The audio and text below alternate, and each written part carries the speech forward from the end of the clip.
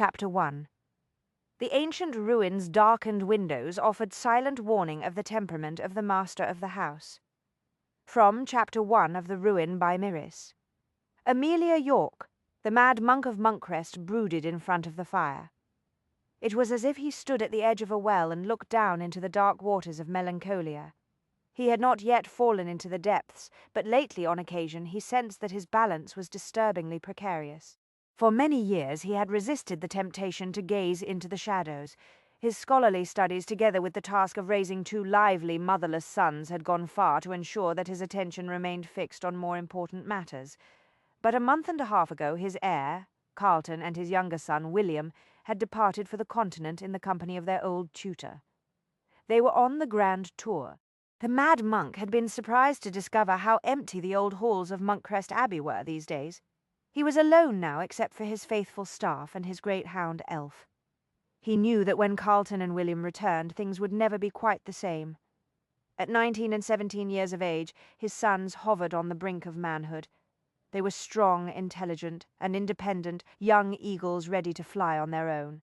He knew that this tendency to look into the shadows was in the blood, passed on to him by his ancestors, that long line of men who had held the title of Earl of Monkcrest before him.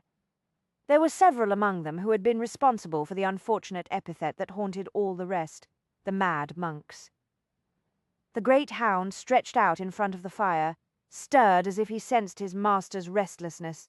The beast lifted its massive head and regarded Leo Drake with a disconcertingly direct stare. "It's the storm, Elf. All that energy charges the atmosphere with electricity, bound to have an unwholesome effect on a man of my temperament." Elf did not appear completely satisfied with that explanation, but he nevertheless lowered his head back down onto his huge paws. The metal studs in the broad leather collar around his thick neck glinted dully in the flickering firelight. Leo studied the flecks of silver in the hair around Elf's muzzle. Recently he had noticed similar shards of ice in his own dark hair when he faced himself in his shaving mirror. "Do you think it's possible that we are getting old, Elf?" Elf huffed with soft disgust. He did not bother to open his eyes. "Thank God for that. You relieve my mind." Leo picked up the nearly finished glass of brandy on the nearby table and took a swallow. For a moment there I was a trifle concerned. Outside the wind howled. For the past hour a storm had unleashed its ill temper on the walls of the ancient stone abbey that had housed the mad monks for generations. Lightning still snapped occasionally in the distance, illuminating the library with an unholy glare, but the worst was over. The fury of the elements was fading. Leo contemplated the fact that increasingly of late his researches into the arcane lore of ancient civilizations were no longer enough to divert his attention from the bleak waters of the well. "The problem may be too much study rather than too little, Elf. Mayhap it is time we hunted again." Elf's tail thumped once in complete accord with that suggestion. "Unfortunately, we have not had any interesting prey in the district for months." Leo downed more brandy. "Nevertheless, I must find something to amuse myself, or I shall likely end up like a character in one of those blood-curdling novels that are so popular in the circulating libraries." Elf twitched one ear. Leo suspected that his hound had even less interest in the tales of romance, horror, and dark mysteries known as horrid novels than he did himself. "I can see myself now, passing the night stalking from one empty, decayed, cobweb-filled chamber to the next, searching for spectres and strange apparitions in the shadows, and all the while waiting for the beautiful, helpless heroine to fall into my clutches." The notion of a beautiful, helpless heroine in his clutches did nothing to improve his mood. The truth was, he had not had any sort of female, helpless or otherwise, in his clutches in a very long while. Perhaps that unfortunate circumstance was the cause of his restlessness tonight. He glanced at his heavily laden bookshelves. Nothing there appealed to him. The ennui seemed to have settled into his very bones. He thought about refilling his brandy glass. Elf stirred and raised his head. He did not look at Leo this time. His attention was focused on the library window. "Does the storm make you anxious? You've seen worse." Elf ignored him. The hound got to his feet with leisurely effort and stood unmoving for a few seconds. Then he padded to the window. His great paws made no sound on the oriental carpet. Leo frowned at the hound's alert air. Someone was approaching Monkcrest Abbey in the middle of the night, at the height of the worst of the spring storms. "Impossible," Leo said. "No one would dare to come here without an invitation from me, and I have not issued any since I made the mistake of agreeing to see that idiot Gilmartin last month." He grimaced at the recollection of the brief visit. Charles Gilmartin had claimed to be a scholar, but he had proved to be both a charlatan and a fool. Leo did not tolerate either sort well. It occurred to him that he must have been truly desperate for intelligent company to have wasted any time at all with the man. Another, more distant flash of lightning lit up the night sky. It was accompanied not by thunder, but by the muffled clatter of carriage wheels on the paving stones of the forecourt. Someone had indeed had the unmitigated gall to arrive, unannounced, at the Abbey. "Bloody hell!"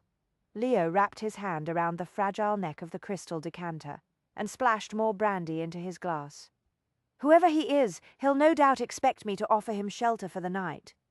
Elf gazed silently out the window. "Finch will get rid of him." Finch had come to work at the Abbey when Leo was a boy. He'd had a great deal of practice turning away unwanted visitors. Monkcrest legend held that the mad monks were notoriously inhospitable. There was more than a grain of truth in the tales of their poor manners. The masters of Monkcrest Abbey had a long tradition of avoiding those who threatened to bore them. That policy did not make for an active social life. Elf rumbled softly. Not his usual growl of warning, Leo noticed. It sounded more like an expression of canine inquiry. Outside, the carriage came to a halt. Hooves danced on the stones. Voices called out from the direction of the stables. A coachman shouted, demanding assistance with the horses. "Move your arse there, man! I've got a respectable lady and her maid in this coach. They'll be needing a warm fire and some decent food. Be quick now. Bloody lightning's made the horses skittish." Leo stilled. "A lady? What the devil is he talking about?" Ears pricked. Elf continued to peer intently out the window. Reluctantly, Leo put down the brandy glass, rose and strode to the window. He stopped beside Elf and rested his hand on the beast's broad head. 1 floor below, the Abbey courtyard was a scene of unaccustomed activity. The carriage lamps revealed the outline of a small, mud-splashed vehicle. 2 grooms carrying lanterns emerged from the stables to take charge of the team. The coachman, enveloped in a many-caped greatcoat, descended from his box and opened the door of the cab. "Whoever they are, they must have been given poor directions," Leo told Elf. "Finch will soon set them right and send them on their way." Down below, Finch appeared on the front steps of the Abbey. The elderly butler had apparently been taking his ease in the kitchens. He carried the remains of a wedge of cheese. With his free hand, he hastily refastened his coat around his bulging middle. Finch shoved the last bit of cheese into his mouth and began to wave his arms. His words were somewhat muffled by a full mouth and the closed window, but Leo could make them out. "Here now, what's this?" Finch went down the steps. "Who do you think you are to arrive without notice at this ungodly hour?" Driven by a growing sense of curiosity, Leo opened the window so that he could hear more clearly. The rain had nearly ceased, but the gusting wind carried sufficient moisture to dampen his hair. Elf stuck his nose out the window to taste the night air. "You've got visitors, man." The coachman reached up to assist an occupant of the coach. "This is the Earl of Monkcrest's residence," Finch declared. "He is not expecting visitors. You have come to the wrong address." Before the coachman could respond, a woman, her features concealed by the hood of her cloak, stepped down from the carriage. She was obviously not intimidated by Finch's ungracious greeting. "On the contrary," she announced in a cool, crisp voice that brooked no argument. "Monkcrest Abbey is our destination. Kindly inform his lordship that he has guests. I am Mrs. Beatrice Poole. I have my maid with me. We expect to spend the night." Finch drew himself up to his full height. He towered over Beatrice Poole, who was, Leo noticed, not especially tall. What she lacked in stature, however, she more than compensated for with a commanding air that would have done Wellington proud. "His lordship does not see uninvited guests," Finch rasped. "Nonsense! He will see me, madam. I assure you I will not leave here until I have spoken with him." Beatrice glanced into the coach. "Come, Sally, we have endured the storm long enough. This sort of weather may do very well for the setting of a novel, but it is most inconvenient in real life. That is a fact, madam. A buxom, sturdy-figured woman allowed herself to be handed down from the coach. E's no good night for man nor beast, nest's pa. Leo raised his brows at the excruciatingly bad French accent. He was willing to wager that whoever Sally was, she had never spent so much as an hour in France. "We shall soon be warm and dry," Beatrice said. "Hold here." Finch spread his arms to block access to the front steps. "You cannot simply invite yourselves into Monkcrest Abbey." "I certainly have not come all this distance to be turned aside," Beatrice informed him. "I have business with his lordship. If you're not going to escort us into the house in a civil fashion, be so good as to stand aside." "His lordship gives the orders around here," Finch said in his most forbidding tones. "I'm quite certain that if he knew what was happening out here, he would immediately order you to invite us into his home. Which only goes to show how little you know about his lordship," Finch retorted. "I have heard that the Earl of Monkcrest is a noted eccentric," Beatrice said. "But I refuse to believe that he would consign two helpless, innocent, exhausted women to the gaping jaws of this dreadful storm. The lady has a rather dramatic turn of phrase, does she not?" Leo absently scratched Elf's ears. "Something tells me that our Mrs. Poole is neither helpless nor innocent, and she does not appear to be particularly exhausted either." Elf wriggled one ear. "Any lady who would dare to come to Monkcrest on a night like this without an invitation and accompanied only by her maid is no delicate flower." Elf shifted, pressing closer to the open window. Finch, arms flung wide, retreated up the steps. "Madam, I must insist that you get back into the coach." "Don't be ridiculous." Beatrice advanced on him with the determination of a field marshal. Leo smiled slightly. "Poor Finch doesn't stand a chance, Elf. See here." Desperation had crept into Finch's voice. "There is an inn on the outskirts of the village. You may spend the night there. I shall inform his lordship that you wish to speak with him in the morning. If he is agreeable, I will send word to you. I will spend the night under this roof, and so will those who accompany me." She waved a hand toward the coachman. "Show John, here, to clean, dry quarters. He will also require a mug of ale and a hot meal." "I fear the brave man had the worst of it during that nasty drive. I do not want him to take a chill. My maid will, of course, stay with me." The coachman favoured Finch with a triumphant grin. "Nothing fancy for me, mind you. A few slices of ham, a bit of eel pie if you've got any on hand, and the ale will do, although I am partial to puddings." "Do make certain he gets a pudding and everything else he wants," Beatrice said.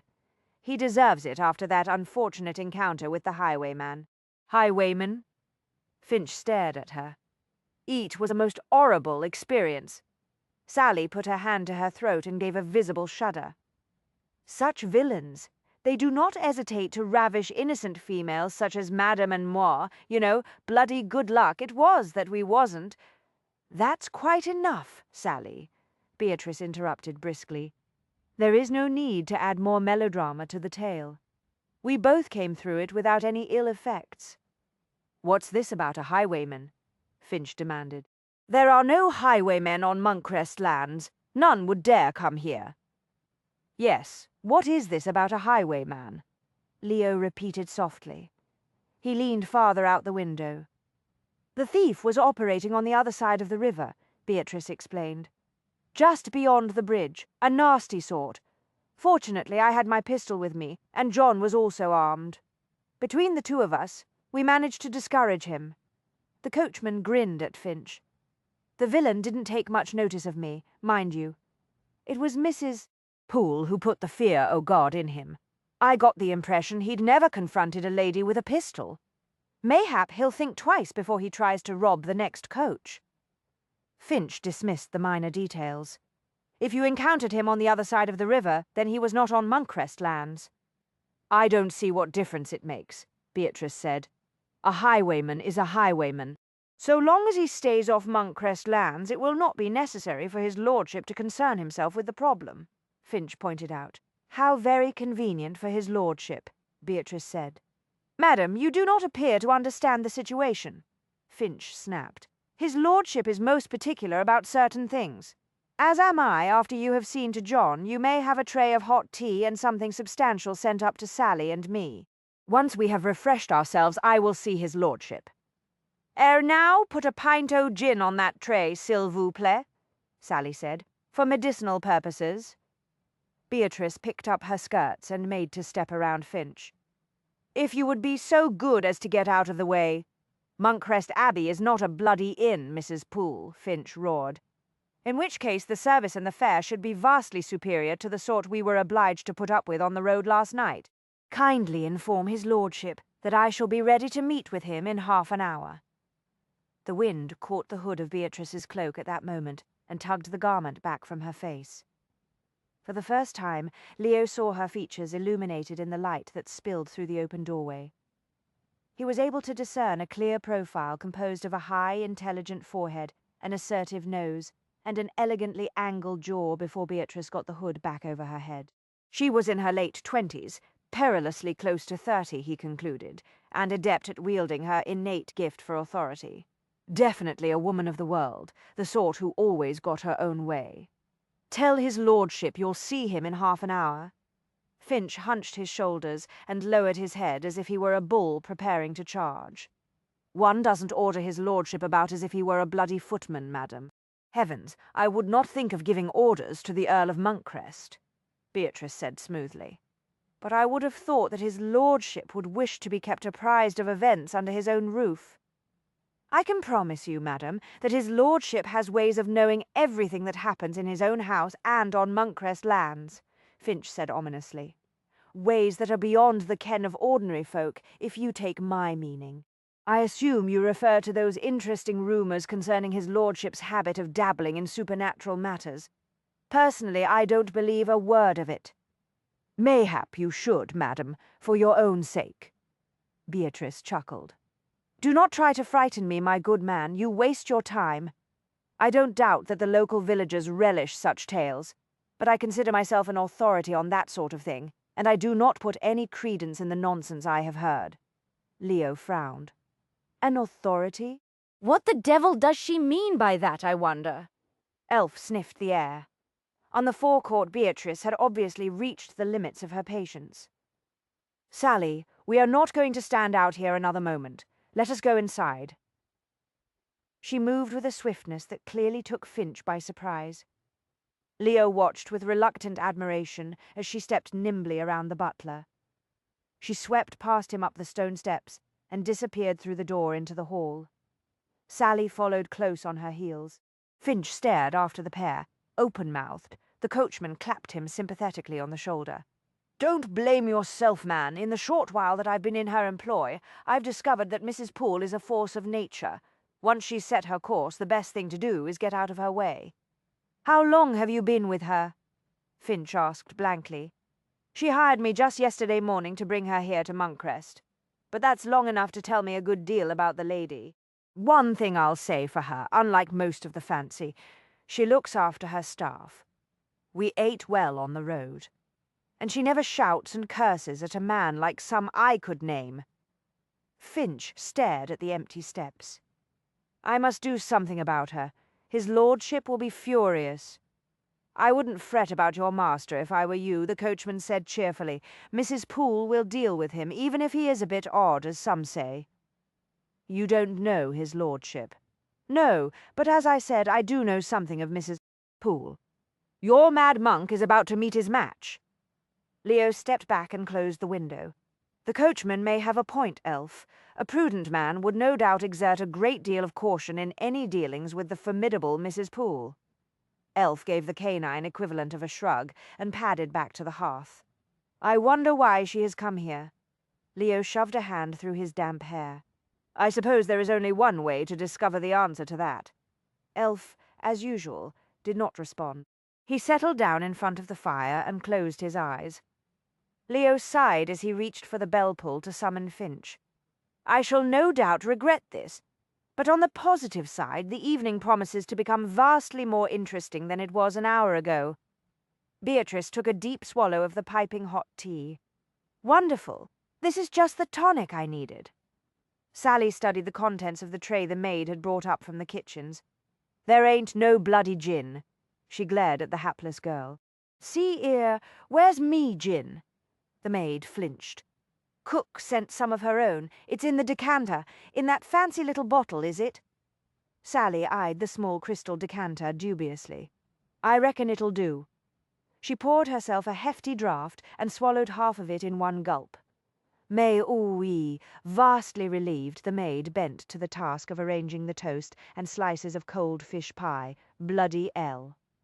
Sally took another sip from her glass and collapsed on a chair in front of the fire. "I thought we would never get here, ma'am. What with that highwayman and the storm? You'd think some diabolical supernatural forces were at work trying to keep us away from this place, n'est-ce pas?" "Don't be ridiculous, Sally." The dishes on the tea tray clattered loudly. Beatrice heard a small, startled gasp. "Oh," the maid whispered. "Sorry, ma'am." Beatrice glanced at the girl and saw that she was young, no more than 16 at the most. "Is something wrong?" "No, ma'am." The maid hastily adjusted the plate and straightened the pot of jam. "Nothing's wrong." Beatrice frowned. "What is your name, Alice, ma'am? You look as if you've just seen a ghost, Alice. Are you ill?" "No, honest, ma'am." Alice wiped her hands nervously on her apron. "I'm healthy as a horse, as Mima would say. Really, I am." "I'm delighted to hear that." Sally eyed Alice with a considering look. "She looks scared to death, if ye ask me." Alice drew herself up proudly. "I'm not scared of anything." "Au contraire," Sally said grandly. "Au contraire," Beatrice murmured. "Au contraire," Sally dutifully repeated. Alice looked at Sally with great curiosity. "Cook says you're a fancy French lady's maid. Is that true?" "Absolument." Sally glowed with pride. "Back in London, all the fine ladies prefer to hire French maids, just like they prefer French dressmakers and hat makers and such."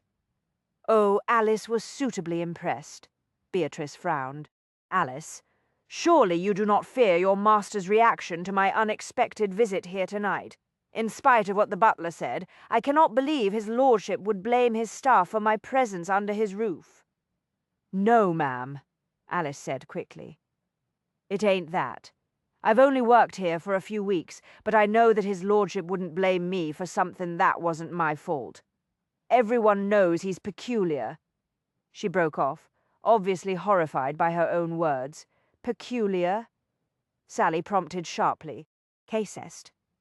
Alice's face turned a very bright shade of red. "Well, he is one of the mad monks.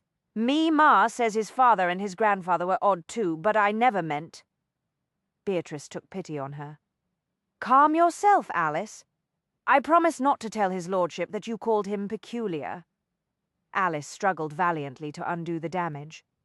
"What I meant to say is that everyone on Monkcrest lands knows that the mad monks take care of their own. They be good lords, ma'am. Then you need not fear his temper."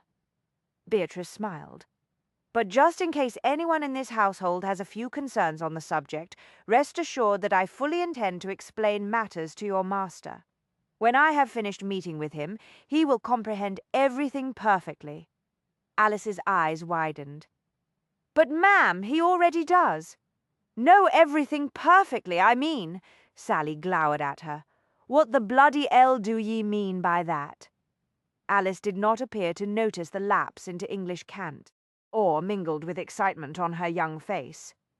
"I heard Finch tell Cook that when he went to inform his lordship that you were here, the Earl already knew that you had arrived." "Quell, amazing," Sally whispered. Beatrice was amused. "Astonishing." "Yes, ma'am. It was the most amazing thing. Finch said his lordship knew everything about your visit, that you'd come all the way from London, and that you had a French lady's maid, and that a highwayman had stopped you on the other side of the river. He even knew that you wanted to meet with him in half an hour." "The highwayman?" Beatrice asked blandly. "I'd rather avoid another encounter with him, if possible." "No, ma'am," Alice said impatiently. "His lordship. The Earl had certainly done a fine job of impressing his staff with an image of omnipotence." Beatrice thought. "You don't say?" Alice nodded with a confiding air. No one understands how his lordship could know things like that, but Cook says it's typical. Finch says the master has his ways. Ah, yes, his lordship's ways. Beatrice took another sip of tea. Alice, I hate to disillusion you, but I suspect that your master did not employ metaphysical intuition to gain his amazing foreknowledge. I think it far more likely that he simply opened a window and put his head out so that he could overhear my conversation with his butler. Alice stiffened, clearly offended by the suggestion that the Earl might have done something as ordinary as to eavesdrop. Oh, no, ma'am. I'm sure he didn't do any such thing. Why ever would he stick his head out into the rain? Peculiar behaviour indeed. Beatrice murmured. Perhaps we may hazard a guess as to why he is known as the Mad Monk. Alice looked crushed by Beatrice's failure to be impressed with the Earl's mysterious ways. She backed toward the door. Begging your pardon, ma'am. Will ye be wanting anything else? That will be all for now, Beatrice said. Thank you, Alice. Yes, ma'am. The girl departed quickly. Beatrice waited until the door closed. Then she picked up a piece of toast and took a bite. I do believe I'm quite famished, Sally. Moi too. Sally seized the largest slice of fish, pie, and a fork. Ye can make light o' that business with the highwayman if ye want, ma'am, but I vow we're lucky to be alive. I saw the look in his eye, a nasty sort. We were fortunate to have such a skilled coachman. Luckily, John is not inclined to panic. Huh. Sally shoved a large piece of pie into her mouth. Coachmen are all alike. Reckless they are, and drunk as lords most of the time. No, it was your little pistol what scared off the bloke, not John. I know it's been a difficult journey, Sally. Thank you again for agreeing to come with me on such short notice. I could not drag my cousin and my aunt out of town at this time. They had invitations to a most important soiree, and I did not want to bring my poor housekeeper along. Mrs. Cheslin is not a good traveller. Sally shrugged. Ere now, don't ye fret none. I was glad to have the opportunity to practice me French. I'll be graduating from the academy soon and getting ready to apply for work in a great household. Got to have me accent right, Nest Pa. Your accent is improving daily. Have you selected a new name yet? I'm still torn between something simple like Marie and one with a bit more to it. What do ye think of Jacqueline? Very nice. Mais oui. Sally hoisted her glass of gin. Jacqueline it is. Beatrice smiled. Fortunately for Sally and her atrocious accent, it was considered the height of fashion to employ a French maid. In the effort to obtain one, most of the ladies of the ton would willingly overlook a dubious accent. The simple truth was that there were not enough French maids, dressmakers, or milliners to go around. One could not be too choosy, of course, she reflected, if any of Sally's potential employers ever realized that it was not just her accent that was questionable, but her past as well. Things could become a bit more complicated. Sally, together with the rest of the women who went through the academy, all had one thing in common. They had once eked out meagre existences as prostitutes in London's worst stews. Beatrice and her friend Lucy Harby, known to her clients as the exclusive French modiste Madame d'Arbois, had not set out to offer poor women a way off the streets. Faced with genteel poverty, they had both been too busy saving themselves from careers as governesses to worry about saving others. But once they were safely launched in their new professions, fate and Beatrice's upbringing as a vicar's daughter had intervened. The first young girl, bleeding from a miscarriage, had arrived at the back door of Lucy's new dress shop a month after it opened. Beatrice and Lucy had carried her upstairs to the cramped quarters they shared. When it had become certain that the girl would survive, they had concocted a scheme to find her a new profession. The ticket to a better life was a fake French accent. The plan to remodel the young prostitute into a French lady's maid had worked so well that the academy had been born. 5 years had passed since that fateful night. Beatrice now had her own small-town house. Lucy, who had become the more financially successful of the pair with her outrageously priced gowns, had married a wealthy fabric merchant who valued her business talents. She had moved into a fine new house in an expensive neighborhood, but she continued to operate her dressmaking salon as Madame d'Arbois. Beatrice and Lucy had converted their old quarters above the dress shop into a schoolroom, and hired a tutor to teach rudimentary French to desperate young women. Occasionally they lost one of their students back to the streets. Beatrice's spirits were always down for a while after such incidents. Lucy, far more practical about such matters, took the philosophical approach. You cannot save everyone. Beatrice knew her friend was right. Nevertheless, she was at heart a vicar's daughter. It was not easy for her to accept the failures. Sally studied the gloomy stone walls of the chamber. "Do ye think this place is haunted like the innkeeper's wife said?" "No, I do not," Beatrice said firmly. "But I do have the impression that his lordship's staff rather enjoys their master's bizarre reputation," Sally shuddered. "The mad monks o' Monkcrest gives one the shivers, nest's pa," Beatrice grimaced. "Do not tell me that you actually believe some of the tales the innkeeper's wife told us last night. Fit to give a person nightmares. They were all that talk of wolves and sorcery and horrible events in the night. It was all rubbish. Then why did ye let her carry on until nearly midnight?" Sally retorted. "I thought it was an amusing way to pass the time." Sally knew nothing of the real purpose behind the frantic trip into the wilds of Devon. As far as she was concerned, Beatrice had come to see the Earl of Monkcrest on obscure family business, which was actually no more than the truth, Beatrice thought. From the sound of him, he could have walked straight out of one of Mrs. York's novels. Another shudder sent a tremor through Sally's full bosom. "Coal mysterious, nest spa, strikes me as just the sort of gentry cove what lives in mouldering ruins and sleeps in crypts and never comes out in the daylight."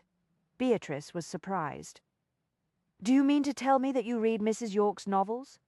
"Well, I don't read too good myself," Sally admitted. "But there's always someone around who can read 'em aloud to the rest of us. I like the bits with the ghosts and the bloody fingers beckoning in the dark passageways best." "I see.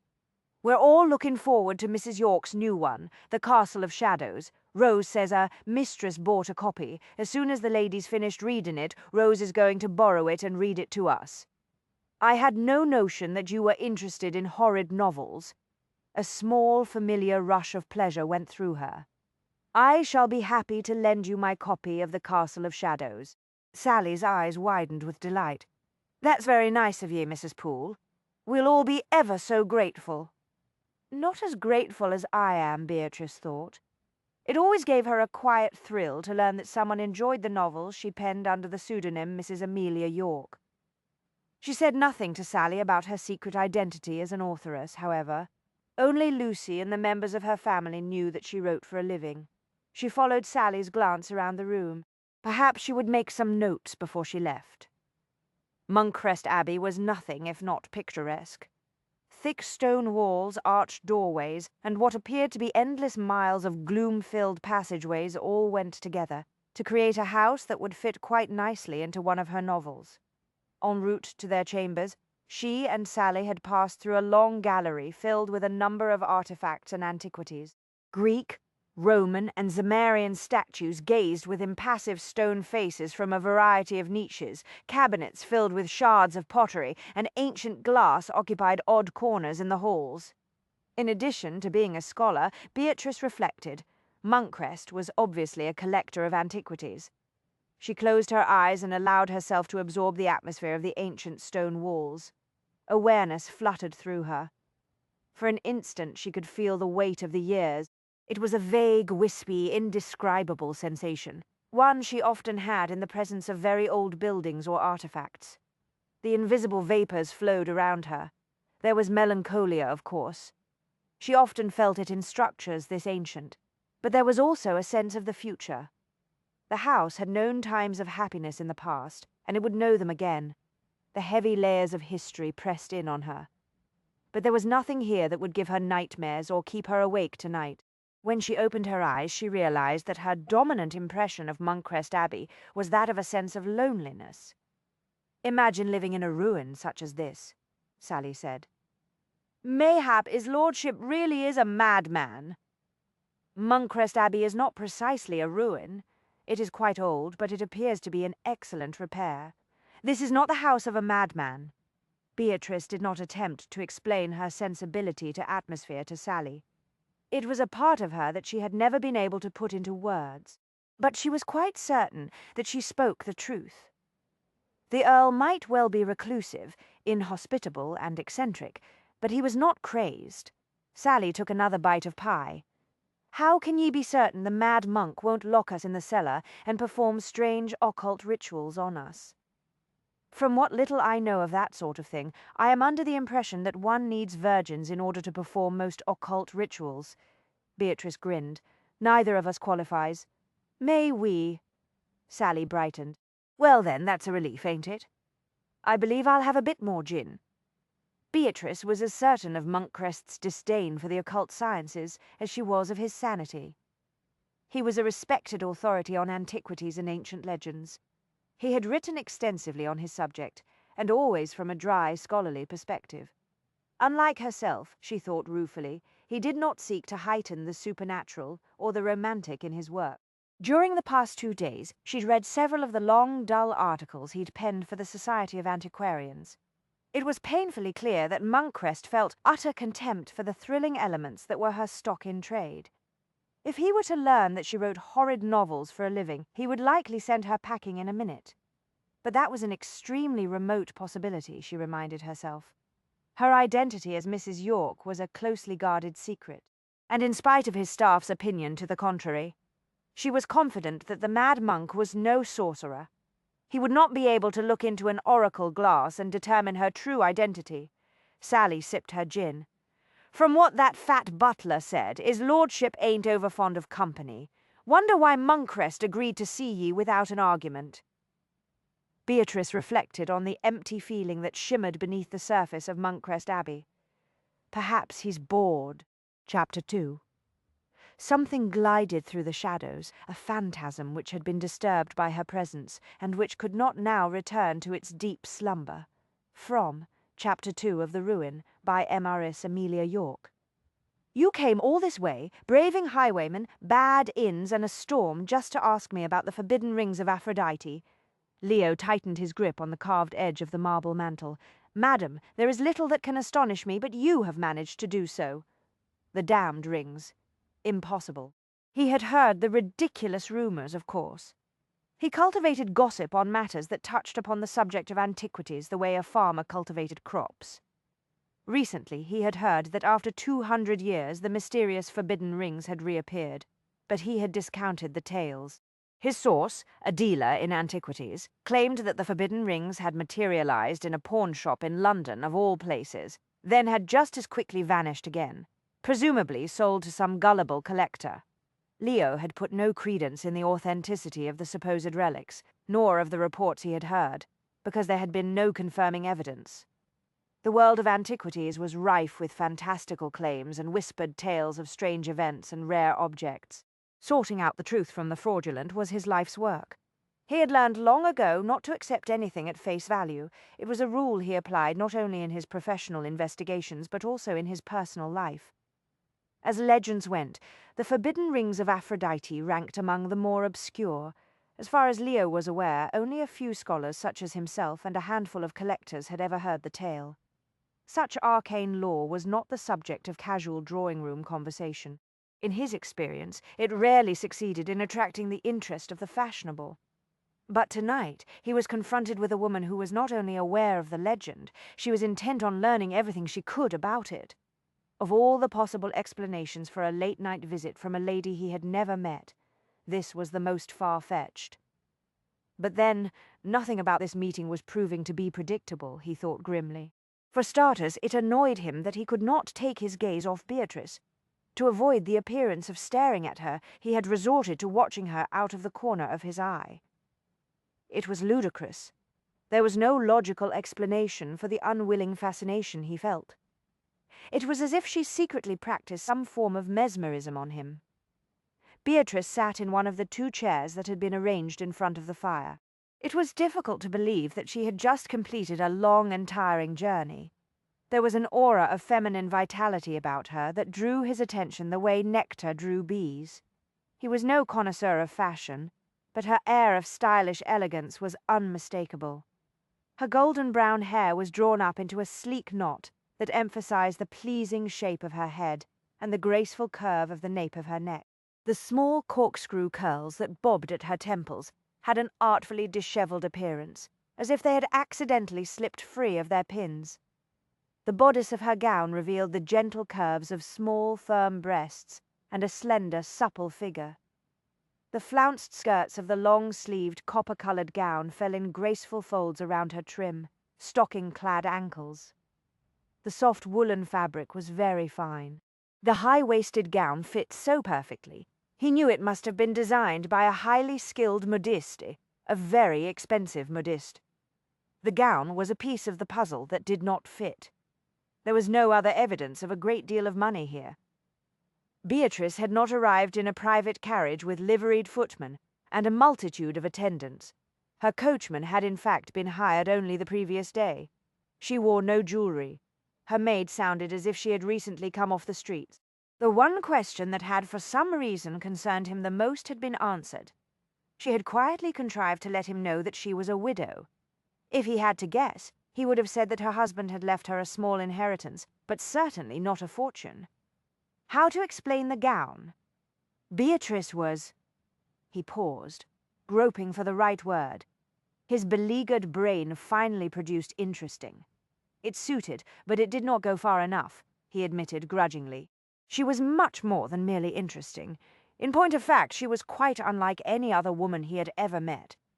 Her fine, well-moulded features were animated with intelligence and the sheer force of her personality, not great beauty. He had been correct in his earlier estimation. She had to be hovering in the vicinity of 30, although much of that impression came from her air of self-confidence, not her looks. She had probably not been the toast of the London ballrooms in her younger days, Leo thought. But he, for one, would always know if she were anywhere in the vicinity. She was impossible to ignore. She stirred a curious restlessness in him. His senses all felt vaguely disturbed in her presence, as if they had been touched by an invisible current of electricity. He had an uneasy feeling that Beatrice could see beneath the surface of the cool, enigmatic facade he was careful to present to the world. It was an illusion, he told himself, but it was disconcerting nonetheless. He did not care for the sensation. Her eyes, he concluded, were part of the problem. They were an unusual mix of green and gold, but that was not what drew his attention. It was the clear, disconcerting awareness of her gaze that simultaneously intrigued him and made him cautious. He sensed that she was studying him as closely and just as obliquely as he was studying her. The realization had an odd effect. He controlled a sudden impulse to abandon his station in front of the fire. He would not surrender to this inexplicable urge to prowl the room the way Elf did when he wished to go hunting. "I believe that you may be the only person in all of England who can assist me, sir," Beatrice said. "Your extensive study of old legends is unequalled. If there is anyone who can supply me with the facts concerning the forbidden rings, it is yourself. So you have come all this way to interview me?" He shook his head. "I do not know if I should be flattered or appalled. You certainly did not need to trouble yourself with a difficult journey, madam. You could have written to me. The matter is an urgent one, my lord, and to be perfectly truthful, your reputation is such that I feared you might not see fit to reply to a letter in, shall we say, a timely manner." He smiled slightly. "In other words, you have heard that I am inclined to ignore inquiries that do not greatly interest me, or which you deem to be unscholarly or based on idle curiosity." He shrugged. "I do not deny it. I regularly receive letters from people who apparently waste a great deal of their time reading novels. You do not approve of novels, my lord." Beatrice's voice was curiously neutral in tone. "I do not disapprove of all novels, merely the horrid ones. You know the ones I mean. The sort that feature supernatural horror and strange mysteries." "Oh, yes, the horrid ones. All that nonsense with spectres and glimmering lights in the distance is bad enough. But how the authors can see fit to insert a romance into the narrative in addition is beyond me." "You are familiar with such novels, then, sir?" "I read one," he admitted. "I never form an opinion without first doing a bit of research." "Which horrid novel did you read?" "One of Mrs. York's, I believe. I was told that she is among the more popular authors." He grimaced. Perhaps I should say authoresses, since most of the horrid novels seem to be written by women. Indeed. Beatrice gave him an enigmatic smile. Many feel that women writers are more adept at depicting imaginative landscapes and scenes that involve the darker passions. I would certainly not argue with that. Do you disapprove of women who write, my lord? Not at all. He was startled by the question. I have read many books that have been authored by ladies. It is only the horrid novels which I do not enjoy. And in particular Mrs. York's horrid novels. Quite right. What an overwrought imagination that woman possesses. All that wandering about through decayed castles, stumbling into ghosts and skeletons and the like. It is too much. He shook his head. I could not believe that she actually had her heroine marry the mysterious master of the haunted castle. That sort of hero is something of a trademark for Mrs. York, I believe, Beatrice said smoothly. It is one of the things that makes her stories unique. I beg your pardon. In most horrid novels, the mysterious lord of the haunted abbey or castle turns out to be the villain, Beatrice explained patiently. But in Mrs. York's books, he generally proves to be the hero. Leo stared at her. The one in the novel I read lived in a subterranean crypt. For God's sake. The curse? I beg your pardon. Beatrice cleared her throat discreetly. I believe the title of that particular horrid novel is The Curse. At the end of the story, the hero moves upstairs into the sunlit rooms of the great house. The curse had been lifted, you see. You have read the novel, of course. Beatrice smiled coolly. Many people in town read Mrs. York's books. Do you know, I would have thought that a gentleman who has made a career out of researching genuine legends would have no great objection to reading a novel that takes an ancient legend as its theme. Bloody hell. Mrs. York invented the legend she used in her novel. Yes, well, it was a novel, sir, not a scholarly article for the Society of Antiquarians. Just because I study arcane lore, Mrs. Poole, it does not follow that I relish outlandish tales of the supernatural. Beatrice glanced at Elf, who was sprawled in front of the fire. Perhaps your intolerance for horrid novels stems from the fact that you have been the subject of some rather unfortunate legends yourself, my lord. He followed her gaze to Elf. You have a point, Mrs. Poole. When one finds oneself featured in a few tales of supernatural mystery, one tends to take a negative view of them. Beatrice turned back to him and leaned forward intently. Sir, I want to assure you that my interest in the forbidden rings of Aphrodite is not in the least frivolous. Indeed?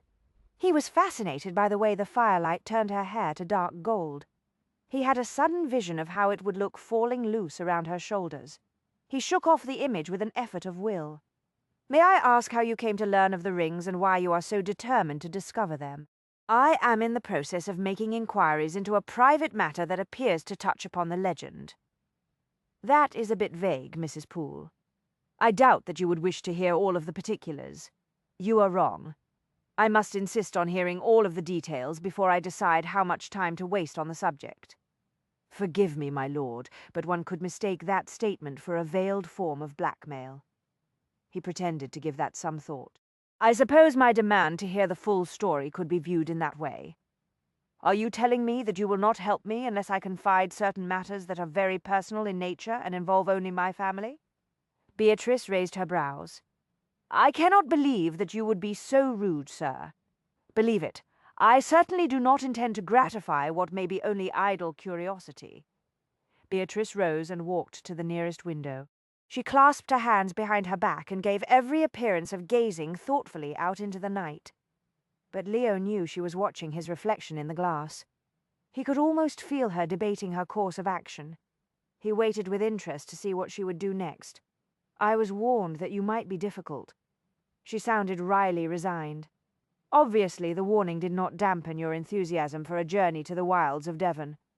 No, it did not. She studied him in the dark glass. I am not easily discouraged, my lord, and I am not easily cajoled. Very well, since you insist, I shall be blunt. I believe that my uncle may have been murdered because of the forbidden rings. Whatever it was he had expected to hear, this was not it. A chill stole through him. He fought it with logic. If you have concocted a tale of murder in order to convince me to help you find the rings, Mrs. Poole, I must warn you that I do not deal politely with those who seek to deceive me. You asked for the truth, sir. I am attempting to give it to you." He did not take his eyes off her. "Perhaps you had better tell me the rest of the story." "Yes." Beatrice turned away from the window and began to pace. 3 weeks ago, Uncle Reggie collapsed and died in somewhat awkward circumstances. Death is always awkward. Leo inclined his head. "My condolences, Mrs. Poole." "Thank you. Who was Uncle Reggie?" "Lord Glastonbury." She paused, a wistful expression on her face. "He was a somewhat distant relation on my father's side. The rest of the family considered him quite eccentric, but I was very fond of him. He was kind and enthusiastic, and after he came into a small, unexpected inheritance last year, quite generous." "I see. Why do you say that the circumstances of his death were awkward?" She resumed her pacing, hands clasped once more behind her back. "Uncle Reggie was not at home when he died." This was getting more interesting by the minute. "Where was he?" Beatrice delicately cleared her throat.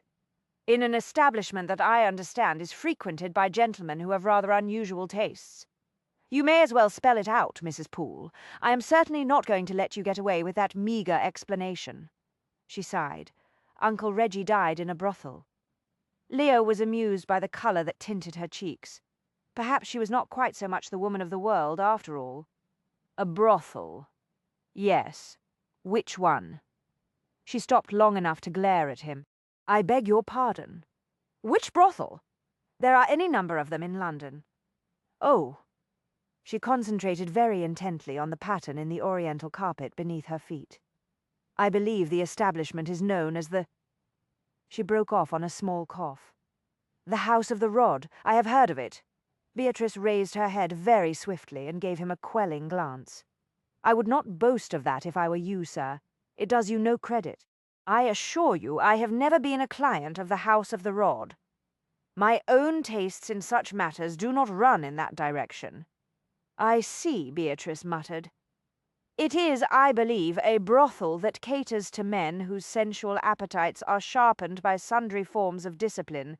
My lord, please." Beatrice sounded as if she were on the verge of strangling. "I assure you it is not necessary to go into great detail." Leo smiled to himself. "Carry on with your story, Mrs. Poole." "Very well." She whirled around to stalk toward the far end of the library. "In the days following Uncle Reggie's death, we discovered to our great shock that sometime during the last weeks of his life he had gone through a great sum of money. Indeed, his estate was on the very brink of bankruptcy." "You had counted on inheriting a fortune?" Leo asked. "No, it is vastly more complicated than that. I am prepared to listen. I told you that Uncle Reggie could be very generous." Beatrice turned and started back in the opposite direction. "A few months before he died, he announced his intention to finance a season for my cousin Arabella. Her family has very little money." She broke off. "Actually, no one in my family has a great deal of money." "Except Uncle Reggie. He was the exception, and the inheritance he came into last year could be called only modest at best. Nevertheless, it amounted to considerably more than any of my other relatives could claim." "I see. In any event, Arabella is quite lovely and perfectly charming, and her parents have hopes of marrying her off to a wealthy young gentleman of the ton." "Well, yes, to be frank." She scowled at him. "It is not exactly an unusual sort of hope, my lord. It is the fondest dream of many families who are somewhat short of funds." "Indeed." Uncle Reggie graciously offered to pay for the costs of a season and to provide a small but respectable dowry for Arabella. Her family arranged for her and Aunt Winifred. "Aunt Winifred?" "Lady Ruston," Beatrice explained. "Aunt Winifred has been widowed for several years, but at one time she moved in the lower circles of the ton. She is the only one in the family who has any claim to social connections. So Arabella's parents asked Lady Ruston to take your cousin into society this season." "Precisely." Beatrice gave him an approving glance. "My aunt and my cousin are staying with me. I have a small town house in London. In truth, everything was going rather well. Arabella managed to catch the attention of Lord Hazelthorpe's heir." Aunt Winifred was in expectation of an offer, until Uncle Reggie collapsed in a brothel, and you discovered that there was no money to pay for the remainder of the season or to fund Arabella's dowry. That sums it up rather neatly. Thus far, we have managed to conceal the true facts of Uncle Reggie's estate from the gossips. I believe I am beginning to perceive the outline of the problem, Leo said quietly. Obviously, we cannot hide the situation indefinitely. Eventually, my uncle's creditors will come knocking at our door. When they do, everyone will discover that Arabella no longer has an inheritance. And you can all wave farewell to Hazelthorpe's heir, Leo concluded. Beatrice grimaced. Aunt Winifred is beside herself with worry. Thus far, we have managed to keep up appearances, but our time is running out. Disaster looms, Leo murmured darkly. Beatrice stopped pacing. It is not amusing, sir. My aunt may view the alliance in financial terms, but I fear that Arabella has lost her heart to the young man. She will be devastated if his parents force him to withdraw his attentions. Leo exhaled slowly. Forgive me if I do not seem overly concerned about your cousin's heart, Mrs. Poole. In my experience, the passions of the young are not necessarily strong foundations on which to build the house of marriage. To his surprise, she inclined her head. You are quite right. I am in complete agreement. As mature adults who have been out in the world for a number of years, we naturally have a more informed perspective on the romantical sensibilities than does a young lady of 19. They were in full accord on the subject, but for some reason Beatrice's ready willingness to dismiss the power of passion irritated Leo. Naturally, he muttered. Nevertheless, from a practical point of view, one cannot deny that an alliance between Arabella and Hazelthorpe's heir would be an excellent match. And he really is a rather nice young man. I will take your word for it, Leo said. Did your uncle lose his money at the gaming tables? No. Uncle Reggie was considered an eccentric, but he was definitely no gamester. Beatrice went to stand behind a chair. She gripped the back with both hands and gazed at Leo down the length of the room. Shortly before he died, Uncle Reggie made a single very expensive purchase. There is a record of it among his personal papers. Leo watched her closely. And that one purchase destroyed his finances. From what I have been able to determine, yes. If you are about to tell me that your uncle purchased the forbidden rings of Aphrodite, save your breath. I would not believe you. That is precisely what I am telling you, sir. She was deadly serious. Leo studied every nuance of her expression. Her clear, direct gaze did not waver. He thought about the rumors he had heard. What led you to believe that your uncle acquired the rings? Some notes that he left. The only reason I have them is because Uncle Reggie kept a detailed appointment book. He also kept a journal, but it is missing. Missing. Thieves broke into his house the night he died. I believe the journal was taken by them. Leo frowned. Why would common housebreakers steal a gentleman's personal journal? They could not hope to fence it. Perhaps these housebreakers were not so common. Was anything else of value removed? Leo asked sharply. Some silver and such? Beatrice shrugged. But I think that was done only to make it appear that the housebreaking was the work of ordinary thieves. He eyed her thoughtfully. But you don't believe that? Not for a moment. Impossible. Leo drummed his fingers on the mantel. It defies credibility, but he could not forget the tales of the rings that had come to his attention. Did your uncle have an interest in collecting antiquities? He was always interested, but he could not afford to collect them until he came into his inheritance. After that, he did not purchase many, however. He claimed that most of the items that were for sale in the antiquities shops were fakes and frauds. Leo was impressed in spite of himself. He was right. It sounds as if your uncle had good instincts for artifacts. A certain sensibility for that sort of thing runs in the family, she said vaguely. In any event, Uncle Reggie apparently believed that the forbidden rings were the key to a fabulous treasure. That is what compelled him to pursue them. Ah, yes, the lure of fabled treasure, it has drawn more than one man to his doom. Leo frowned. Did he go to the House of the Rod often? Beatrice turned pink. Apparently he was a regular client of the proprietress, Madame Virtue. How do you know that? Beatrice studied her fingers. Uncle Reggie made a note of the visits in his appointment book. He treated them rather as if they were visits to a doctor. I believe he suffered from a certain type of masculine malady. A masculine malady? She cleared her throat again. A sort of weakness in a certain extremity that is unique to gentlemen. He was impotent. Yes, well, in addition to his appointments at the House of the Rod, he was apparently a regular patron of a certain Dr. Cox, who sold him a concoction called the elixir of manly vigour. I see. Leo released his grip on the mantel and crossed the room to his desk. For the first time he considered seriously the possibility that there had been some truth to the rumours that he had heard. The notion was absurd on the face of it. The tales stretched logic and credibility to the limit. But what if the forbidden rings had been found? Beatrice watched him intently. I have told you the particulars of my situation, sir. It is time for you to keep your end of the bargain. Very well. Leo recalled what he had read in the old volume he had consulted after the antiquities dealer had contacted him. According to the legend, a certain alchemist crafted a statue of Aphrodite some 200 years ago. He fashioned it out of a unique material that he had created in his workshop. Supposedly the stuff is extremely strong. It is said to be impervious to hammer or chisel.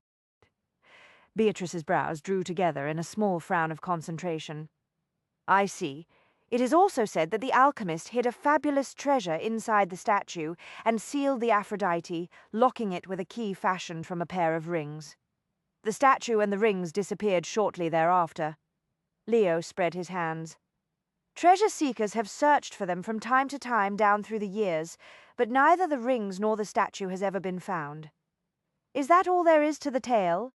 That is the essence of the matter, yes. There have been a number of fakes produced over the years. It is quite conceivable that in spite of his instincts for antiquities, your uncle fell victim to a scheme designed to make him believe that he had purchased the actual forbidden rings. Yes, I know that it is possible he purchased some fraudulent artifacts. But I have no choice. I must pursue the matter. Assuming that he somehow managed to obtain a pair of rings, genuine or otherwise, what makes you believe that he was murdered because of them? Beatrice released the back of the chair and went to stand at the window again. In addition to the fact that his house was torn apart the very night he died, Uncle Reggie left some notes in his appointment book. They indicated that he was becoming quite anxious about something. He wrote that he thought someone was following him around London. You said he was a noted eccentric. Yes, but his was not a fearful or over-anxious temperament. I also find it rather suspicious that he died shortly after purchasing the forbidden rings. A chill of dread stirred the hair on the back of Leo's arms. Control yourself, man. You study legends. You do not believe in them. Mrs. Poole, if for the sake of argument you were to find the rings, what would you do with them? Sell them, of course. She sounded surprised by the question. It is the only way we can hope to recover at least some of my uncle's money. I see. She turned away from the window. My lord, is there anything else you can tell me about this matter? He hesitated. Only that it can be dangerous to get involved in an affair that lures treasure hunters. They are not a stable lot. The prospect of discovering a great treasure, especially an ancient, legendary one, has unpredictable effects on some people. Yes, I can well understand that. She brushed his warning aside with a graceful flick of her wrist. But can you tell me anything more about the rings? I heard an unsubstantiated rumour that a while back they turned up in a rather poor antiquities shop operated by a man named Ashwater, he said slowly. Forgive me, my lord, but I already know that much about the business. I went to see Mr. Ashwater. His establishment is closed. His neighbours informed me that he had left on an extended tour of Italy. It occurred to him that she was losing her patience. He did not know whether to be annoyed or amused. She was the uninvited guest here. This was his house. She was the one who had descended on him without a by your leave and demanded answers to questions. You have already begun to make inquiries, he asked. Of course. How do you think I came to learn of your expertise in legendary antiquities, my lord? Your articles, after all, are published in somewhat obscure journals. I had never even heard your name before one began my investigations. He wondered if he should be insulted. It's quite true that I am not an author of popular novels such as Mrs. York." She gave him a smile that bordered on the condescending. "Do not feel too bad about it. We cannot all write well enough to make a living, sir." "I write," he said through his teeth, "for a different audience than does Mrs. York. Fortunately, in your case, there is no need to convince people to actually purchase your work, is there? The Monkcrest fortune is the stuff of legend, according to my aunt. You can afford to write for journals that do not pay for your articles. We seem to be straying from the subject, Mrs. Poole." "Indeed we do." Her smile was very cool. There were dangerous sparks in her eyes. "My lord, I am extremely grateful for the information, limited as it is, that you have given me. I shall not impose on your hospitality any longer than necessary. My maid and I will leave first thing in the morning." Leo ignored that. "Hold one moment here, Mrs. Poole. Precisely how do you intend to pursue your inquiries into the matter of the rings? My next step will be to interview the person who was with my uncle when he died." "Who is that?" "A woman who calls herself Madame Virtue." Shock held him transfixed for the space of several heartbeats. When the paralysis finally wore off, Leo sucked in a deep breath. "You intend to speak to the proprietress of the House of the Rod? Impossible. Absolutely impossible." Beatrice tipped her head slightly to the side, frowning. "Why on earth do you say that, my lord? For God's sake, she is a brothel keeper. You would be ruined if it got out that you had associated with her." Amusement lit Beatrice's eyes. "One of the advantages of being a widow of a certain age, as I'm sure you're aware, my lord, is that I have a great deal more freedom than I did as a younger woman. No respectable lady possesses the degree of freedom required to consort with brothel keepers." "I shall exercise discretion," she said with an aplomb that was no doubt meant to reassure him. "Good night, my lord." Damnation, Mrs. Poole. She was already at the door. "You have been somewhat helpful. Thank you for your hospitality." "And they call me mad," Leo whispered. Chapter 3. The master of the ruin vanished back into the shadows as though returning to his natural habitat. The darkness closed around him. There was so little time, she thought. She must find a way out before the Dark Lord reappeared. From Chapter 3 of The Ruin, by Mrs. Amelia York. He had to stop her. 15 minutes after the door had closed behind Beatrice, Leo still prowled the library with long, swift strides. A cloak of foreboding enveloped him. He did not doubt for a moment that Beatrice intended to carry out her crazed scheme. "She has no notion of what she is about," he said to Elf. "At the very least, she will most certainly bring ruin upon herself." At worst, he could not finish the sentence aloud. If someone really was pursuing the rings and had killed Lord Glastonbury because of them, Beatrice could easily put herself in grave danger. He came to an abrupt halt. There was only one thing to do. He would have to discover the truth of the situation for himself. He was the authority on old legends and antiquities, after all. If anyone could find the forbidden rings and the alchemist's Aphrodite, it was he. Mrs. Beatrice Poole, reader of horrid novels, would only create trouble and possibly embroil herself in some extremely dangerous mischief if she pursued this affair on her own. He had to find a way to convince her to leave the matter to him. It was not going to be easy to deflect her from her quest.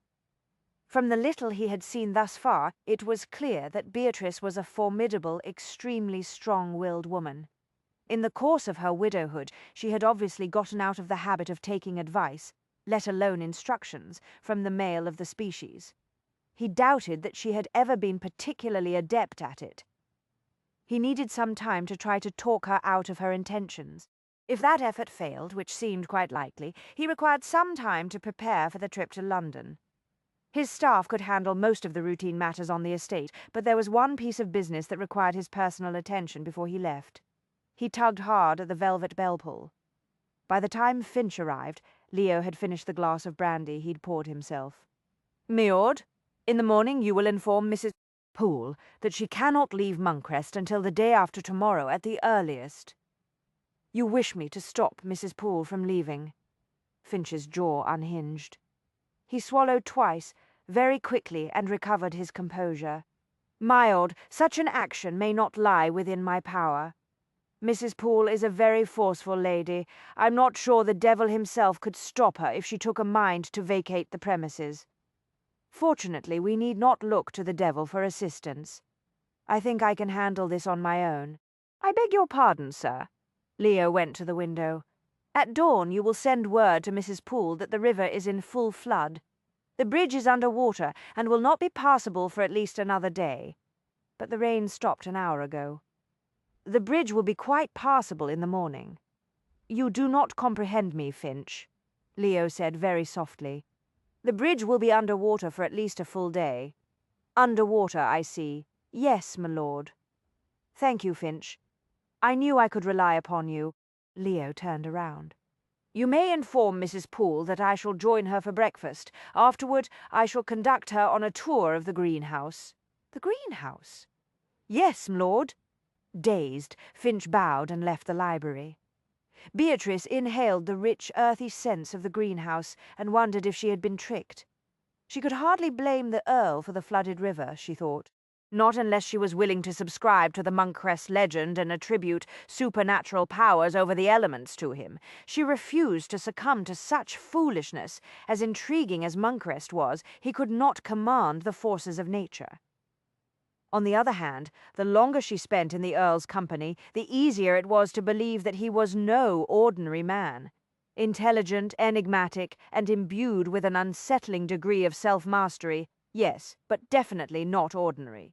His looks fascinated her far more than the legend that surrounded him. He had the stern, unyielding countenance of a man who did not compromise easily or well. Of course, he'd probably never had much experience in the fine art. This was not a man who had ever been obliged to defer to others. There was just enough silver in his hair to interest her. He was no raw, untried youth. Leo was a man who had seen something of life and had come to his own conclusions about it. His eyes were an unusual shade of amber brown. The expression in them was made enigmatic by the combined forces of his will and intelligence. She knew enough about him now to realize that certain aspects of the legend were true.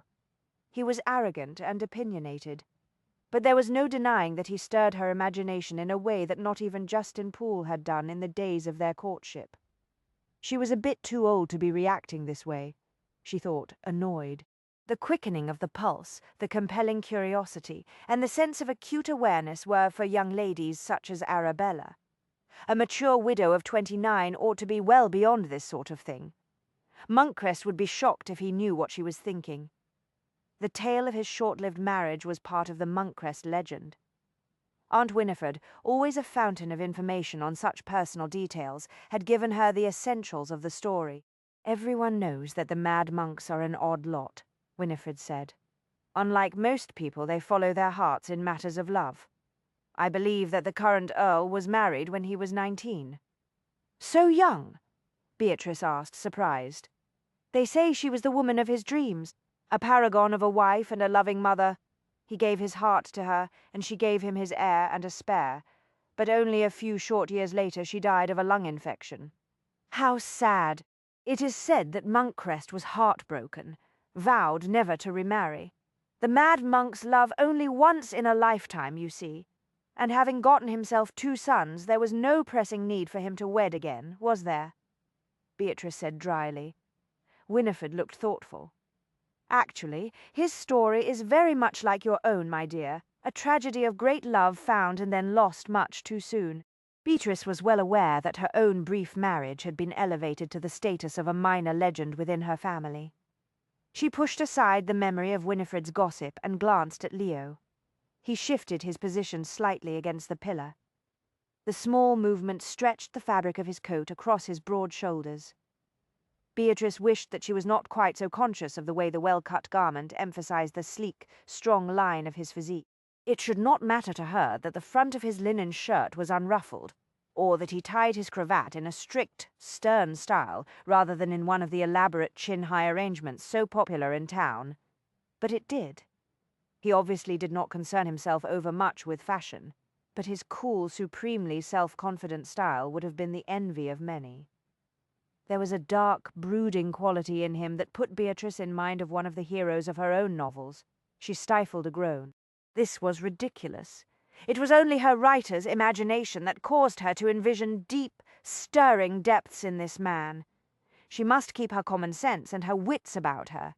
She leaned forward to cradle a brilliant golden orchid in her palm. "You have a most impressive collection of plants, my lord." "Thank you." Leo propped one shoulder against a wooden post. "My grandfather built this greenhouse. He was consumed by an interest in the science of gardening. I have never seen orchids of this particular color. They were a gift from an acquaintance of mine who spent many years in the Far East. He brought them back from an island called Vanzagara. Gardening is obviously one of your many interests too, my lord." Beatrice paused to admire a bed of huge, strangely marked chrysanthemums. "I have maintained the greenhouse because it contains many curiosities. But gardening does not fascinate me the way it did my grandfather." "Did your father also conduct experiments in here?" "Very likely when he was young, but I am told that as he grew older, his interests concentrated on the study of mechanical matters. His old laboratory is filled with clocks and gauges and instruments." Beatrice moved on to a bed of cacti. "You did not follow in your father's footsteps?" "No, my father was lost at sea together with my mother when I was 4 years old. I do not remember either of them clearly. My grandfather raised me." "I see." She glanced quickly at him, chagrined by her own tactlessness. "I had not realized, of course not. Do not concern yourself." She moved slowly down the aisle, pausing occasionally to scrutinize a specimen. "May I ask what led you to your study of ancient legends and antiquities?" "I was intrigued by such things from my earliest years. Grandfather once said that a taste for the arcane is in the Monkcrest blood." Beatrice bent her head to inhale the fragrance of an unusual purple orchid. "Perhaps your scholarly interest FAN legends and the like arose because you yourself are a product of legend." He straightened away from the post with an irritated movement and started down the aisle that paralleled the one in which she stood. "You are an intelligent woman, Mrs. Poole. I refuse to believe that you put any credence in the ridiculous tales you may have heard about me." "I hate to disappoint you, sir, but from my observation, some of the stories appear to have a basis in fact." He gave her a derisive stare. "For example?" She thought about some of the tales the innkeeper's wife had told her. "It is said that the Monkcrest lands have always been unusually prosperous.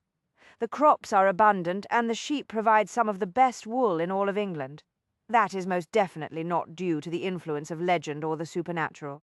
Leo gestured impatiently to indicate not only the greenhouse, but all the verdant fields beyond. "What you see here on Monkcrest lands is the result of a never-ending series of agricultural experiments and the serious application of scientific techniques." "Ah, science!" Beatrice gave an exaggerated sigh of disappointment. "How very mundane! A bit of sorcery would have been so much more exciting." Leo cast her a sidelong frown. "Not all the men in my family have been as fascinated with the study of soils and plants as my grandfather, but we have all had a commitment to our responsibilities. So much for the unnatural prosperity of your lands. Let me see what other aspects of the Monkcrest legend have I learned." She propped her elbow on her hand and tapped her chin with her forefinger. "I believe it is said that in the past, when there has been turmoil in other portions of the realm, the people of Monkcrest have been left in peace. It's true, but we owe that to our remote location. The monks who built the abbey at the close of the 12th century chose this section of the coast because they knew that no one else would have any great interest in it. Because of their foresight, Monkcrest has never been much troubled by political matters, and so another Monkcrest myth dissolves into mist." His jaw tightened. "Are there any other tales you wish me to explain?" There was something about the abbey being haunted. She smiled expectantly. He grimaced. "Every house in England that is as old as this one is said to be plagued with ghosts.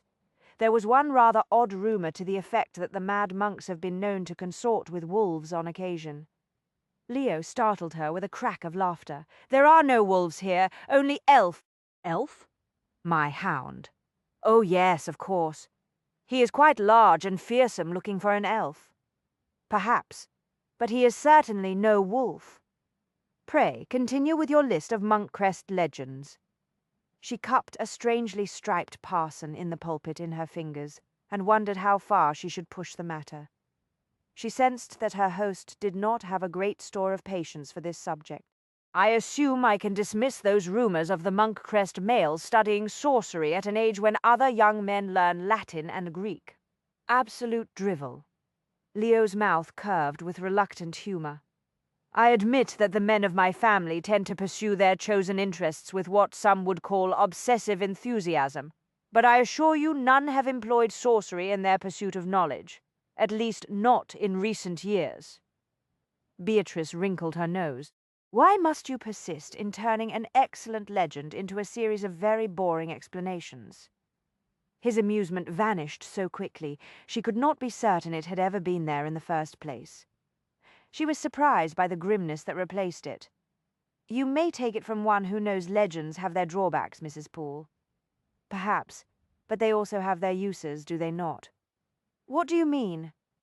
She was well aware that she was about to tread into dangerous territory. She looked at him across a clump of exotic ferns. A man who lives at the heart of an interesting legend no doubt finds it a simple task to manipulate the more gullible and overly imaginative sort. His brows rose. Just what are you implying, Mrs. Poole? No offence, my lord, but I think you are quite capable of using your own legend to achieve your ends. Enough of this nonsense. He planted both his hands flat on the bench that held the ferns. He leaned forward, his face set in lines of grim determination. I did not ask you in here in order to discuss gardening or family legends. He was too close. She had to resist the sudden urge to step back. I assumed as much. You wish to try to talk me out of my plans to make inquiries into my uncle's death, do you not? You are very perceptive, Mrs. Poole. It does not require any great degree of cleverness to deduce that you are opposed to the notion. I collected that much last night. May I ask why you are so personally concerned with my intentions? I am against your scheme, because it is potentially a very dangerous endeavor. I believe the true danger lies in failing to uncover the truth, she said. You do not know what you are talking about. I told you last night that men have died in pursuit of treasure.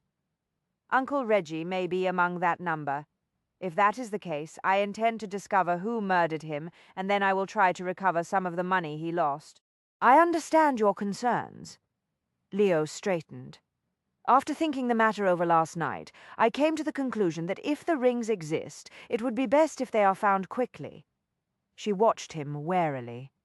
What are you saying, sir? I have arrived at a solution that will resolve the dilemma. Indeed, my lord. She braced herself. What is it?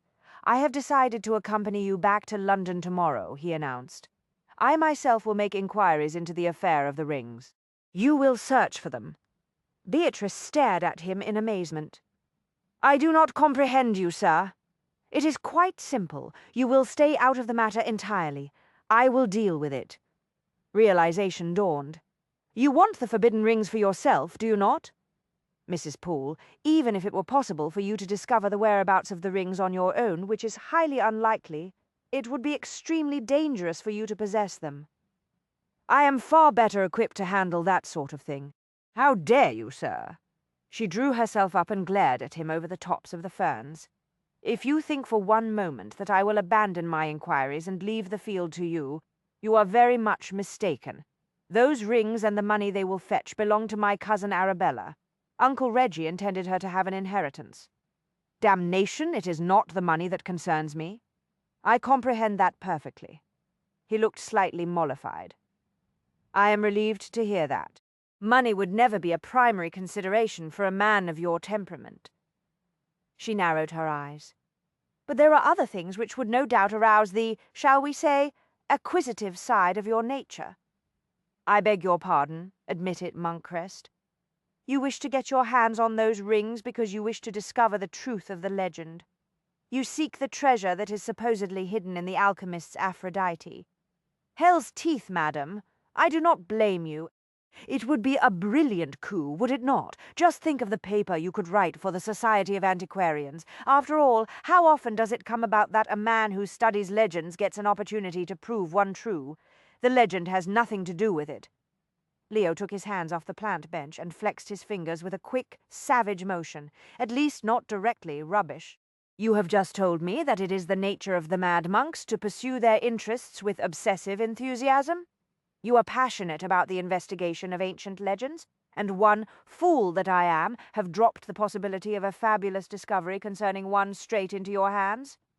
Mrs. Poole, this is not a game of hunt the treasure. We are discussing a potentially dangerous situation." She spread her palms wide. "What a bloody idiot I was to seek your help. Talk about walking straight into the jaws of the wolf.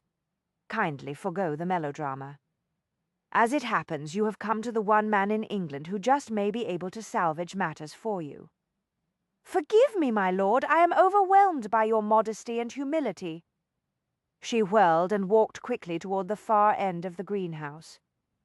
"The one man in England who could help me, indeed. I'll wager there are any number who could assist me." "You know damn well that is not true." He pursued her down the adjoining aisle. "I am the man you need for this venture. That is why you came here, if you will recall." She stopped and swung around to face him across a field of unnaturally large daisies. "Let me make one thing very clear, my lord. I came to you for information. You gave it to me, for which I must thank you, but that is all I require of you. You need a good deal more from me, Mrs. Poole." His eyes narrowed ominously. "And whether you like it or not, you're going to get it. I shall accompany you back to London in the morning. This is a disaster. Utter disaster." Beatrice was still fuming that evening as she joined Sally in the small sitting room that linked their bedchambers. "What on earth am I going to do with him?" Sally, garbed in a faded wrapper and a yellowed muslin cap, reclined in a chair in front of the fire and sipped a glass of gin. Ignore him? One can hardly do that. Beatrice was also dressed for bed. The hem of her chintz dressing gown swirled around her legs as she stalked back and forth in front of the hearth. "He is hardly the sort of man one can simply ignore." "Mais oui. You can say that again." Sally frowned. "Did ye happen to notice that his eyes are the same colour as that great beastly hound of his? A trick of the light, nothing more. If ye say so, I still say it's peculiar." Sally swallowed more gin. "I'm sorry things ain't going the way ye planned, but look on the bright side, ma'am. If the Earl o' Monkcrest escorts us back to town, we'll likely get a much better room at that bloody inn than we had on the way here." Beatrice went to stand at the window. She could hardly discuss the problem in depth with Sally, who knew nothing of the real reason they were in Devon. She had been a fool to come here. In the process of consulting him on the matter of the forbidden rings, she had unwittingly dangled an irresistible lure in front of Monkcrest. The man was consumed by his passion for legends and antiquities. One had only to read his papers to know that. What in the world was she going to do about him, she wondered. She had to keep him out of London. She could not let him find the rings first. 2 hours later she lay awake in bed, mulling over the same questions she had asked herself all evening. She was in the midst of devising a scheme to sneak away from the Abbey before dawn, when her thoughts were interrupted by the unmistakable ring of a horse's hooves on paving stones. It was nearly midnight. She could think of no logical reason for a horse to be in the forecourt at that hour. Perhaps Monkcrest was about to receive another uninvited guest. It would serve him right. It might also divert his attention from her, which would be useful. Curious. She tossed aside the heavy quilts and sat up on the edge of the bed. A shiver went through her when her bare feet touched the cold floor. Embers still glowed on the hearth, but they no longer supplied enough heat to warm the bedchamber to a comfortable temperature. She slid her feet into her slippers, pulled on her wrapper, and crossed the room to the window. A full moon illuminated the Abbey forecourt. She saw a horse and rider canter out through the gate. The stallion was a massive beast with a gracefully arched neck and muscled shoulders. The man on his back rode him with masterful ease. The folds of a black cloak swirled out behind him. A great hound, jaws agape, loped eagerly alongside the pair. Beatrice folded her elbows on the windowsill and watched as the trio disappeared into the darkness. She considered the matter for a very long while, but she could not think of a good reason for the mad monk of Monkcrest to ride out at midnight with only his hound for company. Hunting highwaymen was similar to hunting any other sort of wild beast. One learned the creature's ways and habits and then employed the knowledge to set a trap. Years of experience had taught Leo a great deal. He was aware that one of the members of the local country gentry had scheduled a house party that evening, Most of the guests would spend the night under their host's roof. Inevitably, however, a few would brave the roads to drive home. Those who did would be wearing their best jewelry. If that were not attraction enough, tonight's full moon would tempt any ambitious highwayman who chanced to be in the neighborhood. Leo was almost certain that the villain who had attempted to rob Beatrice's carriage was still in the vicinity. He made it a practice to keep track of everything that went on in and around Moncrest lands. Information, gossip, and news flowed into the abbey through maids, gardeners, and grooms. It was Leo's habit, as it had been the habit of the mad monks who had come before him, to collect the information and sort through it. Word of a rough stranger seen drinking at the inn had reached him that afternoon. Highwaymen were common enough on the roads. Hunting them was a rather uncommon sport. But Leo reminded himself that everyone needed a hobby. Over the years, Leo had honed his ability to spot his quarry's favoured hiding places. He rarely guessed wrong. Tonight he kept watch on a thick stand of trees that inevitably appealed to every passing villain on a horse. From his vantage point on the opposite side of the road, he waited patiently for the rumble of carriage wheels. He knew the man in the trees waited also. There was a chill in the air. Leo thought of the warm fire and brandy that awaited him. And then he thought of Beatrice. Tomorrow he would go with her to London. Excitement stirred somewhere deep inside him. The clatter of wheels and the thud of heavy hooves striking muddy ground pulled him out of his reverie. He eased one of the two pistols he had brought with him out of his belt and gently tightened the reins to get Apollo's attention. The big grey stopped dozing. He raised his head and pricked his ears. The carriage rounded the bend in the road. Its pace slowed by the damp earth. The curtains had been drawn back from the windows. The interior lamps revealed an elderly, bewhiskered gentleman and a woman who wore an enormous grey turban. For a few seconds nothing happened. Leo wondered if he had mistaken his quarry. Then, with the crack of broken branches and scattered leaves, a horse and rider thundered out of the trees and took up a position in the middle of the road. "Stand and deliver, Master Coachman, or I'll blast your head off your shoulders." The highwayman wore a broad-brimmed hat. A mask, fashioned out of a triangle of dirty white cloth, concealed his features. He aimed the pistol with a steady arm. Leo pulled the collar of his cloak up around his ears and yanked his hat down low over his eyes. The shadows of night would do the rest. He prepared to guide Apollo out of the trees. "Damn your eyes, man!" The startled coachman sawed frantically on the reins. "What do you want with us? I've naught but an old couple inside." The highwayman laughed as the coach veered to a shuddering halt. "A couple of the local fancy, you mean?" He urged his horse past the carriage team and stopped near the door. "Well, now, what have we here? Come on out. Be quick about it, and you'll be on your way in no time. Give me any trouble, and I'll lodge a bullet in someone's gullet. I'm not particular about which one of ye. I'll choose either." The turbaned lady uttered a high-pitched shriek that made the horses flinch. "Harold, it's a highwayman. I can see that, my dear." Harold leaned out the window. "See here, my wife and I have very little jewelry on us. I've got a watch, and she has a bauble or two, but that's all. I'll have a look for myself." The highwayman gestured impatiently with the pistol. "Get out of the coach, both of ye." Leo used his knees to signal Apollo. The stallion walked out of the foliage and onto the edge of the road. "The evening's entertainment has come to an end," Leo said. "What, the bloody L?" The highwayman spun around in the saddle. Above the edge of the mask, his eyes widened in shock. "What do you think you're doing? This is my carriage. Go find your own. Take yourself off afore I blow a hole in your belly. Harold, there's another one. We are lost." Leo ignored the woman. He trained his pistol on the highwayman. "I have come to tell you that this is not a healthy district for thieves. If you are not gone by dawn, you will hang." The man laughed harshly. "I suppose you're the wolf in human form they warned me about at the inn. Well, I've got news for ye. I don't believe in werewolves and the like. That's your problem, my friend. Drop the pistol." "I don't think I'll oblige you tonight, Master Wolf." The highwayman's self-confidence sent a flash of warning through Leo. Something was not right. This had to be the same highwayman who had taken to his heels when he was faced with Beatrice and her pistol. It was too much to believe that there were two villains plaguing the district at the same time. Either Beatrice with a pistol was a good deal more intimidating than he was with his own weapon, Leo thought, or else the highwayman had a reason for his newfound boldness.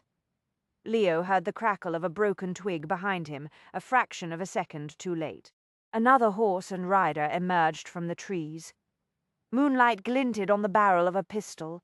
The rider aimed and fired without hesitation. Leo threw himself to the side in the saddle, but the bullet caught him on the shoulder. For an instant, all was chaos. The impact sent a shudder through Leo's arm. He dropped his pistol. Apollo danced nervously and tossed his head. Leo fought to keep his seat. The woman's scream echoed through the woods. Freezing fire gripped Leo's left shoulder. It could have been much worse, he thought. If he had not shifted in the saddle, the bullet would have taken him in the neck. Every hobby had some drawback. The first villain roared with laughter. "As ye can see, Master Wolfman, I do not hunt alone tonight." The savage snarl of a great beast shattered the night into 1,000 shards of moonlit glass. Everyone froze. Leo smiled faintly. "As it happens, neither do I." The paralyzing effect of Elf's battle cry wore off an instant later. With the exception of Apollo, the horses went wild. They exploded into rearing, plunging confusion. The coachman seized the opportunity to give his team their heads. The terrified creatures leaped forward, jolting the carriage into motion. The woman shrieked again. Harold. Both highwaymen were too busy trying to control their mounts to pay any attention to the coach as it sped off around the bend. "What in the name of all that's holy was that?" the first villain shouted. "It's that wolf the woman at the inn talked about," the second yelled. "There is no bloody wolf. It's a damned fairy tale, I tell ye." Leo whistled once. Elf sprang from the undergrowth. He leaped toward the first highwayman, lips drawn back, fangs gleaming. "Shoot him!" the first man cried. "Kill him, for God's sake!" Leo managed to wrest his spare pistol out of the pocket inside his cloak. He aimed and fired in a single motion. The bullet caught the second highwayman in the thigh just as he leveled his pistol at Elf. The man yelled and toppled from his horse. He sprawled on the ground, clutching his wounded leg. The first man finally lost the struggle to control his mount. He slid sideways to the ground. Elf leaped toward him. "Elf!" Leo said. "Guard!" The hound came to a halt. He stood over the fallen man, growling softly. A strange silence descended on the scene. Leo tried to shake off the unpleasant, light-headed sensation that threatened to creep over him. He was aware of dampness in the vicinity of his burning shoulder. On the ground, the first highwayman took his terrified gaze off Elf long enough to flick a quick, desperate glance at Leo. "They told us at the inn," he broke off to lick his lips. "They said that the Mad Monk guarded only Monkcrest lands. They got it wrong," Leo said. "The Mad Monk takes care of his own. And that includes his guests. Last night you attempted to rob a lady who was on her way to Monkcrest. Tonight you paid for that mistake. Bloody hell!" The highwayman crumpled back onto the ground in despair. I knew that the woman was trouble the moment I saw her. Chapter 4. A most dangerous pact with a man who might yet prove to be the devil himself. From Chapter 4 of The Ruin by M.R.S. Amelia York. Leo rode back through the watched Abbey gates. A deep curiosity had kept her awake at her chilly post in front of the window. She knew she would not sleep until she discovered where he had gone and what he had done. The man and the mystery compelled her in a manner she could not explain. She knew at once that something was wrong. The huge stallion did not canter back into the yard. The beast walked at a steady, even pace. Elf trotted alongside, tongue lolling.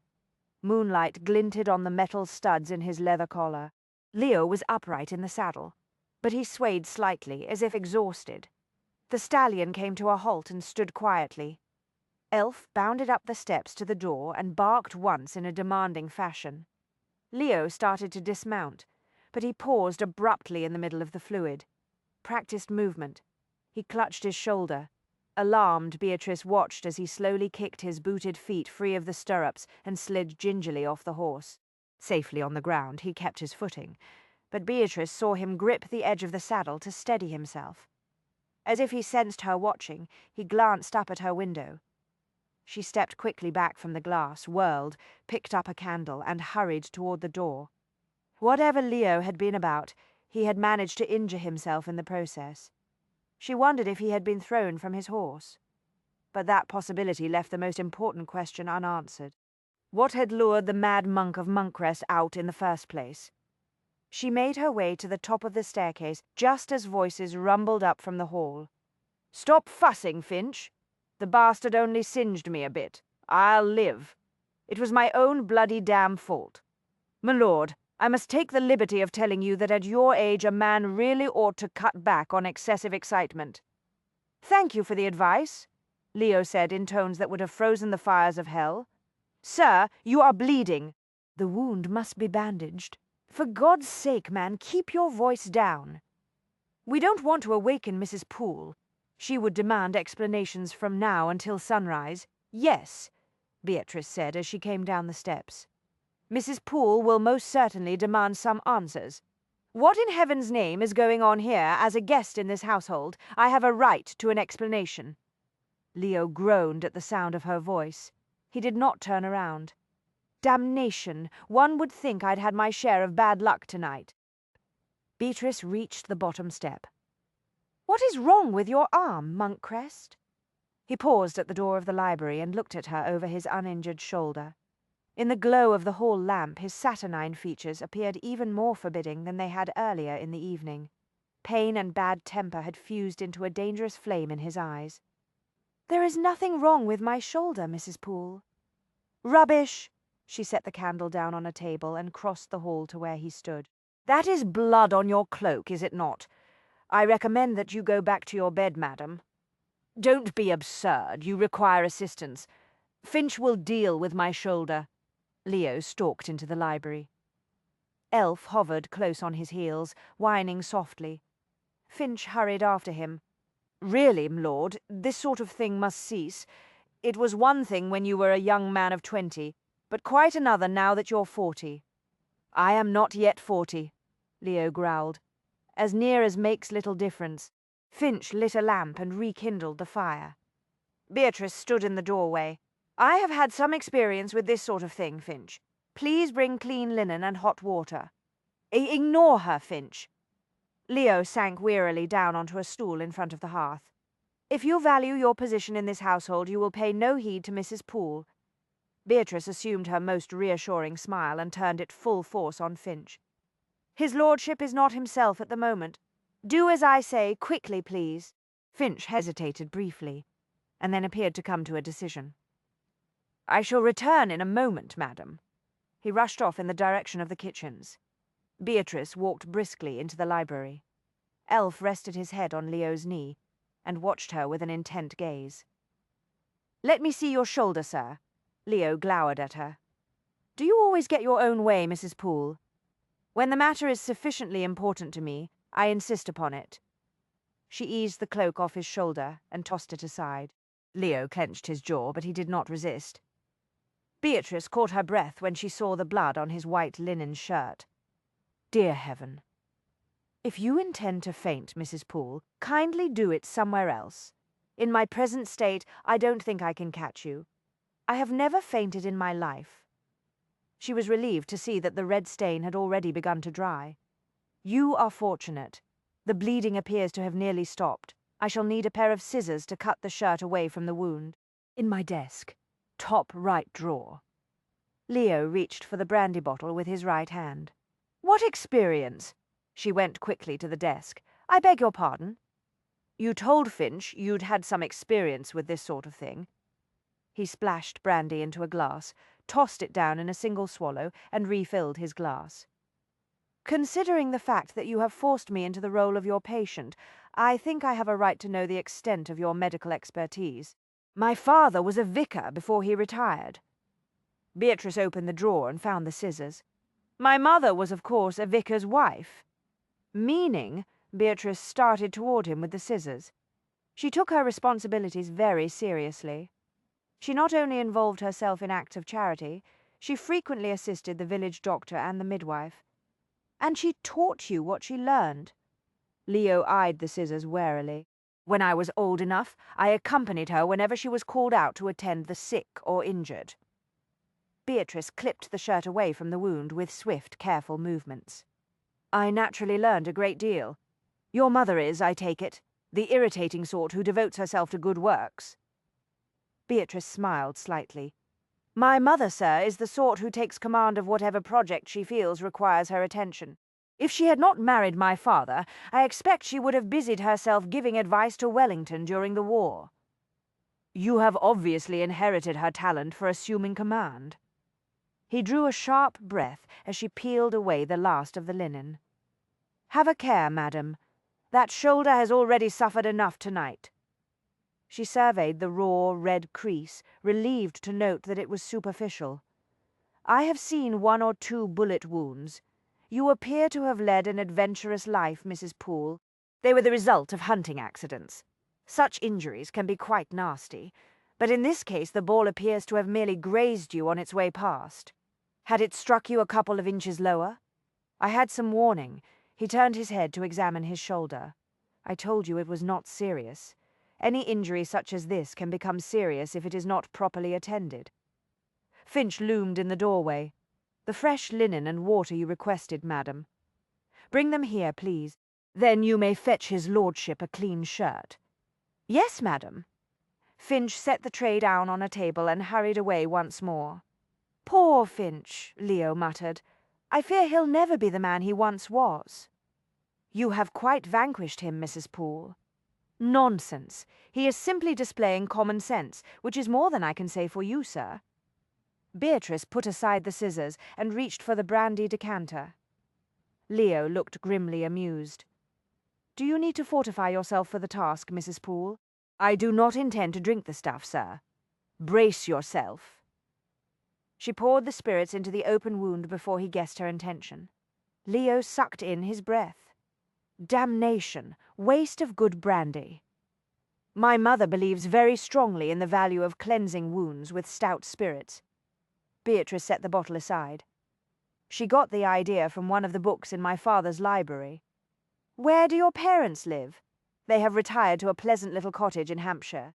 Papa has his books and his rose garden. Mama has organized a school for the local village children. She is a great believer in the value of an education.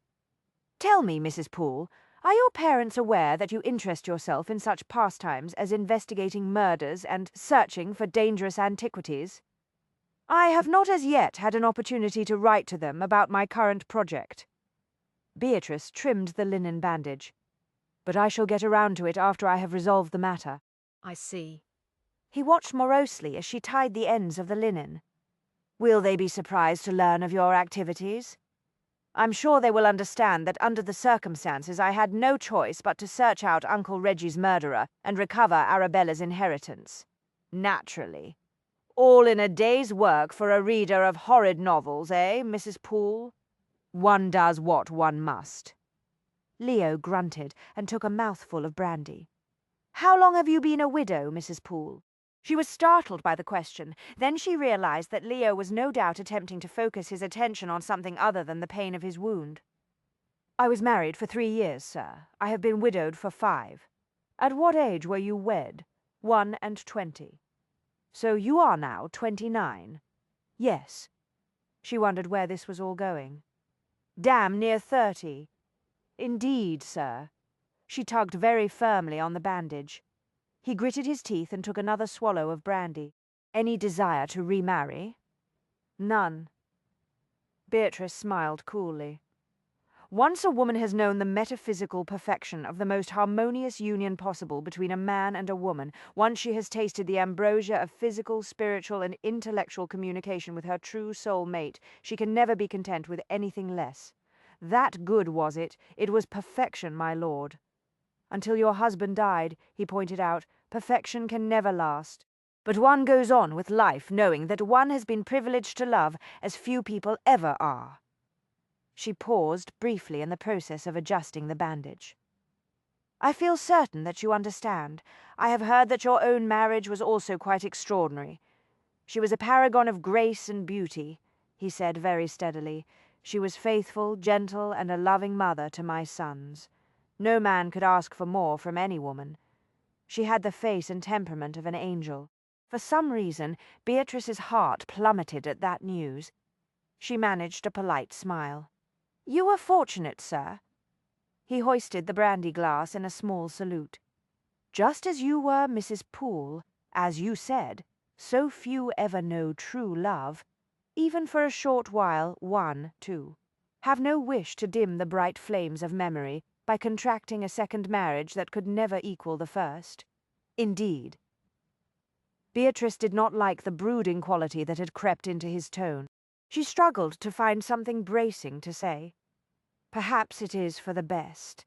As we have both learned from our own tragedies, a great love may command a great price. You know, Mrs. Poole, you sound exactly like a character in one of those horrid novels we discussed yesterday." "Then we are even, sir." She picked up the scissors and clipped the end of the bandage. "You bear a striking resemblance to a character in one of those novels yourself, what with all this dashing about at midnight and getting shot. Bloody hell! Maybe Finch is right. Perhaps I'm getting too old for this kind of thing." Beatrice smiled very sweetly. As he said, after a certain age, a gentleman really must cut back on excessive excitement. He winced. "Touche, as your maid would say." Unfortunately, Sally would not say it with such an excellent accent, Beatrice thought. She examined her work in the firelight. A small thrill of awareness coursed through her. She told herself to stay calm. True, it had been a long time since she had last seen a man who was not wearing a shirt. Nevertheless, she was a mature woman. She ought to be able to take these things in stride. A fleeting image of Justin's slim physique popped into her head. Odd, she had not realized until then that her husband had been a trifle too thin about the chest and shoulders. Of course, Justin had been much younger. There had still been a great deal of the slenderness of youth in his frame. Leo, on the other hand, was a man in his prime. Tough, sleekly muscled, with very solid shoulders and a firmly contoured chest. It was not just the sight of so much bare masculine skin that disturbed her, she realized. Leo's dark hair was wind-blown from his ride. He carried the scent of the night on him. She had not partaken of the brandy, but she felt a little giddy nonetheless. "How did your husband die?" Leo asked abruptly. The question jolted her out of her reverie. She collected her senses. He was shot dead by a highwayman. He looked genuinely startled. "Good Lord, I'm sorry. It happened a long time ago." She had repeated the story so often during the past 5 years that she no longer stumbled over the words. She sought to change the subject. "Do you know, sir, I believe this incident tonight detracts somewhat from the Monkcrest legend." "What the devil do you mean by that?" "A genuine sorcerer would surely have examined his oracle glass before riding out tonight. He would no doubt have cancelled the affair once he viewed the outcome." Leo gave her a wry, fleeting grin. "Madam, I assure you the injury to my shoulder has taught me my lesson. There is no need to wound my pride as well." "But it is such a large target, my lord. How can I resist? Enough. I surrender." "Very well." Beatrice turned away to wash her hands. "You will be sore for a few days, but in the end I doubt that you will have anything more than a dashing scar to show for this night's work." The amusement in his eyes evaporated. The brooding look returned as he watched her dry her hands on a clean towel. "I suppose I must thank you. Pray, do not trouble yourself to be civil, my lord. I would not want you to do anything out of character." Finch appeared in the doorway. He cleared his throat. "Your clean shirt, my lord." Leo glanced at him. "Thank you, Finch." Finch crossed the library and carefully draped the garment loosely around Leo's shoulders. Leo did not bother to put his arms into the sleeves. He left the shirt unfastened. Finch looked at Beatrice. "Will that be all, madam?" She smiled at him. "Yes, thank you. You've been most helpful. Take yourself off to bed, Finch." Leo ran his long fingers through his hair, shoving it straight back from his high forehead. "You have, as always, fulfilled your responsibilities most admirably. Get some sleep." "Yes, m'lord."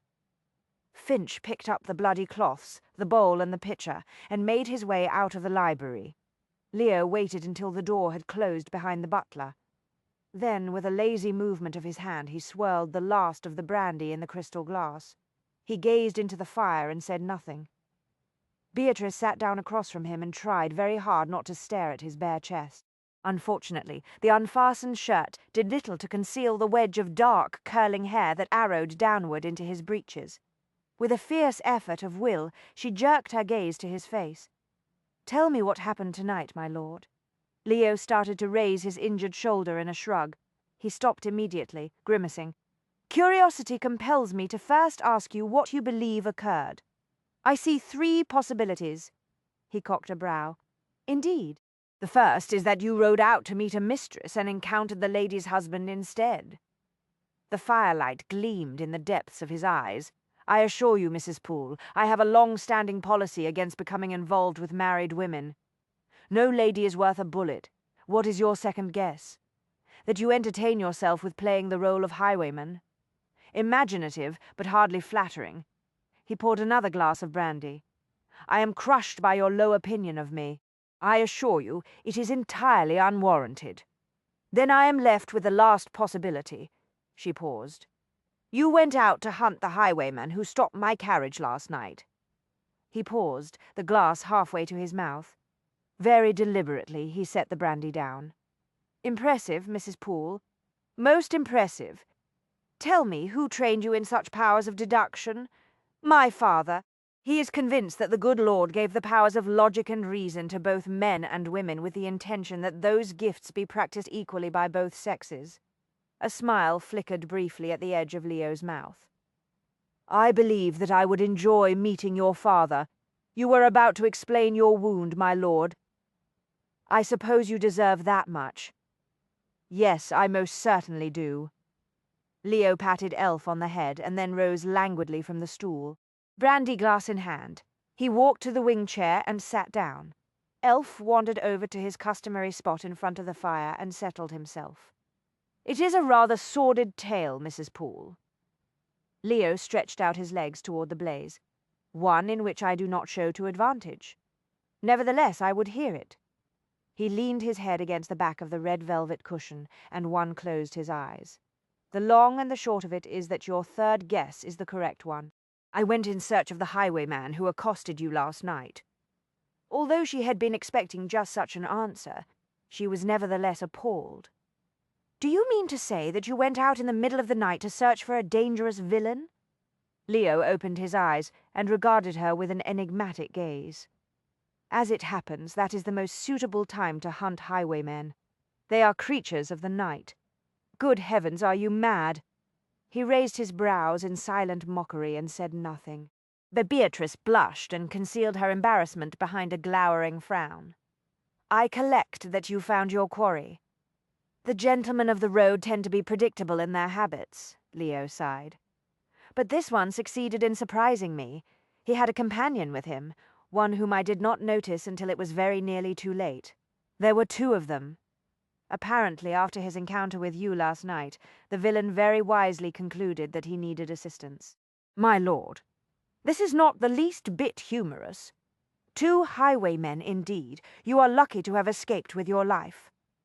"I was not alone. I, too, had an associate."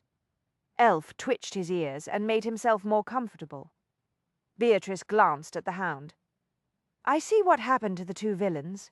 What, with this shoulder and the lateness of the hour, I was not in a mood to haul them into the village and awaken the local magistrate." Leo took another sip of brandy. "So I sent them on their way with a warning." "Merely a warning?" He smiled. "I do not think they will return any time soon." "Elf leaves a lasting impression." Beatrice shuddered. "Yes, I'm sure he does." She glared at Leo. "You took a dreadful risk, my lord. It all should have been quite routine, but I admit I was a trifle careless tonight." He eyed her meaningfully over the rim of his glass. "In my own defense, I can say only that I had a demanding day, one that left me feeling distracted and out of sorts. I was not at my best." "Do you do this sort of thing on a regular basis? Hunt highwaymen?" "Only when the odd one appears in the district. For the most part they tend to avoid Monkcrest lands." The rumors of werewolves and sorcerers are a bloody nuisance, but they do serve to keep most villains out of the neighborhood. Beatrice considered the ramifications of that simple statement. The one who attempted to rob me last night was not, precisely speaking, on Monkcrest lands. Leo made an extremely vague motion with the hand that held the brandy glass. He got close enough. He was, in fact, operating on the other side of the river, she said very carefully. Leo studied her through half-lowered lids. Indeed, Beatrice shot to her feet. In order to pursue him tonight, you would have had to cross the bridge, the one that was supposedly underwater. You will be happy to learn that the flood waters have subsided more quickly than anticipated. Is that so? Beatrice gripped the lapels of her wrapper very tightly. I wonder why that does not come as a great surprise. Mrs. Poole, I do not know what you are implying, but I assure you. I am not implying anything, my lord. I am accusing you of failing to tell me the truth about the condition of that bridge. Calm yourself. Even if the bridge was not underwater the entire day, the roads would have been too muddy for swift carriage travel. If you had left this morning, it would have taken you 3 days to get back to London rather than 2. That would have meant another 2 nights at bad inns instead of 1. Do not try to cozen me, Monkcrest. She stalked back and forth in front of the fire. I was tricked. I knew there was something suspicious afoot. I should have investigated the condition of the bridge firsthand. I just explained that you lost no time by delaying your departure for a day, he said soothingly. That is not the point, sir. You deceived me. Irritation glinted in his eyes. It was clear to Beatrice that the mad monk was not accustomed to having his decisions disputed. I did what I thought was best, he said very evenly. Ha! I do not believe that for a moment. You delayed me because you hoped to use the time to persuade me to abandon my plans. For all the bloody good it did me, Leo muttered. Complete waste of breath. She stopped at the far end of the mantel. Yes, it was. I have every intention of beginning my investigations into my uncle's death the instant I reach London. You have convinced me of your intentions, Mrs. Poole. It is obvious that you will not be swayed by logic or common sense, in spite of your father's training in those skills. She shot him a disgusted look. Leo tossed back the last of the brandy and set the glass down very hard on the end table. And that, in sum, is the reason I went out hunting your highwayman tonight, and hence the reason I am in this condition. I beg your pardon. She rounded on him. Are you attempting to lay the blame for your injury at my feet? Leo looked morosely reflective. Yes, I think we can safely say that it was entirely your fault that I sustained this wound to my shoulder. Of all the unmitigated nerve! How dare you? It seems quite clear to me, had you listened to my excellent practical advice and agreed to refrain from risking your neck in the pursuit of those damned rings, I would not have been obliged to go out at midnight this evening. I fail to see any connection, my lord. The connection is glaringly obvious. I was forced to take care of the highwayman problem tonight because it could not be postponed. She gave him a withering glare. Why could it not be put off until another night? Because, as I told you, I intend to accompany you back to London in the morning, he said patiently. If you think for one moment that I will allow you to interfere in this affair after the way you deceived me today, you are very wrong, sir. Leo came up out of the chair without any warning. One moment he was sprawled negligently in front of the fire. The next he was looming over Beatrice. My lord! She took a quick step back. Her heel bumped against something solid. Elf's low growl of protest halted her retreat. Your shoulder is feeling remarkably better by the moment. See here, Monkcrest, I will not be intimidated. You do not comprehend me, madam. He put his right hand on the mantel beside her head. I am not trying to frighten you. Just as well. She swallowed. Because I assure you, I have no intention of allowing you to do so. I do not believe any of the rumors I have heard about you. You are not a madman. You are a gentleman, and I expect you to behave as such. In my family, it is often difficult to distinguish between the two. Rubbish. His cold smile drained all warmth from his eyes. We shall leave that subject for another occasion. I was about to suggest a partnership, Mrs. Poole." She stared at him blankly, vaguely aware of Elf retreating to a far corner of the room. "A partnership," she repeated numbly. He leaned closer. "You and I share a mutual goal. We both wish to track down the forbidden rings. Who knows, if the rings have reappeared, perhaps the alchemist's Aphrodite has also. Each of us very likely has information that can aid the other. What of it? I can see that there is no way to talk you out of your plans. I assure you that there is no way you can dissuade me from mine. We appear to be stuck with each other, Mrs. Poole. Therefore, we may as well work together. Those rings belong to my relatives. If they are found, I will not allow you to claim them for your own. You said that if you discovered the rings, you would sell them to a collector in order to recover the money that your uncle spent on them." "Yes." She eyed him warily. "That is precisely what will be done." "Then we need not be at odds on this, madam," Leo said much too softly. "If the rings turn up in the course of our investigation, you shall sell them to me." Her throat went dry. "Sell them to you? I promise you that I can afford whatever price you choose to put on them. I do not doubt that for a moment, my lord." She realized she was floundering. It was an unfamiliar sensation. "But I must admit, I am surprised by your suggestion. I had not thought of selling the rings to you." "Consider the possibilities, Mrs. Poole." His voice lowered to a dark, persuasive drawl. It was the voice of a lover seeking to seduce and enthrall. A sorcerer's voice. "A partner to assist you in your inquiries and a guaranteed customer for the rings if they are found. A very tidy package, is it not?" Beatrice shivered. "A partnership."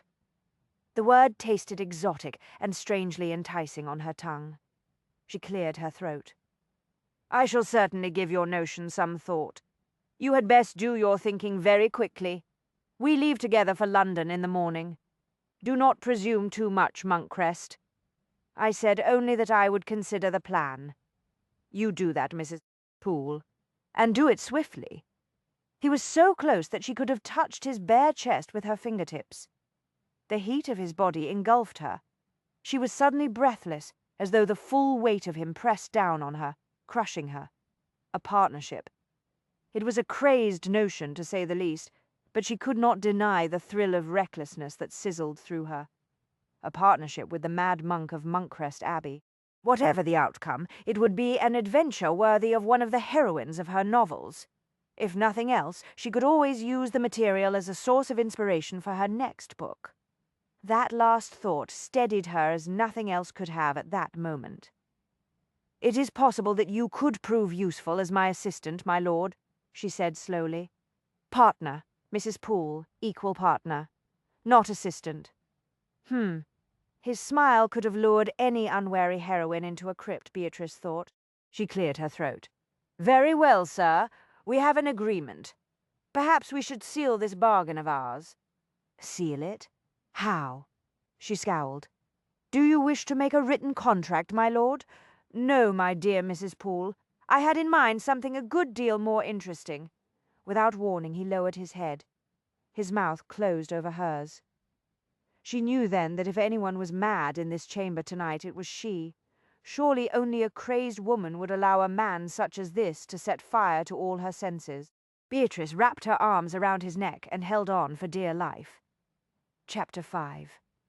The dreadful silence was more ominous than any sound. From Chapter 5 of The Ruin by M.R.S. Amelia York, blood surged through his veins.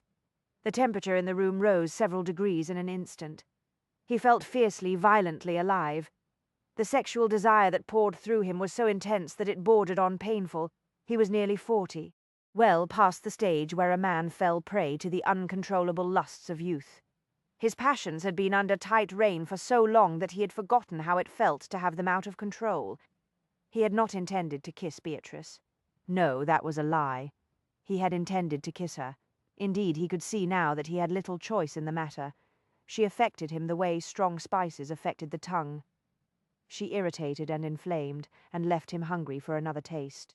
Sooner or later he would have kissed her, Leo told himself, but he had not planned to surrender to the urge just then. Tonight was neither the right time nor the right place. Tonight he was not in full control of himself or the situation. He was also annoyed because Beatrice had very nearly caused him to lose his temper, an extremely rare event. All in all, he was not at his best. And to top it off, Beatrice had told him only moments before that she had once known the most perfect union of the physical and the metaphysical possible between a man and a woman. He wondered if it was that claim that drove him now. He realized that he did not care for the notion that she had known such great happiness with another man. Whatever the reason, he was unable to resist the temptation to kiss her. He knew he had taken her by surprise. He had seen the stunned expression in her eyes just before he lowered his mouth to hers. Nevertheless, she had responded to him. In point of fact, the extent of her response dazzled him. Her lips were warm, soft, and welcoming beneath his own. Her arms tightened around his neck.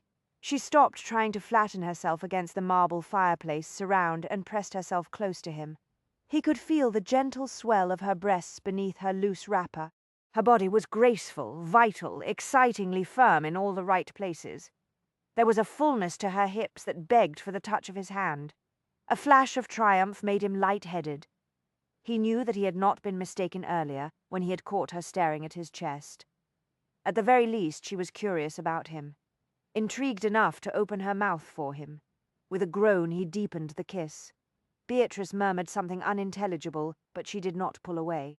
He slid his hands inside her wrapper, moved them down to her waist, and then lower until his fingers rested on the curve of her hips. Only the thin lawn of her nightshift stood between him and the warmth of her skin. He squeezed gently, settling her more firmly against his heavily aroused shaft. He felt the shiver that went through her in the deepest part of his body. Her scent stirred his senses and sent them reeling. He thought about the sofa. It was only a few steps away, my lord. With a gasp, Beatrice freed her mouth. She looked up at him with bemused eyes. "I believe you may have taken too much brandy for the pain. You will no doubt regret this in the morning." "No doubt." He pulled her hips back against his erection. "Will you?" She opened her mouth. Leo braced himself. Of course she would regret the kiss. Any lady in her position would be obliged by the conventions and dictates of society to proclaim herself deeply offended. And as if that was not reason enough for regret, she had once tasted ambrosia. Leo strongly suspected that his kisses did not taste of nectar. Beatrice closed her mouth. Then she gave him a strange smile. "No, no!"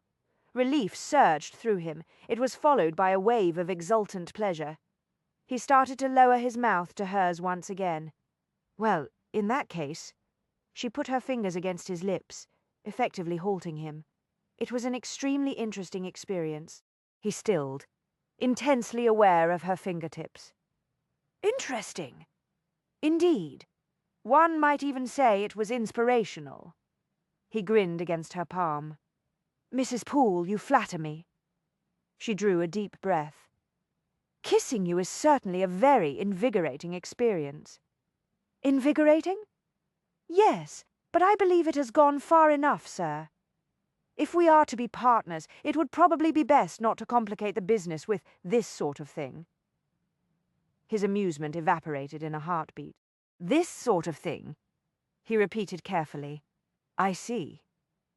She slipped out of his arms and stepped nimbly around him. "I'm sure you'll agree, my lord, that intimacy would only muddy the waters of our association." He reminded himself that at least he had achieved his goal of establishing an alliance.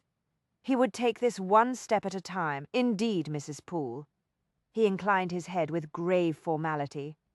"Speaking as your new associate, I suggest you take yourself off to bed." "But I am not at all sleepy, my lord. In fact, for some odd reason, I find myself very much awake." "We may as well take the opportunity to discuss our plans." "Go to bed," Leo said softly. "Now—" She hesitated, but something she saw in his face must have persuaded her that tonight discretion was the better part of valor. "As you wish, my lord." She walked sedately to the door of the library, opened it, and quietly let herself out of the room. Leo listened intently. He heard her footsteps quicken as she crossed the hall. By the time she reached the stairs, she was running. She flew up the staircase as though pursued by a character in a horrid novel. He looked at Elf. "If I was not crazed before Mrs. Poole made herself my business associate, I will most certainly be driven mad before this affair is finished." The new owner of the museum listened to the water clock splash softly in the darkness. The machine was not a genuine artifact. It was merely a copy of a strange Eastern mechanism that had been designed to divine omens and portents. Tonight it marked the hour with a relentless drip, drip, drip.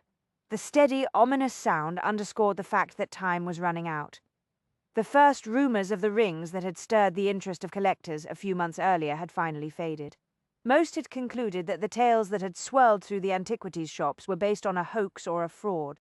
But now the rings had vanished once more. There was no way of knowing what had happened to them. How long before new rumors drew the attention of others? A fresh wave of speculation about the rings might well cause collectors who had dismissed the early stories to wonder if there had been a grain of truth in them after all. Among those who had ignored the initial round of gossip, there were some who could prove dangerous if they chose to take an interest in the affair. Moonlight streamed through the high windows. The cold, pale glow illuminated a row of forbidding masks on one wall. It created pockets of dense shadows among the pedestals that held several small statues, replicas of some taken from an Egyptian tomb. The museum housed an assortment of bizarre items. Most of the exhibits in the chambers here on the main floor were frauds and forgeries. Many, such as the magnetism machine in the corner, were the creations of charlatans and quacks, crafted to deceive the gullible. The museum owner walked past a flat, carved stone that was an imitation of one taken from a Roman crypt. It was covered with astrological signs. The candlelight fell on the face of the water clock. It was nearly 2 in the morning, an excellent time to view the museum contents. A good time to think. There was, as it happened, a great deal of clever thinking to be done that evening. There had been very few mistakes thus far, but Lord Glastonbury's death had been a disaster. The forbidden rings of Aphrodite had slipped out of reach once more. So close, so bloody close. Breathe deeply. Calm your mind. There is still time to find the rings. All is not lost. The owner walked to a cabinet, opened the door, and reached inside with a gloved hand to turn a hidden lever. Gears ground beneath the stone floor. The entire case swung ponderously outward to reveal a flight of stone steps. The owner went down the staircase into the windowless chamber below. The curiosity seekers who paid to enter the museum were never allowed into this tomb-like room. It was here that the genuine artifacts in the museum's collection were housed. The new owner glanced around with a sense of satisfaction. An aura of antiquity and power seemed to fill the room. Most of the relics in there had been acquired only a few months before. They had come from the collection of Morgan Judd, a man who understood the true nature and value of power. Judd had died in a mysterious fire that had destroyed his country mansion. Few people knew that his collection of antiquities had survived the blaze. Even fewer were aware that some of them had wound up in this chamber. The candlelight glanced across the surface of a strange vessel fashioned of an odd metal that gleamed dully. The previous proprietor of the museum had maintained that the artifact had once belonged to an alchemist. There was no reason to doubt the claim. At the foot of the staircase, the museum owner turned and walked past a glass cabinet. Inside were several leather-bound volumes that Judd had stolen from the forbidden books room of an Italian monastery library. The medieval monks who had copied the manuscripts from much older texts had carved warnings into the thick leather bindings. Beware. Let no man open this book who has not first fortified himself with much fasting and prayer. The owner rounded the end of the bookcase and went down an aisle created by 2 long display cabinets. Behind the locked doors of the cases were a number of devices that had once been used for occult purposes by the ancient peoples of an island in the South Seas. At the end of the aisle, the owner came to a halt in front of a large wooden cabinet. The doors were intricately carved with a series of symbols and numbers and secured with a stout lock. The owner inserted an old iron key into the lock and opened the cabinet doors. The flame of the candle flickered on the figure inside. It was hewn from a mysterious green substance, not quite stone, and not yet metal, that defied the impact of hammer and chisel. So far as the owner was concerned, it was the most important artifact in the entire collection. Trull never knew your great secret, did he? but I recognized you at once." The alchemist's Aphrodite was not large. If it stood on the floor, it would reach only as high as a man's waist. It was a graceful nude that featured the goddess in a classical pose rising from the sea. The curves of her billowing hair echoed the waves at her feet. Alchemical symbols were etched around the base. The museum owner stroked the cold green bosom. "It was only a small setback, my dear, a minor miscalculation, but I swear that I will find the rings very soon." Aphrodite gazed unseeingly into the darkened chamber. "In the end, you will yield your secrets." The candlelight flickered on the statue's serene and silent features. "Soon, my cold little goddess, there will be no more mistakes." The gloom-filled shop in Cunning Lane boasted a faded sign over the entrance that declared it to be the premises of one A. Simpson, dealer in antiquities. In truth, the front portion of the musty, shabby establishment bore a close resemblance to a pawnshop. The clientele was a mixed lot. It was composed chiefly of footpads seeking to fence stolen loot and desperate, impoverished ladies wishing to dispose of family heirlooms. It also included the occasional collector of antiquities who had heard the rumors about Simpson's back room. The bell over the door chimed weakly when Leo entered. There was no sign of anyone about inside. He made his way through a maze of dusty display cases filled with grimy jewelry, antique coins, and chipped vases. When he reached the counter, he stopped. "Simpson, be with you in a moment." The voice emanated from behind the drawn curtain that masked the rear portion of the establishment. Leo leaned negligently against the counter and surveyed the small shop. Very little had changed since the last time he was there. A fine film of grit shrouded the fake Greek statues in the corners. The pile of rune-inscribed stones on the floor did not look as if they had been disturbed in years. As an old client, Leo was well aware that the goods in the front of the shop were for show. Simpson kept his most interesting offerings in his back room. "Now then, what can I do for you, sir?" Simpson pushed aside the curtain and peered out. He gave a nervous start when he saw Leo. His whiskers twitched, and his ferret-like eyes darted back and forth, as though seeking escape. Monk crest. "Hello, Simpson, it's been a while, has it not? I haven't seen you since the day you tried to sell me that fraudulent Zamarian temple scroll. See here now, I had every reason to think that scroll was genuine." "Of course you did. You'd paid a great deal of money to that old forger Trull to create it, and I must say he did an excellent job. I especially admired the delicacy of the dolphin and shell decoration. Heard you were in town, my lord. So kind of you to pay my humble establishment a visit. I've got some lovely things in the back. I won't have time to view your wares today. I'm here on other business." Simpson sidled forward into the light. Cadaver-thin and sharp-boned, he seemed to be constantly in motion. Everything about him twitched or jerked or bounced. "May I ask what brings you here today, my lord?" "I am in search of information, and as always I am willing to pay well for it." "What kind of information? There is a rumor that certain antiquities have made their way to London. I wish to determine the truth of that gossip." "What antiquities would those be, sir?" "A pair of rings," Leo said softly. "Keys to an old statue of Aphrodite." Simpson's eyes widened suddenly. His brows jiggled. "There are always a number of Aphrodites and Venuses floating about, but as it happens I haven't got any in stock at the moment. This particular statue is rather unusual. It is said to contain a fabulous treasure." Simpson made peculiar sucking sounds. "I know of no such statue, my lord. It is sometimes referred to as the alchemist's Aphrodite." "Oh, that Aphrodite!" Simpson snorted scornfully. "'Tis naught but an old legend. You of all people should know that, my lord.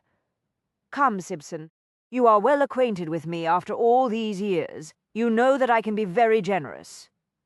"I told you, I do not know of any statue that has a treasure stored inside." Simpson's scowl was petulant. "What about the rings? The keys to the Aphrodite? I was told they may have passed through Ashwater's shop." "Ashwater?" Simpson jerked and bounced with sudden rage. "Ashwater? The man sells nothing but fakes and frauds. Everyone knows that he has those vases and statues of his made in a workshop in Italy, and shipped here to England. No reputable collector deals with him. Any tale that came from his establishment can be dismissed out of hand. Ashwater seems to have left for the continent for an unspecified period of time. Any notion why he would do that? Gone to check on his Italian fraud business, I suspect. See here, I know nothing about Ashwater's journey, and I know nothing of any rings either. Sibson edged back toward the curtain. My lord, I fear you must excuse me. Very busy at the moment. A new shipment of artifacts just arrived from Greece. Got customers waiting. Sibson froze, one hand gripping the edge of the curtain. He swallowed heavily. Yes, m'lord, you will let me know immediately if you happen to learn anything concerning the forbidden rings, will you not? Yes, m'lord, immediately. Now, if you will forgive me. Sibson disappeared into the back room and snapped the curtain shut behind himself. Leo stood a moment longer in the silent shop, considering the advantages and disadvantages of pressing Sibson. He decided to wait. Sibson's anxious behavior had told him enough for the moment. It confirmed what he had learned in other similar shops tucked away in London's maze of narrow lanes and alleys. A few months earlier, the rumours of the forbidden rings had circulated wildly through the community of shops and collectors who specialised in antiquities. The excitement had evaporated very quickly when the rumours came to an end at Ashwater's shop. Sibson was right in his estimation of his competitor. Ashwater's reputation as an honest dealer left much to be desired. It was, in fact, on a par with Sibson's own. Both men, however, had tentacles that reached deep into the dark seas of stolen and fraudulent antiquities. If anything stirred in the depths, they would be among the first to know it. Since Ashwater was out of town at the moment, Leo was obliged to deal with Sibson. He let himself out of Sibson's establishment and walked across the street. A young woman with unnaturally red hair and heavily rouged cheeks smiled at him from a doorway. She pulled a tattered woolen scarf away from the bodice of her faded gown. The front of the dress did not quite cover her painted nipples. Care to sample the wares, Imward? I'm a bit younger than those old relics in Sibson's shop. And a good bit livelier, too, I'll wager. She was young, though not as young as some. They aged quickly on the streets, Leo thought. No, thank you. He took a few coins out of his pocket and dropped them into her hand as he made to walk past her doorway. Go get yourself something to eat. She glanced at the coins, briefly baffled. Then her fingers closed convulsively around the money. She searched his face. Are you certain you won't have a quick toss? No need to use the doorway. I've got my own room upstairs. I'm rather pressed for time at the moment. Pity. She gave him a hopeful look. Maybe another day? I don't believe that will be possible, he said gently. Oh. She sighed with disappointment, but she did not look surprised. Expect you're accustomed to the fancier sort, eh? As I said, I'm in a hurry. Good day to you, madam. Leo started to move past her. His politeness made her giggle. The youthful laughter reminded him of how young she was. Such a gentleman ye are, sir. Not like the other gentry coves what came to Cunning Lane to visit Sibson's shop. Most of 'em look at me as if I was a pile o' rubbish in the doorway. They do. Leo stopped. He turned slowly back to look at her. Do you work in this doorway every day? Every day for the past 3 years. She brightened. But I won't be here forever. I'm saving me money. Tom over there at the Drunken Cat wants to retire. He says he'll sell me his tavern business if I can come up with the blunt. Leo glanced down the street and saw the establishment. The sign over the door was painted with a blue cat. Then he looked back at the antiquities shop. You must see everyone who comes and goes from Sibson's place of business. That I do. She wrinkled her nose. But most of 'em pretend they don't see me. They take their trade to expensive little ballet dancers and houses where the girls get to work inside all the time and never have to stand in doorways. What is your name? Clorinda. M'lord. You are obviously a woman who understands the ways of business, Clorinda. She smiled proudly. Old Tom's been teaching me about shopkeeping in exchange for me services. I'm learning everything I need to know to operate the Drunken Cat. Tom says I have a talent for handling money and customers. I'm in the market for information. If you wish to sell it, I will pay well. She tipped her head to one side. What sort of information? Most of the patrons of Sibson's shop are regulars, are they not? Aye, for the most part. She squinted at him. "I never noticed you before. I haven't paid a visit to Simpson's in a long while. I don't think you were here the last time I stopped by to see his wares." She shrugged. "Mayhap I was upstairs with a customer." "Perhaps." Leo took more coins out of his pocket. He had stirred Simpson's pot.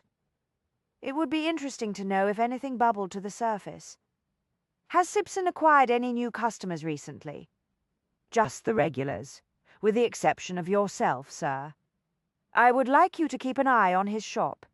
Make a note of any unusual activity you see. Also, I would very much appreciate it if you would pay special attention to any new customers who visit him, or any of his regulars who appear to stop by more often than they customarily do, for that matter." A flicker of something that could have been hunger or hope lit her eyes. "You've got a bargain, Maud. Make certain that no one observes you watching the place. Not bloody likely that any of the fancy would take a second look at me, sir." Her mouth curved bitterly. "Yeah, the only one who's noticed me in months.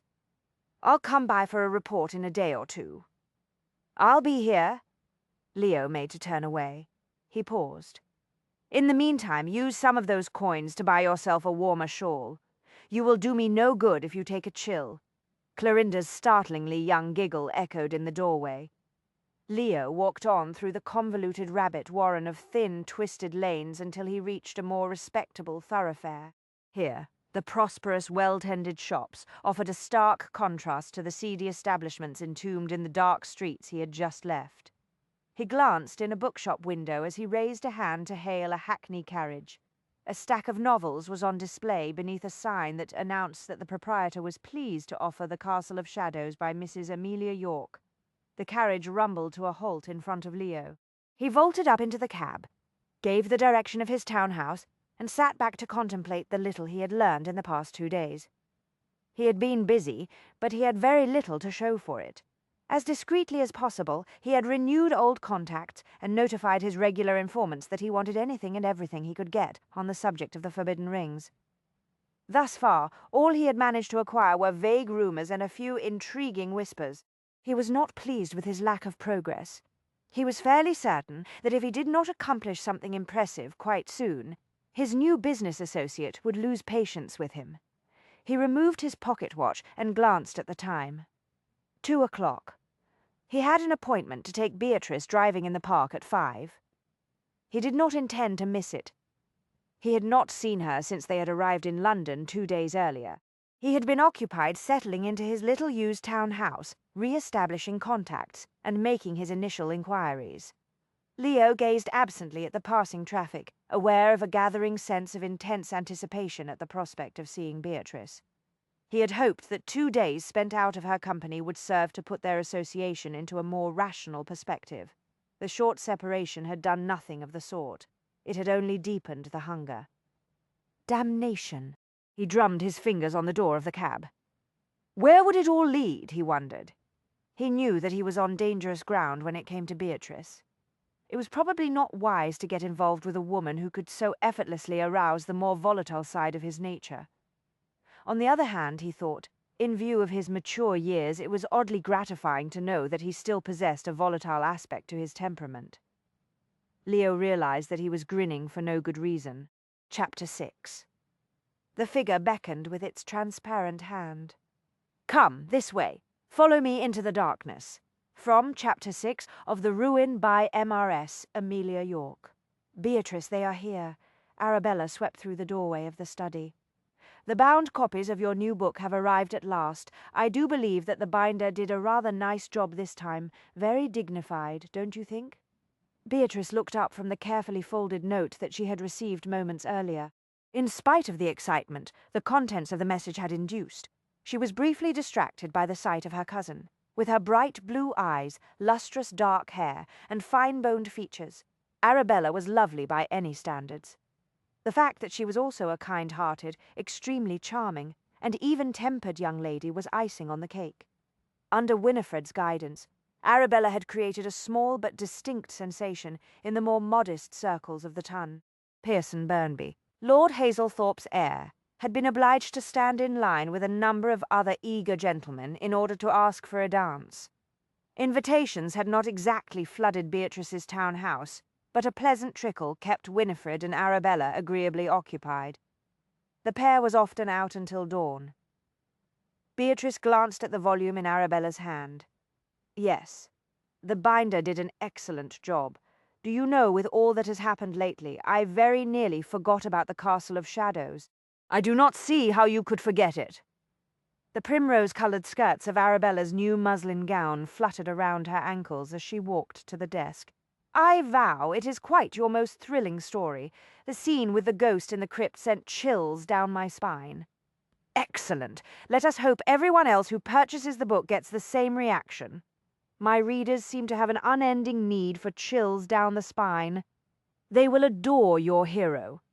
Arabella set the novel on the desk. He is so deliciously exciting. One almost believes that in the end he actually will turn out to be the villain after all. However do you manage to conceive of such exciting gentlemen? Beatrice glanced at the leather-bound copy of The Castle of Shadows. I have no notion.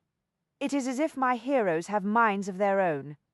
They insist upon being difficult. Not unlike Leo, she thought. Arabella laughed. Pray do not trouble to change them. I saw the long line of people waiting in front of your publisher's bookshop the day he offered The Castle of Shadows for sale. Your readers prefer your heroes just the way they are. Beatrice smiled. It is a pity the critics do not agree with them. But then, as Uncle Reggie once said, an author must decide early on whether to write for the readers or the critics, because there is generally no way to please both. Poor Uncle Reggie, he was so much fun. He was also my favourite sort of reader. He loved everything I wrote. He had also been her most loyal champion, Beatrice thought. He had never failed to fire off scathing letters to the critics who attacked her novels. Once he'd told her, it is their own stunted powers of imagination which make it impossible for them to appreciate your exciting books, my dear. Pay them no heed. She glanced at the bundle wrapped in brown paper and string that sat on a high shelf in the bookcase. A familiar twinge of wistfulness went through her. I really do miss him. Inside the package was a copy of the manuscript that had eventually become The Castle of Shadows. She had given it to her uncle to read in advance, as was her custom, although the title had not yet been fixed. She had hoped to get Reggie's opinion on the one she had tentatively selected. He'd had a knack for good titles, as fate would have it. Reggie had finished the manuscript and arranged to have it sent back to her the afternoon of the day he died. There had been no opportunity to talk to him about the title. She had received the manuscript and the news of his death simultaneously the following morning.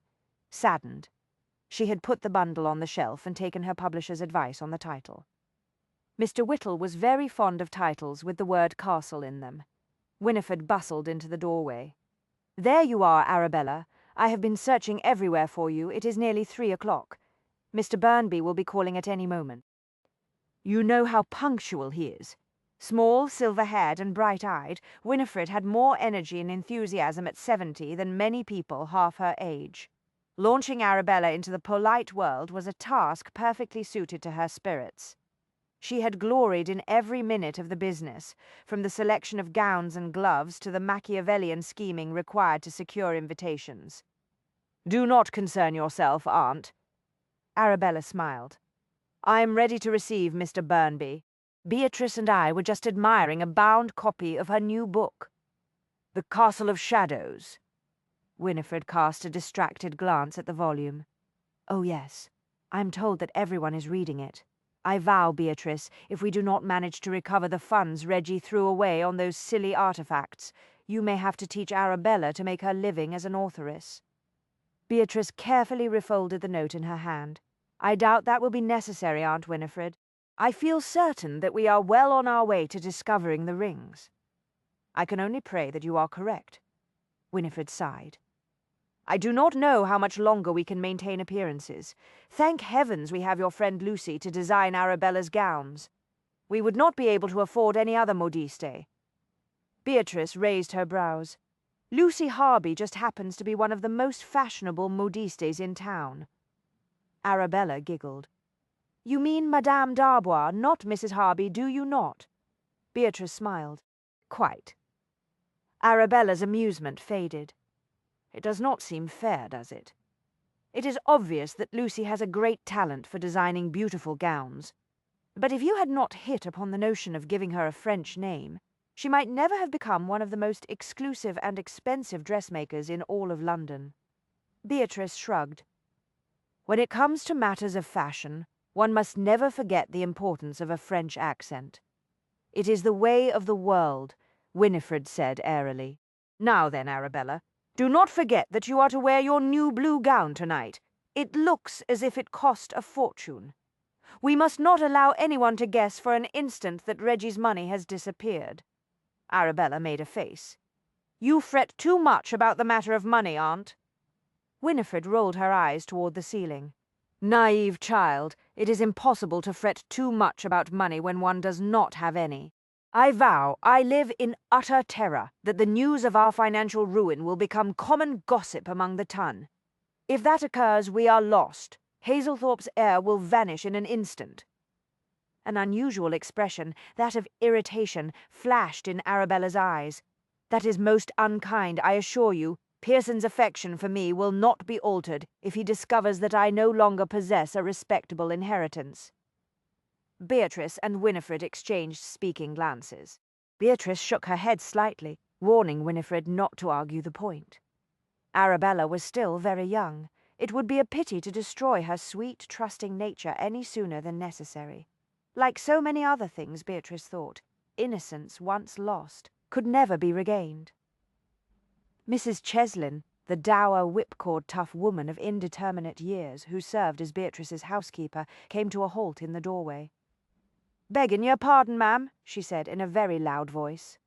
"Mr. Burnby is here. Oh, dear."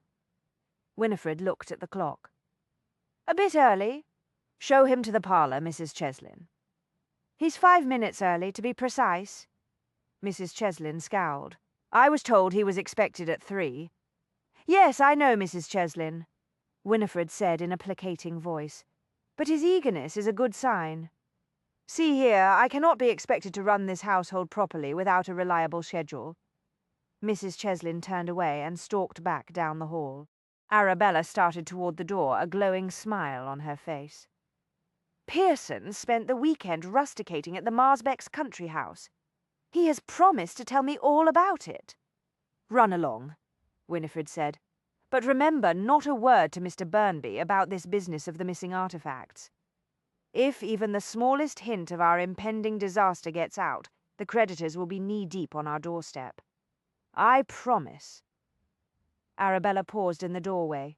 "Not a single word, but I do think you are overly concerned about the matter." Winifred waited until she was gone. Then she sank down onto a chair and fixed Beatrice with a grim look. "I am so afraid that she will confide all in Mr. Burnby. She has such boundless faith in his affections. I cannot convince her that gentlemen of his rank never marry for love unless it happens to go hand in hand with money. She claims Mr. Burnby is different." Winifred waved that aside. "Even if that is true, we may be certain that his parents are fashioned of the usual material. The least hint of Arabella's inheritance being in jeopardy, and they will insist Pearson look elsewhere for a wife. I have no more illusions on that subject than you do, Aunt Winifred. Lady Hazelthorpe is playing her cards very close to that oversized bosom of hers. She has given me to understand that she is not entirely satisfied with her son's interest in Arabella. Implies he has other prospects. A ploy, I'm sure. She's trying to force us to sweeten Arabella's dowry." Indeed. A steely determination gleamed in Winifred's sharp eyes.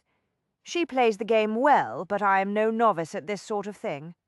I got my niece Caroline married off 2 years ago, and I vow I shall be successful with Arabella too. I have absolute faith in your abilities in this sort of thing, but we must keep our financial situation a secret, or better yet, recover Arabella's inheritance. Accomplish that, and I'll have an offer out of young Burnby within the month. Concentrate your skills on managing Arabella's social life, and I will focus my attentions on recovering her inheritance. Between the two of us, I have every hope of success." Winifred frowned thoughtfully. "Speaking of your end of the business, are you quite certain that it was a good notion to involve the mad monk in this affair?" You have asked me that question 100 times since I returned from Devon, and I have given you the same answer each and every time. I believe that he will be most useful in this venture. But his reputation, my dear, it is so exceedingly odd. We are dealing with a very odd situation. The thing is, he is an expert in antiquities and legends. We require the services of an authority in the field. Nevertheless, I cannot help thinking that it would have been better not to bring such a noted eccentric into the affair. Winifred brightened. On the other hand, he is an earl. His association with our family will not go unnoticed. Beatrice grinned. I knew you would find a way to turn the situation to advantage. It was really very kind of him to offer to assist us in this matter, and we know he will be extremely discreet. I am absolutely certain we can count on his discretion. After all, Beatrice thought, Leo wanted to recover the forbidden rings as badly as she and her relatives did. He would do nothing to jeopardize the investigation. Her reverie was interrupted by Pearson Burnby's pleasant, well-modulated voice echoing in the hall. Arabella's light, lilting laughter followed. Winifred glanced toward the doorway. Then she looked at Beatrice. I fear that she really does love him, you know. Beatrice was startled by the fleeting wistfulness in her aunt's usually serious gaze. Yes, I know, we must hope that she will not be disappointed. Unfortunately, she has taken you as her model. I am aware of that. I have explained to her that few women enjoy the luxury of the sort of marriage you had. It is so rare to contract an alliance based on a perfect harmony of the physical and metaphysical, but her optimism is quite unquenchable. A perfect harmony of the physical and metaphysical. From out of nowhere, the memory of Leo's kiss crashed through Beatrice. It had been 5 days since the night he had taken her into his arms, but she still experienced a strangely exhilarating thrill every time she recalled it. The sensation was dangerous. She reminded herself again that he had not been impelled by passion or romance the night he had crushed her mouth beneath his. He had, in fact, been in a temper. Also, he had drunk a great quantity of brandy to subdue the pain in his shoulder. She knew only too well that gentlemen sometimes relied upon strong spirits to arouse desire where there was none. It was also true that there had been no more kisses on the trip back to London. Leo had been all that was proper on the journey. She suspected that he regretted what had happened between them that night in his library. No, she must not read too much into that one embrace. What worried her the most was that during those scorching moments in his arms, she had been caught up in a maelstrom of overheated sensation that overshadowed anything any of her heroines had ever experienced. When she had assured Leo that his kiss had been nothing less than inspiring, she had been telling him the literal truth. There would be no more polite, tepid descriptions of affection in her next novel. In the future, when one of her heroines kissed one of her heroes, sparks would shoot straight off the page. That was one of the great things about being an authoress no experience was wasted. The critics who accused her of writing overwrought and overheated prose had not seen anything yet, she thought. The reviews of her next book would no doubt prove quite interesting. Well, I suppose I had best go into the parlour. Winifred rose. I've left those two on their own long enough. Timing is everything in these affairs. Young people must see just enough of each other alone to elevate their interest, but not enough to bring on boredom. Beatrice waited until her aunt had left the study before she unfolded the note she had received. She read it again, anticipation racing through her. Leo would be amazed by her cleverness. The thought of impressing him elevated her spirits. Mrs. Cheslin appeared again in the doorway. This time her usually forbidding expression was even more rigid. "Beg pardon, ma'am," she roared. "His lordship, the Earl of Monkcrest, is here to see you." "Thank you, Mrs. Cheslin. You may show him in. He's 2 hours early, Mrs. Poole. Show him in here, please." "I was told he wouldn't be here until 5. "Yes, I know. Do not concern yourself, Mrs. Cheslin." "How do you expect me to manage this household with all these unscheduled comings and goings?" I said, "I will see his lordship now." Leo loomed behind Mrs. Cheslin. "I believe I may consider myself suitably announced." Mrs. Cheslin twisted around to peer up at him. "Oh, there ye are, m'lord. I was just comin' to fetch ye. Well, seein' as y'are here 2 hours early, I'll make up another tea tray." "Thank you." Leo strode into the study as Mrs. Cheslin took herself off to the kitchens. Beatrice's heart leaped at the sight of him. She had been anticipating this moment for 2 days, curious to see if he would appear somehow less fascinating in the fashionable environs of town than he had in the wilds of Devon. She saw at once that, if anything, he looked even more exotic and intriguing here, amid the trappings of civilization.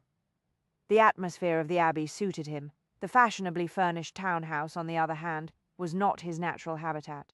It was as if she had transported a wolf from its dark, rocky lair into her cheerful, sunny study. His hair was brushed casually back behind his ears in a manner that emphasized the fact that it was a bit overlong for the current fashion.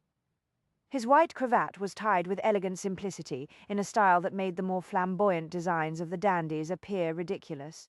It was clear that neither his breeches nor his excellently cut coat required any padding to add an appearance of strong, well-proportioned muscularity. But even if he had been dressed in rags, he would have dominated the room, Beatrice thought. He would still have managed to make everything around him appear bland and frivolous. "I got your note, Mrs. Poole." The ice in his voice brought her up short. Heat rose in her cheeks. Leo bore the epithet of mad monk, but he was an earl after all. One did not order earls about as if they were common tradesmen. She must bear that in mind in the future. She rose quickly and made a proper curtsy. "My sincerest regrets if I seemed a bit peremptory, my lord. The matter is of some urgency. When I explain, I'm sure you will comprehend why I did not wish to put it off until our 5 o'clock appointment." He raised his brows, not particularly mollified by her display of manners. "I'm listening." Beatrice suppressed a tiny sigh as she sat down again. She hoped she would soon become more accustomed to having him around the house. It was disconcerting to feel this surge of intense awareness every time he entered the room. She certainly could not continue to behave as if she were one of the heroines in her own novels.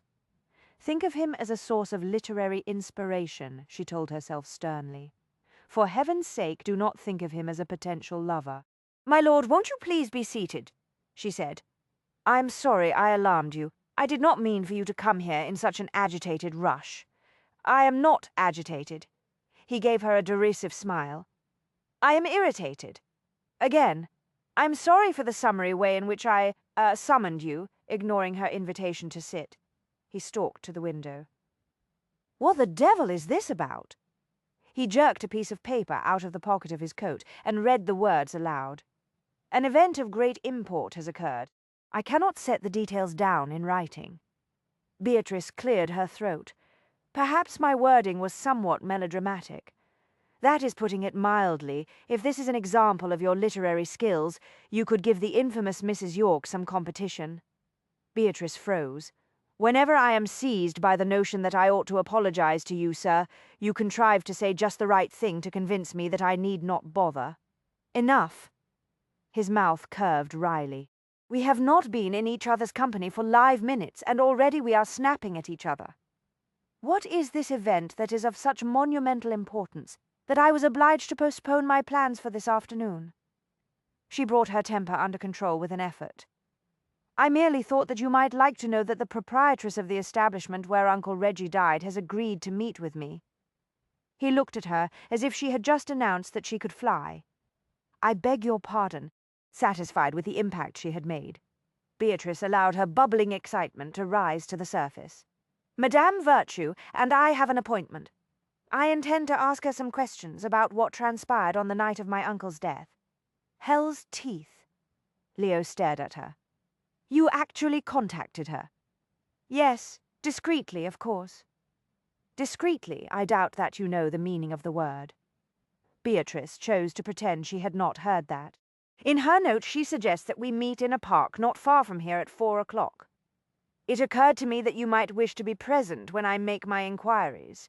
However, if you have something vastly more important to do, I shall deal with the matter alone." Leo walked to the desk and planted both hands on the gleaming surface. "I thought we agreed that I would conduct this investigation." "No, my lord. We agreed that we would be partners in our inquiries. Bloody hell. Respectable women do not meet with brothel keepers," he said through clenched teeth. "Calm yourself, Monkcrest. It is not as though I am going to knock on the front door of the House of the Rod and present my card. Madame Virtue intends to meet with me incognito. I, too, intend to go veiled to the location of the meeting. This is outrageous. One misstep, and your reputation will be in shreds. I assure you I am quite capable of taking care of both myself and my reputation." It was only Mrs. York's reputation that required protection, Beatrice reflected. One of the great advantages of using a pseudonym was that it allowed her to maintain the freedom her widowhood had brought her. As Mrs. Poole, she could get away with a great deal that would ruin Mrs. York. She had learned that lesson all too well when she had watched society turn its back on the great Byron because of his outrageous behavior. Beatrice had realized then and there that the public would likely be even more harsh to a female writer who embroiled herself in a scandal. "Does your aunt know of this insane scheme of yours?" Leo demanded. "No, she does not. She is aware that we are searching for the rings, of course, but I thought it best not to plague her with the details." "Lucky aunt." Beatrice glared. "My aunt is 70 years old. She has her hands full dealing with Arabella's social schedule. I do not want to cause her any concern. Kind of you to spare her. I could have done very nicely without learning of your plans also. I don't suppose you gave any thought to my peace of mind when you concocted this plan." It was too much. Beatrice leaped to her feet and faced him across the width of her desk. "I have had quite enough of your foul temper, sir. You appear to be completely oblivious of the incredible opportunity I have made for us. Ignorance would certainly have been bliss. Unfortunately, I am no longer blithely unaware of your intentions, and I assure you there is not a chance in hell that I will allow you to meet with Madame Virtue alone. If you're going to be unpleasant, Monkcrest, I will not allow you to accompany me." Leo leaned closer until their faces were only inches apart. "I know that I will regret this until the crack of doom, but I will most definitely accompany you on this incredibly foolish errand." The dangerous softness of his voice stirred the hair on the back of her arms.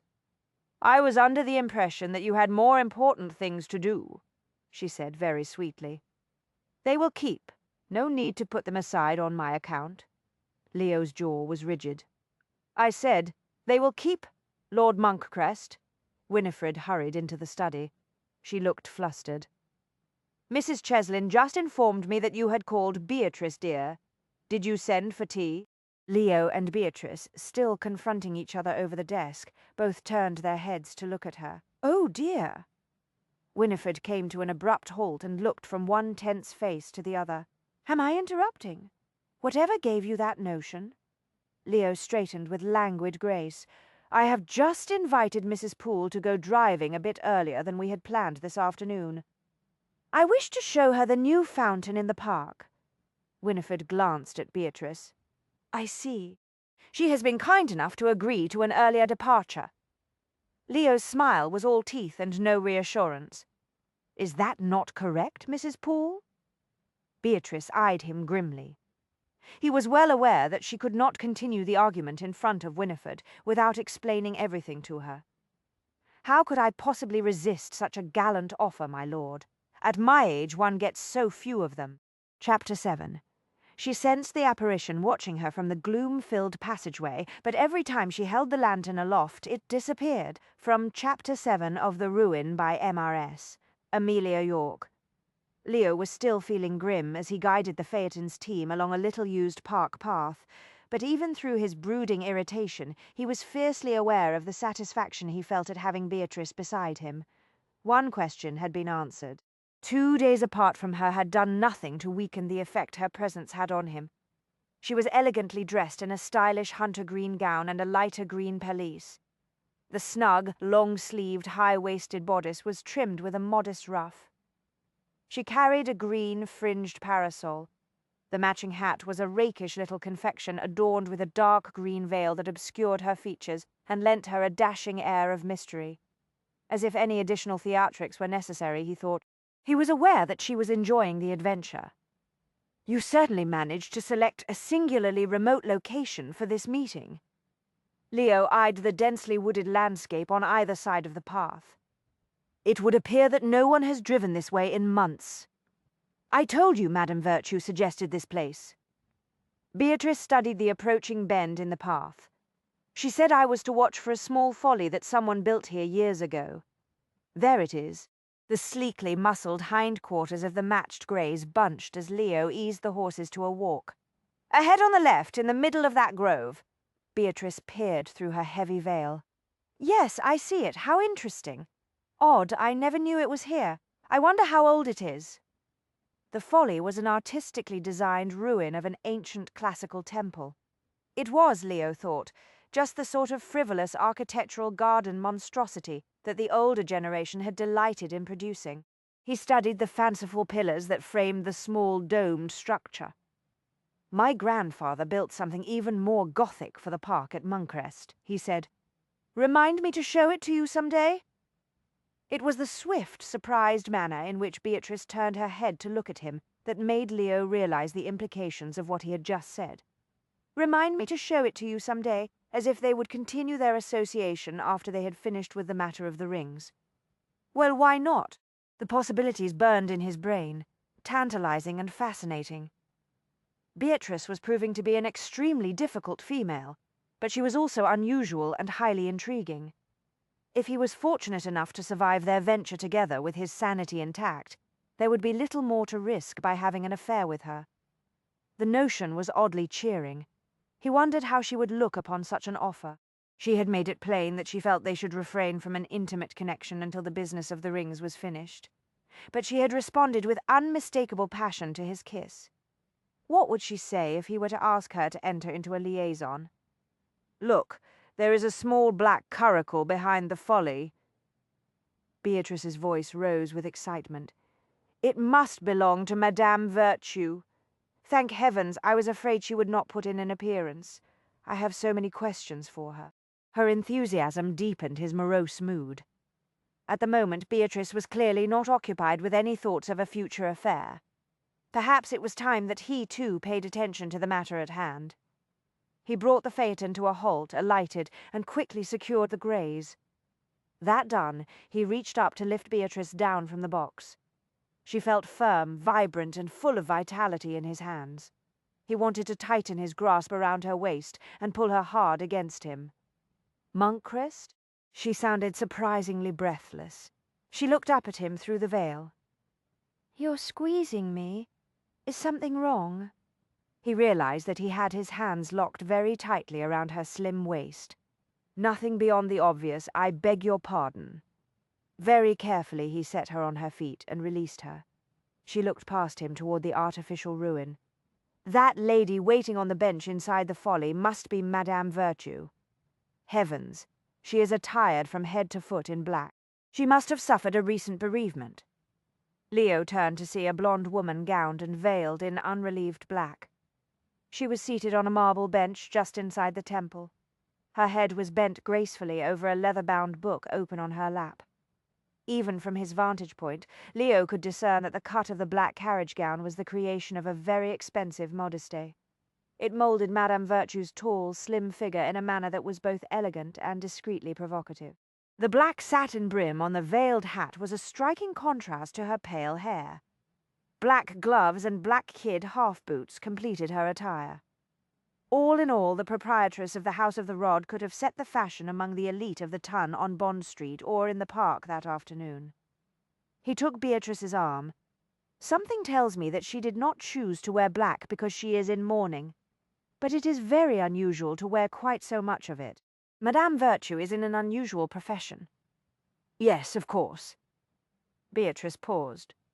Do you know, I have been so eager to speak with her that I had very nearly forgotten the nature of her career. You would do well to keep the fact in mind at all times. He steered her between two moss-covered pillars. The woman in black closed her book and regarded Leo and Beatrice through her veil. She said nothing, merely waited. Madame Virtue? Beatrice released Leo's arm. She folded her veil back onto the brim of her green hat and stepped forward. I am Beatrice Poole. This is my associate, Lord Moncrest. It was very kind of you to agree to speak with us. Leo watched, mildly amazed, as Beatrice greeted the brothel keeper with the same gracious manner she would have used with a high-ranking lady of the ton. No other woman of his acquaintance would have behaved in such a fashion. But then None of those he knew would have arranged this meeting in the first place. Mrs. Poole. Madame Virtue's voice was rich and velvety. She raised her own veil to reveal fine, aristocratic features and cool, calculating blue eyes. She inclined her head toward Leo. Moncrist. Madam. Leo had the feeling that he was being assessed as a potential client. He smiled faintly. Madame Virtue indicated the opposite bench. Won't you please be seated? Thank you. Beatrice sat down. She arranged her skirts with a twist of her gloved hand. I have a number of questions. I shall try to answer them. Leo chose to remain standing. He propped one shoulder against a pillar and folded his arms. He studied the two very fashionable, very formidable women who were from two such very different walks of life. For her part, the proprietress of the House of the Rod appeared both bemused and amused by Beatrice's forthright manner. Leo would have bet any amount of money that it was curiosity, not a spirit of helpfulness, that had prompted Madame Virtue to agree to this bizarre meeting.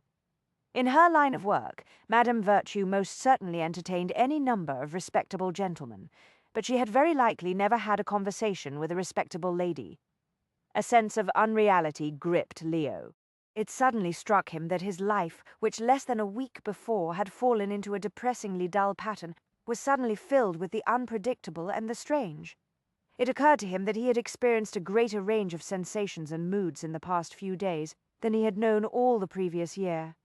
He wondered if he had blundered into a waking dream. Perhaps in another moment he would open his eyes and find himself gazing into the flames on the hearth of his library. I am told that my uncle, Lord Glastonbury, died in your presence. Beatrice spoke carefully. Is that true? Indeed. An expression of polite regret appeared in Madame Virtue's eyes. I am sorry to tell you that he collapsed in the middle of my new carpet. It was quite lovely. The carpet, I mean, a sort of sea-green colour with a great many dolphins and seashells worked in the pattern. I have recently redecorated in the new Zimmerian style. I see. Unfortunately, there were some stains, Madame Virtue said delicately. There often are at the time of death, you know. Yes. Beatrice clasped her hands together. I know. My housekeeper was unable to remove them. I was obliged to replace the entire carpet. Leo did not care for the cat-like gleam in her eye. I trust you do not expect Lord Glastonbury's family to reimburse you for the cost of the carpet, madam. Beatrice stiffened. She turned her head very quickly to glance at Leo. I beg your pardon. Of course I do not expect reimbursement.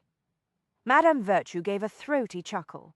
Rest assured that Lord Glastonbury spent more than enough money in my establishment to cover the cost of the carpet he ruined. What else do you wish to know, Mrs. Poole? Beatrice straightened her shoulders with a determined air. I shall be blunt, madam. Was there anything about my uncle's death that gave you cause to believe that he did not die of a heart seizure? Ah, you wonder if I killed him with an overzealous application of the rod. Madame Virtue gave another soft, husky laugh when she saw Beatrice blush. I assure you that I did no such thing. I am an expert. In spite of the occasional temptation, I long ago established a firm policy of leaving my clients in reasonably good condition. I rely on repeat business, you see. That was not what I meant, Beatrice said tightly. Could you please describe the exact manner in which my uncle died? Madame Virtue grew thoughtful. She tapped one black-gloved finger against the spine of her book. It was not a pretty sight, but then death never is it? No, Leo said. You may keep your description brief and factual. There is no need to enact a drama. Very well. As I recall, we had just finished our session. Glastonbury was in the process of donning his trousers. He appeared to be having some trouble. Then he began to choke. The next thing I knew, he cascaded onto my new carpet. Cascaded? Beatrice repeated. You mean he fell? She means that your uncle was violently ill, Leo explained. He was amused to see that, for all her worldly ways, Beatrice did not have a close acquaintance with the vulgar cant favoured by the young rakes of the ton. Oh, Beatrice nodded. He vomited.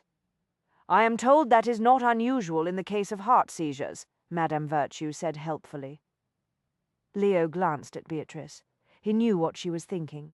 A fit of vomiting could also be attributed to poison. Following his collapse on my new carpet, Madame Virtue continued. He proceeded to thrash around a bit. Then he clutched at his chest and expired. It was all over in a matter of moments, I assure you. I summoned aid immediately. There was, as it happens, a doctor in the house at the time. "He came at once?" Beatrice asked. "Yes, but then he generally does. I am working on the problem with him. We have made a great deal of progress, I am pleased to say." Leo raised his eyes to the ceiling of the temple ruin. He studied the small classical nudes carved there. "I do not understand." Beatrice sounded genuinely baffled. "Do you often have gentlemen expiring on your carpet?" Leo lowered his eyes from the temple ceiling to her confused face. "Madame Virtue made a rather poor jest when she said that the doctor came quickly, Mrs. Poole. If you like, I will be happy to explain it later." Madame Virtue gave him another one of her amused smiles. Beatrice turned very pink. I failed to see any humour in this situation. "Indeed," Madame Virtue said, "as I was saying, the doctor examined Glastonbury and seemed quite convinced that he had died of a heart seizure. There was nothing to be done. The man was dead. Had my uncle had anything to eat or drink a few minutes before he became ill?" Madame Virtue's secretive smile vanished. Her eyes narrowed. "Do you suspect me of poisoning him, Mrs. Poole?" "No, of course not," Beatrice said quickly. "As you have just pointed out, you have no motive. I cannot imagine that poisoning your clients would be good for business." "Quite true." Madame Virtue relaxed slightly, but her gaze was wary. "As it happens, I am aware that my uncle was in the habit of taking a special tonic to treat Beatrice cleared her throat again. "A debilitating problem of a physical nature." "Yes, of course."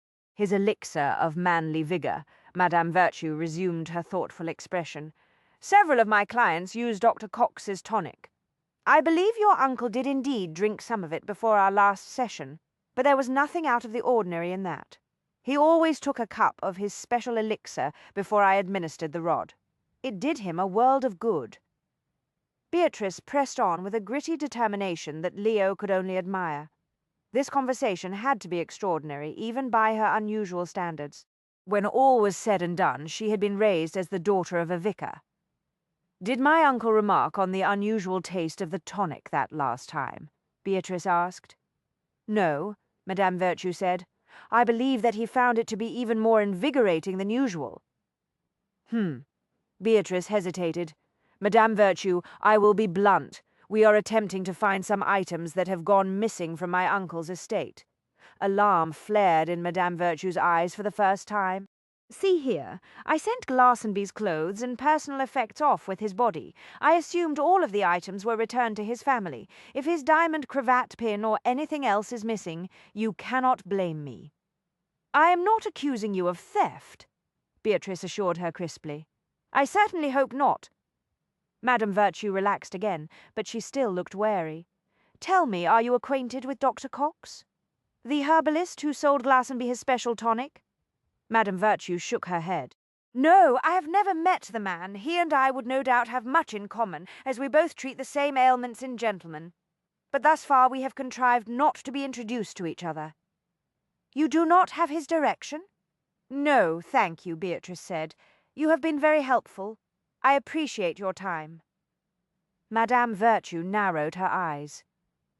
"I have a question of my own, Mrs. Poole." "Yes. Why are you so curious about the manner of your uncle's death? What makes you suspect poison?" "As I said, we believe that some valuables were stolen from my uncle around the time of his death. We are attempting to recover them." "You believe that he may have been murdered for these valuable items?" "It was a possibility we had considered." Beatrice sighed. "But from what you have told me, it now appears unlikely. I can assure you it is not only unlikely, it is impossible. Believe me, I would have noticed if someone had been murdered in my presence." Madame Virtue reached up to lower her black veil. "Well, if that is all, I must be on my way, if you will excuse me, Mrs. Poole." "Yes, of course." Beatrice glanced at the book. "I see that you are reading The Castle of Shadows." Oh, yes, I read all of Mrs. York's books. She is amusingly naive on the subject of men, but her scenes of haunted crypts and ghosts and such are quite thrilling. I also find her female characters to be a pleasant change from the usual weepy, fainting heroines one finds in so many novels. Beatrice blinked. I, too, read Mrs. York's novels. I do not find her at all naive on the subject of men. Leo glanced at her and nearly groaned when he saw the glint of challenge in her eye. This was not the time, place, or proper company for a discussion of the literary merits of Amelia York's novels. I fear that Mrs. York has some extremely misguided notions when it comes to men, Madame Virtue murmured. What misguided notions would those be? Beatrice demanded. She appears to believe that there actually are a few heroes running about the countryside. Madame Virtue turned to walk through the row of pillars. I, on the other hand, learned long ago that there are none. Beatrice opened her mouth and then quickly closed it. I see, she said with unexpected gentleness. Would you mind answering one last question of a personal nature? What is it? Do you enjoy your career? Madame Virtue went very still for a few seconds. Then her silvery laughter shivered through the air, as light and as cold as icicles. What a very droll question, Mrs. Poole. I love my work. What could be more entertaining than to regularly flog the very flower of English manhood, and to get paid for it into the bargain? The skirts of her black gown rustled softly as she walked out of the ruin. Leo unfolded his arms and straightened away from the pillar. I will see you to your curricle, Madame Virtue. She glanced back at him over her shoulder, her expression inscrutable behind the black veil. How kind of you, my lord. He walked with her to the small two-wheeled vehicle, assisted her into the elegant cab, and handed her the reins. She studied him briefly. I am usually able to identify future clients at a glance, Monkcrest. I can see that you will not be among them. My eccentricities do not extend to the sort of services provided by the House of the Rod. Pity. I am, however, prepared to pay very well for some things, Leo said deliberately. The black-gloved hands stilled on the reins. What sort of things? In your profession you are in a position to gain a great deal of information. Very true. If you happen to learn anything of interest that pertains to the death of Lord Glastonbury, or to certain relics that have gone missing from his estate, I would very much like to hear of it. I will make it worth your while. I am always willing to turn a profit, my lord. If I hear anything of note, I will be happy to sell the information to you. You will find that I can be quite generous in such matters. I do not doubt it. Madame Virtue lifted the reins. Tell me, is it true what they say about the men in your family, sir? Are they all madmen and sorcerers? Only some of them, Leo replied. The problem for most people is that it is impossible to tell which ones are the sorcerers and which ones are merely mad until it is much too late. Madame Virtue chuckled. She glanced toward the temple ruin where Beatrice waited. I think your Mrs. Poole will be more than capable of dealing with whichever one you prove to be, my lord. Good day to you. She slapped the reins against the gelding's rumps with an expert flick of her wrist. The horses set off at a stylish trot. Leo watched the black curricle disappear around the bend in the path. Then he turned and walked back to where Beatrice stood. A most interesting woman. Beatrice gazed thoughtfully after the departed vehicle. And possibly a very dangerous one. Leo glanced at her in surprise. Because of her profession? No, because there is a great deal of pain buried deep inside her. Leo frowned. How can you know that? Beatrice shivered. I could hear it in her laughter.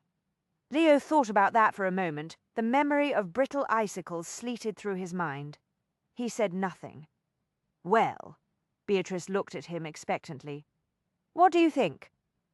I believe that she is a bit worried that we will accuse her of theft and murder. Beatrice sighed. I tried to convince her that was not my intention. What did you say to her a moment ago when you escorted her to her curricle?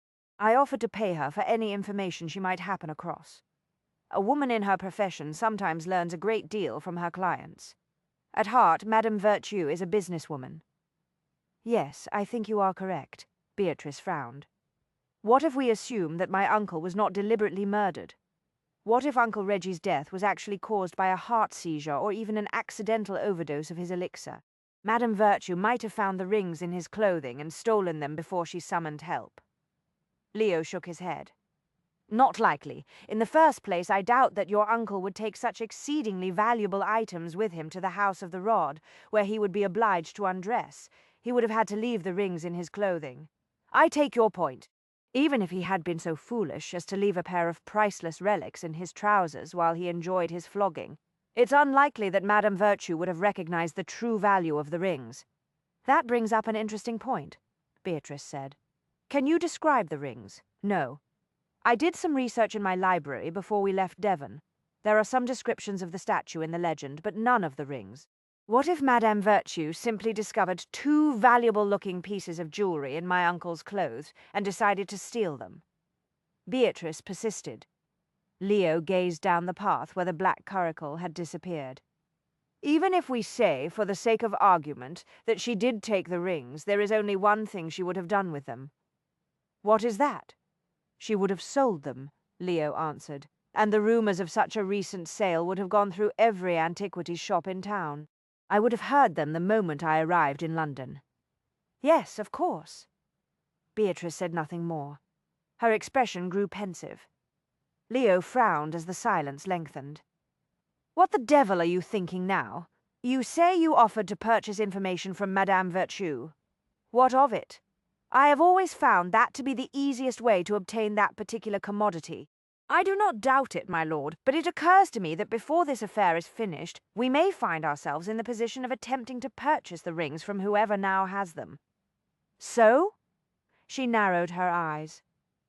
That particular possibility is one we have not discussed.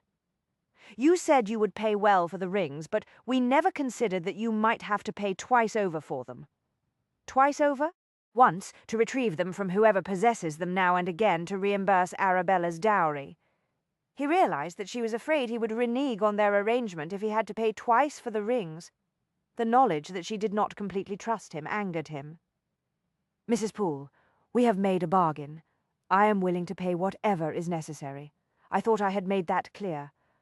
Oh, is that all you can say after having insulted my honor? She blushed. I did not mean to do anything of the kind, my lord. Nevertheless, I consider myself gravely offended. Her brows rose. What will you do? Call me out. I have a more satisfactory solution. What is that? Will you attend the theatre with me tomorrow evening? The theatre? For some reason, the startled look in her eyes annoyed him even more than her distrust. It was as though she had never even considered the possibility of allowing him to escort her for an evening. I have a box for the season, although I rarely use it, he said. Your aunt and your cousin would accompany us, of course. That is very kind of you. Her eyes warmed. Aunt Winifred and Arabella would be thrilled. He opened his mouth to tell her that he had not issued the invitation solely to thrill her relatives. But a movement at the corner of his eye made him forget what he had been about to say. It was only a very small shudder in the trees, the tiniest flutter of leaves. But there was no breeze today. The air was perfectly still. Bloody hell! He closed his hands around Beatrice's shoulders and jerked her close. Kiss me! A strange expression lit her eyes. I really don't think this is the time or place, my lord. We had agreed to keep our association on a business-like footing, umph. Beatrice stiffened as he covered her mouth with his own, and then she melted against him. After the briefest pause, her arms lifted to go around his neck. Leo watched the leafy glade as he kissed her. Another tremor went through the branches. Then he caught a glimpse of a dark brown cap and the swish of a shirt sleeve. Leo tore his mouth free. Bastard! What on earth? Beatrice staggered as he thrust her aside. Leo plunged past her into the woods. Ahead of him he heard the crackle of broken branches. His quarry had abandoned stealth in favor of a hasty escape. If only he had Elf with him, he thought. The hound would have brought down the fleeing watcher in a moment. Leo, what are you doing? Beatrice demanded. What is going on? It was, he realized, the first occasion on which she had called him by his given name. Her timing could not have been more unfortunate. He heard her footsteps in the brush behind him. Boots pounded through the undergrowth. A muffled curse floated back through the trees. "Stand still, ye bloody nag." Leo heard the thud of a horse's hooves and knew that he had lost his chance. He came to an abrupt halt. Beatrice crashed through a small thicket and stumbled against him. "Oomph! Good heavens, sir! What is this all about?" "What did you see?" "A man." He turned to steady her. "Watching us." He was briefly distracted by the sight of Beatrice, cheeks flushed from running, fashionable hat askew over one eye. Bits of leaves and some dirt clung to her gown. "Unfortunately, I was not close enough to catch him before he reached his horse." "You say he was watching us?" She absently straightened her hat as she peered into the trees. "A passer-by, perhaps? A curious lad who became frightened when you set off after him?" "No." Leo pushed through a barrier of branches and saw the place where the horse had been tied. He studied the ground where the watcher had stood. The earth was disturbed by the imprint of a man's boots. "I do not think he happened past by accident. This is obviously a section of the park that is rarely used. Whoever he was, he stood here for a time." Beatrice gazed at the trampled ground. "Do you think that someone deliberately followed us here today?" "I do not know, but one thing is certain." "What is that?" "He saw you meet with the brothel keeper. So much for your brilliant plan to remain incognito, Beatrice. We can only hope that your reputation is not in shreds within the hour." She gave him a brittle smile. "If my good name is destroyed so quickly, will you withdraw your invitation to the theatre?" Her cavalier attitude toward the matter infuriated him. He held on to his temper with a heroic effort. "I am the mad monk," he reminded her. "I doubt that society will think me any more eccentric than usual if I choose to escort a ruined woman to the theatre." Chapter 8. An evil potion stirred by a skeletal hand. From Chapter 8 of The Ruin by MRS. Amelia York. Beatrice's reputation was still intact the next morning. Leo, seated in a chair in front of the fire in the coffee room of his club, contemplated the matter with mixed emotions. On the one hand, it was a relief to know that her good name was secure, at least for the moment. But that fact immediately raised an unpleasant prospect.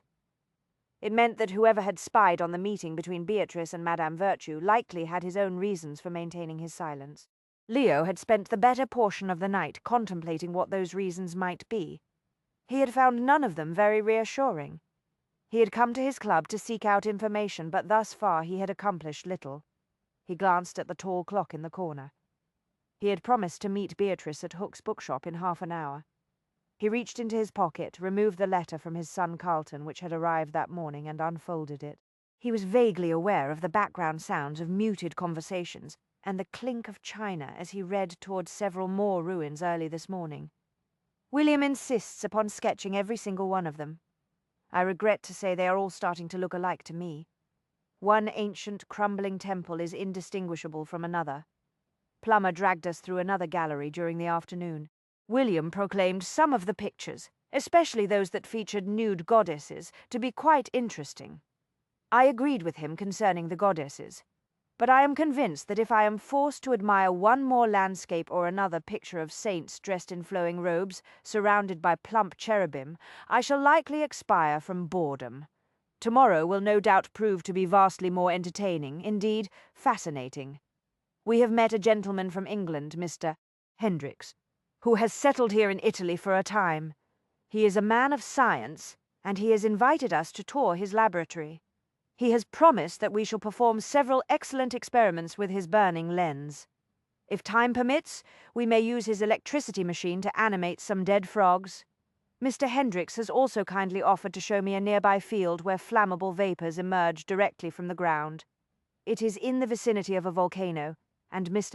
Hendricks believes that there may be a connection." Leo smiled ruefully. Some fathers had to worry that their heirs would fall into the arms of an unsuitable woman. Carlton had been swept off his feet by the wonders of science instead. Perhaps in the end there was not much difference, he thought. Both had the power to captivate and enthrall. Both could cost a man a bloody fortune. Carlton would no doubt want to purchase a burning lens of his own when he returned from the tour. "I say, Monkcrest, is that you?" A stout, elderly man with bushy grey brows and bristling whiskers paused in front of Leo's chair. "I'd heard you were in town." "'Tays well." Leo refolded Carlton's letter and put it into his pocket. He glanced again at the tall clock. About time, he thought. He had almost given up on the Baron. "How's the gout?" "I have my good days and my bad days." Lord Tayswell lowered himself cautiously into a chair and propped a swollen ankle on a small stool. Gloomily, he surveyed his foot. "Got myself a new doctor. Has me on a regimen of vinegar and tea. Nasty combination. It sounds unpleasant." Leo assumed what he hoped was a sympathetic expression. The Baron had been one of his grandfather's younger acquaintances. In spite of the 20-year difference in their ages, the two had shared a mutual interest in the science of gardening. Leo had childhood memories of watching Tazwell and his grandfather hovering together over a tray of plants. Leo also recalled that Tazwell was given to an endless litany of illnesses and infirmities. The Baron changed doctors the way other people change their clothes. He was always the first to try out the latest quack remedies or to sample the newest tonics. If anyone would know the mysterious Dr. Cox, it would be Tazwell. "Don't know if I'll carry on with the vinegar and tea much longer," Tazwell confided. "Can't see that it's doing me much good. Heard there's a new doctor in town who is achieving amazing cures with the use of magnets." "Have you consulted with an apothecary or an herbalist?" "Indeed, indeed." Tayswell settled quite happily into the subject of his health. "Been to any number of apothecaries. Charlatans and quacks, the lot of 'em. Sometimes think the only useful stuff they sell is laudanum." "I have heard of a certain Dr. Croc," Leo said, deliberately vague. "Or was it Cox? Com, perhaps. I cannot recall precisely, but I believe I was told that he sold some very useful herbal remedies." "Cox!" Tayswell snorted. "I consulted with him a few months back, but he made it clear he could not help me. Specializes in the treatment of impotence, he said. I don't concern myself overmuch with that particular problem these days." Leo propped his elbows on the arms of his chair and linked his fingers. He extended his legs and studied the toes of his boots. "I have a friend who does suffer from just that affliction. I wonder if Dr. Cox could help him." Tayswell's bushy brows scrunched together. "No harm in trying, I suppose. Do you happen to have the doctor's direction?" "Keeps a small shop off Moss Lane." Tayswell frowned. "Bloody damned. Difficult to find the place. Don't know how the man manages to stay in business. There is a great deal of money to be made in the treatment of impotence, I understand." "True." Tayswell's brows snapped together in sudden concern. Then a look of dawning sympathy lit his eyes. "I say, Monkcrest, this friend of yours who suffers from a weak member, what about him? You were not referring to yourself by any chance?" "Of course not. No need to be embarrassed, you know," Tayswell said kindly. "After all, you must be approaching 40. Not exactly a young man any more, eh?" She was being followed. Beatrice caught the flicker of movement out of the corner of her eye, just as she was about to enter Hook's bookshop. She turned her head slightly and used the wide brim of her parasol to conceal the direction of her gaze. There could be no doubt about it. The man with the curly blonde hair and gold-rimmed spectacles had just crossed the street. She was sure that he was the same one she had seen watching her when she emerged from Lucy's shop a short while earlier. He was a slender, handsome man in a well-cut blue coat, yellow waistcoat, and buff trousers. His cravat was tied in an elaborate, fashionable style. His spectacles gave him an earnest, studious air. He was definitely sauntering in her direction, looking everywhere but directly at her. As if he realized that she had seen him, he paused abruptly and made a pretense of examining some gloves on display in a nearby window. A shiver went through Beatrice. Leo had not gotten a clear glimpse of the man he had chased through the trees the previous day. The only things he had been able to discern were a dark cap and the sleeve of a shirt. But clothing could be altered all too easily.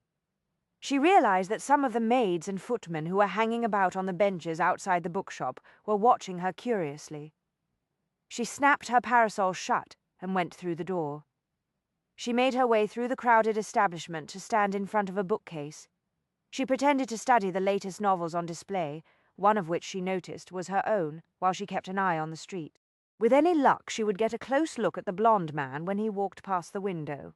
But instead of moving off down the street as she expected him to do, he boldly entered the bookshop. Beatrice nearly dropped the novel she had plucked at random off the shelf. Frantically, she tried to decide whether it would be more useful to ignore the bespectacled man or to speak to him. Something told her that Leo would strongly prefer the former course of action. He would arrive soon in any event. She could point out the mysterious person to him.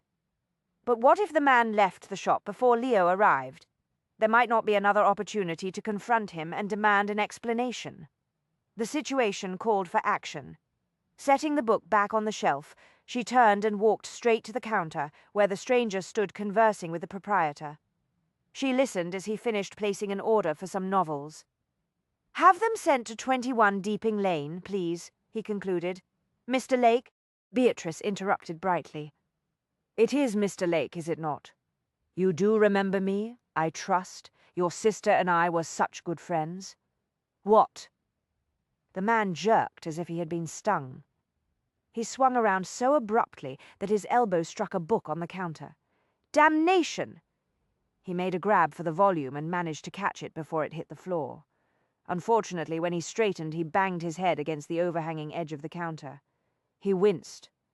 "Oh, dear," Beatrice murmured. "Are you all right, Mr. Lake?" "Yes, thank you." He pushed his spectacles more firmly in place onto his distinguished nose and gazed at Beatrice with deep chagrin. "But I most sincerely regret to tell you, Mrs. Poole, that I am not Mr. Lake. I only wish I could claim that honor." He looked genuinely devastated, she thought, amused in spite of the situation. She also noticed that he was even more attractive up close. His blonde curls, cropped in the manner of Byron, framed a fine forehead and intelligent, somewhat bashful blue eyes. She estimated that he was very close to her own age, perhaps a year or two younger. "My apologies for mistaking you, sir," she said.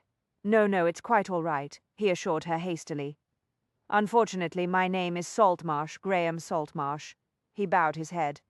"At your service, Mrs. Poole." "If I do not know you, sir, how is it that you know me?"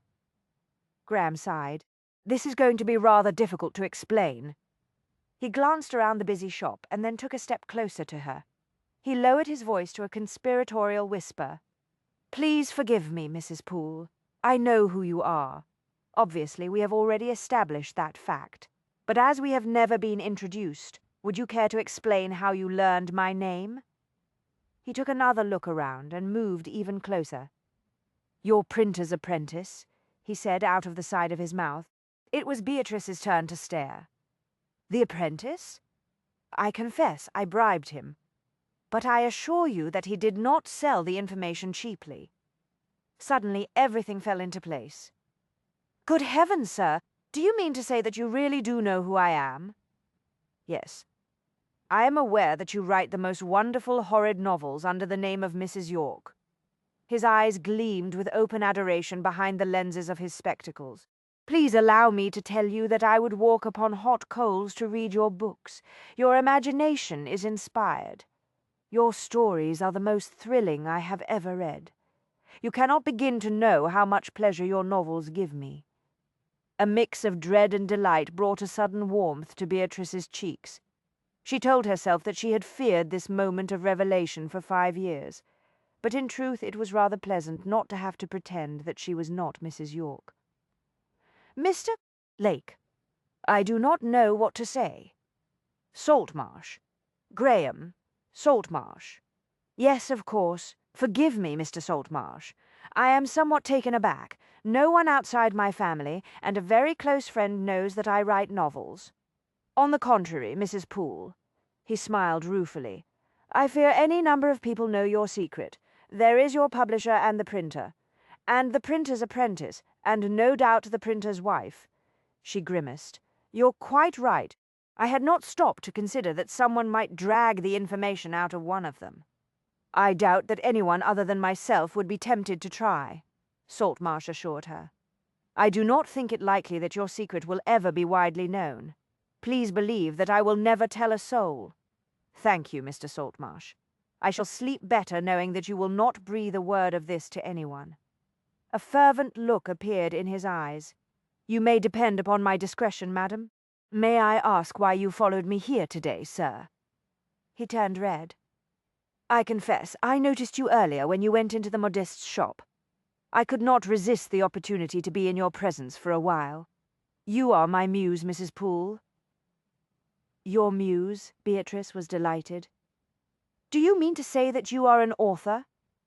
"I have not yet been published, but I have a manuscript which, when it is complete, I intend to submit to a publisher. I wish you the very best of luck, sir." "Thank you. I can only hope that someday I shall be half as capable of producing the sort of extraordinary sensations in my readers that you create in yours. I know of no one who even approaches you in your ability to elicit the darker passions and horrid atmosphere." Beatrice blushed. "Why, thank you, sir. In addition to reading your novels for inspiration, I have spent several hours in Mr. Trule's museum. The exhibits often provide me with wonderful ideas for my story. Are you acquainted with the establishment?" A flicker of familiarity ruffled the edges of Beatrice's memory. She knew that she had recently come across a reference to Trull's museum, but she could not quite place it. "I'm not familiar with the place.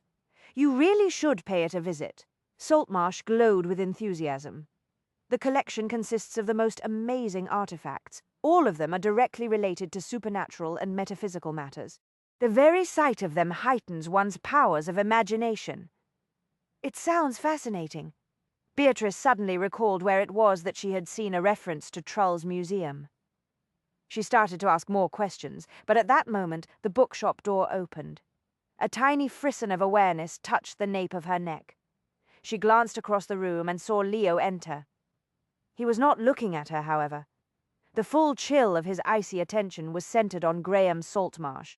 "Thank you for telling me about Mr. Trull's museum, Mr. Saltmarsh." Out of the corner of her eye, she saw Leo bearing down on them. "I shall make it a point to plan a visit very soon. An authoress possessed of your exquisite sensibilities would no doubt find it very inspiring." Graham was oblivious of the approaching storm. "Perhaps you would allow me to escort you. I could point out the most fascinating exhibits. Trull even has a mummy in his museum." "She will not require your escort." Leo came to a halt beside Beatrice. His voice was dangerously even.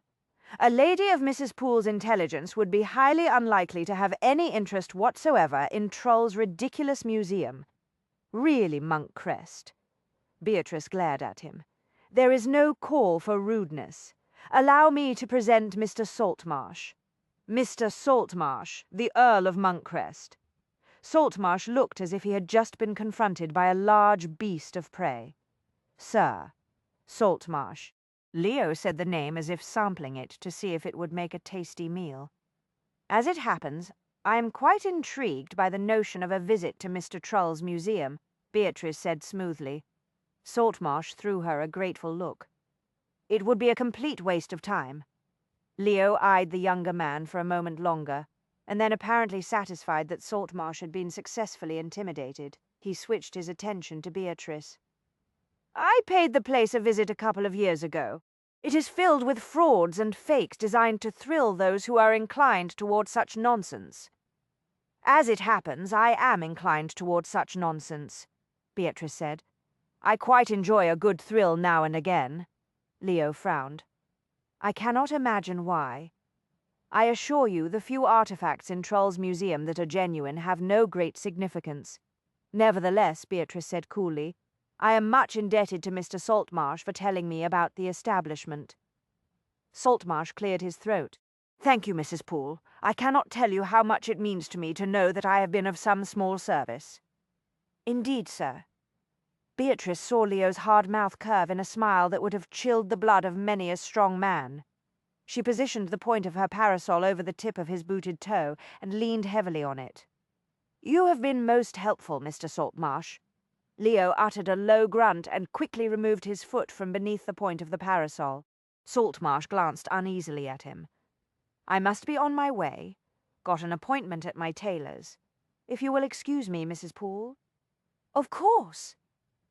Beatrice gave him her warmest smile. Saltmarsh bowed his way out of the shop. Leo contained himself until the man was gone. Then he turned on Beatrice. "Hell's teeth! What were you trying to do with that parasol? Amputate my toe?" "You were being extremely unkind to a very polite gentleman. How do you come to be acquainted with him?" "We met in passing," she said airily. "A mutual interest in horrid novels." "I see. Not a proper introduction, then." She was amused. "I did not think you the sort to be overly concerned about social niceties, my lord." "What was all that chatter about Trull's Museum? You cannot be serious about wanting to visit the place." Beatrice looked thoughtfully toward the door where Saltmarsh had just disappeared. "On the contrary, why, I told you it is filled with fakes and frauds. I want to view Trull's collection because Uncle Reggie went there 2 or 3 times before his death."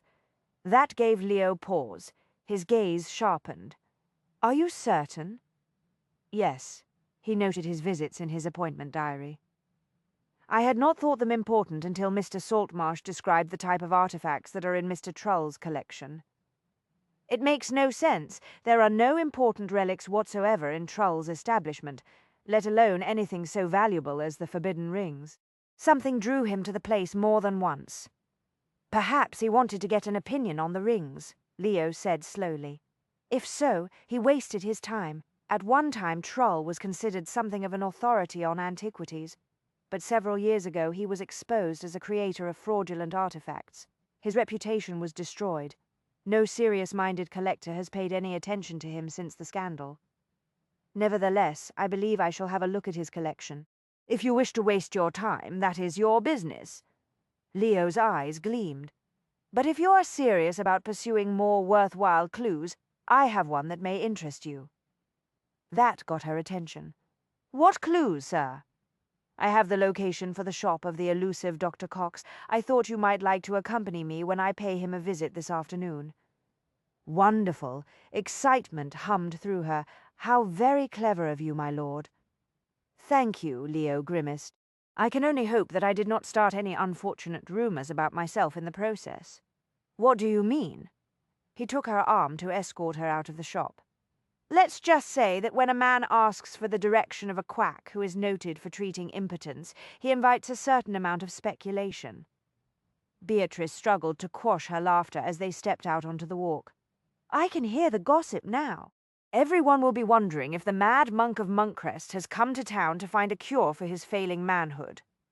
"I am glad that you find the prospect of such gossip so amusing." Leo gave her a thoroughly menacing smile. "Because you will no doubt play a role in the rumors." "In what way, my lord?" "As I am spending a great deal of time in your company these days, the polite world may assume that you are the reason I am so eager to cure my affliction." Beatrice stopped laughing. A chill grey mist had gathered in the streets by the time Leo handed Beatrice up into an anonymous hackney for the trip to Moss Lane. The fog promised to grow thicker before nightfall. In spite of what he had told her that morning, the truth was, it was not his own reputation that concerned him. Beatrice apparently had no qualms about playing ducks and drakes with her good name, but he was not so sanguine. It was true that a widow enjoyed a great deal of freedom that was not accorded to unmarried ladies under the age of 30, but there were limits to everything. The journey into the maze of narrow streets and dark alleys that contained Moss Lane took nearly half an hour. In the end, the coachman halted the vehicle and announced that he could go no farther. "Yill Ave to walk from Lord Moss Lane is too narrow for the coach. No room to turn the 'orse around. I'll wait right 'ere for ye and the lady. We shall be back within the hour." Leo tossed the coachman several coins to ensure that he would wait. "I shall expect to find you here." The coachman caught the money with a practised move. He gave Leo a toothless grin.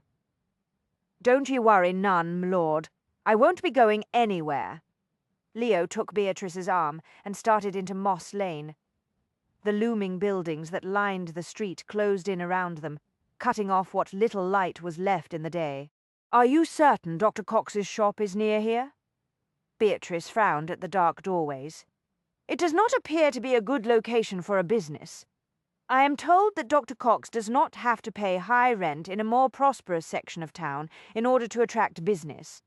The gentlemen who seek his services prefer to come to a less public spot. One can understand that, I suppose. Leo kept an eye on the doorways. At this hour of the day, the neighborhood appeared to be reasonably safe, but it was not the kind of place one brought a lady after dark. "What did your aunt say when you told her that I wished to escort all of you to the theatre tonight?" he asked. Winifred was ecstatic. She cannot wait to display Arabella in a private theatre box. She even contrived to send word to Mr. Burnby in a roundabout way in hopes that he would also attend. "It was very kind of you, sir. I cannot thank you enough for the invitation." Leo wanted to ask her if she too was excited about the prospect of attending the theatre in his company, or if she was merely grateful to him because of the social opportunity he had created for her aunt and cousin. It did not appear to have occurred to Beatrice that the only reason he had suggested the evening at the theatre was that he wanted to spend the time with her. Until then, his relationship with her had been anything but normal. He had proposed the theatre because he had been seized with a strange desire to entertain her in a more conventional fashion. He wanted to see if he could please her. He wished to have her smile at him and thank him for a pleasant evening. He wanted to catch another glimpse of womanly desire in her eyes. Hell's teeth, he thought. I want to seduce her. Beatrice glanced up at a small wooden sign overhead that bore an image of a mortar and pestle. "Here is Dr. Cox's shop. This promises to be most interesting." Leo glanced at her as he opened the door. He would have felt a good deal more cheerful if he could have convinced himself that some of the sparkle in her eyes was due to his presence. Unfortunately, he was fairly certain that her enthusiasm had everything to do with the prospect of interviewing Cox and nothing at all to do with himself. "It does, indeed," Leo said. Chapter 9. She went deeper into the dark passageway, seeking the secrets of the ruin's strange master. All around her the shadows roiled and seethed. From Chapter 9 of The Ruin by Mirris. Amelia York. The fog that had coalesced outside the shop windows shrouded the panes of glass and created an artificial twilight inside Dr. Cox's apothecary. Beatrice blinked a few times until her eyes adjusted to the gloomy interior of the shop. A single lamp burned at the rear of the establishment. The weak light glinted on rows of grimy glass jars filled with herbs and other not so easily identified materials. A balance for weighing small amounts of various substances sat on the counter. The bookshelf near the lamp held a number of volumes. Most appeared to have been consulted on a frequent basis. The leather bindings were cracked and worn. A soft rustling sound at the rear of the apothecary made Beatrice flinch. Leo noticed her startled reaction and gave her a condescending smile. Annoyed with her all too vivid imagination, she glowered at him. The slithering noise grew louder. Beatrice steeled herself and turned to watch as a strange apparition emerged from the shadows. The figure that shuffled slowly into the dim light could have emerged from one of the haunted crypt scenes in the Castle of Shadows. The troll-like man had hunched shoulders, a large head thrust aggressively forward from a thick neck, and a heavy body. One gloved hand gripped the handle of a cane. He was garbed in an ill-cut coat and aged breeches that had been stained to an indeterminate hue with the residue of 1,000 herbal concoctions. He had a woolen scarf wrapped around his neck. Shafts of dull grey hair stuck out from beneath a floppy cap. Stiff, curling whiskers that had not been trimmed in a very long while concealed his ears and most of his mouth. A pair of tiny wire-rimmed spectacles perched on a bulbous nose. In the dim light, it was impossible to make out the colour of his eyes. "What's this?" The rasping voice bristled with indignation. "I had no appointments this afternoon." "I am Monkcrest," Leo said. Beatrice raised her eyes silently to the ceiling. She doubted that Leo had any notion of the chilling arrogance he could infuse into a simple introduction. Then again, perhaps he did. Madman or sorcerer, there could be no doubt about the generations of pride that had been bred into his bones. Monkcrest. Rheumy eyes squinted over the rims of the spectacles. "I've heard of ye. You're the one they call the Mad Monk. What do you want with me, sir? My friend Mrs. Poole and I wish to have a word with you on a private matter." "Private matter, eh?" A knowing cackle erupted from the whiskers. Yellow teeth gleamed. "So that's it. Got a little problem of the private sort, have ye? Well, my lord, you've come to the right place. I'll get ye straightened out and standing tall in short order, I will. Beatrice saw Leo's jaw tighten. She stepped forward quickly. You misunderstand, Dr. Cox. We are not here to discuss his lordship's, health. We wish to inquire about the concoction you sold to my uncle Lord Glastonbury. Do you remember him? Glastonbury. Glastonbury. Cox's thick brows bobbed violently. See here, the man's dead, ain't he? Heard he'd cocked up his toes in a bawdy house. Yes. I shall come straight to the point, Dr. Cox. I wish to know if there was anything unusual in the tonic you prepared for him. Unusual? What's this? With a crab-like movement, Cox retreated into denser shadow. What are ye saying, Mrs. Poole? I had nothing to do with Glastonbury's death. Man died in a brothel. A heart seizure, they said. Ye can't lay that at my door, madam. Calm yourself, Cox. Leo moved closer. Beatrice watched him start to lean one arm negligently against the counter. He glanced at the thick layer of grime and apparently thought better of the move.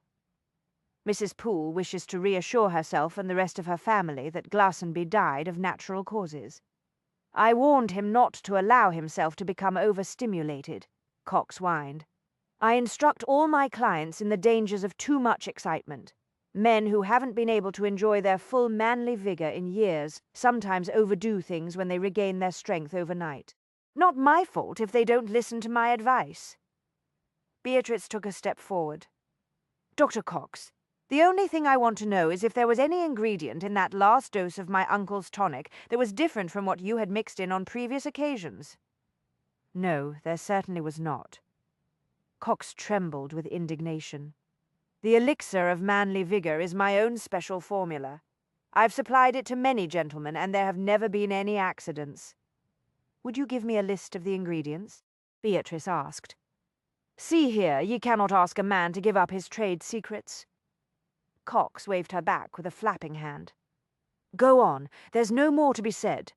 But Dr. Cox, Mrs. Poole, your uncle obviously allowed himself to become overstimulated and his heart gave out. 'Tis a pity, but there ye have it. These things happen, especially with elderly gentlemen who are not in robust physical condition. Now I'll thank ye both to take yourselves off. I'm a busy man. Leo glanced at Beatrice and raised a brow in silent inquiry. Frustrated, she racked her brain for some other, more useful question. Dr. Cox, I appreciate your telling me that there was nothing out of the ordinary in my uncle's tonic. The information will provide some peace of mind to my family. Should think so. Cox huffed a bit. I'm a man of science, Mrs. Poole. I do not make mistakes. No, of course not. Leo looked at Cox. Do you recall your last meeting with Glastonbury? Certainly. He came to pick up his bottle of elixir at the first of the week, as usual. You provided him with a week's supply at a time. That's right. Cox glared at her over his spectacles. What of it? Did Glastonbury happen to mention that he might be experimenting with other treatments for his problem? Other treatments? Cox's gnome-like face worked furiously. Do ye mean to say that he was going to another doctor? I do not know. I merely wondered if he might have been using anything other than the elixir of manly vigor to treat his problem, Beatrice said. Something that could have caused his heart seizure. Ha! Cox's trollish features cleared at that notion. Another treatment. There's your answer then, Mrs. Poole. Your uncle was combining remedies without proper medical supervision. I cannot be held accountable for the effects of some other doctor's therapies. No, of course not, Beatrice murmured. Thank you very much for your time, Dr. Cox. My uncle's family will be reassured to know that your tonic had nothing to do with his death. See to it that fact is made very clear, Mrs. Poole. Cox's colourless eyes glittered in the gloom. Got my reputation to consider, ye know.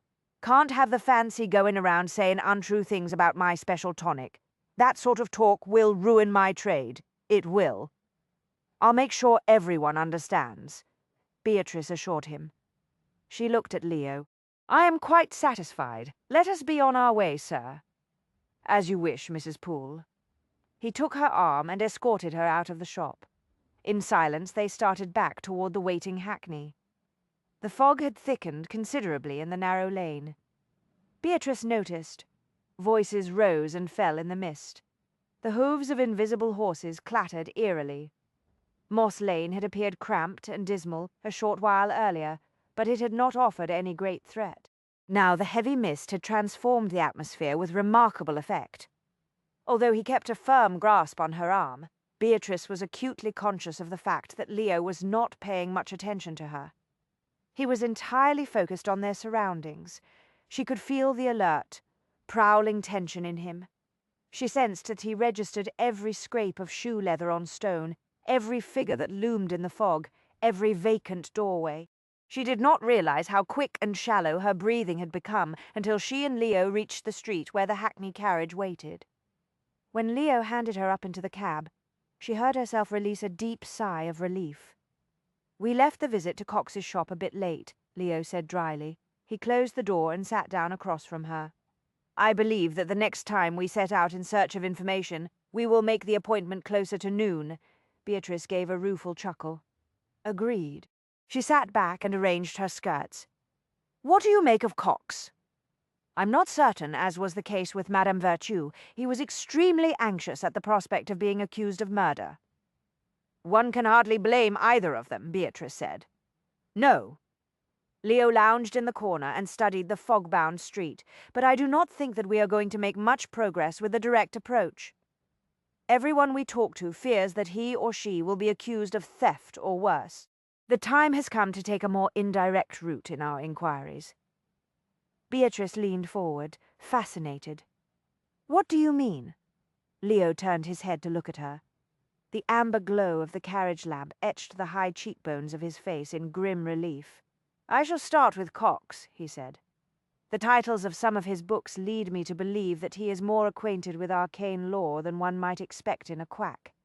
I have a few of those same books in my own library. I do not understand. Do you have some sort of plan? Tonight, after I take you and your relatives home from the theatre, I shall pay the good doctor a second visit." Beatrice widened her eyes as realization dawned. "Are you saying that you intend to enter the premises of Dr. Cox's apothecary after it has been closed for the night?" "I want to have a look around the place. But, Leo, that could be terribly dangerous." He smiled his sorcerer's smile. "Do not concern yourself. I shall take a friend with me, of course." She squared her shoulders. They were partners, after all. None of her heroines would have flinched at the notion of a bit of midnight investigation. "One, have not had any experience with this sort of thing, but I am certain that I shall catch on quickly." "No doubt you would. I never cease to be impressed by your talents, Mrs. Poole. But I was not referring to yourself when I said I would take a friend. Elf will be happy to accompany me." Beatrice was still fuming several hours later, as she sat with Winifred, Arabella, and Leo in the theatre box.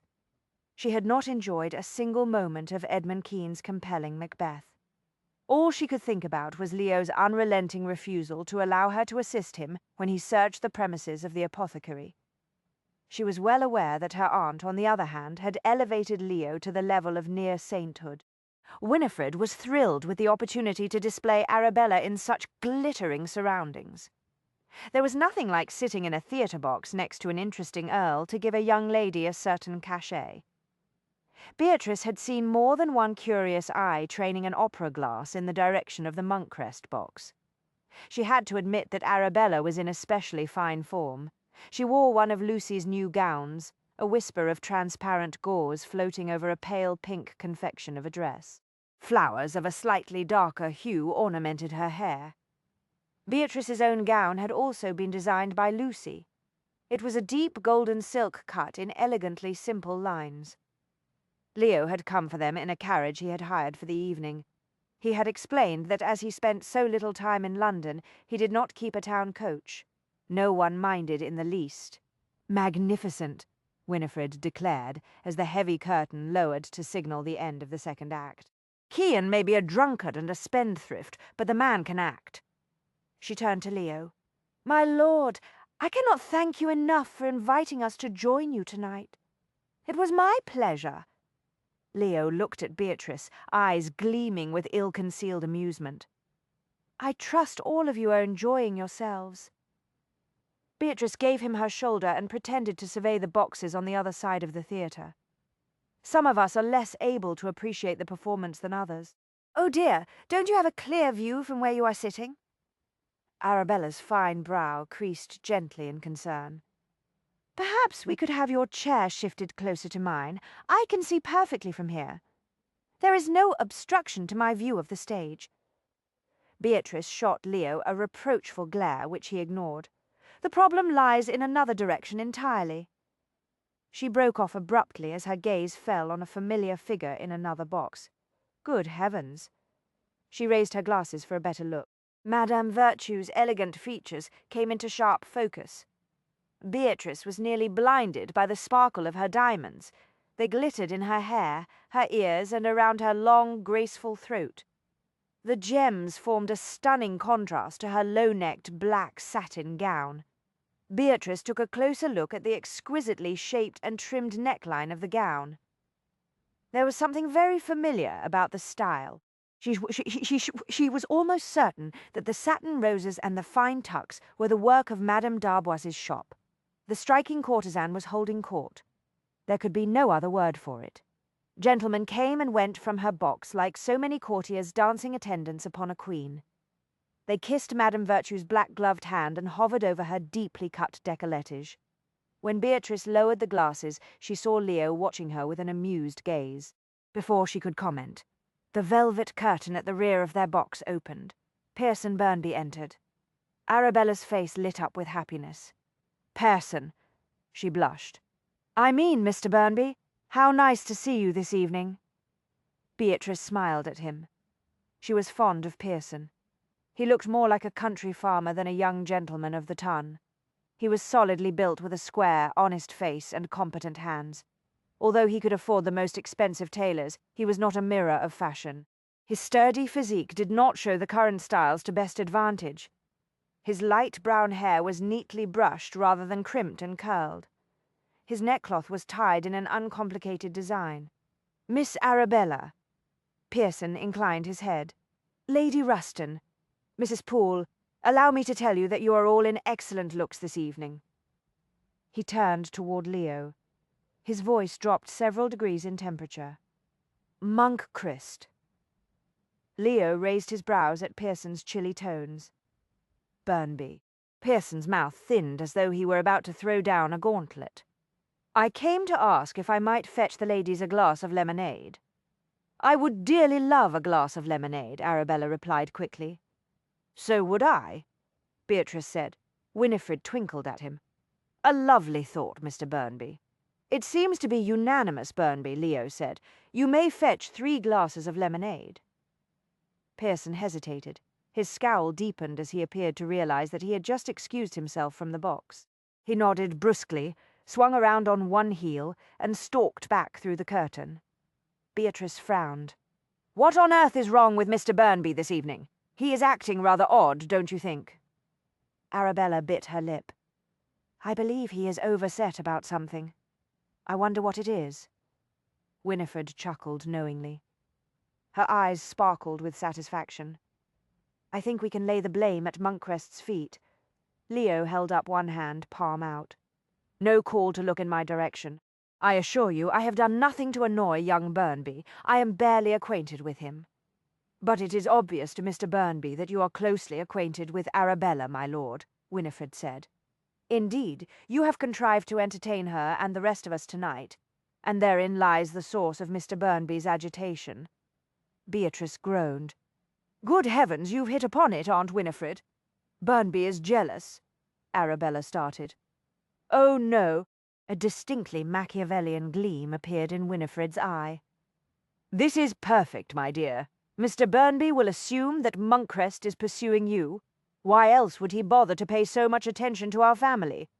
But this is terrible." Arabella fluttered anxiously. Would not want Mr. Burnby to think that I have a tendrer for Monkcrest." She paused, her cheeks reddening furiously. "I mean no offence, sir. I know that you are a very nice gentleman, but I would never—" Leo inclined his head. "Do not concern yourself, Miss Arabella. My wounds, though deep, will heal eventually, I'm sure."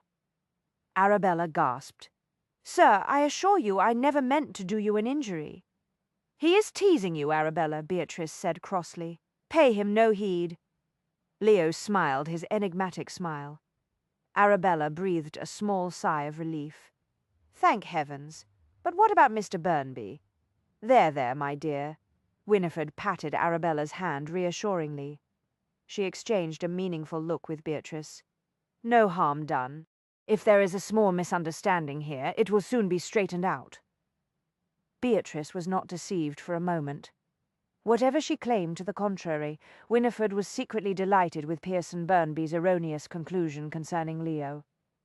Every matchmaking relative understood the basic strategy of the marriage game. Nothing brought a young man up to scratch as quickly as a dose of competition. Beatrice supposed she ought to feel sorry for Leo. Turning him into a pawn in Winifred's scheme to draw an offer out of Pearson Burnby had not been part of their bargain. But on the whole, she decided, it served him right for refusing to take her along with him that evening. And, as Winifred had observed, there was no great harm done. Pearson returned with the glasses of lemonade, just as the curtain was about to rise on the third act. Beatrice saw at once that his mood had changed. He looked positively triumphant. "Mamma has asked if you will join us after the theatre, Miss Arabella. We are going on to the Baker soiree, and then we intend to drop in on the Talmadge ball." He glanced quickly at Winifred and Beatrice. "Lady Ruston, Mrs. Poole, you are also most welcome." Beatrice glanced at Leo. If he was offended at having been pointedly left out of the invitation, he managed to conceal his dismay with admirable aplomb. Arabella turned to Winifred. "Please, Aunt, say that we may join Mr. Burnby's party. It will be such fun." "Thank you, Mr. Burnby," Winifred said with well-calculated hesitation. "We had other plans for the remainder of the evening, but I suppose we could be convinced to accept your invitation." Pearson flashed Leo a gloating smile of victory. "Excellent. I shall inform Mamma." Beatrice smiled demurely. "If you do not mind, Mr. Burnby, I believe that I shall go on home. I have had a rather exhausting day. Monkcrest will see me to my door, will you not, my lord?" Leo raised one brow. "It will be my pleasure. You may as well save your breath," Leo said as he vaulted into the carriage he had hired for the evening. He sat down across from Beatrice. "No amount of argument will persuade me to change my mind. I am not going to take you with me tonight." Beatrice had spent the entire last act of Macbeth marshalling her arguments. "I'm certain that Elf is an admirable creature, but he has his limitations. You will need someone to keep watch while you are searching the premises. I can perform that task. A watch will not be necessary. The fog will provide me with all the cover I shall require." She drummed her gloved fingers on the seat cushion. "We are business associates, sir. Equals in this endeavour. I have not forgotten. But we each have certain skills. Tonight's work is not for amateurs. Are you saying that you are expert in housebreaking? I think it only fair to say that my experience of hunting highwaymen has taught me more about tactics and strategy than you could possibly know. Of all the outrageous, incredibly arrogant claims." His eyes softened slightly. "Be reasonable. One misstep tonight could precipitate a disaster. I cannot allow you to take such a risk." She stilled as the full meaning of his words struck her. She looked away from his implacable face to gaze out the window into the night. The lamps of passing carriages bobbed ghost-like in the mist. Vehicles loomed briefly and then disappeared in an eerie parade. The fog was so thick now that it was impossible to make out the buildings on the far side of the street. "Yes, of course," she said after a while. "My inexperience could put you in great danger, my lord. I had not looked at the situation from that angle." Beatrice, an inexplicable tingle of foreboding went through her. She was suddenly aware that her hands were very cold inside her gloves. She turned quickly in the seat to face him. "Promise me that you will be extremely careful, Monkcrest." He looked bemused by her sudden concern. "I give you my word." She was not satisfied. The shiver of dread did not evaporate. "You must take no risks. I told you, I intend to take Elf with me. He is worth an entire regiment. I do not like this, Leo. I know you think me inclined toward melodrama, but I have a very unpleasant feeling about this entire venture.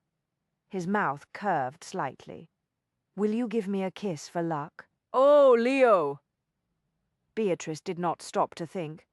A volatile mix of fear, desperation, and desire impelled her. She threw herself into his arms without a second's hesitation. He caught her close and dragged her across his thighs. She wrapped her arms around his neck and gave a muffled cry as his mouth crushed hers. He was indeed a sorcerer, she thought. There could be no other explanation for the wild reaction she experienced whenever he took her into his arms. His kisses inspired a fever in her that threatened to rage out of control. Leo groaned as she clung to him. "Sweet bloody hell," he breathed against her mouth. "I must surely be mad." His hand slid under her cloak and closed over her breast. She gasped when she felt the heat and strength of his palm through the heavy silk bodice of her gown. She shuddered when the hard pressure of his thickened manhood pressed against her thigh. He wanted her. There could be no doubt he did not have to fortify himself with strong spirits or erotic etchings in order to arouse himself. She was aware of a sudden dampness between her legs. Leo seemed to sense it even before she did. The hand that had been on her breast moved beneath her skirts, gliding up her leg to her inner thigh. She dug her fingers into his shoulders. Her head fell back.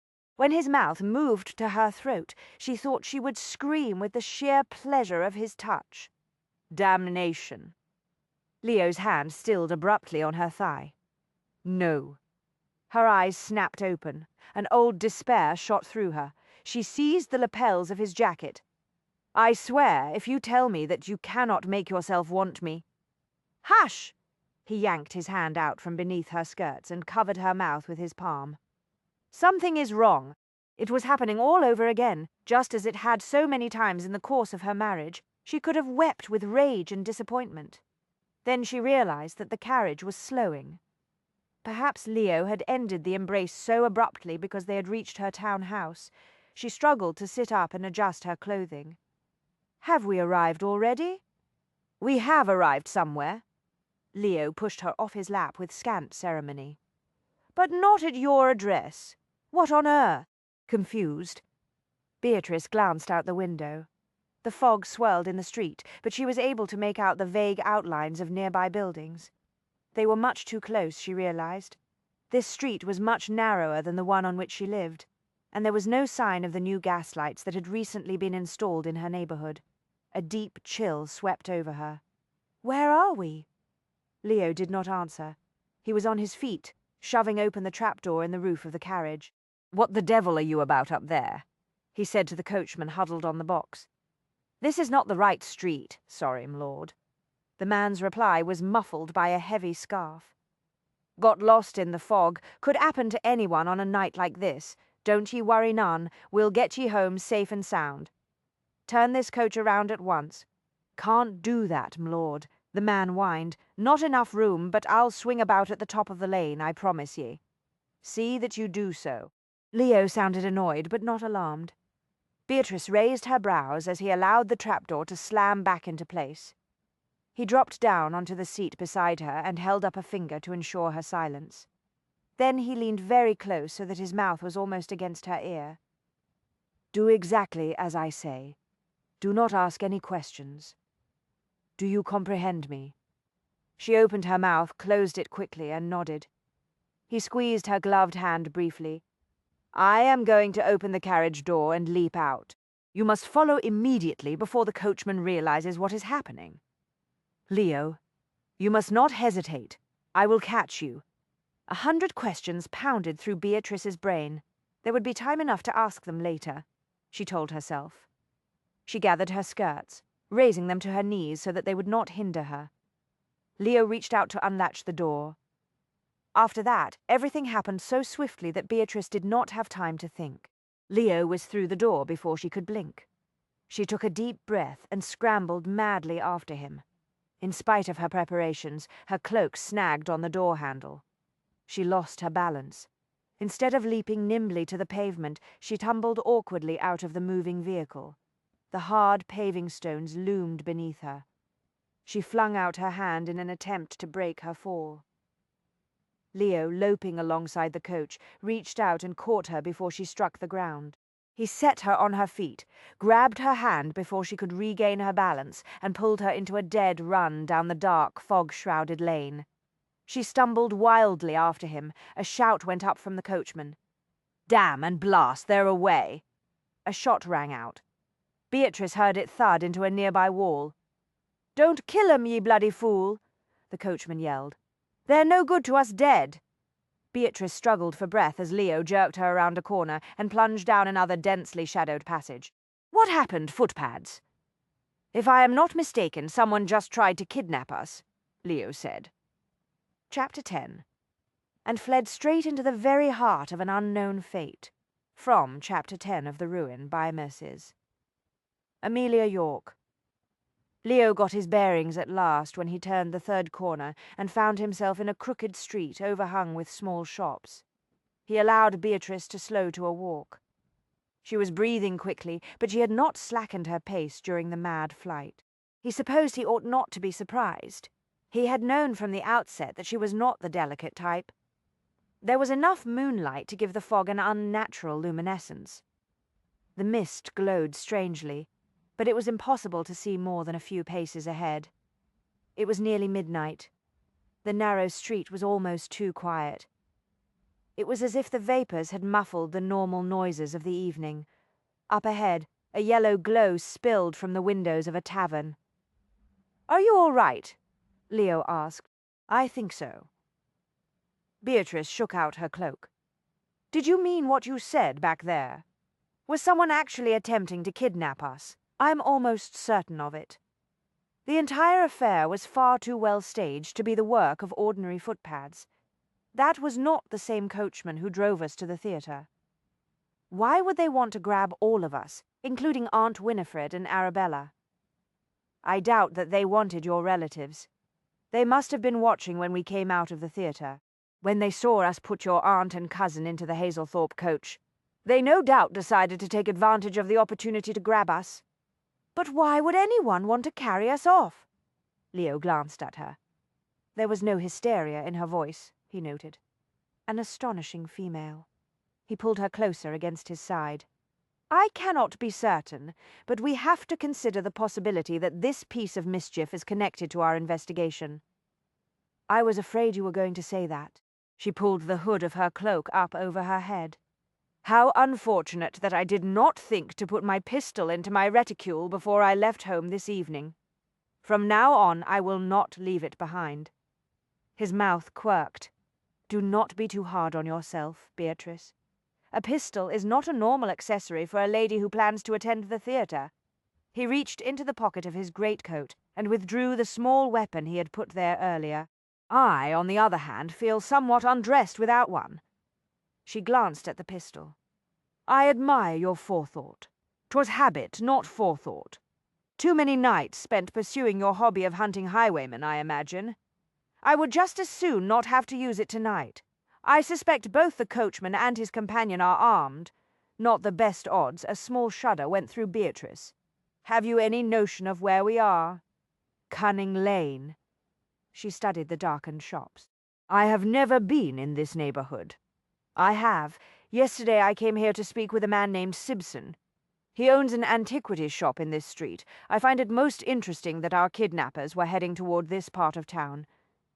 Does Mr. Simpson live above his shop? Perhaps we could call upon him for assistance. Not a sound notion under the circumstances." She turned her head quickly.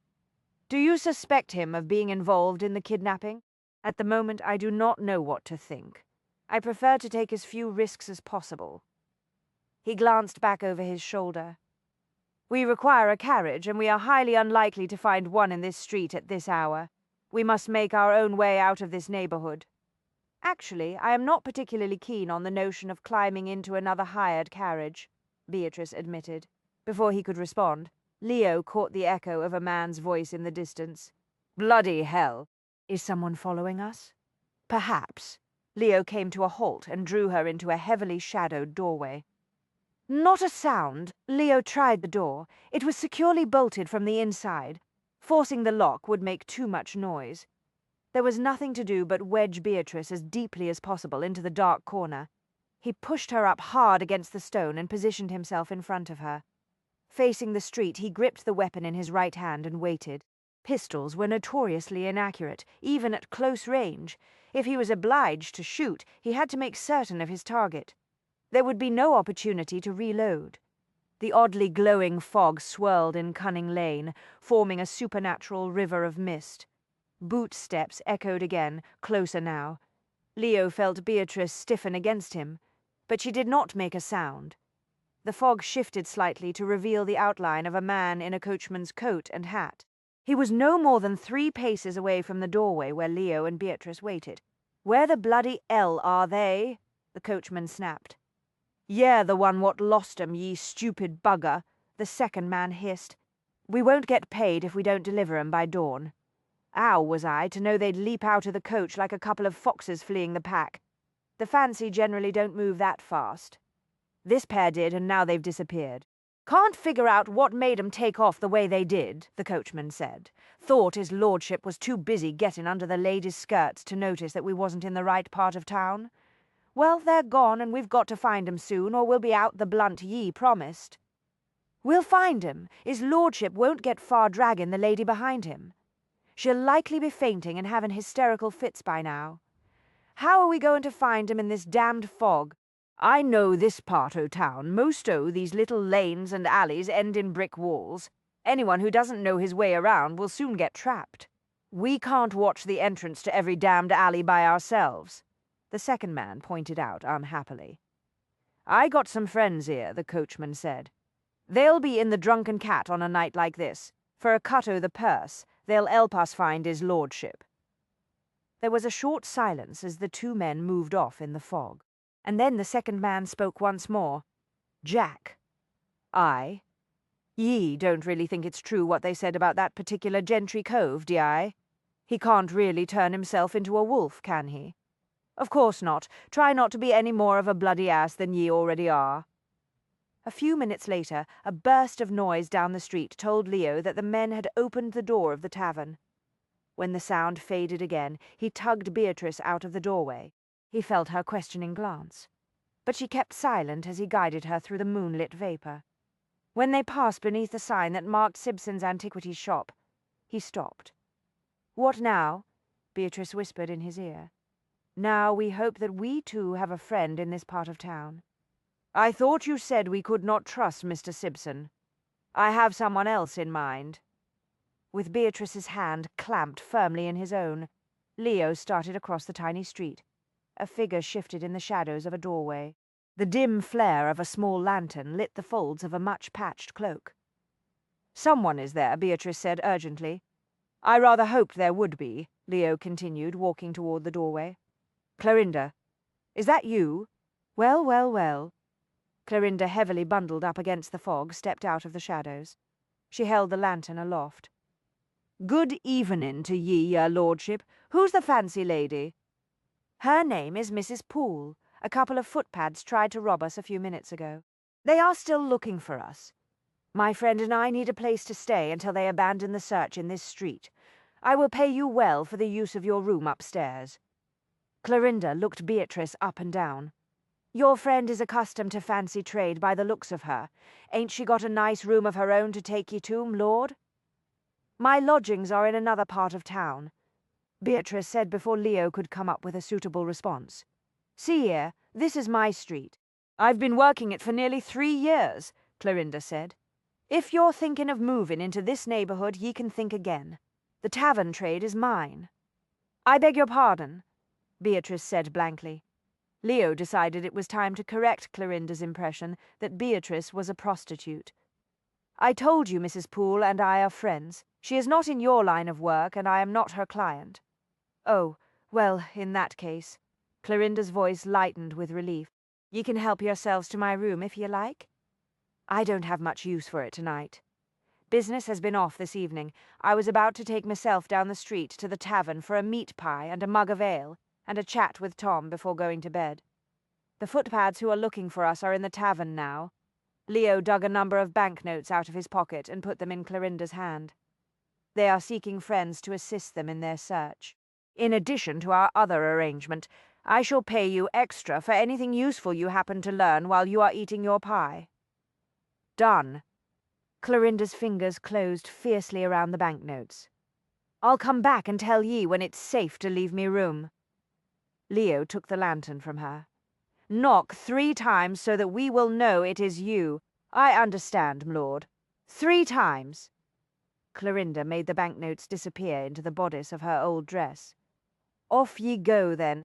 Second door on the right at the top of the stairs. Stay as long as ye like." "Thank you, Clorinda." Leo tightened his grip on Beatrice's arm and started up the stairs.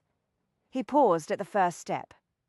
"By the by, concerning our earlier agreement, have you noticed any new patrons going into Simpson's shop?" "No, my lord." Clorinda shrugged. "Just some of his old ones and his friend Dr. Cox, of course." Leo felt Beatrice start at the name. He squeezed her hand to silence her. "Dr. Cox is a friend of Simpson's?" he asked carefully. "Been treating Simpson for years now with his elixir of manly vigour." Clorinda snorted in disgust. "Between you and me, sir, the stuff ain't doing Simpson much good. He still doesn't pay me any visits, but then he never did. Always thought it was because he was too clutch-fisted." "I see." Leo tugged Beatrice after him. "We will be waiting for you." Clorinda hitched up the hood of her tattered cloak and hurried off toward the welcoming lights of the tavern. Beatrice said nothing until they reached the first landing. Then she glanced at Leo, her gaze shadowed by the cloak. "Cox is an acquaintance of Mr. Simpson's. I suppose it's not such an odd coincidence." Leo told himself not to leap to conclusions. Moss Lane is only a short distance from Cunning Lane, after all. They are both in the same neighbourhood. Cox and Simpson have very likely known each other for years. It's entirely possible that Dr. Cox actually does treat Simpson with his elixir. Leo turned at the next landing and drew Beatrice down the hall. "We shall consider the matter tomorrow. We have problems enough tonight." He assessed the hall before he opened the door. Another staircase at the rear promised the possibility of a second exit in the event one was needed. It appeared to go up to the roof as well as down to the alley. He would have to be content with that. There was no time to make other plans. He twisted the knob and pushed open the door. Warily, he held the lantern aloft to view the interior. Clorinda's room was surprisingly neat and orderly. A small bed, a chipped washstand, and a battered crate that apparently served as a table were the sole furnishings. The fireplace in the corner was cold and dark. "Unfortunately, we shall have to make do without the lamp or a fire." Leo turned down the lantern as he spoke.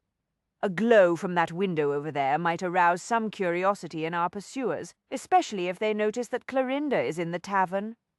"Yes, of course." Beatrice cleared her throat.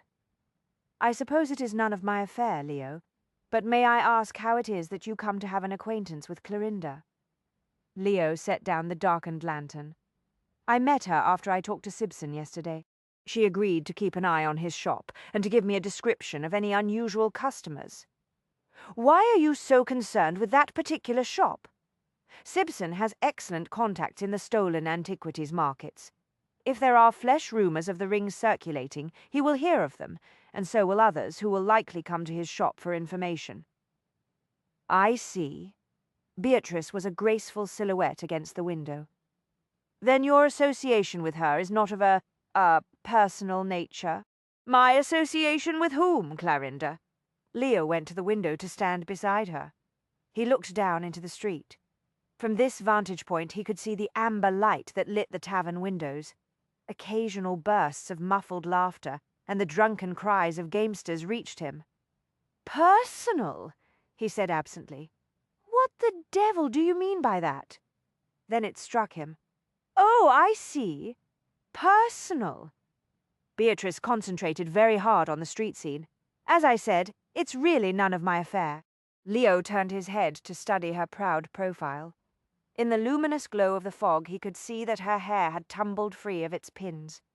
The soft tresses cascaded around her shoulders. The scent of her body, warmed by the recent wild dash through the streets, clouded his mind. He fought the fierce ache of desire that swept through him. This was most assuredly not the right time or place. "It's quite all right," he said brusquely. "The answer to your question is no. My association with Clorinda is not of a personal nature." She was silent for a moment. Then she said simply, "I'm glad." Memories of the way she had responded to him earlier in the carriage made Leo grip the windowsill so tightly he wondered the wood did not splinter. He forced himself to turn back to the view of the fog-bound street. Silence descended on Clorinda's room after a few moments the door of the tavern slammed open. Shouts went up. Lanterns danced in the fog. Leo counted swiftly. 2, 3, 4 altogether. They separated and set off in opposite directions down Cunning Lane. None of them moved toward Clorinda's doorway. He exhaled slowly. "The search has begun. I believe we are safe for the moment. Do you think we can trust Clorinda?" "Yes. I made certain to give her more than our would-be kidnappers would dream of paying her." He was reasonably sure that Clorinda would prove trustworthy, but one could never be completely positive about that sort of thing. "They are like a pack of hounds after a fox," Beatrice whispered. "Elf would take offense if he knew that you had compared him to those bastards." "Yes, I suppose he would."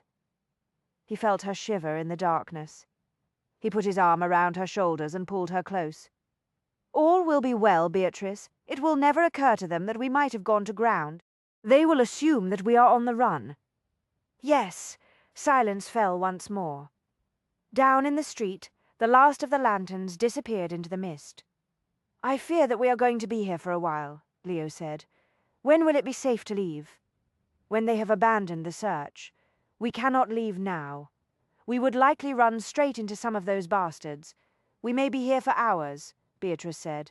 "I suspect the coachman's new assistants will soon lose interest in their quarry. When they return to their gin and cards, we will depart." "What about the kidnappers?" "They will come to the conclusion that we escaped their net after all." Beatrice glanced at him. "You sound very sure of your conclusions." "I have had some experience with elements of the criminal class, if you will recall." "Yes." She brushed her gloved hands. "Well, I suppose we may as well make ourselves as comfortable as possible. It is going to be a long night. Rest if you like. I shall keep watch." She glanced into the shadows that concealed Clorinda's narrow bed. "I think not, thank you." Leo shrugged. "Likely no worse than the bedding in most inns, and no doubt cleaner than some. It is the notion of how it has been used in the course of Clorinda's career that bothers me. In any event, I am not the least sleepy. I will be happy to stand watch if you would care to rest. I am not tired either." "Oh!" She gazed down into the street. "Well, then we shall keep the watch together." Leo braced himself against the windowsill and studied the empty street. The silence grew. "Beatrice?" "Yes?" "About the incident in the carriage just before we were obliged to leap out into the street?" "There is no need to discuss it, my lord," she said stiffly. "I quite understand. You do?" "Yes, of course. There is no need to say anything more on the subject." He turned slightly, trying to make out her features in the shadows. "On the contrary, madam, there is every need to talk about it, because such incidents are going to happen again." There was an acute silence. "They are?" Beatrice finally said in an odd voice. "For God's sake, woman, do not play the naive, empty-headed innocent tonight. I am not in the mood for it." She rounded on him without warning. "Do not dare to lose your temper with me on this subject, sir. I am the one who has a right to be annoyed. One moment you kiss me as though you are consumed by passion, and in the next you break off the embrace on one pretext or another." Leo felt his jaw drop. "One pretext or another, madam. Tonight I broke it off because we were in the process of getting ourselves kidnapped." "Very well, I will concede that you had an excuse this evening." He clamped his teeth together. "Thank you. But yesterday you kissed me merely so that you could spy on that man who watched our meeting with Madame Virtue." "Do not deny it." "I am not going to deny it. There. That is twice in a row. I perceive a pattern here, sir." He took a step closer to her. "What of that first kiss in my library? You were the one who broke it off, not me." Her chin came up proudly. "That one does not count, my lord." "It doesn't. You were not yourself. You were likely in shock as a result of your wound, and you'd had a great deal of brandy to drink. The pain wasn't that bad, and I hadn't had that much to drink." "My lord, I will not tolerate any more of that sort of thing." He could not believe his ears. "That sort of thing? If I fail to excite your passions, say so and be done with it. I assure you it will not affect our business association." He closed his hands around her shoulders and pulled her hard against him. "Leo, you excite me, Mrs. Poole. Hell's teeth, you excite me." He yanked at the knot of his cravat until it came free. Then he pulled Beatrice back into his arms. He saw her eyes widen just before he crushed her mouth with his own, Leo. His name emerged as a muffled shriek. Desire flashed through him as hot and intense as a bolt of lightning. He turned, pressed her against the wall, and stepped between her legs. The folds of her cloak fell away. In the shadows, Leo saw the soft, gentle curves that swelled above the low neckline of her gown. He worked the silk bodice downward until he could cup one breast in his hand. He skimmed his thumb across the taut nipple. It grew full. He bent his head to take it between his teeth. Beatrice gasped. A tremor went through her. He realized that if he had not held her against the wall with the weight of his body, she would have slipped to her knees. He traced the line of her spine with his fingers and gloried in the shivers that followed. Beatrice fumbled with the fastenings of his shirt. "Every day I am tormented with thoughts about how you looked that night in the library without your shirt, my lord. Every day I am tormented with memories of how good your hands felt when you touched me. I thought I would go mad if I did not feel your fingers on my bare skin again." She slipped her fingers beneath the edges of his linen shirt. Her palms were warm and infinitely soft. "You are so hard." She sounded awed. So strong. Dear God, she wanted him. He could hear the passion in her voice. He felt it in the delicious little shivers that coursed through her. She wanted him as badly, as achingly, as he wanted her. He managed to get the front of his breeches undone. She reached down to encircle him with her fingers, and he thought he would spill his seed into her hands. He fought to control himself. "Oh, Leo." She sounded breathless. Her hand tightened around him. "This is amazing," he groaned. "I shall disgrace myself if you continue to do that." "You could never disgrace yourself. You are magnificent, sir. Absolutely incredible." She rained urgent little kisses on his throat and shoulders. "And to think that you do not even find it necessary to fortify yourself with brandy and erotic etchings." "Brandy and etchings?" He raised his head from her breast. "Damnation! Is that what your husband used before he came to your bed? He said it was the only way he could force himself to do his husbandly duty. He did not love me, but he wanted a son. It was the only thing he wanted of me, and it was the one thing I could not give him." "Beatrice, listen to me." "Never mind, Leo." She released him to clench her fingers in his hair. "It no longer matters, please. Kiss me again. I need nothing more than the thought of you to arouse me." His voice sounded harsh to his own ears. "I have wanted to make love to you since the moment I met you." He kissed her again. Her lips parted beneath his. He sank his teeth gently into her lower lip. When she gave a soft cry of surprise, he grabbed a fistful of her skirts and shoved them up to her waist. She was wet and hot and infinitely inviting. The scent of her was the most potent of elixirs. He wanted to lose himself in it. He grasped one firm, rounded thigh and pulled it snugly around his waist. Then he lifted her other leg and folded it into position. He braced her firmly against the wall. "Dear heaven, Leo." She sounded both horrified and unbearably excited. It was the most erotic music that Leo had ever heard. Her knees tightened convulsively around him. Her hands clenched his shoulders.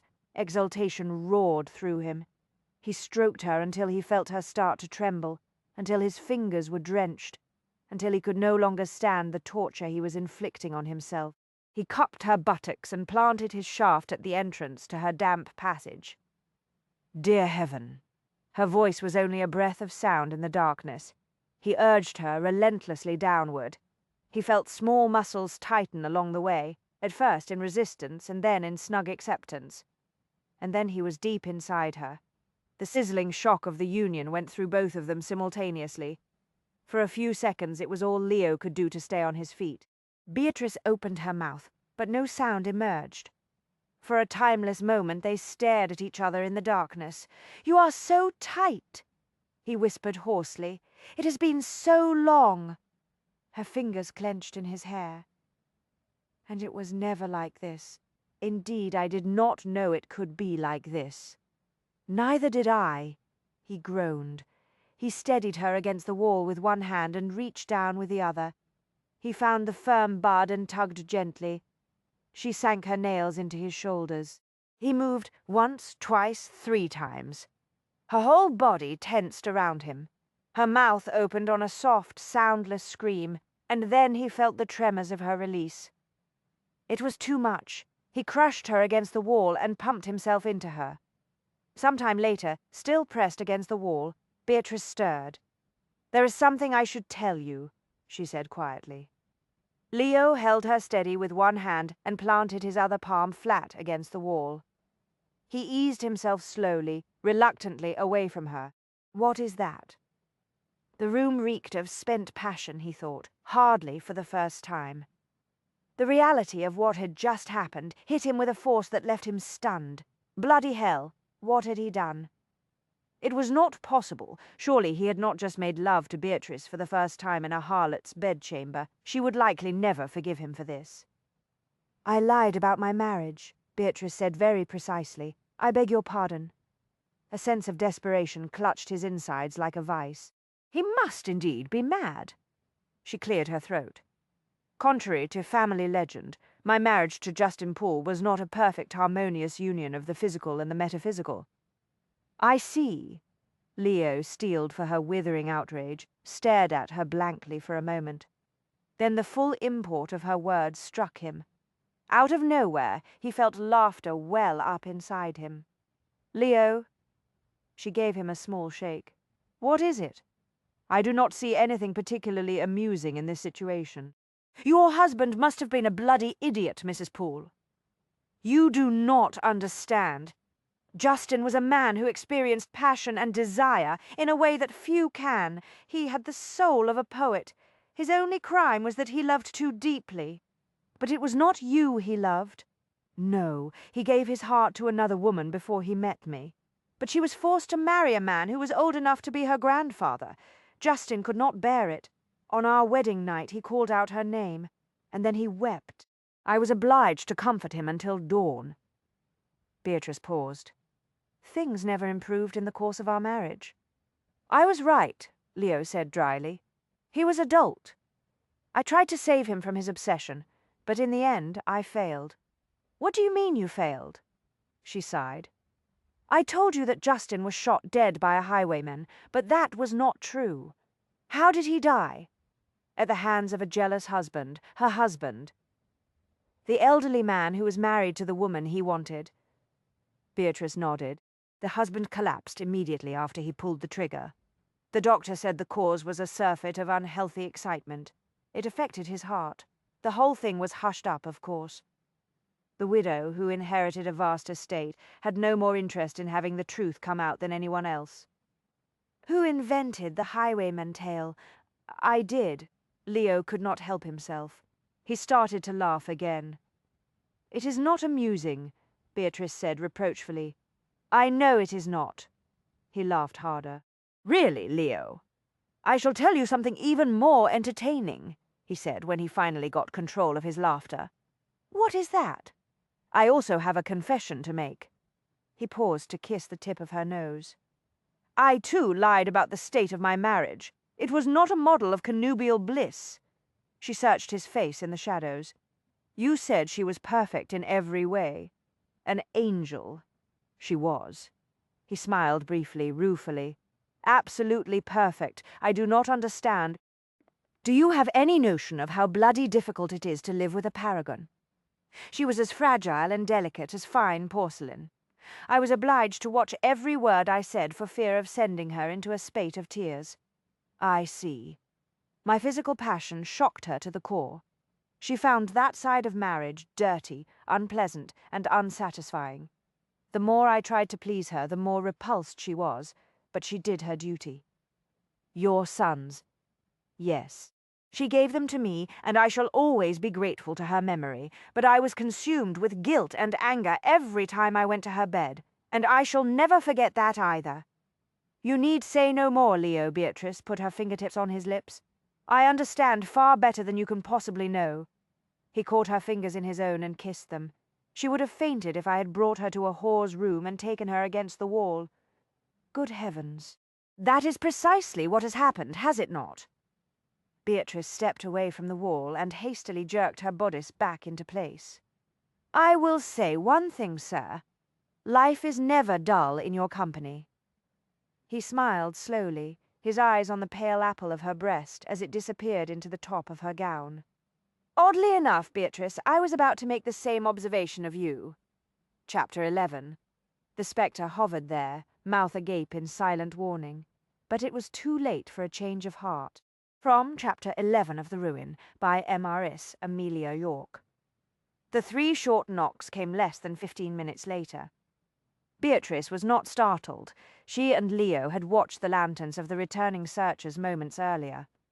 Pistol in hand, Leo went to the door and opened it. Beatrice shook out her crumpled skirts. She felt as if she had just been caught up in the vortex of a ferociously exciting storm. She feared that she also looked that way. She still felt warm and flustered, and she knew that her hair was in a dreadful tangle. Leo, on the other hand, looked the way he always did, casually, effortlessly, elegantly in control. His clothing did not even appear to be rumpled. It was not at all fair, she thought. Whew! Clorinda wrinkled her nose as she walked into the small room. Thought I'd aired the place out after my last customer. Sorry, I didn't do a proper job of it. You should have opened the window. Oh, she broke off to give Beatrice's dishevelled figure a quick, knowing survey. Well now, looks like the 2 of ye found a way to pass the time while I was gone.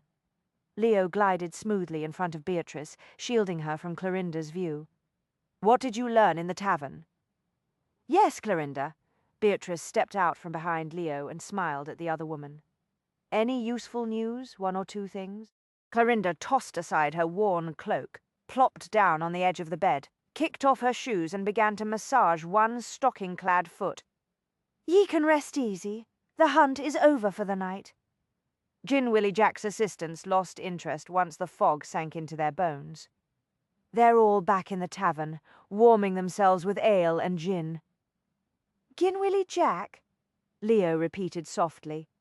The coachman what tried to nab the 2 of ye. His friend is called Ned Longtooth. Ned's not too bright, if ye take my meanin'. Clorinda tapped her head. He does whatever Gin Willie says. Did they go back to the tavern with the others? Gin Willie Jack did. But he sent Ned off to retrieve the coach and team they had to leave in the street when they followed ye. Clorinda chuckled. I doubt Ned will find the carriage waitin', not in this neighbourhood. Gin Willie Jack will have to steal another one. He won't like having to go to the trouble, I can tell ye. This Gin Willie Jack, Leo said slowly. Do you know where he can be found? Beatrice glanced at him sharply, but said nothing. Clorinda shrugged. Don't know where he keeps his lodgings, but I know where he'll be for the rest of the night. The tavern? Leo asked. Bloody right. He ain't named Gin Willie for nothing. Ye know after a job he likes his gin. I see. Leo produced a few more banknotes and handed them to Clorinda. You've been very helpful. We'll be on our way now. Clorinda fanned the money. For what you've paid me, you're welcome to spend the night. She winked at Beatrice. Both of ye. Thank you, but that will not be necessary, Leo said. Now that our pursuers have abandoned the search, I think we can safely find our way back to a street where we can hail a hackney. Clorinda looked dubious. Ye can no doubt pass for just another drunken rake on the prowl, my lord, but ye'd better do something about your friend here. Mrs. Poole looks much too fancy to be working in this neighbourhood. Beatrice looked down at her own attire. You're quite right, Clorinda. Would you care to trade cloaks? You may keep mine if you will allow me to keep yours. Done. Clorinda scooped up her cloak and handed it to Beatrice. The exchange took only a moment. Beatrice sniffed surreptitiously and caught the smoky odour of the tavern on the folds of her new garment. She put it on and fastened it at her throat. When she was ready, she looked at Clorinda. "Will I do?" Clorinda stroked her new handsomely embroidered cloak as if it were a beloved kitten. "With that cloak ye won't be able to pass as one of the fancy sort what caters to the high-class trade, so ye'd better keep your mouth closed. If someone hears ye talk, he'll know y'are not from this part of town." "I'll keep that in mind," Beatrice promised. "Just giggle and laugh a lot." A shuttered expression crossed Clorinda's face. She looked down at the new addition to her wardrobe. "The gentlemen always like to think that you're enjoying yourself when you're with them. Even though you hate every minute of it." Beatrice ignored Leo's impatient frown. "Aye." Clorinda squared her shoulders. "But business is business." Beatrice moved closer to her. "If you ever think of changing careers, present yourself at the back door of Madame d'Arbois's shop. Do you know it? That place they call the Academy, where they teach French and show ye how to be a seamstress or a fancy lady's maid. I know it. A friend of mine went there. Works in a grand house now." "She does. But it's not for me. I've got other plans." "What other plans?" Leo moved. "Beatrice, we should be on our way." "As it happens," Clorinda said with growing enthusiasm, "I won't be in this line of work much longer. One of these days I'll have enough blunt to buy the drunken cat. I won't have to toss up me skirts for any man ever again." Beatrice's heart sank. She did not know how much it cost to purchase a tavern, but she knew very well that such a dream was well beyond the reach of a prostitute who plied her trade in a doorway. "A tavern sounds expensive," she said gently. "Beatrice," Leo spoke from the door, "we must be off now." "Old Tom across the street wants to retire," Clorinda explained to Beatrice. "He told me he'd give me a bargain on the drunken cat." "You have likely saved our lives tonight, Clorinda," Beatrice said. "His lordship and I are very grateful. Is that not correct, my lord?" "Yes, of course." Leo leaned out to survey the hall. "I already told her as much." Beatrice hesitated. She and Lucy were able to teach some of the young women who came to them enough in the way of manners and bad French to enable them to find employment as upper-class ladies' maids and fancy seamstresses, but they could not afford to finance the purchase of a tavern. She knew someone who could afford it, however. She glanced at Leo, who was slipping out into the hall. "His lordship is so grateful," Beatrice said to Clorinda, "that he will make arrangements for you to purchase the drunken cat." That got Leo's attention. He turned back quickly. "I'll do what?" Clorinda frowned. "Why would he do that?" "Because we owe you our lives," Beatrice said. She met Leo's laconic gaze. "Is that not right, my lord?" His mouth kicked up wryly. "Quite right." He looked at Clorinda. "Present yourself at 5 Upper Wells Street. My solicitor will make the arrangements." Clorinda stared at him, and then turned to Beatrice, mouth agape. "Is this some kind of bloody joke?" "No." Beatrice hurried toward the door. "I told you his lordship and I are extremely grateful." Clorinda clutched Beatrice's cloak very tightly in her thin hand. "I don't know whether or not to believe you." Beatrice smiled at her from the doorway. "You have the promise of the Earl of Monkcrest himself. You may put your complete faith in it." Clorinda moistened her lips with the tip of her tongue. She looked dazed. "There is one other thing I learnt in the tavern tonight." Leo came back to the door, frowning. "What was that?" "The men who joined in the search grumbled a lot about the way the two of ye just up and vanished the way ye did. But Ned Longtooth said he knew how ye managed it." "How?" Leo demanded. Clorinda lowered her voice. "He said he'd heard that ye knew a bit about magic and such. Said ye was a sorcerer." Leo gave a grunt of disgust. "Bloody nonsense. Come, Beatrice." He started back toward the stairs. Beatrice hesitated. She thought about the astonishing example of sorcery she had recently experienced at Leo's hands. She smiled at Clorinda. "Ned Longtooth was right," Beatrice whispered. Beatrice was exhausted by the time she finally tumbled into bed. She could hardly believe that it was only 3:30 in the morning. Winifred and Arabella were not even home yet. She folded her arms behind her head. gazed at the shadows on the ceiling, and smiled to herself. She was not quite the same woman she had been when she had set out for the theatre that evening. How could her entire life have undergone such a monumental change in such a short period of time? The journey home had been remarkably swift and uneventful, 3 streets over from Cunning Lane. She and Leo had encountered a hackney that had just deposited a group of rowdy young rakes at the door of a gaming hall. The coachman's knowing wink and sly comments told Beatrice that she had successfully carried off her role as a bawd. Leo's reaction to her successful deception amused her no end. She saw the mingled relief and seething annoyance in his eyes when he climbed into the coach and sat down across from her. She had to muffle her laughter with a cupped hand. Leo scowled. "You're enjoying this, aren't you? I have never done any play acting. It is rather entertaining." He watched her for a moment longer, his eyes enigmatic, and then he gave her an odd smile. "You are a most unusual female, Mrs. Poole." "I am in excellent company, my lord. When it comes to the unusual, I believe we are well matched." "Yes." He said nothing else for the duration of the drive. At her door he left her with a brief, glancing kiss and a brusque farewell. "I will call upon you tomorrow afternoon," he said, as he turned to go down the steps to the waiting hackney. "A moment, my lord," she said in equally crisp tones. He paused and looked back at her over his shoulder. "What is it?" "I trust you will not attempt to deal with that gin-willy Jack person on your own. It would be extremely dangerous.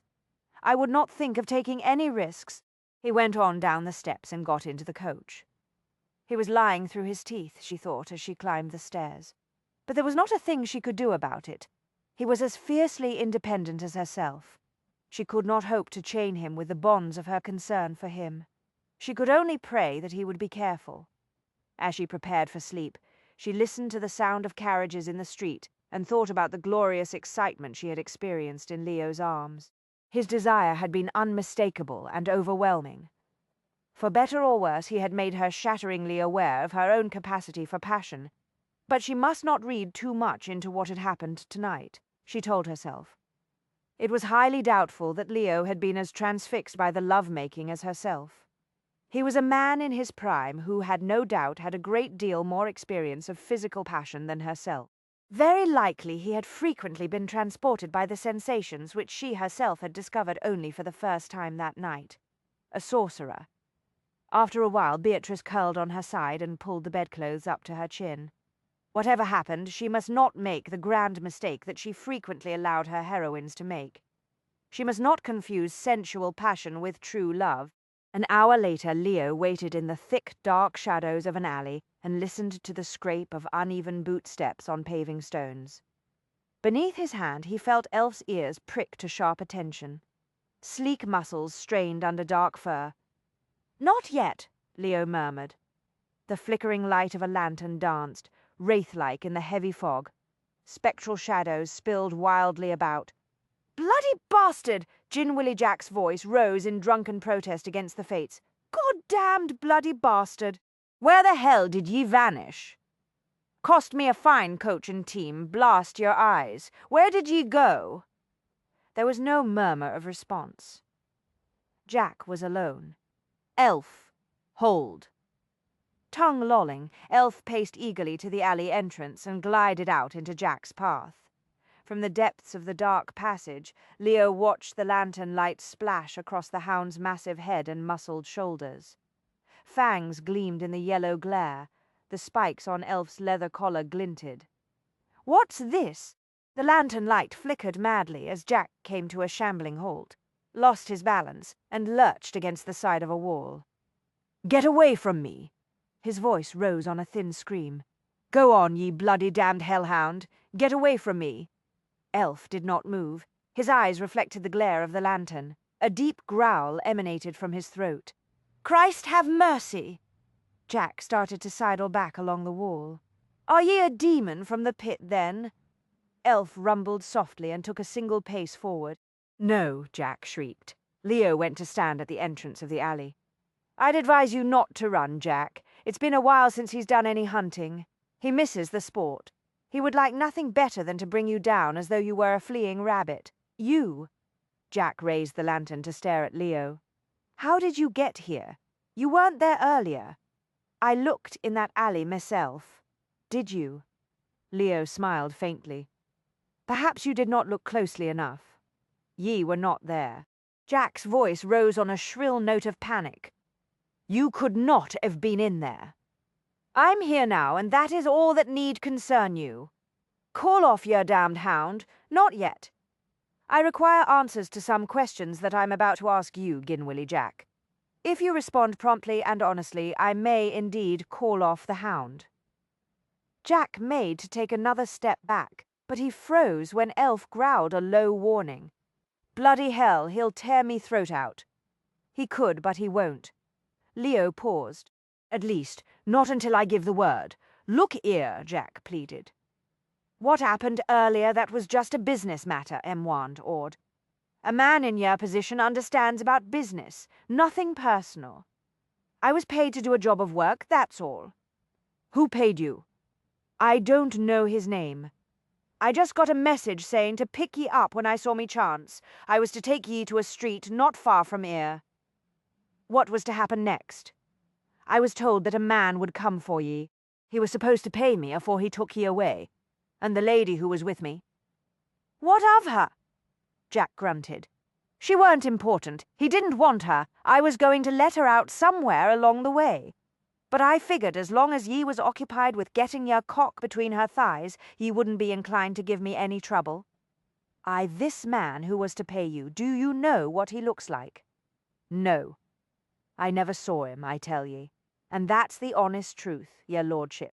Jack switched his nervous gaze back to Elf. "I was promised good money too, but I never got paid on account of ye went running off the way ye did. And someone stole me new coach and team, just like the gentry, to ruin a good night's work. Have you done any other work for the person who hired you tonight?" "No, I swear it," Jack said quickly. "Too quickly. Are you certain of that?" Elf's lips peeled back to reveal more of his impressive fangs.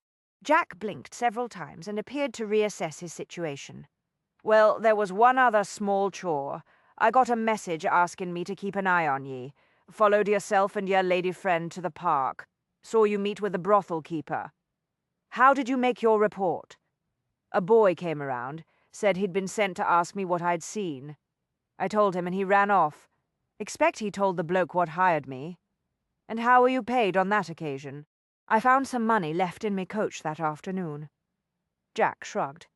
"Figured that was me fee for the job. Is there anything else, Jack?" "I got no more to tell ye, m'lord." Jack looked at Leo with pleading eyes. "Call off your beast. I give ye me oath I want no more to do with this bloody affair. I don't care how much money's involved." He was telling the truth, Leo thought. For Ginwilly Jack, the whole thing had been a business matter, nothing more. "You may go now, Jack," he said. "The hound will leave you with your throat intact tonight. But if we ever encounter you again, we may reconsider that decision. I can go, if you promise that you will never mention my lady's name or what you saw that day in the park." "Yea, have me undying word, O honor. I've forgotten everything. Everything. Begone." Jack's gaze jerked back and forth between Elf and Leo. His fear and disbelief were plain. "This ain't no game you're playing with me, is it? Ye promise the hellhound won't tear me apart if I turn me back on him?" "You have my word on it." Leo smiled humorlessly. "Remember, Jack, the one thing that you may depend upon is my word. If you fail to keep yours, I swear that I will not rest until I find you." Jack peered at him. His mouth worked once, twice. Then he turned with a speed that made him more clumsy than the gin had done. He fled down the street, lantern swaying. Leo waited until the light had disappeared into the fog. Then he whistled softly. Elf went to him. Leo reached down to idly rub a place behind the hound's ears. "It would seem that I have at last succeeded in annoying someone rather severely, Elf. But then, the mad monks have never been noted for their social skills." Another setback. The new owner of the museum clenched a gloved hand and gazed into the flame of the candle. In its own way, this mistake was more disturbing than the one that had resulted in Glastonbury's premature death. It was unfortunate that one was forced to rely on others to carry out one's plans, and now there were rumours in low places to the effect that the mad monk and the woman had slipped away as if by sorcery. Sorcery. Impossible. But there were always those who were foolish enough to believe such tales. It was bloody rotten luck that Monkcrest had chosen to become involved in this affair. The water clock dripped softly in the shadows. Time was running out. For a moment the candle flame seemed to burn too brightly, a lantern from hell. The new owner took several deep breaths to calm the anxiety that threatened to transmute itself into panic. Reason returned. Perhaps Monkcrest's appearance in this business was not such an ill omen after all. The fact that he was here in town was a strong indication that he was on the trail of the rings. If anyone could find them, it would be the mad monk. It was time to try a different approach. After a few more steadying breaths, the flame slowly returned to normal. It would all come right in the end. Too much planning and effort had gone into this scheme. It could not fail. Beatrice studied the wooden sign that swung over the entrance to Trull's Museum. The faded lettering informed her that the establishment was open to the public from noon until 5. An aged porter opened the door for her. He did not look pleased at the prospect of a paying customer. "We'll be closing shortly," he announced. "Your sign says that you are open until 5 o'clock. It is only 4. I keep the place open as long as it suits me, and not a minute longer." Beatrice raised her brows. "Does Mr. Trull know that you do not keep reliable hours? Mr. Trull got himself run down and killed by a carriage a few months ago. We're under new management." "I see. Is the new owner aware of your policy regarding the hours?" The porter grew visibly more cheerful. "The new owner never comes around, least not while I'm on duty. Sends all instructions through the bankers. Got better things to do than pay attention to this old museum, I'll wager." "Indeed." Beatrice removed a few coins from her reticule. "I would like to purchase a ticket, if you please. Just remember that I'll be ringing the closing bell soon. I'll keep that in mind." Beatrice plucked the ticket from his hand before he could think of another excuse to put her off, and swept into the first dimly lit chamber. The musty smell made her wrinkle her nose. She looked around at the rows of glass-topped display tables that crammed the gloom-filled room. It would be interesting to take a closer look at the objects in the cabinets, she mused, but she did not have time today. When she saw that there was no one else about, she walked quickly into the adjoining chamber. That room, even more densely shadowed than the first, was equally empty of museum patrons. There was certainly no sign of a lady in elegant black. Beatrice wondered if something had gone amiss. The note from Madame Virtue had arrived at the kitchen door of the townhouse less than 45 minutes earlier. Beatrice had read it with a sense of uneasy excitement. "Mrs. Poole, it is urgent that we meet. I wish to speak to you again on the same subject we discussed in the park. For the sake of your reputation, I suggest that we rendezvous in a public place where our presence in the same vicinity would be unlikely to cause comment. Mr. Trull's Museum at 4 yours. V. Winifred and Arabella had been out paying social calls when the note came." Beatrice had not had so much as a word from Leo all day. There was, in short, no one to consult. She had been forced to make a command decision. There really had been only one possible course of action. She had informed Mrs. Cheslin that she had an appointment she had nearly forgotten. Discreetly veiled, she had set out to walk to Trull's now. As she stood alone in the cavernous chamber, she experienced her first real qualms. She wondered how long she ought to wait. There was no way to know if Madame Virtue had changed her mind or if she had simply been delayed. She would give her another 15 minutes, Beatrice decided.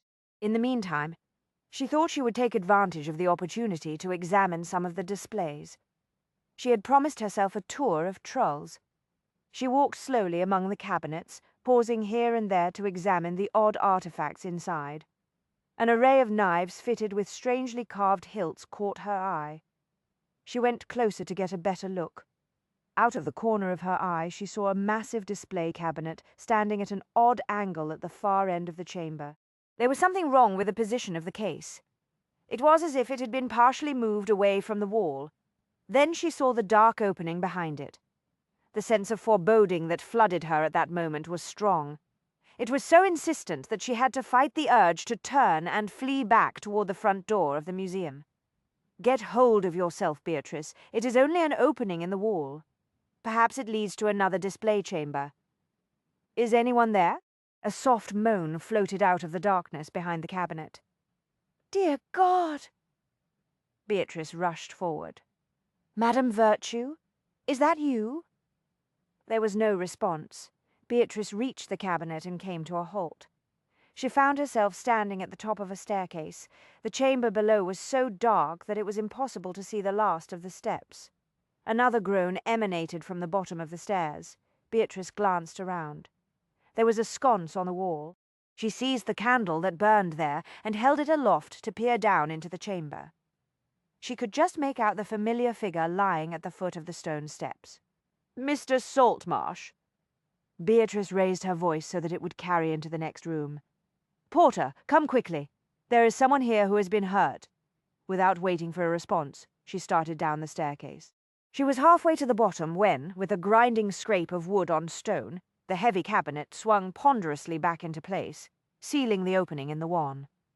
No, wait, Beatrice shouted. Do not close it. As the last of the faint light from the room above vanished, she whirled and raced back up the steps. There is someone down here, she shouted. There was no response.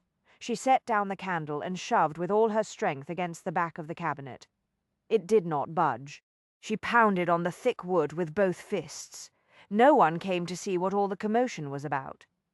Beatrice stopped wasting her energy on the unyielding cabinet. She and Graham Saltmarsh were trapped together in the underground chamber. Chapter 12. Be warned, the master said. The chained spectres that lurk within these walls have not fed in many centuries. From Chapter 12 of The Ruin by Mers, Amelia York.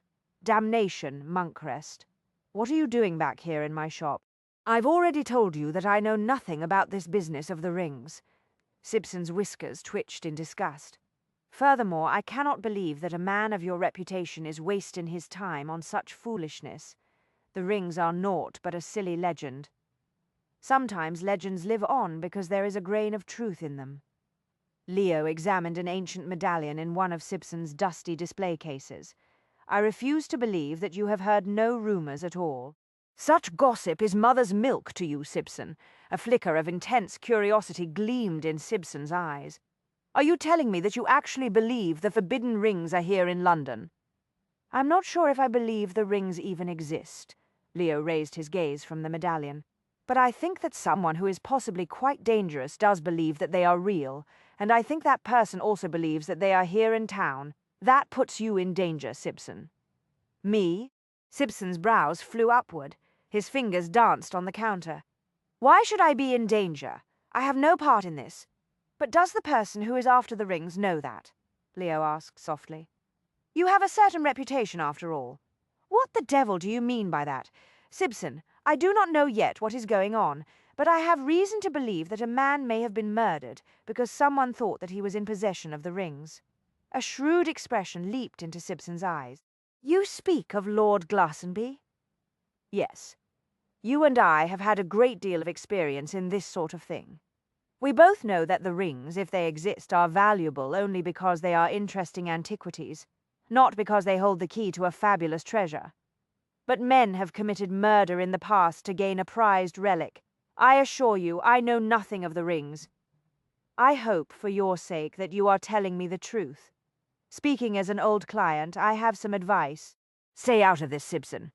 Rest assured, I have no intention of getting involved in this affair of the rings. I told you I do not even believe that they exist. If Glastonbury possessed any rings, they were most assuredly frauds. Quite possibly, but men have also been murdered for frauds. Leo walked to the door. Bear in mind that you have a certain reputation in the world of artifacts. Serious collectors are aware of your infamous back room. If someone even suspects that you know something, you may be in grave danger. Simpson's eyes widened nervously. What are you saying? Leo opened the door. Only that you may wish to consider a journey to the north, or perhaps an extended trip to the seaside. Good God, sir! Simpson's face purpled. Are you suggesting that I leave town only until this affair of the rings is concluded?" Leo smiled. "It would be a pity if you ended up dead merely because someone leaped to the erroneous conclusion that you knew too much. I should miss the occasional browse through your back room." Leo stepped out into the light mist and closed the door behind him before Sibson could recover from what appeared to be a fit of apoplexy. Leo was satisfied with the afternoon's work. He had come here to apply more pressure on Sibson, and he thought he had accomplished his goal. Sibson's nervous temperament would crumble quickly. If he knew anything, he would talk or leave town. Either course of action would be informative. He walked along Cunning Lane until he reached a point opposite Clorinda's doorway. She was not at her post. He wondered if the prospect of owning her own tavern had convinced her that it was financially safe to abandon her old career. Perhaps she was even now inside the Drunken Cat, negotiating the terms of her purchase. Thanks to Beatrice, he would soon help establish Clorinda in another career. His association with his new partner brought a never-ending string of surprises. He pulled his watch out of his pocket and glanced at the time. Shortly after 4. The hours had sped by far more quickly than he had realized. He had been occupied most of the day with his researches into the underground world of stolen antiquities. He had also taken time to send a discreetly worded message to Madame Virtue, giving her much the same warning that he had just issued to Sibson. "If you know anything of this affair, I advise great caution. Someone may assume you know too much." He quickened his pace. He had much to discuss with Beatrice. If he hurried, he could take her out for a 5 o'clock drive in the park. With any luck, they might be able to find a secluded area in which to talk, and perhaps do a great deal more than talk. It occurred to him that affairs could be extremely awkward. One was always having to find a comfortable place in which to make love. He was certain of one thing. He had no intention of borrowing Clorinda's room a second time. Beatrice deserved the best. The prospect of seeing her soon made him smile again. No, not a smile, he thought ruefully. If he were to look into a mirror, he would probably see an idiot's grin on his face. On the heels of the small burst of euphoria came wariness. It disturbed him to realize that he did not entirely comprehend his state of mind today. It was true that last night's love-making had left him feeling unusually satisfied. But passion was generally an extremely short-lived tonic. He had had sufficient experience with it in the past to know its limits. He knew that a sexual alliance could satisfy his physical demands for a short period of time, but he was all too well aware that such relationships did not provide the lingering sense of well-being he experienced today. He was 18 again, with the world spread out at his feet, the future aglow with possibilities. He shoved the unresolved questions to a far corner in his mind. They would keep. He had more important things to do than brood over the possibility that he had recently plunged into his second adolescence. He turned the corner and moved into the narrow passage that linked Cunning Lane with the next twisted street. He was getting to know the neighborhood quite well, he reflected. Dr. Cox's apothecary was not far from here. "Mr. Saltmarsh, you're alive." Beatrice set the candle down on the cold stone floor and knelt beside Graham. "I feared the worst." "So did I, truth be told. When I opened my eyes and saw you, I was afraid I was no longer on this mortal plane." He blinked owlishly in the dim light. "Where the devil are we? In one of the museum's storage chambers, I believe." She gently probed his head. "You are extraordinarily fortunate that you did not break your neck in your fall." "Fall?" He squinted at her. "What fall? I'm quite certain that I did not take a tumble down the stairs.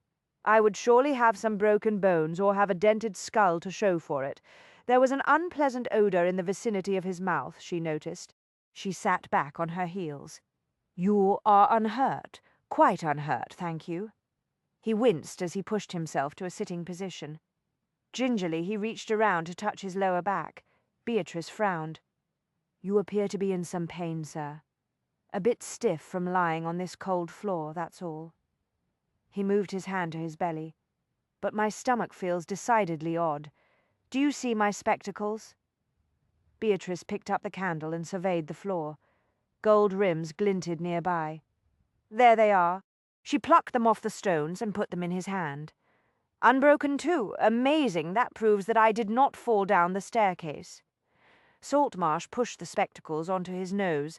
"My eyeglasses would certainly not have survived the experience." Then how did you come to be lying here on the floor, sir? He blinked a few more times. I don't know. I recall buying a ticket from the porter, a rather unpleasant fellow.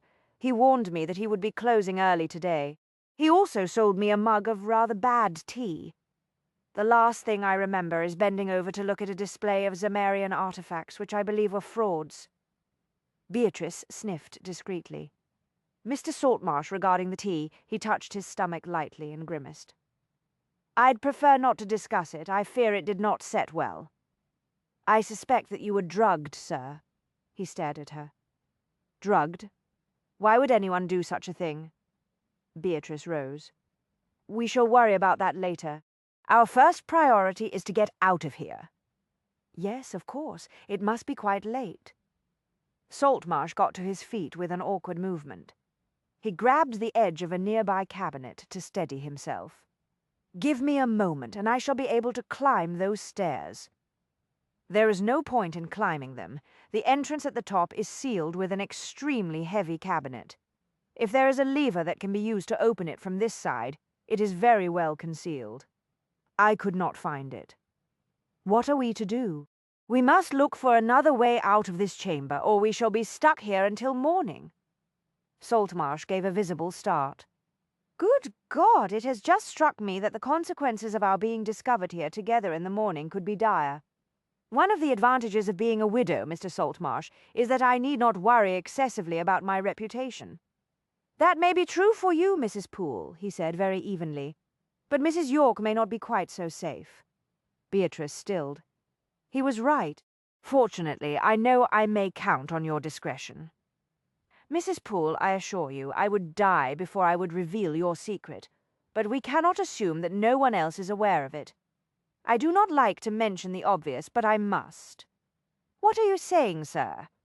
His jaw tightened. If I was able to discover that you are the authoress, Mrs. Amelia York, someone else may very well have done the same. Beatrice groaned. My reputation is not the only compelling reason for us to find our way out of here, sir. What other reason could be as strong? The possibility that whoever locked us in here has no intention of letting us out any time soon, if at all. Saltmarsh paled. Leo eyed Mrs. Cheslin with growing irritation. What do you mean Mrs. Poole is not at home? Where the devil is she? I'm sorry, sir, I do not know. Not precisely, that is. She is not in the habit of giving me a detailed account of her plans. And that, my lord, is the crux of the problem around here. If I were given a reliable schedule, one that could be depended upon. How long ago did she leave? Where was she going? At what time did she expect to return? Did she go afoot or hail a hackney? Mrs. Cheslin retreated beneath the interrogation. Mrs. Poole is often rather vague about that sort of thing. Leo pursued her across the threshold. Did someone else go with her? Did anyone call upon her? Did she leave in a carriage? No, sir. Mrs. Cheslin backed deeper into the hall. She walked out alone, said she had an appointment. A thought struck him. Did she go veiled? Mrs. Cheslin's eyes widened. Yes, sir, she did. How did he know his worst fears were confirmed? Beatrice was into some mischief. Where is Lady Ruston? She and Miss Arabella went for a drive in the park with Mr. Burnby and Lady Hazelthorpe. Mrs. Cheslin cast a desperate glance at the clock. They left shortly before 5. They won't be back for another hour or so. Leo stepped around her. I will wait in Mrs. Poole's study. Surely you'd be much more comfortable in the parlour, sir. I'll fetch a tray of tea. Forget the tea. I shall not be needing it. Leo went down the hall and shoved open the door of Beatrice's study. Behind him, Mrs. Cheslin heaved a grim sigh. A proper schedule would prevent this sort of thing entirely. Do take care, Mrs. Poole. Candlelight danced on Saltmarsh's spectacles as he peered up at her through the gloom. If you fall, we shall be in worse shape than we are at present. I've almost got this bloody thing off. Beatrice crouched atop a large, heavily carved cabinet, concentrated on prying an ornate metal grate free of the stone in which it was embedded. Saltmarsh's stout walking stick served as her laver. Fortunately, the iron pins that held the grillwork in place had long since turned to rust. 20 minutes earlier, after a careful examination of the chamber, she had spotted the large grate set in the wall near the ceiling. She had concluded that it was very likely the opening of a conduit that had been built to supply the underground chamber with fresh air. Saltmarsh, to his extreme chagrin, had been too wobbly from the after-effects of the poisoned tea to protest when Beatrice had announced that she would climb atop the cabinet. "What makes you believe that the channel behind that grille will lead to the outside?" Saltmarsh asked uneasily. "See how the movement of air causes the candle to flicker." She nodded toward the rapidly shrinking taper that she had placed on the cabinet near her knee. The flame danced in the weak breeze that came through the grate. "I can smell the damp, and I can practically taste the fog." She was grateful for the walking stick, but she would have used her bare hands to pry the grate free if it had been necessary. She wanted out of the chamber at any cost. The thought of spending the night in it filled her with an anxiety that was out of all proportion to the situation. It was an unfortunate time for her sensibility to old atmospheres to flare to life, she thought. This time her reaction was far more unsettling than usual. Her senses were jangled as though some unseen beast prowled the room. She had never before been troubled with such an extreme sense of urgency. She could not explain the barely contained desperation that drove her. She wondered if Leo would be alarmed when he discovered that she was not at home, assuming that he bothered to call upon her. The thought of him made her bear down heavily on her makeshift lever. He had certainly not made any effort to pay his respects today. She had not even received so much as a bouquet of flowers from him. The ancient metalwork groaned. Dust from the crumbling mortar rose in a cloud. One would think that a gentleman would at least find time to call upon a lady the day after he had made wild, passionate love to her, Beatrice thought. "Mrs. Poole, I believe that you are making some progress." "Yes, I think so," she forced herself to concentrate. There would be time enough later to deal with her feelings toward Leo. Those emotions, tumultuous as they were, had nothing to do with the reason she was so eager to get out of this chamber. The unwholesome atmosphere seemed to be thickening. The longer she stayed there, the more she was aware of it. She sensed a deep, penetrating chill coalescing in the shadows beyond the reach of the wavering candle flame. She could have sworn that it emanated from some of the artifacts in the cabinets. "Control yourself, Beatrice. Your imagination is running wild." It occurred to her that she might have written one too many novels of horror and mystery. Leo went through Beatrice's desk with swift, methodical precision. The first drawer opened without protest. He fished quickly through the contents, a neat stack of blank foolscap, a pair of scissors, and 2 old pen nibs. He slammed the drawer shut and opened the next one. There was another stack of paper inside, but these pages were not empty. Each was filled with several rows of crisp, elegant handwriting. Without thinking, he automatically read the first few lines on the top sheet. The dreadful vapor rose from the surface of the seething pool to fill the sepulchral chamber. A ghastly figure formed in the heart of the strangely glowing mist. It took shape slowly, revealing first a gaping cavern of a mouth, and then 2 great eyes that burned with hellish flames. "I see you have kept some secrets from your lover, my sweet." Leo closed the drawer and glanced thoughtfully at the 3 leather-bound volumes on a nearby bookshelf. The name of the author was inscribed in gilt on each one. York! So much for my powers of observation. He yanked hard on the next drawer. It did not budge. "Next time I will remember to bring my picklocks along when I visit, my dear." He did not pause to search for a key. He simply braced one booted heel against the edge of the desk and jerked hard on the handle. The tiny lock gave way with barely a squeak of protest. The drawer opened. Leo glanced inside and saw pencils, inkwells, a ruler, and a neatly folded note. He removed the letter and read it quickly. Then he glanced at the V signature. Hell's Teeth, Mrs. Cheslin. The housekeeper appeared in the doorway, her hands twisted in her apron. "Yes, my lord. Is something wrong, my lord?" "Yes. Something is very wrong. Your bloody-minded mistress has gone off alone to Troll's museum." He crumpled the note and tossed it aside. "I am going to fetch her." "I see, sir." Mrs. Cheslin faced him with an air of resignation. "Will there be any other alterations to the schedule?" "Yes. Have a bottle of brandy open and ready when I return with Mrs. Poole. Something tells me I shall need it." I vow you are an inspiration to me, Mrs. Poole. Saltmarsh clambered awkwardly into the wide stone conduit that had been revealed behind the grate. I have never met a woman of such extraordinary courage and determination. You are the living image of one of your own heroines. Thank you, Mr. Saltmarsh, but I assure you it did not take any great degree of fortitude for me to choose this route of escape over the prospect of spending the night in that dreadful chamber. Beatrice got to her feet and held the candle aloft. The ancient passageway was surprisingly large. A corridor rather than a conduit for air, she thought. I certainly understand your concerns. The results of our being discovered together in the morning do not bear thinking about. Saltmarsh stood and gave a violent sneeze. I beg your pardon. He yanked a large white handkerchief out of his pocket. The dust? Yes, it is quite thick, is it not? Beatrice glanced down at the undisturbed layer of dirt and debris that had collected on the floor. I do not think anyone has come this way in a very long time. Saltmarsh studied their surroundings with an expression of wonder. A hidden passageway, most likely built centuries ago and then sealed off and forgotten. It is just like something out of one of your novels. Do you remember that scene in The Ghost of Mallory Hall?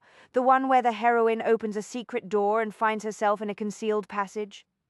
Of course I remember it. I wrote it. Beatrice started along the corridor. Come, Mr. Saltmarsh, let's not dawdle. I suppose we must expect to encounter a few rats, he said unhappily. I hope not. I never use rats in my novels. In my opinion, they do not add anything of interest to the atmosphere. Leo arrived at Troll's Museum to find it locked for the night. In hopes of rousing a porter, he went up the steps and pounded heavily on the front door. There was no response. He considered his next move. An unpleasant flicker of dread stirred the hair on the back of his neck. The fog was closing in quickly, banishing what little light remained in the day. It was possible that Beatrice was already safely on her way home, via a different route than the one he had used to get there. He had a vision of himself racing back to her town house, only to find her sitting comfortably in front of a fire with a cup of tea in her hand. But what if she were not at home? He went slowly down the museum steps. He did not like the feel of the situation. The next stop was the House of the Rod. It was time to pay a call on the person who had sent the note to Beatrice. He started across the street. It would be faster to walk to Madame Virtue's establishment than to take a hackney, which would inevitably be slowed by the fog. He quickened his steps. Last night, Ginwilly Jack had made it clear that he'd had no interest in Beatrice. Whoever had paid him for the kidnapping had not wanted her. Leo had assumed that she was relatively safe. But this business of the rings got more convoluted with every passing day. Nothing could be taken for granted, especially not Beatrice's safety. Damn it to hell. He'd had enough of her insistence on equality and independence. In every partnership, someone had to be the senior partner. The first figure emerged out of the swirling fog no more than 3 paces ahead. Leo instinctively put his hand into the pocket of his greatcoat, his fingers closing around the pistol there. Then he saw the second figure. It was a woman in a veil, Beatrice. Leo. I mean, my lord, whatever are you doing here, bloody hell? He glanced at her companion. Saltmarsh. Monkcrest. Saltmarsh slapped the sleeve of his elegantly cut coat and then promptly sneezed. Beg your pardon, the dust. Leo ignored him to grasp Beatrice's arm in a grip of iron. What in God's name is going on here? It is a very long story, Leo. Let us all go back to my town house before I tell it. Mr. Saltmarsh and I are both desperately in need of a cup of tea, she paused, with perhaps a tot of brandy to go in it. Saltmarsh slapped dust off his other sleeve. If you don't mind, I think I'll go back to my own lodgings. I require an immediate bath.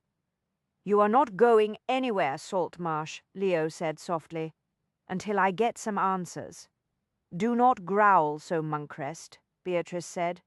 Mr. Saltmarsh and I have had quite enough for one day. Come, gentlemen, let us be off. I, for one, have no desire to hang about in this fog. I'm sure you won't need me to help you explain our little adventure, Mrs. Poole. Saltmarsh eyed Leo warily. Perhaps not. Beatrice gave him a speculative look. But there are some other explanations I want from you, sir. I intend to have them." He jerked sharply, then blinked rapidly and peered at her through the lenses of his spectacles. "I beg your pardon. I'm afraid so." Beatrice's voice gentled, but her tone remained firm. "We were both so occupied with the business of getting out of that dreadful storage chamber that we did not have time to discuss the matter. But now I think we must talk about it." Leo watched the other man. "What, precisely, is it you wish to discuss with him, Beatrice?" "I wish to discover just how much he knows about the forbidden rings, of course." She fixed Saltmarsh with a direct look. "Surely you do not expect me to believe that your presence in Trull's museum this afternoon was a coincidence, Mr. Saltmarsh?" He heaved a deep sigh. "That would be too much to expect from a woman of your intellect and insight, Mrs. Poole. You are quite right. I owe you, of all people, an explanation." Chapter 13. What dark fate has brought you here to this haunted place?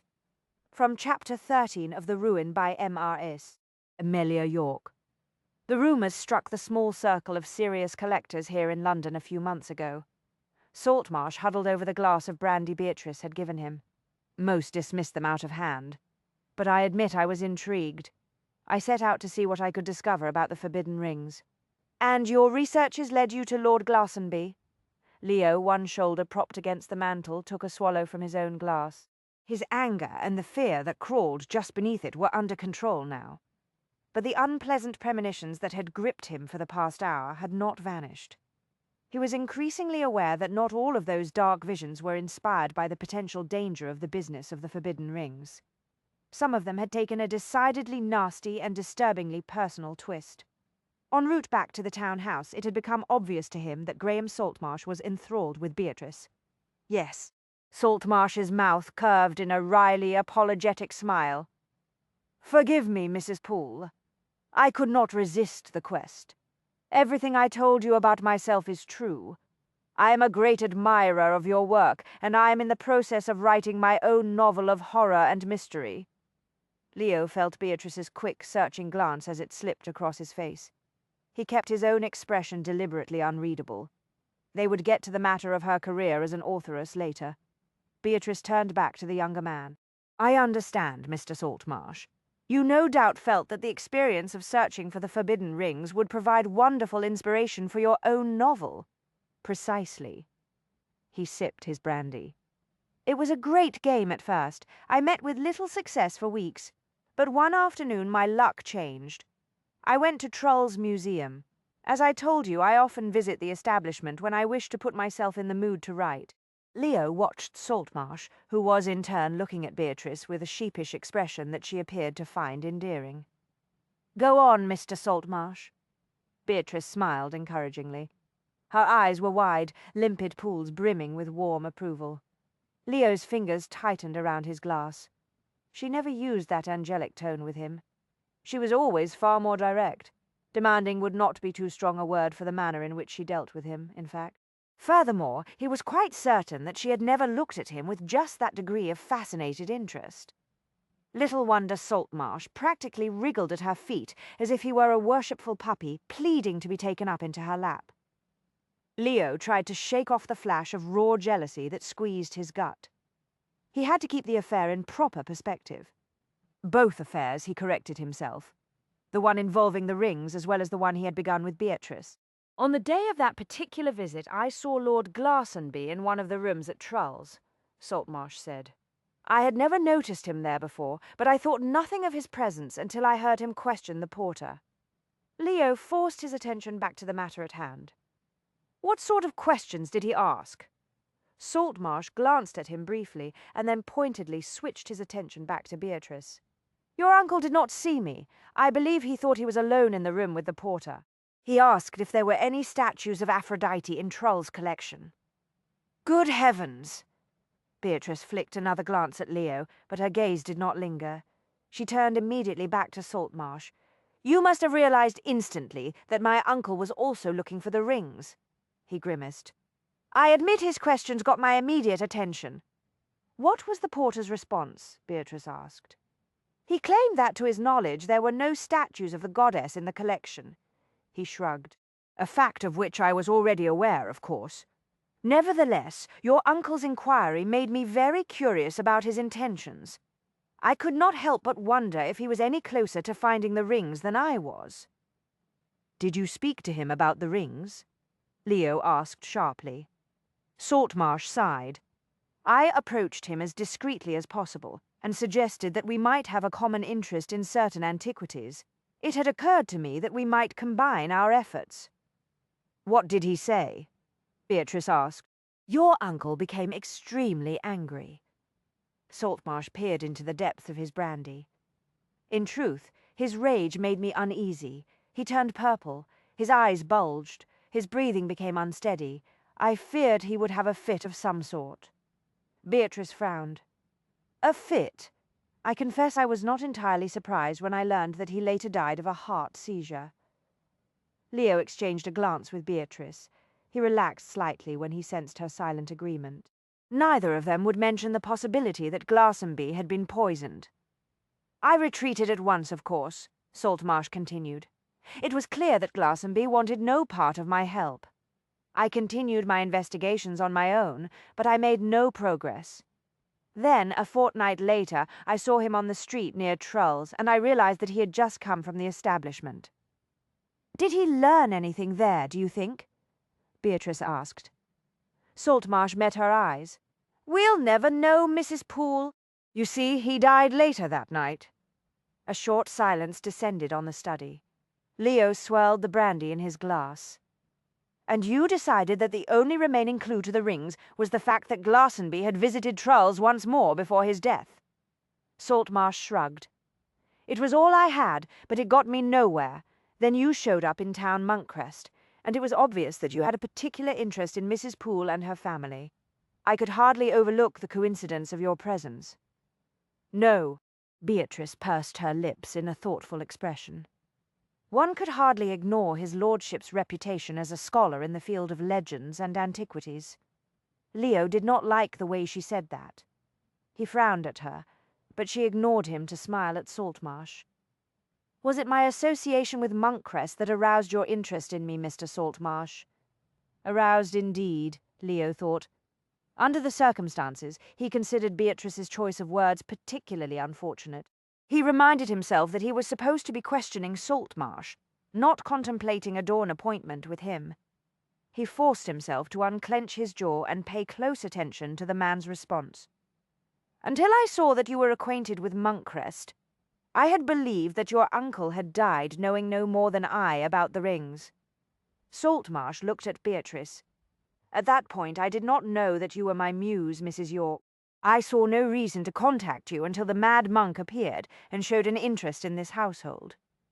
"His lordship is the 6th Earl of Monkcrest," Beatrice said, with the first hint of steel she had displayed thus far. "He is a friend of the family. In this household we do not refer to him by that ridiculous epithet." "Yes, yes, of course. My apologies." Saltmarsh flushed a deep red. His glass jerked in his hand as he scrambled to make amends. "No offence intended, Monkcrest. Had the nickname in antiquities circles for years, you know. Everyone uses it. I fear it just sort of slipped out. Won't happen again, I assure you." Leo ignored him. His attention was riveted on Beatrice. A curious warmth infused his insides. She had leaped instantly to his defence. It was quite touching, he thought, but he probably ought not to read too much into it. If Beatrice was aware of his intense, narrow-eyed scrutiny, she did not show it. Her gaze was still focused on Saltmarsh. "You were saying, sir?" Yes, indeed." He cleared his throat. "As I indicated, I had very nearly abandoned my quest, but the fact that the fact that such a noted authority as Monkcrest had chosen to involve himself with you gave me pause." "In what way?" Beatrice asked. "I wondered if Glastonbury had learned more than I had realized, and perhaps left some clues that would be helpful." Leo switched his gaze to Saltmarsh. "In other words, you wondered if Mrs. Poole was in possession of any useful information." Saltmarsh nodded, abashed. "I confess, it renewed my zeal for the quest, but as it happens, I had been pursuing another line of inquiry at the same time." A few months ago, I had set out to discover the true identity of the authoress who had inspired me with a passion to write. I see. Beatrice did not look at Leo. I had finally hit upon the notion of bribing the printer's apprentice. Saltmarsh smiled ruefully. Imagine my astonishment when I learned that my esteemed Mrs. York was also Lord Glastonby's relation, Mrs. Poole. Indeed, Leo set his brandy glass down very deliberately on the mantel. I took it as a sign that fate had intervened. Saltmarsh gazed earnestly at Beatrice, but I was not certain that you would welcome my interference, especially as you had already established a connection with with Monkcrest. I decided to approach you indirectly so as not to arouse your irritation. That bloody word, arouse again, Leo thought. He wondered why it was that neither Beatrice nor Saltmarsh appeared capable of carrying on an intelligent conversation without it. I quite understand, Beatrice smiled beatifically. You introduced yourself to me the other day in Hook's bookshop and mentioned Troll's Museum to see how I reacted. I assumed that your uncle had left some record of his researches. Otherwise, why would Monkcrest be involved? Why, indeed, Beatrice murmured. And since Lord Glastonby had paid another visit to Troll's on the day he died... You wanted to see if I displayed an interest in Troll's myself, Beatrice concluded. Perfectly logical, sir. Thank you. Saltmarsh shook his head. But you seemed entirely unaware of the museum, and Monkcrest made it clear he thought the establishment was filled with frauds and fakes. I did not know what to make of it all. I wondered if I had been mistaken in assuming that you were searching for the rings. So you went back to your quest, as you call it, alone, Beatrice murmured. Actually, Saltmarsh said wryly, I conceived of what seemed at the time to be an especially brilliant scheme. Leo turned on him. What scheme was that? Saltmarsh bowed his head. I vowed that I would complete the quest and lay the forbidden rings of Aphrodite, and just possibly the alchemist's statue itself at my muse's feet. They were to be tokens of my great admiration. Leo raised his eyes to the heavens and silently pleaded for patience. The prayer went unanswered. You intended to find the artifacts and give them to me? Beatrice's smile was nothing short of dazzling. Why, Mr. Saltmarsh, I do not know what to say. I am deeply honored. Saltmarsh raised his head, blushing furiously. It seemed like something one of the heroes in your novels might do for one of your extraordinary heroines. Leo exerted every ounce of his well-honed willpower to refrain from picking Saltmarsh up by the scruff of his neck and tossing him out into the street. He had a hunch that Beatrice would not look approvingly on such an action. Let us get back to the matter of this afternoon's events, Saltmarsh, he said instead. What exactly happened to you at Troll's Museum today? I wish I could tell you more than I already have, Saltmarsh said. I visited the place frequently during the past few weeks because I was convinced that Lord Glastonby discovered something of importance there. The only difference today was that the churlish porter offered me a cup of tea, and I made the mistake of drinking it. That is all you remember? Beatrice asked. Yes. He gave her an adoring look. I can only add that when I first opened my eyes to find you kneeling over me, it crossed my mind that I was having a metaphysical experience. I cannot begin to describe the sensations that were aroused in me by the sight of my muse at the moment. Leo wondered why the mantle did not fracture beneath his clenched fingers. And then, of course, you realized that you were locked in an underground storage room with Mrs. Poole, a situation that could have compromised her and ruined her career as the authoress Mrs. York. Saltmarsh squared his shoulders. I assure you, I feel the full weight of my responsibility in this matter. When I consider what might have happened if we had been obliged to spend the night in that place... He broke off and briefly closed his eyes. Well, I am certain you can imagine the degree of dread the thought arouses. Fortunately, Leo interrupted, we need not waste any time on those unpleasant imaginings. Thanks to you, Mrs. Poole. Saltmarsh regarded her with glowing admiration. You were a beacon of feminine spirit and courage, a veritable goddess. I vow you outshone all of your own heroines. Beatrice waved her hand in a modest gesture of dismissal. Please, Mr. Saltmarsh, that is quite enough. Leo was disgusted to see the delicate blush on her cheeks. Last night she had made love with him in a whore's bedchamber. Yet today she could blush when a fawning sycophant flattered her shamelessly. "It's more than enough," he announced. "We have other matters to discuss here, Saltmarsh. This affair has become something other than a silly game." "It was never a game, sir." Saltmarsh looked deeply offended. "I told you, I envisioned my search for the rings as a quest." "Bloody hell," Leo muttered. "You wanted to find them for the same reason everyone else does. You're after the treasure. That may have been true at first, but after I learned of Mrs. York's connection to the affair, I was aroused to pursue a far more noble goal." "Indeed." Leo smiled at him. Saltmarsh flinched. "But I quite agree that the matter has assumed a more sinister aspect," he added hastily. "I could hardly be blind to that after what transpired today." Beatrice studied him. "What are your conclusions about today's events, Mr. Saltmarsh?" "There is only one obvious conclusion, is there not?" His mouth tightened. "It is clear that someone else is after the rings." "Yes," Leo said, "and I believe that today that person delivered a warning to both of you." Beatrice met his eyes. "Do you think that is what it was all about?" "In truth, it may have been intended to be something more than that," Leo said quietly. Saltmarsh scowled. "What do you mean?" Leo forced himself to focus on the various possibilities. "I think we must assume that the person who locked you in that chamber knows that Mrs. Poole is also Mrs. York. The villain probably intended that her identity as the famous authoress would be revealed when the two of you were discovered in the morning." Saltmarsh stiffened. The resulting scandal would have made it extremely difficult, if not impossible, for her to pursue her inquiries into the matter of the rings. Why? She would no doubt have been obliged to retire to the countryside for an extended stay, just as Byron was forced to leave England when the gossip about him became too great.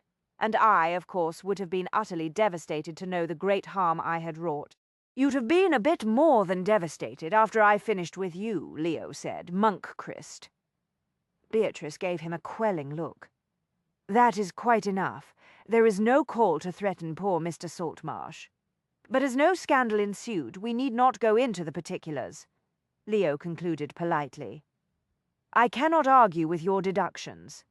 Saltmarsh was clearly chastened. "It was a near thing indeed, Mr. Saltmarsh," Beatrice said carefully. "May I ask what prompted your visit to Trull's today of all days?" "What?" He looked briefly bemused. "Oh, I received a message to the effect that there was a new exhibit of Greek antiquities. I went to see if by any chance it might include an Aphrodite. What about you, Mrs. Poole?" "I also received a message," Beatrice said vaguely. "We were both duped." Saltmarsh's eyes narrowed. "The question is, what do we do now?" Leo looked at him. "As of this moment, you will cease your investigations." He held up a hand as Saltmarsh opened his mouth to protest. "To pursue any other course of action is to put Mrs. Poole's reputation at risk. I am certain you would not wish to do that." "Of course not," Saltmarsh said, "but I feel that I can be of some service." "Mrs. Poole has requested my assistance in this affair," Leo said. "I have agreed to give it because I have some interest in legends and antiquities." "I understand," Saltmarsh said. "But surely I cannot pursue my inquiries if you insist on muddying the waters with your amateurish investigations." Saltmarsh slumped. "I see." Beatrice glowered at Leo. "Really, Monk-Crest, you are being much too harsh. Mr. Saltmarsh was merely offering to assist us. He has every right to pursue his own inquiries." Saltmarsh shook his head. "I would do nothing that would put you in any more jeopardy, Mrs. Poole. Perhaps Monk-Crest is right. It might be best if I did not interfere any further." "It would most assuredly be best," Leo said. A speculative look appeared in Beatrice's eyes. She smiled at Saltmarsh. "It occurs to me, sir, that you could assist us with some inquiries in a manner that would likely not arouse any suspicions." A pathetically grateful expression leaped into Saltmarsh's eyes. "Anything, Mrs. Poole. You have only to name it." Leo scowled at Beatrice. "What sort of assistance did you have in mind?"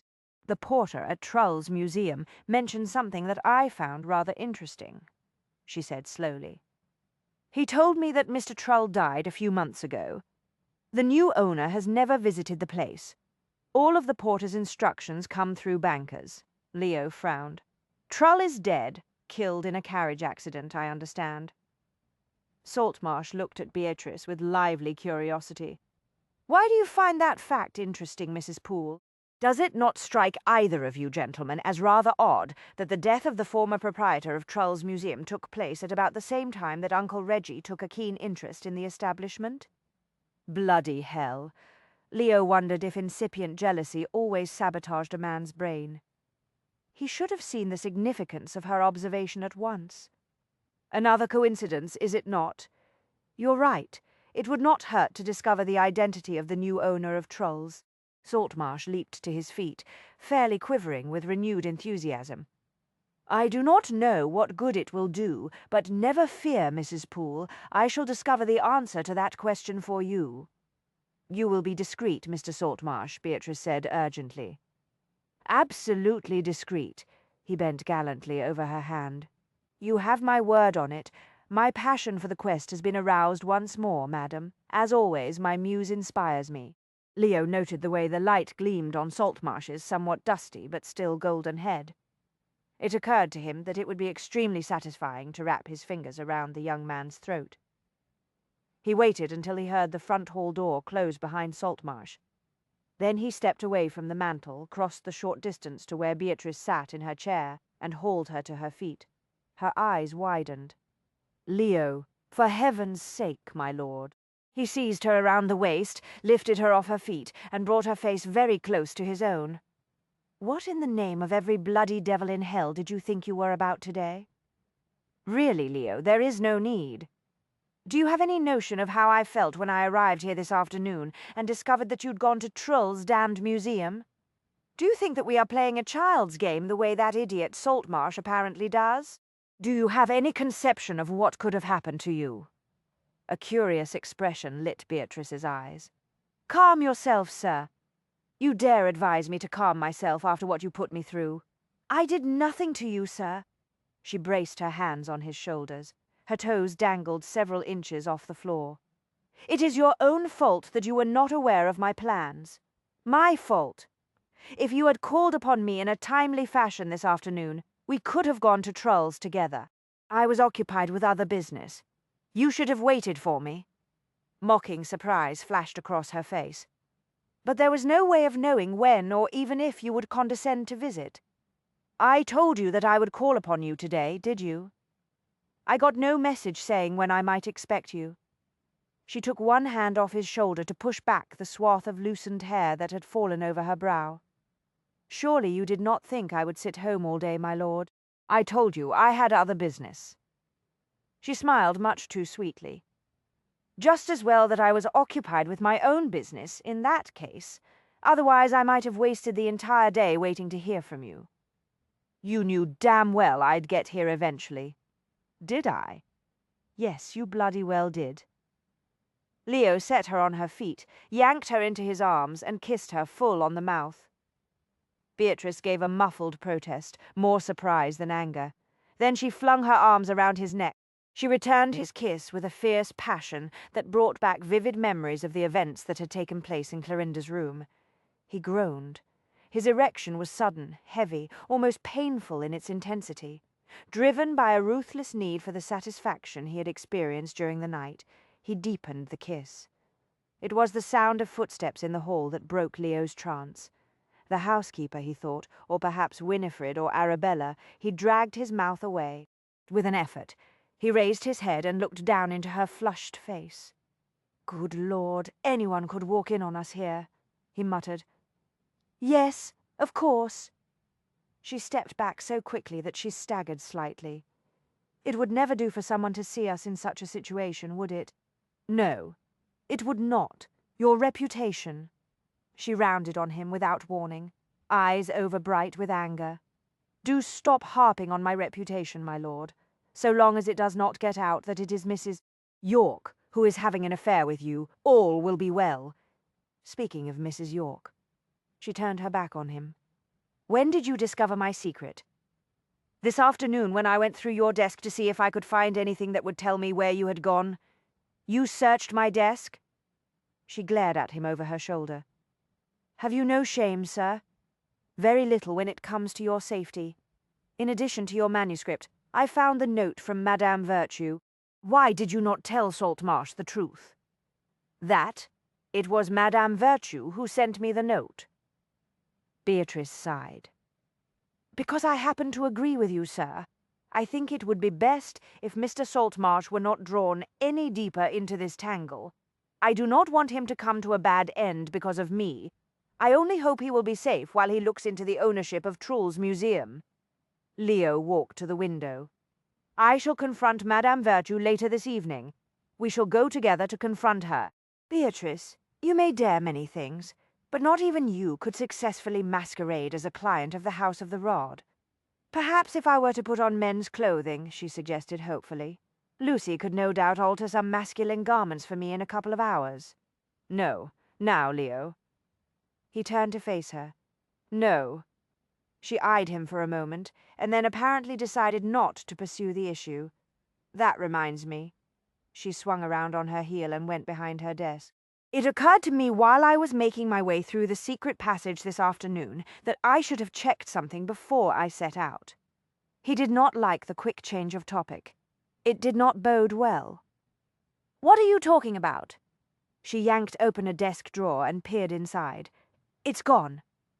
If you're looking for the note from Madame Virtue, I crumpled it up and tossed it aside. Leo glanced at the crushed sheet of foolscap on the floor near the hem of the curtains. There it is. Why ever did you throw it there, sir? I believe I was in a foul temper at the time. That is hardly an uncommon state of affairs for you, is it? She rounded the edge of the desk. Really, Monkcrest, you must practice more self-control. I shall keep your advice in mind. Beatrice picked up the paper and put it on the desk. Very carefully, she smoothed it until it lay flat. Now, where did I put the first note she sent to me? He finally realized what she was doing. You intend to compare the handwriting? Yes. She opened the center drawer and flipped through several papers until she found the one she wanted. Here it is. Look at this, Leo. He went to stand beside her as she put the first note on the desk beside the second. They do not match. He studied the notes more closely. The one you received this afternoon was written by someone other than Madame Virtue. Yes. Beatrice straightened slowly, a relieved expression in her eyes. Do you know, although it might have simplified the mystery, I am rather glad to learn that it was not Madame Virtue who tried to lock me in that storage room this afternoon. This turn of events presents other problems, however. Yes, I know. Whoever sent this to me is aware that I am acquainted with Madame Virtue. It was no doubt sent by the same person who employed Gin Willy Jack to spy on us when we met her in the park. Was he the one? Beatrice asked quickly. Yes, I got the truth out of him last night. How did you... Never mind. Beatrice frowned. Leo, do you think Madame Virtue might be in any danger? I cannot say. She is a clever woman, well accustomed to taking care of herself.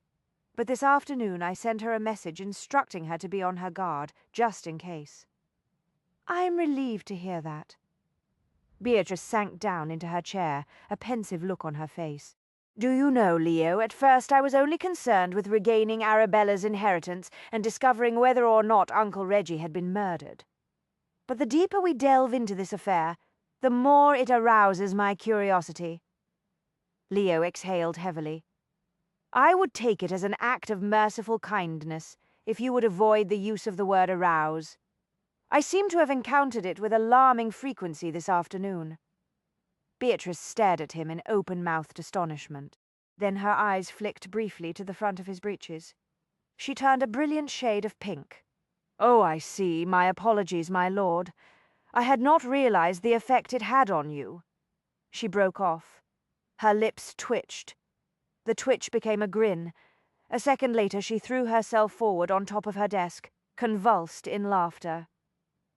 Chapter 14. The glimmer of moonlight revealed the spectre. It glided across the empty ballroom, a dancer doomed forever to an endless masque. From Chapter 14 of The Ruin by Mercis Amelia York. Mais oui, Beatrice said. Mais oui, the three women seated in front of her repeated dutifully. It's one of those useful phrases you can fling about quite casually without any regard to actual meaning, Beatrice said. Use it whenever you're in doubt. The same is true of Nest's pa. One of the women, a stout blonde with the face of a pretty milkmaid, raised her hand. Beggin' ye pardon, Mrs. Poole. Pardon, madam, Beatrice corrected. Always remember to refer to ladies as Madame Jenny. It never fails to impress them. Oui, madam. The other two students burst into giggles. At first Beatrice thought they were mocking Jenny's accent. Then she realized that all three were gazing past her toward the door of the small room. She turned in her chair and saw Leo lounging in the opening. His dark head nearly brushed the top of the doorframe. An expression of deep curiosity gleamed in his eyes. Moncrist! Beatrice stared at him in astonishment.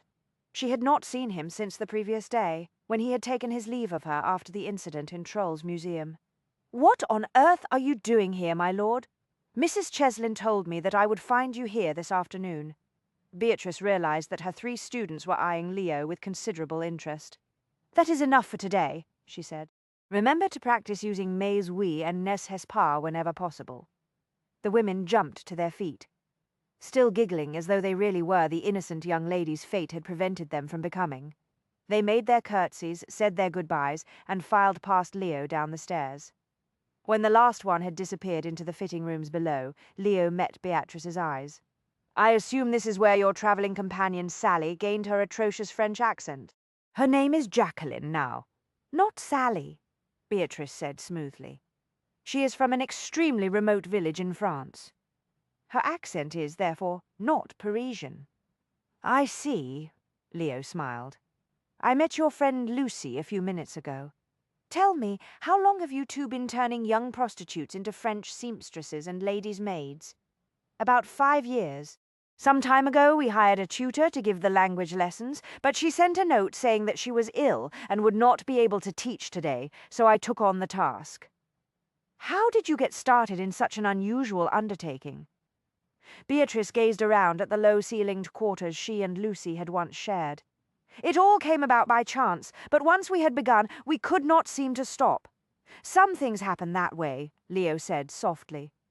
She did not know what to make of the expression in his eyes, to distract herself from the intensity she saw in him. She spread a hand to indicate the tiny room. This is where Lucy and I lived for the first 2 years of our widowhood. He studied the room. Cozy, she laughed. That is putting it very politely. Lucy and I pawned nearly everything we owned to obtain these lodgings and the shop downstairs. I wrote my first 2 novels up here while Lucy lured customers with her French accent and high prices. In the beginning I helped her with the sewing, although Lord knows I have no great talent for it. Lucy has remarried. Beatrice wondered what had provoked that observation. Yes, her husband appreciates her business abilities. She hesitated. They have 2 children, do they? He met her eyes. That is a topic that we have not yet discussed. She cleared her throat. Children? Yes, there are precautions that can be taken. Memories of his unrestrained love-making flashed through her mind. So I have been told. Her voice sounded high and a trifle squeaky even to her own ears. But I do not believe that we need worry overmuch about the matter. He watched her closely. Why do you say that? She turned away and walked to the table, where a half-empty pot of tea stood. I told you that the one thing my husband wanted from me was a son. I could not provide him with one. The teapot trembled in her hand as she lifted it. He did not know it, but I wanted a child more than he did. Someone to whom she could give all the love that Justin had not wanted. It was not to be. Did his mistress ever get pregnant? She swung around so quickly, tea splashed over the edge of her cup. Why, no, not to my knowledge. Why do you ask? Leo raised one brow. Among other sciences, the men in my family have paid particular attention to animal husbandry for years. I have occasionally had strong young bulls that could never manage to get any of my cows with calf. But when I introduced those same cows to another bull, they conceived immediately. I see, her face was so hot now, she knew she must be an extremely vivid shade of red. Justin was not exactly a bull, my lord, but he was quite healthy. I'm certain that the problem lay with me, really. I do not think we need discuss this any more, please. Because if she allowed herself to dwell on the impossible notion of holding Leo's babe in her arms, she would surely do what she never allowed her heroines to do. She would burst into tears. He looked as though he were about to argue, but he changed the subject instead. As you wish.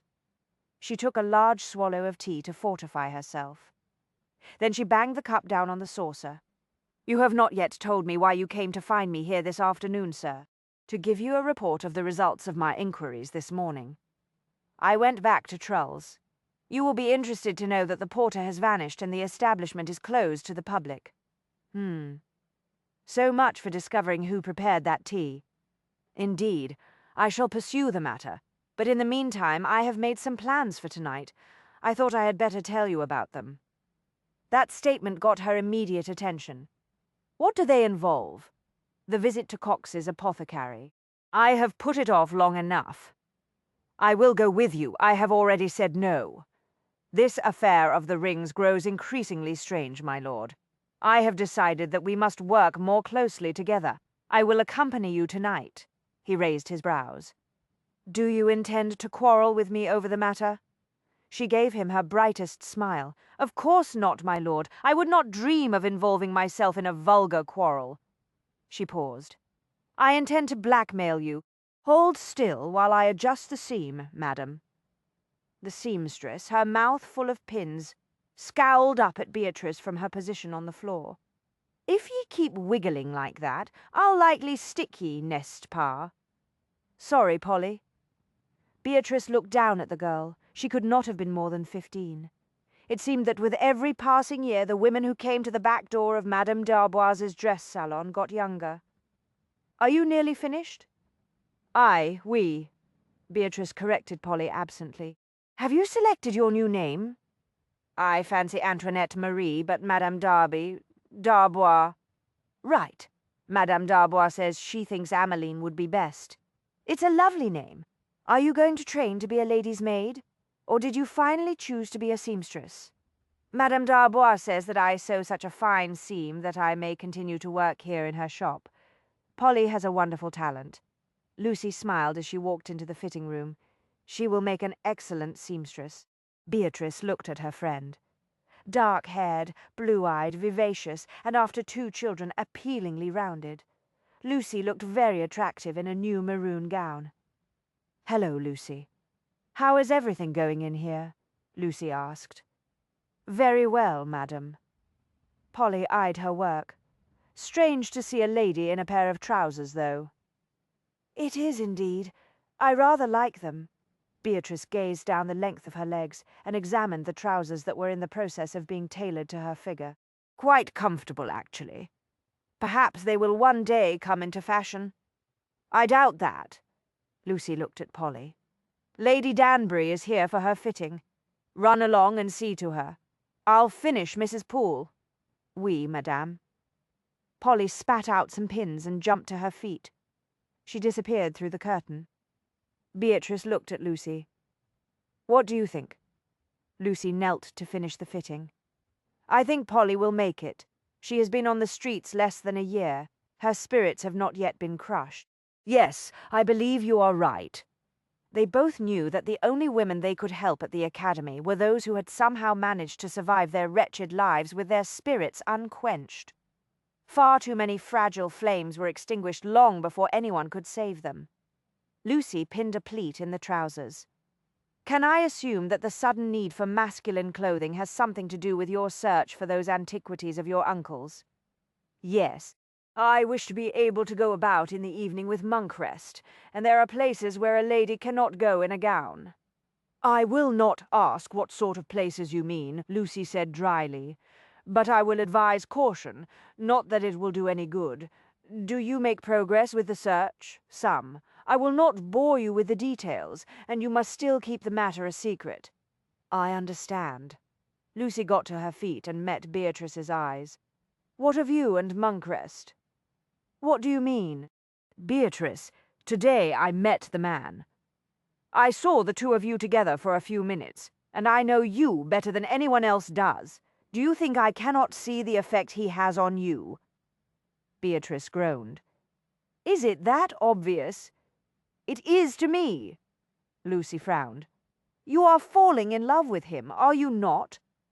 "I am engaged in an affair with him. It is not the same thing." "I fear that it is for you," Beatrice started to argue, but she bit back the protest. Lucy did know her better than anyone else, including the members of her own family. It was sometimes like that between friends, and she and Lucy had been friends since childhood. They had made a pact in the old days. Neither would marry for anything other than love. Both of them had done precisely that. Both had lived to regret it.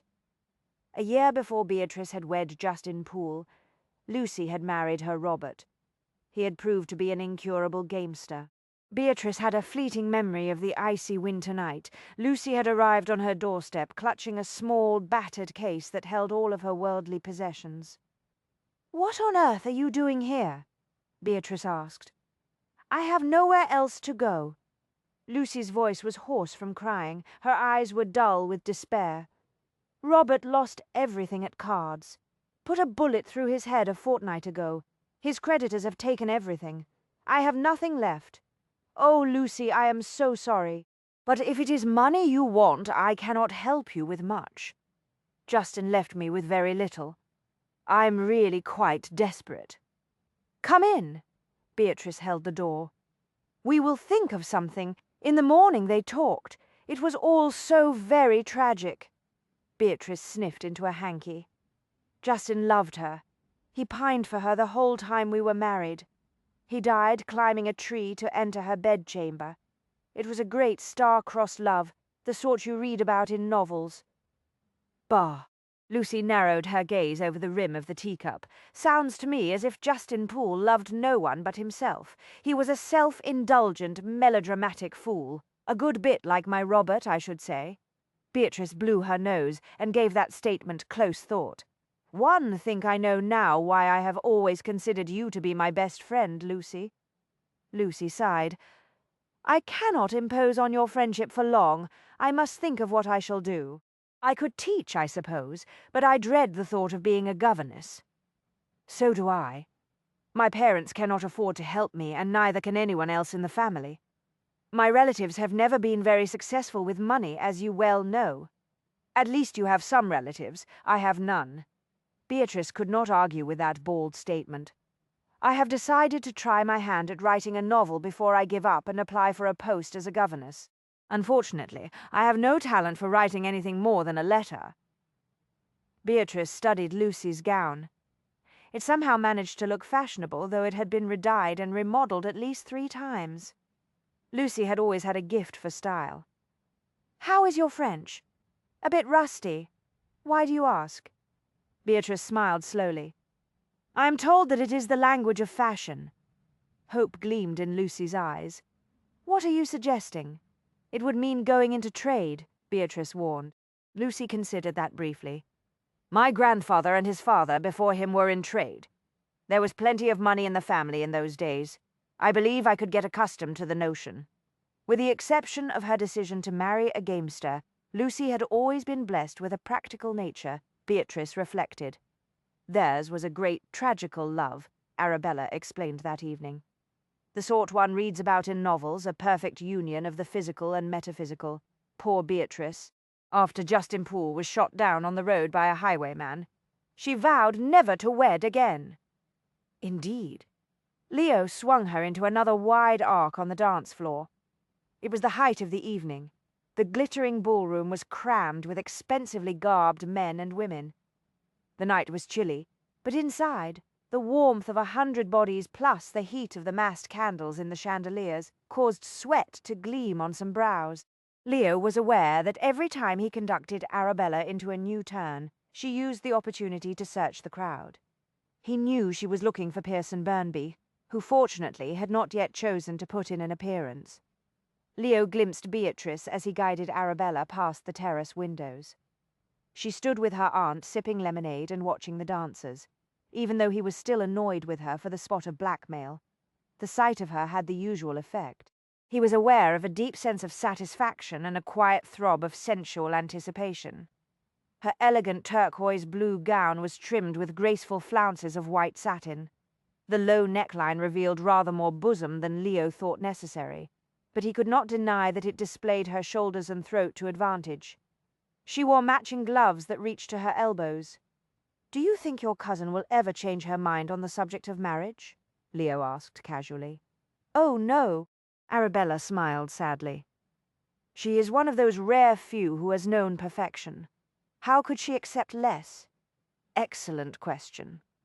Beatrice had not known a perfect love, he thought, but he could well believe that she had vowed never to marry again. A woman of her passionate temperament and warm heart would think twice about taking such a risk a second time. The consequences were no doubt too devastating to even contemplate. He understood as only a handful could, he thought. Better to live alone than to make another mistake. "Actually, my lord," Arabella said thoughtfully, "your own story is very much like my cousin's, is it not? There are some similarities." Leo swung Arabella off in the direction of the buffet and wondered just when, during the past few days, he himself had begun to contemplate the risks of a second marriage. Beatrice watched Leo lead Arabella into a long gliding turn on the dance floor. The skirts of Arabella's pale blue silk gown wafted with butterfly-like grace.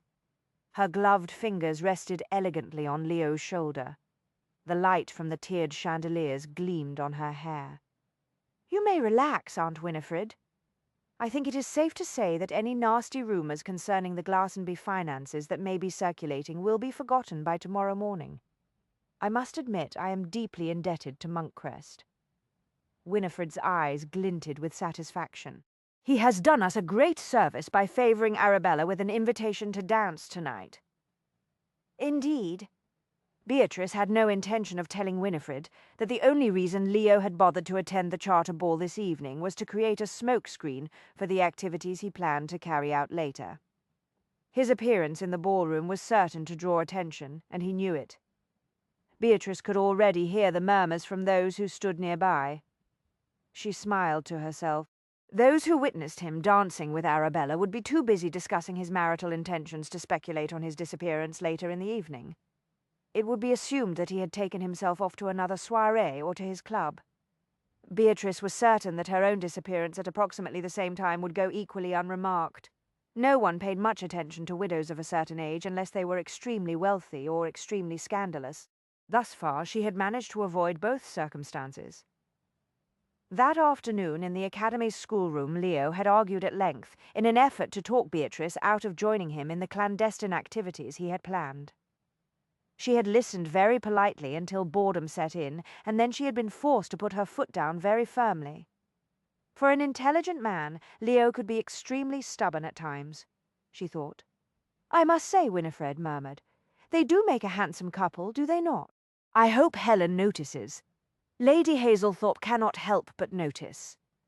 Beatrice sipped from the glass of lemonade. "Everyone in the room has noticed." An odd wistfulness welled up out of nowhere as she watched Leo and Arabella. She had not danced since the days of her courtship with Justin, and those dances had been limited to country dances at the village assemblies. Her only experience with the waltz had occurred when she had amused herself with lessons from Arabella's French dancing instructor. A rustle of skirts and the sound of a throat being cleared interrupted Beatrice's reverie. She turned to see Lady Hazelthorpe. Helen was resplendent in lilac satin. A magnificent turban in a matching hue added some much-needed height to her short, bulky frame. An elegant fan dangled from her plump wrist. There was a grimly determined expression in her steel-grey eyes. Beatrice noticed that Helen's small mouth was pinched even more tightly than usual. Winifred smiled the cool smile that one armoured knight gave the other before they entered the lists. "Good evening, Helen." "Winifred." Helen's glittering gaze switched briefly to Beatrice. "Mrs. Poole." "Madam." Beatrice inclined her head. "Lovely gown." Helen was briefly distracted. "I have recently discovered the most wonderful modiste, Madame d'Arbois. French, of course, charges an absolute fortune, but it is worth it. She uses only French seamstresses, you know." Beatrice took another sip of lemonade. When it comes to fashion, there really is nothing to compare with a French accent, is there? Quite right. Helen gave Winifred a smile that dripped with condescension. Perhaps I will introduce your charming Arabella to her. No need. Winifred kept her attention on the dance floor, where Leo and Arabella were going into another turn. She is quite familiar with the shop. Indeed, we purchased all of her gowns from Madame d'Arbois this season. Helen bridled. I see. Her eyes narrowed as she followed Winifred's gaze. I had not realized until this week that your family was acquainted with the mad monk. Did I neglect to mention the connection? Winifred arched one brow in feigned surprise. Dear me, it must have slipped my mind. His lordship, the Earl of Monkcrest, Beatrice said very deliberately, is an old friend of the family. He has been kind enough to call upon us while he is in town. It is said that Monkcrest is shopping the marriage mart for a new bride, Winifred added in a confiding tone. Helen's mouth compressed to an even tighter line. He was married and widowed years ago. Everyone knows that the Monkcrest men love only once in a lifetime. What on earth does love have to do with marriage? Winifred asked. Helen snapped her fan open. He's got his heir and a spare. There is no necessity for him to wed again. There are other reasons why a man might choose to marry a second time, Winifred said. Helen fixed Winifred with a cold eye. Why would Monkcrest seek a new wife after all these years of being content with his widowhood? Winifred bestowed a woman-of-the-world smile on her. Come now, Helen, we are both old enough to comprehend that gentlemen have certain physical needs. Bah, a man takes a mistress to satisfy those sorts of needs. Perhaps a gentleman who makes his home in a remote place, such as Devon, would find it more convenient to have a wife than a mistress. Outgunned, Helen switched tactics. Monkcrest is rather old for your Arabella, is he not? He appears to me to be in his prime, Winifred assured her airily. And quite fit. Beatrice stifled a groan. It was fortunate that Leo was out on the dance floor. He would not have been pleased to know that he was the subject of this particular conversation. Nevertheless, Helen battled on gamely. An older man would likely overwhelm a young, innocent girl such as Arabella. Personally, Winifred retorted, I have always thought that there is much to be said for an alliance between a young lady and a gentleman of more mature years. Older men tend to be more patient with certain intimate matters. Only because it takes them longer to work up the vigor required to pursue such matters, Helen retorted. Beatrice choked on her lemonade. Winifred frowned in concern. Are you all right, my dear? Yes, thank you. Sputtering wildly, Beatrice yanked open her beaded reticule to search for a hanky. Are you certain you are not ill? Winifred demanded. I am quite all right, thank you, Aunt. Beatrice regained control of herself. She dabbed her watering eyes and then dropped the hanky back into the reticule on top of the pistol. The lemonade went down the wrong way. I am relieved to hear that. Winifred turned back to the dance floor. Ah, here they come now. They really do make a charming couple, don't you think, Helen? Humph. Helen glowered at Leo and Arabella as they made their way through the crowd. I still say he's much too old for her. But at least our sweet Arabella would have the great satisfaction of knowing that he was not marrying her for her money, Winifred said thoughtfully. Everyone knows the Monkcrest fortune is magnificent. A dark rush of angry red colour leaped into Helen's face. Just what are you implying, Winifred? Why, nothing, my dear Helen, nothing at all. I should hope not. And there is the title, of course, Winifred continued. One really cannot ignore that aspect of the situation, can one? Just think. Our Arabella, a countess. Helen turned livid. No one needed to point out that when he came into his own title, Pearson would be a mere baron. The Monkcrest title comes at a price. Helen snapped her fan open and shut with violent little motions. Everyone knows there is a vein of extreme eccentricity in the line. Some say it goes well beyond eccentricity. She paused for emphasis. That sort of thing is in the blood, you know. They do not call them the mad monks for nothing. Beatrice was suddenly no longer amused. Myths, lies, and wild rumours, Lady Hazel thought.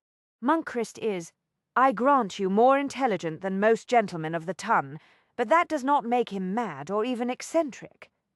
Where there is smoke, there is usually fire, Helen informed her, and there has been a great deal of smoke around the Monkcrest title for several generations. She turned on her lilac-shod heel and marched off into the crowd. Beatrice met Winifred's sparkling eyes. "I understand what you are doing, Aunt, but I do not think it wise to press too far. Monkcrest has been extraordinarily patient with your schemes. He has even gone so far as to give you some support by dancing with Arabella, but I suspect he has his limits. He did not come to town to make himself a subject of gossip." A mildly abashed expression crossed Winifred's face. "You are right, of course. In the future I shall try to refrain from using him to taunt Helen. The difficulty is that it is so very tempting to do so." Leo brought Arabella to a halt in front of Winifred. He glanced at Beatrice and raised his brows in silent question. She pretended not to notice. "You looked lovely out on the floor, Arabella," she said warmly. "That gown is perfect on you." "Thank you." Arabella turned eagerly to Winifred. "Did I just see you talking to Lady Hazelthorpe?" Winifred grimaced. "Yes, you did.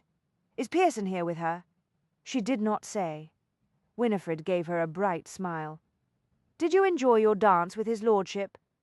"It was very pleasant," Arabella said politely. "Thank you, my lord." Leo's eyes glinted with rueful amusement. "My pleasure." Arabella turned immediately back to Winifred. "Are you certain that Lady Hazelthorpe did not mention whether or not Pearson would be here this evening? I'm sure he will turn up sooner or later in your vicinity," Beatrice said soothingly. "He always does." Arabella bit her lip and cast an accusing glance at Leo. "I do hope that Pearson and his mother realize that you are only a friend of the family, my lord. I would not want them to get the wrong idea." "Perhaps I should clarify the point." Leo took Beatrice's arm without bothering to ask permission. "Come, Mrs. Poole, let us show everyone that I am well acquainted with the entire family." Beatrice hesitated. "I should warn you, my lord, I have never danced the waltz in public. I shall no doubt prove quite awkward on the floor. Your clumsiness will make an excellent match for my sad lack of youthful agility." He pulled her into his arms just as the musicians struck the first chords. Beatrice looked into his eyes and saw the laughter there. "Feeling your age, my lord?" she asked as he swung her into a swirling turn. "There is nothing so humbling as dancing with a young lady who is madly searching the crowd in hopes of spotting another, younger man. I can imagine," she smiled. "Poor Arabella is having a difficult time concealing her affection for Mr. Burnby. Young ladies do not always understand the strategy of the marriage process." "Neither do young men," Leo said dryly. "It is just as well that Burnby is not here tonight. I do not relish the prospect of being called out." Beatrice stopped smiling. "Good heavens, sir! I am certain Mr. Burnby would not do anything so idiotic, so one would hope. Unfortunately, young men tend to be somewhat volatile by nature." "Do you speak from personal experience, sir?" "I speak as a father who has raised 2 sons," Leo muttered. "I see. I appreciate your concerns. Nevertheless, it was very kind of you to dance with Arabella. You have added immeasurably to her consequence in Lady Hazelthorpe's eyes." Leo chuckled. "I do not have the impression that Arabella is particularly grateful. Aunt Winifred certainly is." Beatrice glanced around the crowded floor to make certain that no one was within earshot. "It is after midnight. When do we leave?" His amusement evaporated in an instant. "Beatrice, I do not like this. You have made yourself very clear on that point, sir. But my threat stands. If you do not take me with you tonight when you search Dr. Cox's apothecary, I shall go there on my own. You are a very clever female, Beatrice, but you are also the most bloody-minded woman I have ever met." She gave him her most brilliant smile. "It seems we are well matched, then. When it comes to bloody-mindedness, no one can top you, my lord." The alleyway behind Dr. Cox's apothecary smelled of urine and rotted garbage. Beatrice, garbed in the trousers and shirt that Lucy had altered for her that afternoon, picked her way along the greasy stones with care. A thin beam of icy moonlight illuminated her path. Leo, 2 paces ahead, wore a coachman's voluminous, many-caped coat and a hat pulled down low over his eyes. He had a lantern in one hand, but he had not set it alight. "Why didn't you bring your hound?" Beatrice whispered. "Elf is useful, but he does not go unnoticed. Therefore I employ him sparingly." "I see. I brought him to this neighborhood when I confronted Ginwilly Jack. If he was spotted here a second time, he would draw the kind of attention that we do not need tonight." "Yes, of course." But it would have been rather comforting to have Elf along, Beatrice reflected. The notion of searching Dr. Cox's shop, an idea that had seemed eminently reasonable, even exciting, in the light of day, had taken on a far more ominous aura tonight.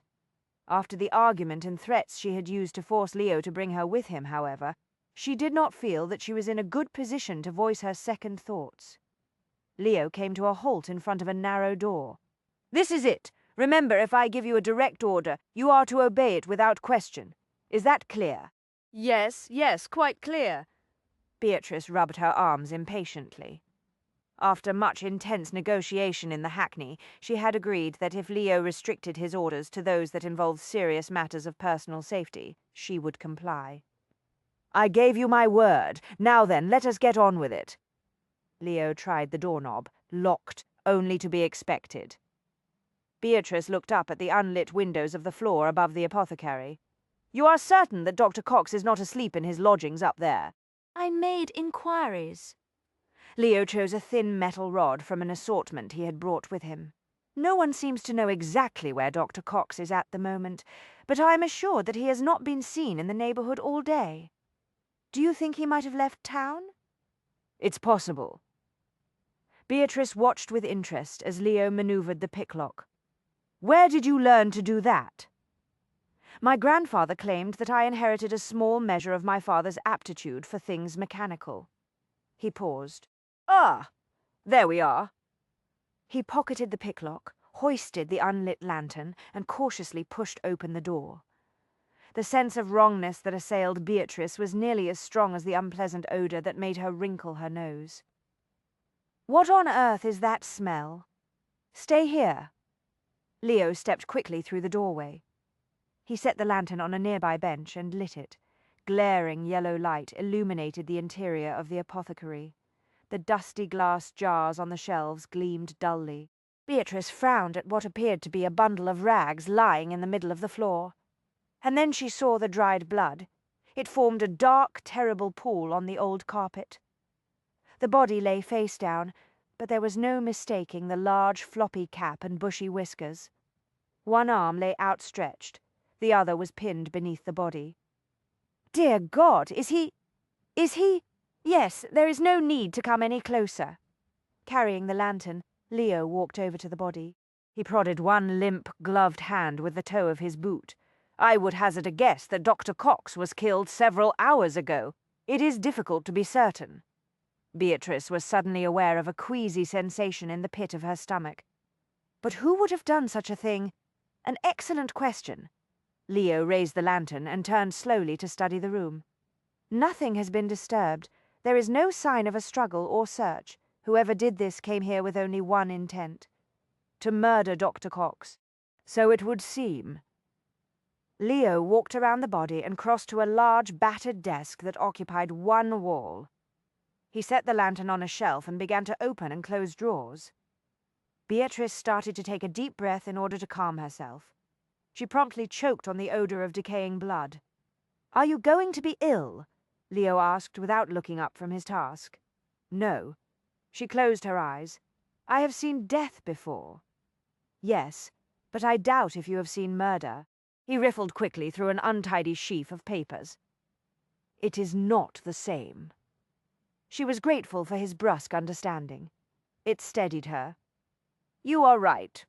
When she thought she had herself in hand, she walked across the shop to join Leo. "What are you looking for?" she asked. "I don't know." He flipped through a journal of apothecary accounts. "Something that will point toward the killer. Only this afternoon I had begun to suspect that Dr. Cox was behind this entire affair. We do not know that he was not involved." Leo frowned over an entry in the journal.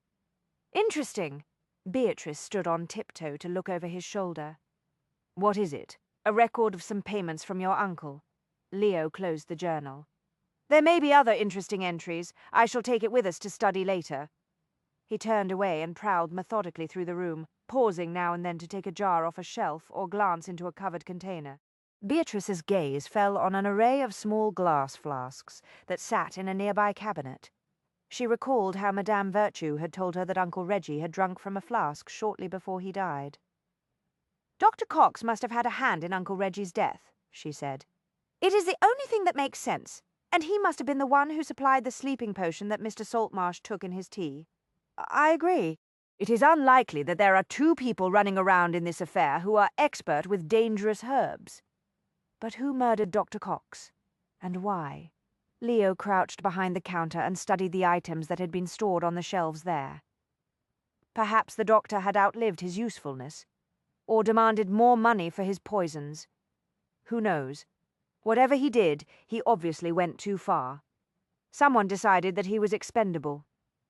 Beatrice shivered. "Leo, too many people are dying in this affair. I'm worried about Clorinda. She should be quite safe. No one knows about her connection to us. I do not think we can assume that any longer."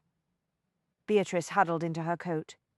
"You say you have already warned Mr. Simpson and Madame Virtue. We must warn Clorinda also. We are very near her lodgings, are we not? 2 streets away. We must stop and tell her that she may be in danger. Perhaps we should give her enough money to take her out of town for a while." Leo stood up slowly. "You may be right. This business grows more twisted with every step. I do not want Clorinda's blood on my hands." The short walk to the street where Clorinda lived passed without incident.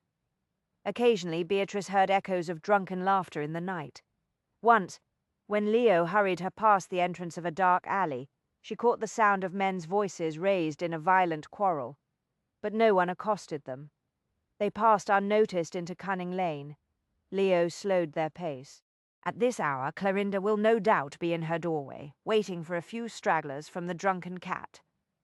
Beatrice pulled her coat more closely about her. "I do hope that when this affair is over, she will take you up on your offer to purchase the tavern. You cannot save someone who does not want to be saved, Beatrice. You sound like Lucy," she muttered. "What the devil do you mean by that?" "Never mind. Leo, we owe Clorinda a great deal. There is no telling what might have happened to us the other night if Gin-Willy Jack and his friends had discovered us." "There is no need to remind me." Leo paused in front of a familiar, darkened entrance. "This is her customary place of business." Beatrice stepped forward to peer into the shadows. "Clorinda, it's Beatrice Poole." There was no response. A frisson of horror raced along Beatrice's spine. "Clorinda? She's not here." Leo stepped back to look up at Clorinda's window. "There is no light in her room." "Oh, my God! Something is wrong, Leo. I am certain of it. Calm yourself. It's late. She may have taken herself off to the drunken cat." "No, something dreadful has happened. I know it. If only we had thought to stop here earlier."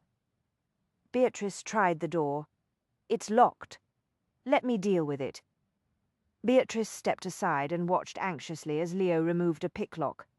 It seemed to take eons, but in reality he got the door open in a matter of seconds. Beatrice hurried into the tiny hall. "Quick, a light!"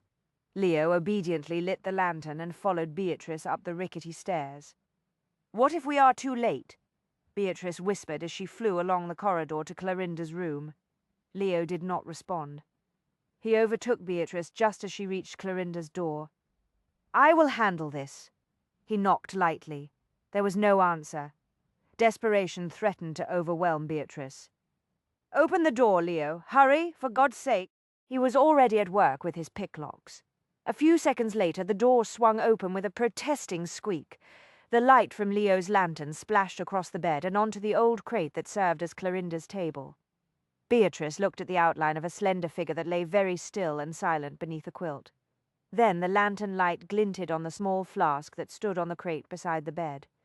It was identical to those she had seen in Dr. Cox's apothecary. Clorinda, no. Chapter 15. At the heart of the maze lurked a monstrous thing. From Chapter 15 of The Ruin by Mercis, Amelia York. What the bloody L? Clorinda sat bolt upright in bed, clutching the covers to her chin. Her mouth opened on a high, piercing shriek. "You're alive!" Beatrice rushed toward the bed. "Dear God, you're alive!" "Of course I'm alive," Clorinda yelped. "What in the name o' the devil are the two of ye doing in me bedchamber?" Leo winced as he set the lantern on the crate. "If both of you would refrain from carrying on a conversation at the top of your lungs, we would significantly cut down the risk of drawing unwanted attention." Clorinda shrugged. "No one in this neighborhood will pay any mind to a few shrieks coming from this room. What are ye doing here?"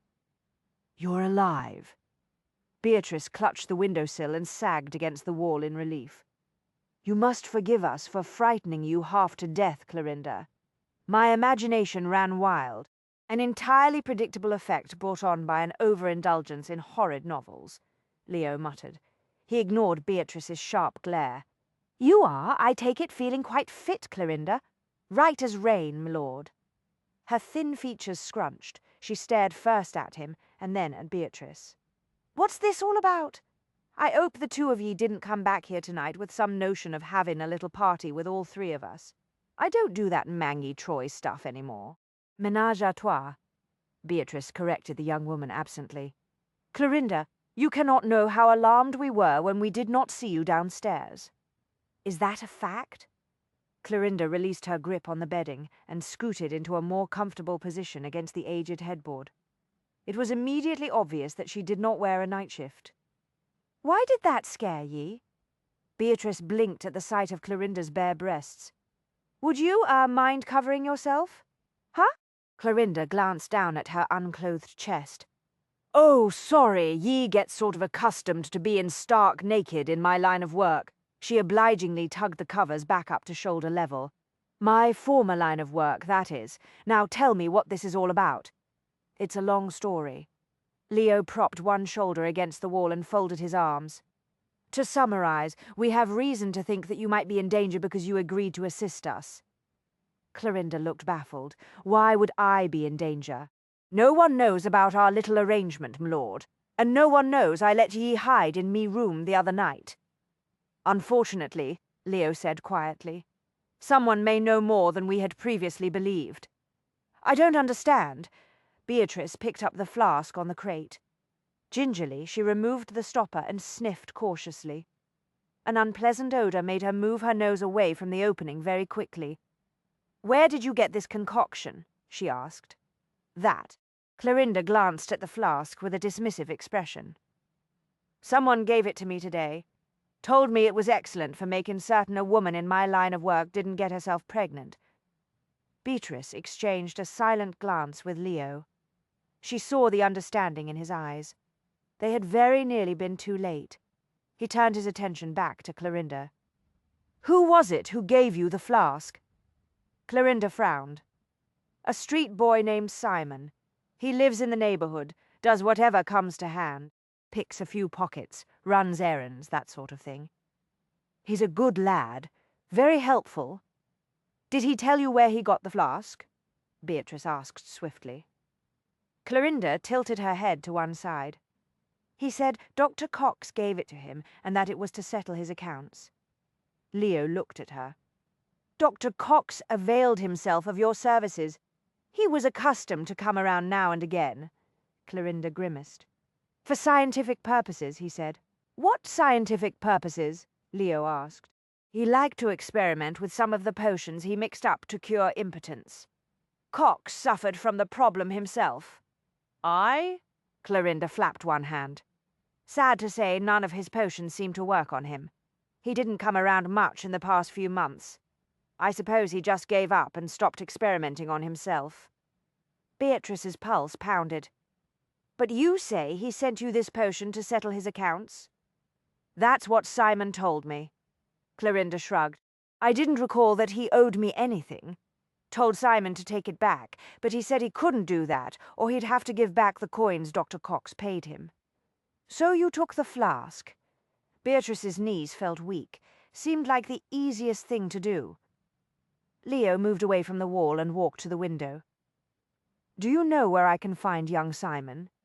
"He comes and goes." "Sometimes he hangs around the Drunken Cat," Clorinda scowled. Like I said, he's a good lad. What do you want with him?"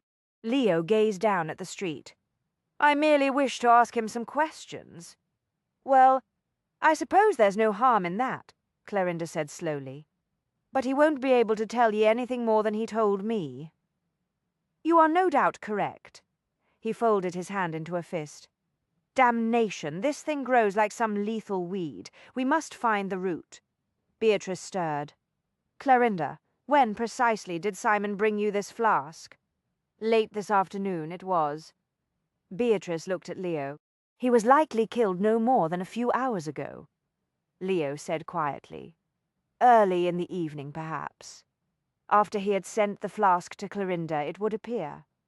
Perhaps it was at that point that someone decided he was no longer useful." "Killed?" Clorinda stiffened. "Dr. Cox is dead?"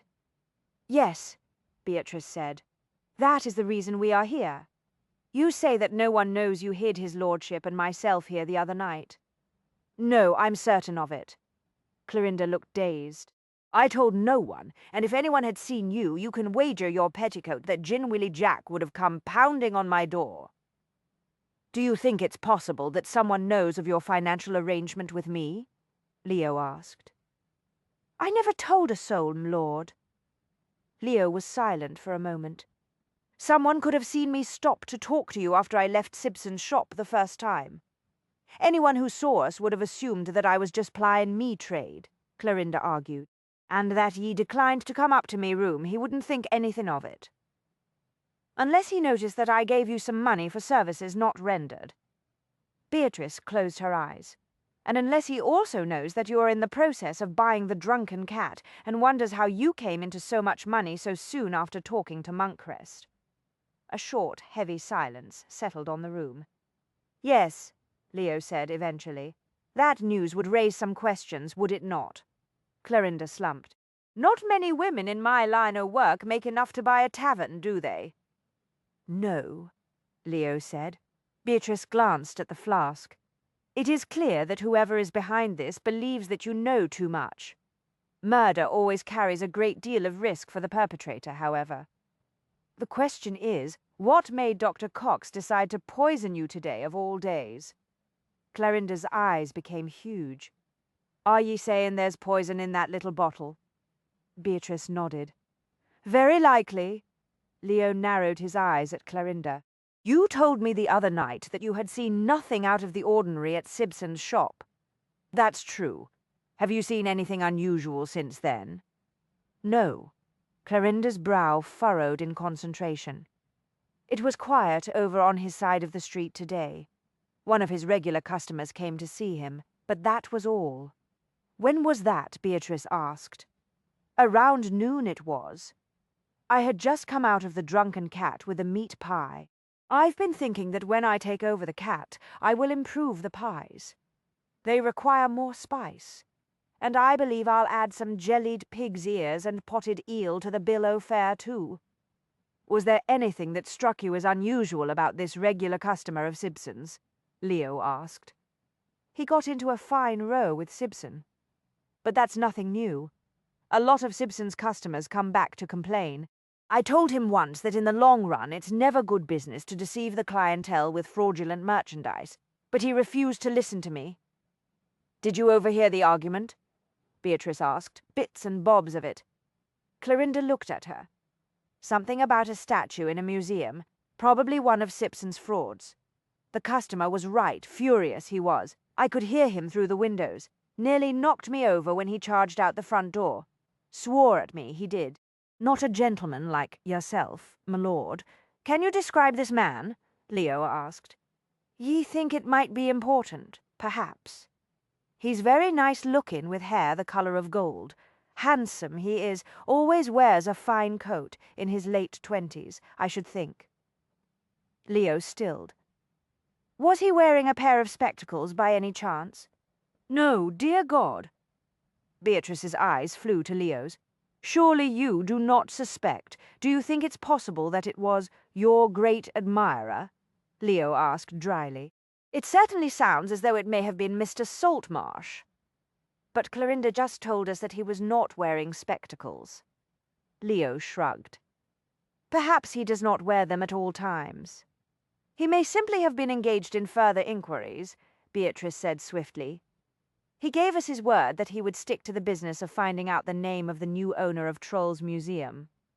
Yes, I know, but... She broke off. Clorinda looked from Beatrice to Leo and back again. What is it? What is going on? Beatrice sighed.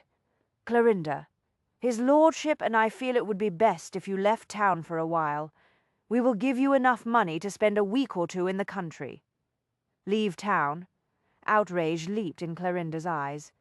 But I can't do that. I'm going to become the proprietress of the Drunken Cat in a fortnight. It's all arranged. Tom said he'd give up his lease on the first o' the month. Leo pulled some notes out of his pocket. Then stay out of town until the day you are to take over the tavern. Don't fret. I'll keep an eye on the Drunken Cat while you're gone. But I don't want to leave, Clorinda wailed. Me whole life is about to change. Beatrice reached out to touch her arm. Listen to me. Someone tried to poison you today. Dr. Cox, who sent the flask to you, has himself been murdered. The man you saw at Sibson's this morning may be involved. It is beginning to appear as though Sibson is mixed up in this mess as well, Leo said. You may have seen too much for your own safety today when you witnessed the argument between Sibson and his customer. That may have been why Cox sent you the flask. Bloody L. Clorinda looked mulish. Please, Clorinda, Beatrice pleaded. Say you will disappear for a few days. As a favour to me. Oh, very well, Clorinda muttered. I don't want to get myself murdered just before I start me new profession. She turned anxious eyes on Leo. Ye promise me ye won't let Tom sell the Drunken Cat to anyone else while I'm gone, will ye? I shall inform my solicitor that he is to complete all of the details of the purchase for you, Leo assured her. When you return, there will be no question you will be the proprietress of the Drunken Cat. Well then, Clorinda looked forlornly around her small chamber. I suppose I'd best collect me things. Got to get to the coaching yard early. The stages start leaving at dawn. Her eyes lit up with renewed enthusiasm. Course, I won't be moving back into this room when I return. I'll go straight into me new lodgings over the tavern. A great wave of relief passed through Beatrice. Thank you, Clorinda. I shall sleep better knowing that you are safe. Clorinda rolled her eyes as if I couldn't take care of myself. Beatrice glanced down at the flask in her hand. I must ask one more question. I'm exceedingly grateful that you did not touch the dreadful stuff in this bottle, but I must know what divine providence stopped you from drinking it. Clorinda gave a small snort. Providence had nothing to do with it. I didn't drink the poison on account of I'm about to go into a new line o' work. Beatrice blinked.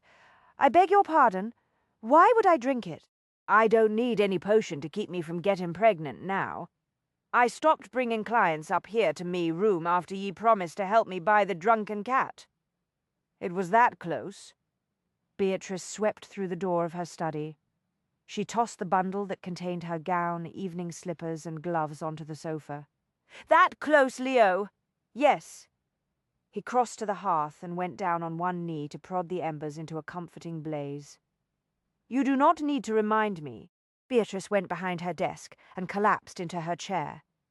She propped her elbows on the polished mahogany and dropped her head into her hands.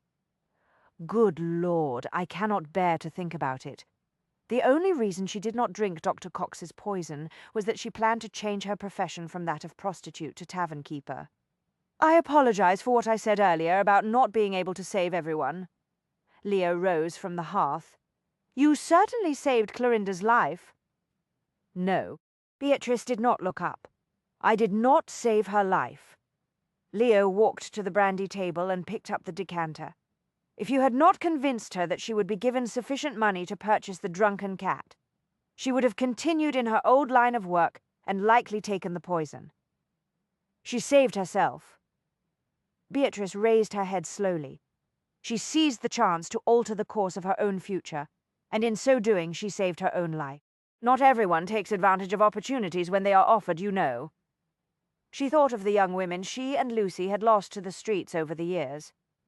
Not even when those opportunities are dropped straight into their laps. I am well aware of that. Leo finished pouring out 2 brandies. He handed one of the glasses to her and raised his own in salute. "To you, Beatrice, and to the redoubtable Clorinda. I shall certainly drink to Clorinda. May she acquire fortune and happiness in the tavern business." Beatrice took a healthy swallow of the brandy and felt the fire all the way down to her stomach.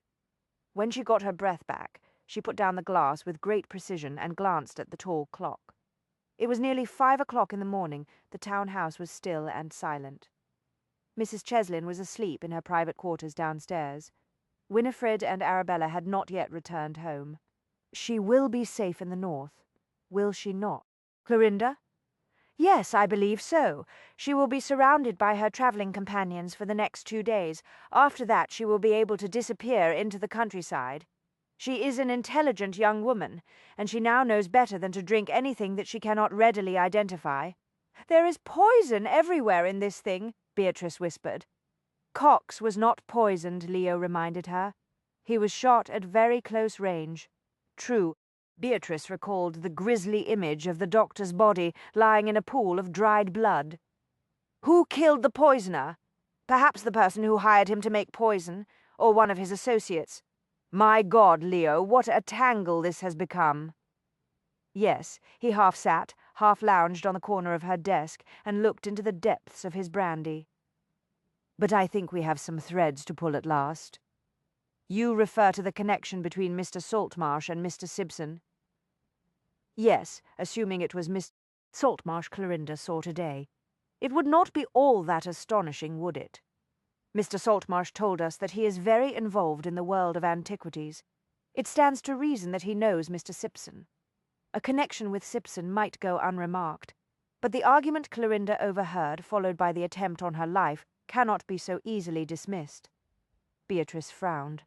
The timing of the delivery of the poison flask would appear to tie all 3 men, Cox, Simpson, and Saltmarsh, together. It's possible that when Saltmarsh burst from Simpson's shop after the quarrel and ran straight into Clorinda, he panicked. He may have assumed that she had overheard too much. If he also knew that you had stopped to talk to Clorinda after visiting Simpson the first time, and if he was aware that she had recently acquired enough money to buy a tavern, he may well have concluded that she was a spy. So Saltmarsh went straight to Cox and demanded that he prepare a poisoned flask that was then sent to Clorinda. Beatrice tapped one finger on the top of her desk. "It seems a bit far-fetched, does it not? This situation grows more outrageous by the moment.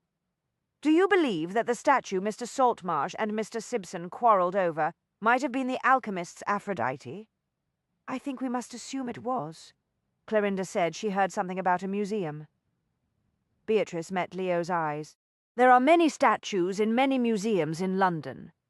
"But your uncle was apparently drawn to one particular museum," Leo reminded her. "Trulls. Yes, that establishment appears to lie at the heart of this affair." Beatrice thought about the oppressive atmosphere in the underground chamber. "I must tell you, Leo, I did not like the place." "I told you it is filled with Trull's old fakes and frauds." "No, it was something else." Her voice trailed off. She did not know how to explain. His mouth quirked. "I respect your intuition on the subject. Leo, if Simpson, Saltmarsh, and Dr. Cox were all involved in a scheme to find the rings and the statue, why kill Dr. Cox? A quarrel among thieves, perhaps?" She nibbled on her lower lip while she considered that. "Mr. Saltmarsh was drugged at Trull's. Surely, if he were one of the villains, he would not have drunk Dr. Cox's poison. We do not know for certain that he actually drank the tainted tea, as he claimed. You said you smelled noxious fumes, but he could have deliberately spilled some of it nearby to enhance his story." "Yes, I suppose that is possible." She sat back and clasped her hands. "But it is also possible that Mr. Saltmarsh is entirely innocent. We must not leap to conclusions." "That particular leap is not so very great," Leo said dryly. "I see it more as a short step to an eminently reasonable assumption. You have been biased against Mr. Saltmarsh since the beginning of this affair. I am merely looking at the facts and drawing the obvious conclusions." "Well, if you ask me, there are no conclusions. The entire business is getting murkier and murkier." Beatrice gazed down at her folded hands. We must find Uncle Reggie's rings, Leo. There is much more than Arabella's inheritance involved in this now. My uncle was most assuredly murdered. Dr. Cox is dead. Someone tried to kill Clorinda. Who knows what will happen next? Calm yourself. We can do nothing more tonight. We both need sleep. Tomorrow, when we can think more clearly, we will sort through the information we have discovered and try to make sense of it all. We may not have much time. On the contrary, Leo said. I think Cox's death may have bought us some breathing room. She looked up quickly. Why do you say that? As you noted earlier, murder draws unwanted attention. Whoever shot Cox will be inclined to stay out of sight for a while. The villain must know that I will be making inquiries into the matter. Very likely. I do not believe that you are in great danger, Leo said thoughtfully. The death of a quack will not make much news, but if anything happens to you, and it comes out that I am also Mrs. York, there would be a great deal of speculation and gossip. Beatrice concluded. Yes, I see what you mean. I doubt if the killer wants that sort of attention.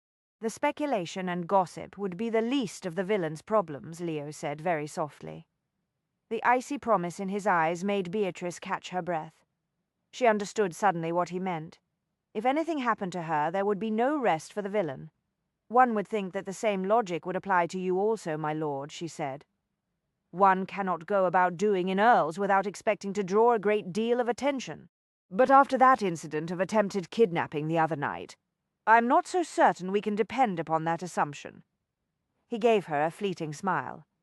Concerned about me, my sweet? Promise me you will be very careful, Leo. Yes, certainly. Beatrice glowered. Leo, I mean it. You must exercise great caution. He grinned briefly and raised his glass in a mocking gesture. I shall take excellent care of myself. Now, as to your own safety, you just said that you believed there was no reason for great concern. He inclined his head. Nevertheless, we shall take a few precautions for the sake of my peace of mind. I beg your pardon. What sort of precautions? Surely you do not intend to hire a Bow Street runner to follow me around? Not a runner, I am thinking of a more effective guard. What do you mean? A shuttered look masked his expression. We have blundered around long enough. I want some time to think this through before I put anyone else at risk the way I did Clorinda. Leo, no. Stunned, Beatrice leaped to her feet. You must not blame yourself for what almost happened to her. It was because of me that she was nearly poisoned. If I had not paid her to watch Simpson's establishment. Stop it. Beatrice hurried around the corner of the desk and reached out to cup his face in her hands. Stop it right now. I am the one who must bear the blame for what nearly happened tonight. I am the one who insisted upon searching for the forbidden rings. I am the one who brought you into this damnable affair in the first place. Speaking of affairs, she frowned in confusion. Affairs? He looked at her with dark, brooding eyes. In case you had not noticed, we are involved in two. Two. One involves the rings, the other involves only us. Yes. She was amazed at how steady her voice sounded. Her stomach was suddenly fluttering wildly. Leo set down his brandy and reached up to grasp her wrists. What is your opinion of our affair? It was difficult to breathe now. I find our affair to be quite fascinating, my lord. Fascinating. He seemed to taste the word for a long while. I also find it fascinating. Without warning, he came off the edge of the desk and swung her into his arms. He started toward the sofa. Mrs. Cheslin, Beatrice began. We'll not hear a thing if we are careful. Aunt Winifred and Arabella will return soon. Do they usually arrive home much before dawn? No. Then we have a little time. Leo put her down on the velvet cushions. Do you have any other obstacles to set in my path? She smiled. No, my lord. I cannot seem to think of any other objections. Excellent. He walked across the room to turn the key in the lock. When he started back toward her, one hand was already at work on the knot of his cravat. He freed himself of the neckcloth, tossed it carelessly aside, and sat down on a chair to remove his hessians. His eyes never left hers. She watched him unfasten his shirt. Heat pooled inside her. By the time he came to her wearing only his breeches and lowered himself along the length of her, she was already on fire. "Damn bloody trousers!" He yanked at the fastenings of her masculine clothing. "I much prefer you in skirts." "Because they are more feminine?" "No, because they are infinitely more convenient." She choked back a soft laugh. With an effort, he succeeded in freeing her from the trousers. When she lay beneath him, clad only in her linen shirt, he reached down to unfasten the front of his own breeches. A glorious sense of exultation rushed through her when she saw the extent of his arousal. She had this effect on him, she thought. His desire for her was blatant, wildly erotic, and absolutely unmistakable. She touched him gently, cupping him. He groaned and put his mouth to the side of her throat. "I swore that this time we would do it properly. I thought it all went rather well last time. You know what I mean." He raised himself on his elbows and thrust his hands into her hair. His eyes reflected flames of the fire. "I wanted to take my time. I wanted to savor you for hours. We do not have hours. No, we have only moments, so we must make the most of them." He lowered his head to take her mouth. His kiss was ravenous. He consumed her. She felt the tantalizing edge of his teeth on her lower lip. His tongue danced with hers. She lifted herself against him, dug her nails into his sleek, muscled back, nibbled his earlobe, inhaled his scent until her head whirled. Without warning, he pulled away from her grasp and eased himself down the length of her body. She did not know what he was doing until she felt his mouth on her in the most shockingly intimate of kisses. "Leo." When he drove himself into her a short time later, she uttered a high, soft cry of delight. He hastily covered her mouth with the palm of his hand. Above the wave of soaring satisfaction that pulsed through her, she thought she caught the rumble of Leo's muffled laughter. She could not be certain, because almost immediately he buried his face in the cushion beside her to stifle his own husky groan of release. Chapter 16. The coiling darkness gathered in on itself. From Chapter 16 of The Ruin by M.R.S. Amelia York. Shortly after noon the following day, Leo settled into a chair in the coffee room of his club and unfolded the first of the morning newspapers. He was virtually certain that he had been right in his conclusions last night. He and Beatrice had a little time. With Cox dead, Sibson and Saltmarsh would no doubt lie low for a while. But being virtually certain was not quite the same thing as being absolutely certain. He had slept little after he left Beatrice just before dawn. What rest he managed to obtain had been interrupted by unpleasant dreams. He quickly scanned the news reports in the paper. There was no mention of Cox's death. It was quite possible that the body had not yet been discovered. He was about to turn the page when he caught sight of a short paragraph buried amid the gossipy reports of the night's most important balls and soirees. He paused to read the brief article. Certain young gentlemen returning from an evening on the town earlier this week brought word of a wolf, or is it a werewolf seen prowling the streets of our fair city? The editors of this newspaper are inclined to ascribe the sighting to the effects of several bottles of claret. On the other hand, it has been noted that the mysterious Lord M is in London for the season. A figure loomed over Leo's chair. "I say, Monkcrest heard you were in town." Leo folded the newspaper and nodded to the stout, balding man who settled into the chair on the other side of the fire. "Ramsay, you are well, I trust?" "Very well." Ramsay made himself comfortable and reached for his coffee. "Remarried this past fall, lovely creature. Just turned 19. Nothing like a new bride to invigorate a man." "My congratulations, sir." Ramsay had to be at least 65, Leo thought. "Thank you." Ramsay raised his bushy grey brows. "Word has it you're in town to take the same tonic." "I beg your pardon." Ramsay winked. "Heard you were here to find yourself a bride to take back to Devon. Understand you're casting your eyes in the direction of the chit Lady Ruston has been shepherding about. Pretty little thing. Some money there too, I believe, although it wouldn't be enough to tempt a man in your position." Leo exhaled slowly. "No, it would not. But there are other factors to consider, eh? You're right to choose a young one. Exactly what I did myself. Much easier to handle, don't you know? The older ones are inclined to be too independent and downright demanding to my way of thinking." Leo recalled the gossip he had overheard that very morning. He wondered if Ramsay would be so keen to promote the virtues of marriage between elderly men and young ladies fresh out of the schoolroom if he had heard the same conversation. It had concerned the rumour that Ramsay's youthful bride was already involved in an affair with a gentleman who was much closer to her own age. "I fear that you have been misinformed about my intentions, sir," Leo said mildly. Ramsay gave him a knowing look. "Ah, yes. I comprehend completely, sir." "Not ready to make any announcements, are you?" "Quite right. This sort of thing has to be done properly. Trust me, I won't breathe a word." "I certainly hope not.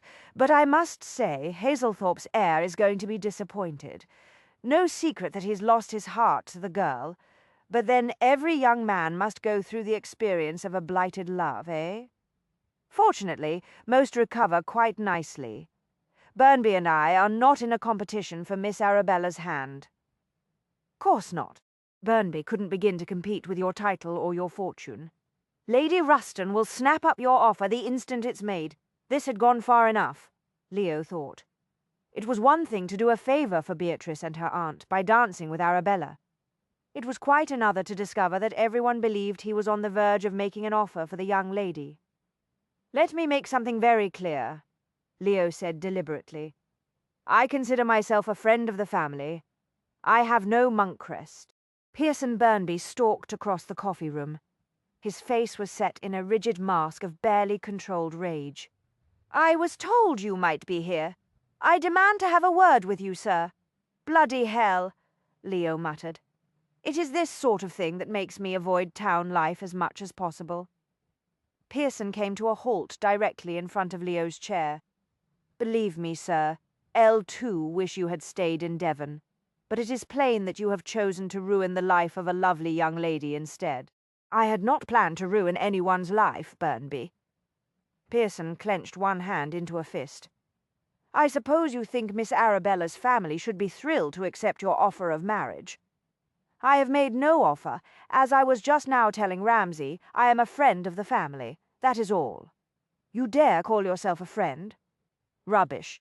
It is plain that you have insinuated yourself into the family's affections with the sole aim of persuading Lady Ruston that you would make a suitable husband for Miss Arabella." "That is not true, Burnby." Pearson reddened with fury. "Do not deny it. Everyone knows that you prefer to avoid town. They say there is only one thing that would bring you here. Like a wolf, you have come to prey on an innocent lamb. Burnby, you seek an innocent young lady whom you will drag back to the wilds of Devon to sacrifice upon the altar of your lust. Have you been reading Mrs. York's novels by any chance? I will not be mocked. Calm yourself, Burnby." Pearson narrowed his eyes. "I will be blunt. You are too old for her. She is spring, you are winter." Leo grimaced. "I suppose it appears that way to you. A lady of Miss Arabella's extraordinarily delicate sensibilities could never be happy with you, Monkcrest. You would destroy her whole life. I cannot allow that to happen. Fortunately, it is not going to happen." "No, it is not." Pearson drew himself up and slowly peeled off his riding glove. "I will see to it." Leo eyed the glove. "There is no need for this, Burnby. On the contrary, sir, there is every need." Pearson threw the glove down on the floor at Leo's feet. "I hereby challenge you, Monkcrest. Have your seconds call upon mine at your earliest convenience." A startled hush fell across the coffee room. All heads turned. Leo studied Pearson for a moment. Then he leaned down to retrieve the glove. "You have made a grave error, Burnby." "Indeed," Ramsay muttered.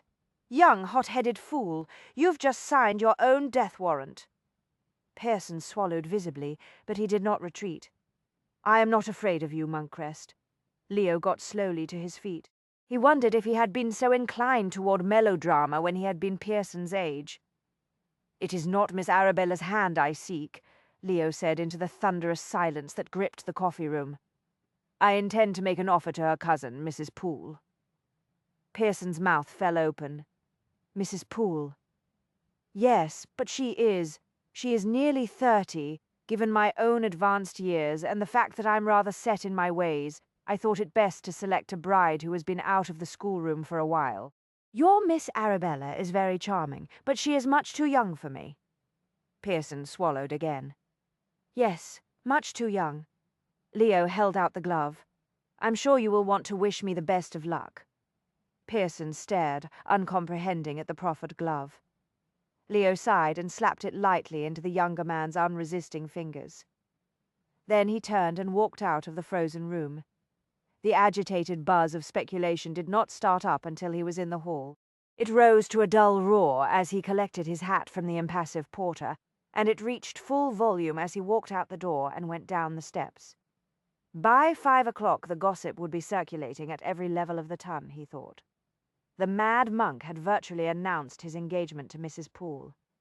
Beatrice was going to be furious with him, he reflected. He had placed her in an extremely awkward position. If the engagement was not made a fact, she would be publicly humiliated. Her name would be on everyone's lips, and the comments would not be kind. And that was not the worst of it, Leo realized. If her identity as Mrs. York ever became public knowledge, her career would be in grave jeopardy. Mrs. Poole could survive the scandal of a broken engagement to the mad monk, but Mrs. York would not. Bloody hell. Leo came to a halt in the middle of the walkway and gazed unseeingly at the traffic in the street. A true gentleman would go directly to Beatrice's townhouse and confess his sins at once. She deserved to be warned. But if he did the right thing, he would no doubt be forced to listen to her berate him for plunging her into the predicament. He was not in the mood to deal with the cutting edge of her tongue. To distract himself from his grim thoughts, Leo shifted his attention back to the matter of the forbidden rings. If he found them for Beatrice, she would be far more likely to view the unfortunate events in the coffee room with an understanding eye. Yes, definitely, that was his best course of action. Find the bloody rings. She would forgive him anything if he accomplished that. He pulled the soothing cloak of logic and rational thought around himself. It was time to pay another visit to Simpson. The antiquities dealer seemed to be the weakest link in the chain. Every time Leo applied pressure in that direction, things happened. Beatrice would be annoyed with him for failing to take her along to Simpson's shop, but she was going to be thoroughly vexed with him regardless when the rumors of her pending engagement reached her. He might as well be hung for a sheep as a lamb. Arabella eyed Elf curiously. "Does he bite?" Beatrice glanced at the hound stretched out in front of the hearth in her study. "I do not know thus far. All he has done is sleep." Leo had brought Elf to the kitchen door shortly before 11. To the great consternation of Mrs. Cheslin, he had walked the hound down the central hall to the breakfast room, where Beatrice, Arabella, and Winifred were gathered. "I would appreciate it if you would keep him for a while," Leo said to Beatrice. "You want me to look after him?" Beatrice put down her coffee cup with a small crash. "But, my lord, this is not a very large house, and the garden is positively tiny." "Just for a day or two," Leo said, "as a favor to me." Beatrice was about to protest further when she recalled his words about providing her with a guard. "Very well, sir," she sighed. "We will be happy to look after your hound for a few days." "Do not go out without him," Leo said. He inclined his head to Winifred and Arabella. "Good day, ladies. I look forward to seeing you later this evening." "Yes, of course, my lord." Winifred stared at Elf with horrified fascination. "Behave yourself, Elf." Leo walked out of the breakfast room and disappeared down the hall. Elf cast an interested eye on the sideboard, where the trays of eggs and toast resided. "Oh dear," Winifred murmured.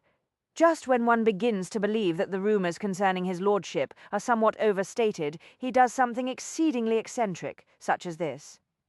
I wonder why Monkcrest felt he had to leave his hound with you. I have no notion." Beatrice rose and went to the sideboard. She could not tell Winifred and Arabella that Leo was concerned for her safety. They would fly into a panic. But when one considers all that Monkcrest has done for us, one can hardly refuse the request. Winifred sighed. "You are quite right, of course. And what are a few eccentricities here or there?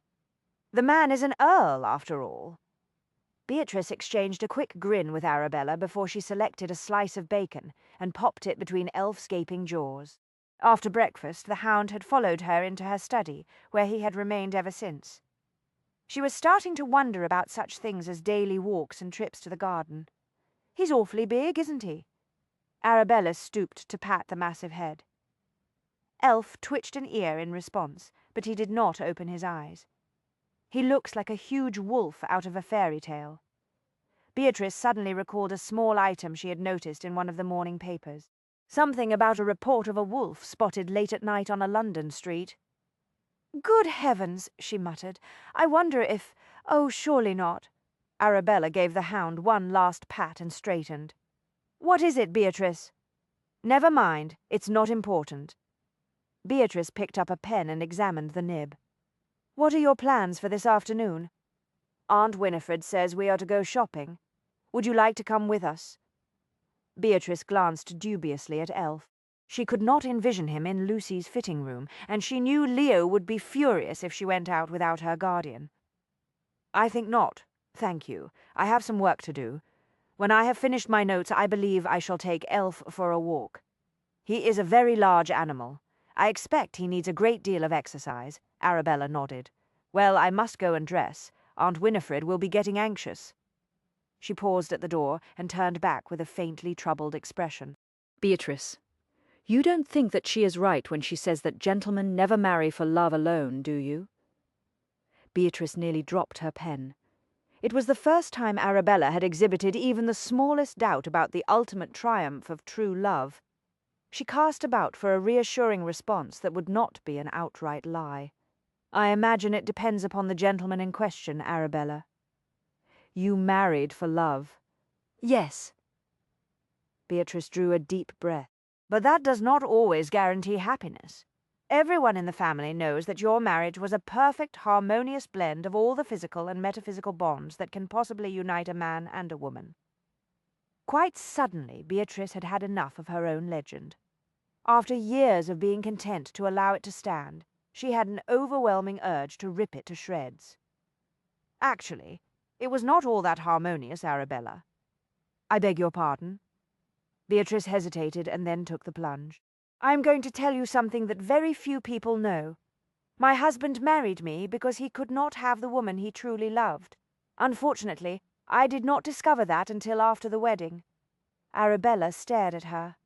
"Whatever do you mean?" "The entire family knows that you loved Justin Poole with all your heart. I loved Justin in the beginning, but in the end he managed to turn that love to a feeling of pity and something else." "What was that?" "Anger." The charged word hung in the air, startling Beatrice far more than it did Arabella. "Rage would not be too strong a word, to be honest. I was furious with him for what he had done to me. But I did not admit it to anyone, not even to myself. You see, I felt guilty." "Guilty? Whatever for?" "I told myself that it was my fault that I could not make him forget the woman he held in his heart. I blamed myself for not being able to rescue him from his hopeless infatuation and teach him to love again. But deep down, I think I hated him for deceiving me." Arabella looked shocked. "You hated him?" "My emotions got so confused. I no longer knew exactly how I did feel. I know only that the day I received word of his death, I felt a sense of shock, but not great grief." "How dreadful for you." "Oddly enough, it does not feel nearly so dreadful as it once did." Beatrice smiled. "Perhaps that is why I am able to talk to you about it now." It was true, she thought. From out of nowhere, a strange sense of calm settled on her as she spoke the truth aloud. "All these years," she thought, amazed. "All these years I told myself that it was pity that I felt for Justin. I told myself that he could not be blamed for the tragedy of having loved so deeply." "What utter rubbish! The truth is, the bastard lied to me," Beatrice said. Her spirit soared with every word. "He cheated me, and he cheated himself as well." "Yes, he most certainly did cheat you," Arabella declared with touching loyalty. "He did not deserve you. Thank you." Beatrice smiled. "Now then, you must not worry about me. It all happened a long time ago. My heart is quite healed. It is astonishing." Arabella looked bemused. "You have become a great romantic legend in the family. We all thought you had vowed never to wed again because you could not bring yourself to put Justin out of your heart." I vowed never to wed again because I was afraid of repeating the terrible mistake I made in my first marriage, Beatrice said dryly. You always seem so confident. Yes, well, when it comes to love, I fear I am not quite so confident as I am in other matters. Except in your novels, Arabella said softly. Beatrice raised her brows. That is very insightful of you. Oh, Beatrice, I am so sorry that you have never known true love. Beatrice realized with a start that Arabella looked quite stricken. She got to her feet and went around the desk to give her cousin a hug. It's quite all right, my dear. I have done very nicely without it. But hush. She patted Arabella's shoulder. I did not tell you my story in order to make you doubt Pearson. He is not anything like Justin. In truth, I believe he cares deeply for you. Do you really think so? Beatrice thought about the way Pearson looked at Arabella when she was not aware of it. Yes, I do, Arabella relaxed. Thank heaven. Beatrice drew a deep breath. My dear, you must listen to me. There can be no doubt that Pearson has formed an attachment to you, but whether or not his parents will allow him to ask for your hand is another matter entirely. You must prepare yourself for any eventuality. Pearson is a dutiful son, Arabella said. Naturally, he wants his parents to approve of his choice of a bride. But he is a man, and he will make his own decision in the end, regardless of whether or not his parents sanction his choice. There was nothing like love to turn one into an optimist. Beatrice reflected. She gave Arabella another hug. I hope you are right. Perhaps your instincts are better than mine in such matters. She had not set out to walk all the way to Deeping Lane. Beatrice told herself an hour later when she halted Elf at the edge of a small park. But once the notion of spying upon Graham Saltmarsh's lodgings occurred to her, she had been unable to get it out of her mind. She had recalled overhearing him give his address to the clerk in Hook's bookshop. It was as though fate had taken a hand. She had been provided with a perfect opportunity to gain some possibly useful information concerning Saltmarsh's comings and goings, and Elf had needed the exercise, she reminded herself virtuously. Large hounds required a lot of walking. It struck her that she was already formulating excuses to make to Leo, as if he were a husband who had the right to criticize her decisions. She groaned in disgust. The fog had evaporated for a while earlier that morning, but now it was thickening once more. It cloaked Deeping Lane in a grey mist. From where she stood beneath the branches of a large tree, Beatrice could still make out the front door of number 21, but only just. Perhaps we should walk a bit closer to his lodgings, Elf. There is no point spying on a door if one cannot see clearly who goes in or out. Elf's ear twitched, but he concentrated his attention on some grass at the base of the tree. The scent he found there appeared to interest him greatly. When she tugged lightly on his leash, however, he willingly abandoned the tree to explore new territory. Together they crossed the street and started slowly along the pathway that would take them directly past Saltmarsh's lodgings. Beatrice was not overly concerned that Saltmarsh would recognize her if he happened to be at home and chanced to look out the window. Her veiled hat and long woolen cloak provided ample anonymity. She was merely one more lady out for a stroll with her pet hound. A tingle of excitement went through her as she and Elf walked directly past the front door of 21 Deeping Lane. She could not help but notice that in spite of the dreary day there was no glow of lamp or firelight in any of the windows. A young boy with a mop of unkempt hair barreled around the corner and stopped short when he saw Elf. His eyes widened with a combination of dread and excitement. "Is that a wolf, ma'am? What?" Beatrice glanced down at the urchin. "Oh, no, he's not a wolf. Just a large hound." "Will he bite me?" "I don't think so," Beatrice said. "You can pet him if you like." Bloody Elle. Gingerly the boy patted Elf's head twice and then jumped back out of reach. "Wait until I tell the others that I touched a real live wolf." An idea occurred to Beatrice. She opened her reticule and rummaged around for a coin. "Would you be so good as to knock on number 21? The boy shrugged, took the coin and dashed up the steps. Beatrice moved a little farther down the street and waited.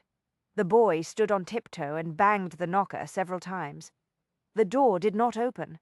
"That will do," Beatrice said when the urchin sauntered back to her. "You've been very helpful." With a last awed glance at Elf, the boy turned and raced off toward the park. Beatrice studied the door of number 21. "It appears that Mr. Saltmarsh is not at home, Elf." Elf sniffed thoughtfully at a clump of weeds. "What do you say, Elf? Shall we go around to the back to see if there is a garden?" Elf said nothing. Beatrice decided to take his failure to respond as tacit agreement. They made their way around the far end of the block, turned, and ducked into a narrow alley. Elf found a great deal to interest him in the odoriferous passage, but Beatrice dragged him on until they reached the walled garden behind number 21.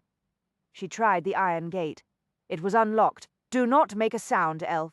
Elf, who had not made any noise at all thus far, gave her a curious glance before he trotted through the gate. A tingle of apprehension went down Beatrice's spine. The house would most certainly be locked, she told herself. Without Leo's assistance, she would not be able to enter, but she could peek through the windows. Perhaps she would spot something that might be a useful clue. Elf showed considerable interest in a bedraggled kitchen garden. Beatrice allowed him to sniff around the edges of the small plot, while she nerved herself to peer through a window. The curtains had been drawn, but one edge had caught on a small end table. She was able to see through a narrow crack straight into what appeared to be a small, cluttered study, not unlike her own.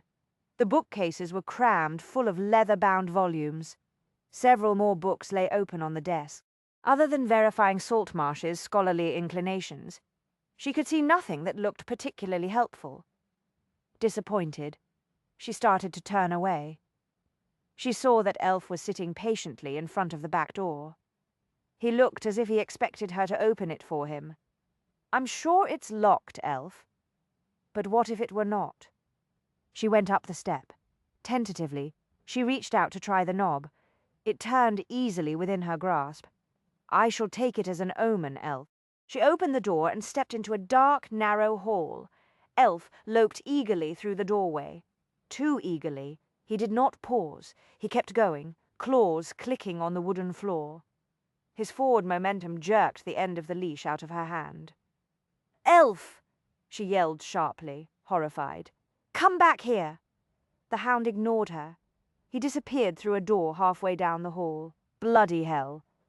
Beatrice picked up her skirts and dashed after the hound. "Leo will strangle me if I lose you." "Come here, you bloody damned hound!" Leo came to stand in the doorway.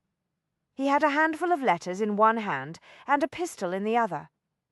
"Hello, Beatrice." Chapter 17. The horror of it all. To be sacrificed on the altar of his unnatural lust. From Chapter 17 of The Ruin by Maris Amelia York. "Leo." Beatrice was chagrined by the breathless sound of her own voice. "What are you doing here?" "Under the circumstances, I feel entitled to ask the same question of you." "I can explain," she said quickly. "So can I." A laconic gleam appeared in his eye. "It will be interesting to see if either of us accepts the other's explanations, will it not? I must tell you, sir, you gave me a dreadful start." Beatrice's pulse slowed to a more reasonable pace, although it did not settle back into its normal rate. She was, after all, standing in the hall of a gentleman's house to which she had not been invited. "I vow, if I were at all inclined to faint, I would succumb to a fit of the vapours here and now. But as you are not so inclined, we can dispense with the theatrics." Leo turned and went back into the small sitting room he had obviously been in the midst of searching. He cocked a dark brow as he opened the drawer of a writing table. "I assume you are here for the same reason I am?"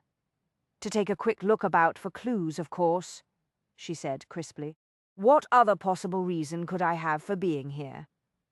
He gave her one of his enigmatic, faintly brooding looks, the kind that never failed to irritate her. She glared back at him. "Really, sir, what on earth is going through your head?"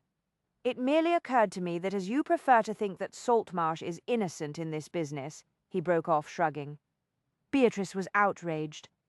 "You thought I came here to warn him that you were prying into his affairs. My lord, I will remind you that we are partners in this endeavour. I would not do such a thing without discussing it first with you." "I'm relieved to learn that." She glanced at Elf, who had flopped down in the centre of the hall. "I happened to be passing by on my walk with your hound." Leo muttered something unintelligible. and continued riffling through the papers he had found. Beatrice cleared her throat.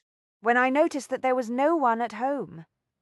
He looked up suddenly, a dark glint in his eye. "Hell's teeth. It was you who knocked on the front door a short time ago." She lifted her chin. "I did no such thing, Beatrice.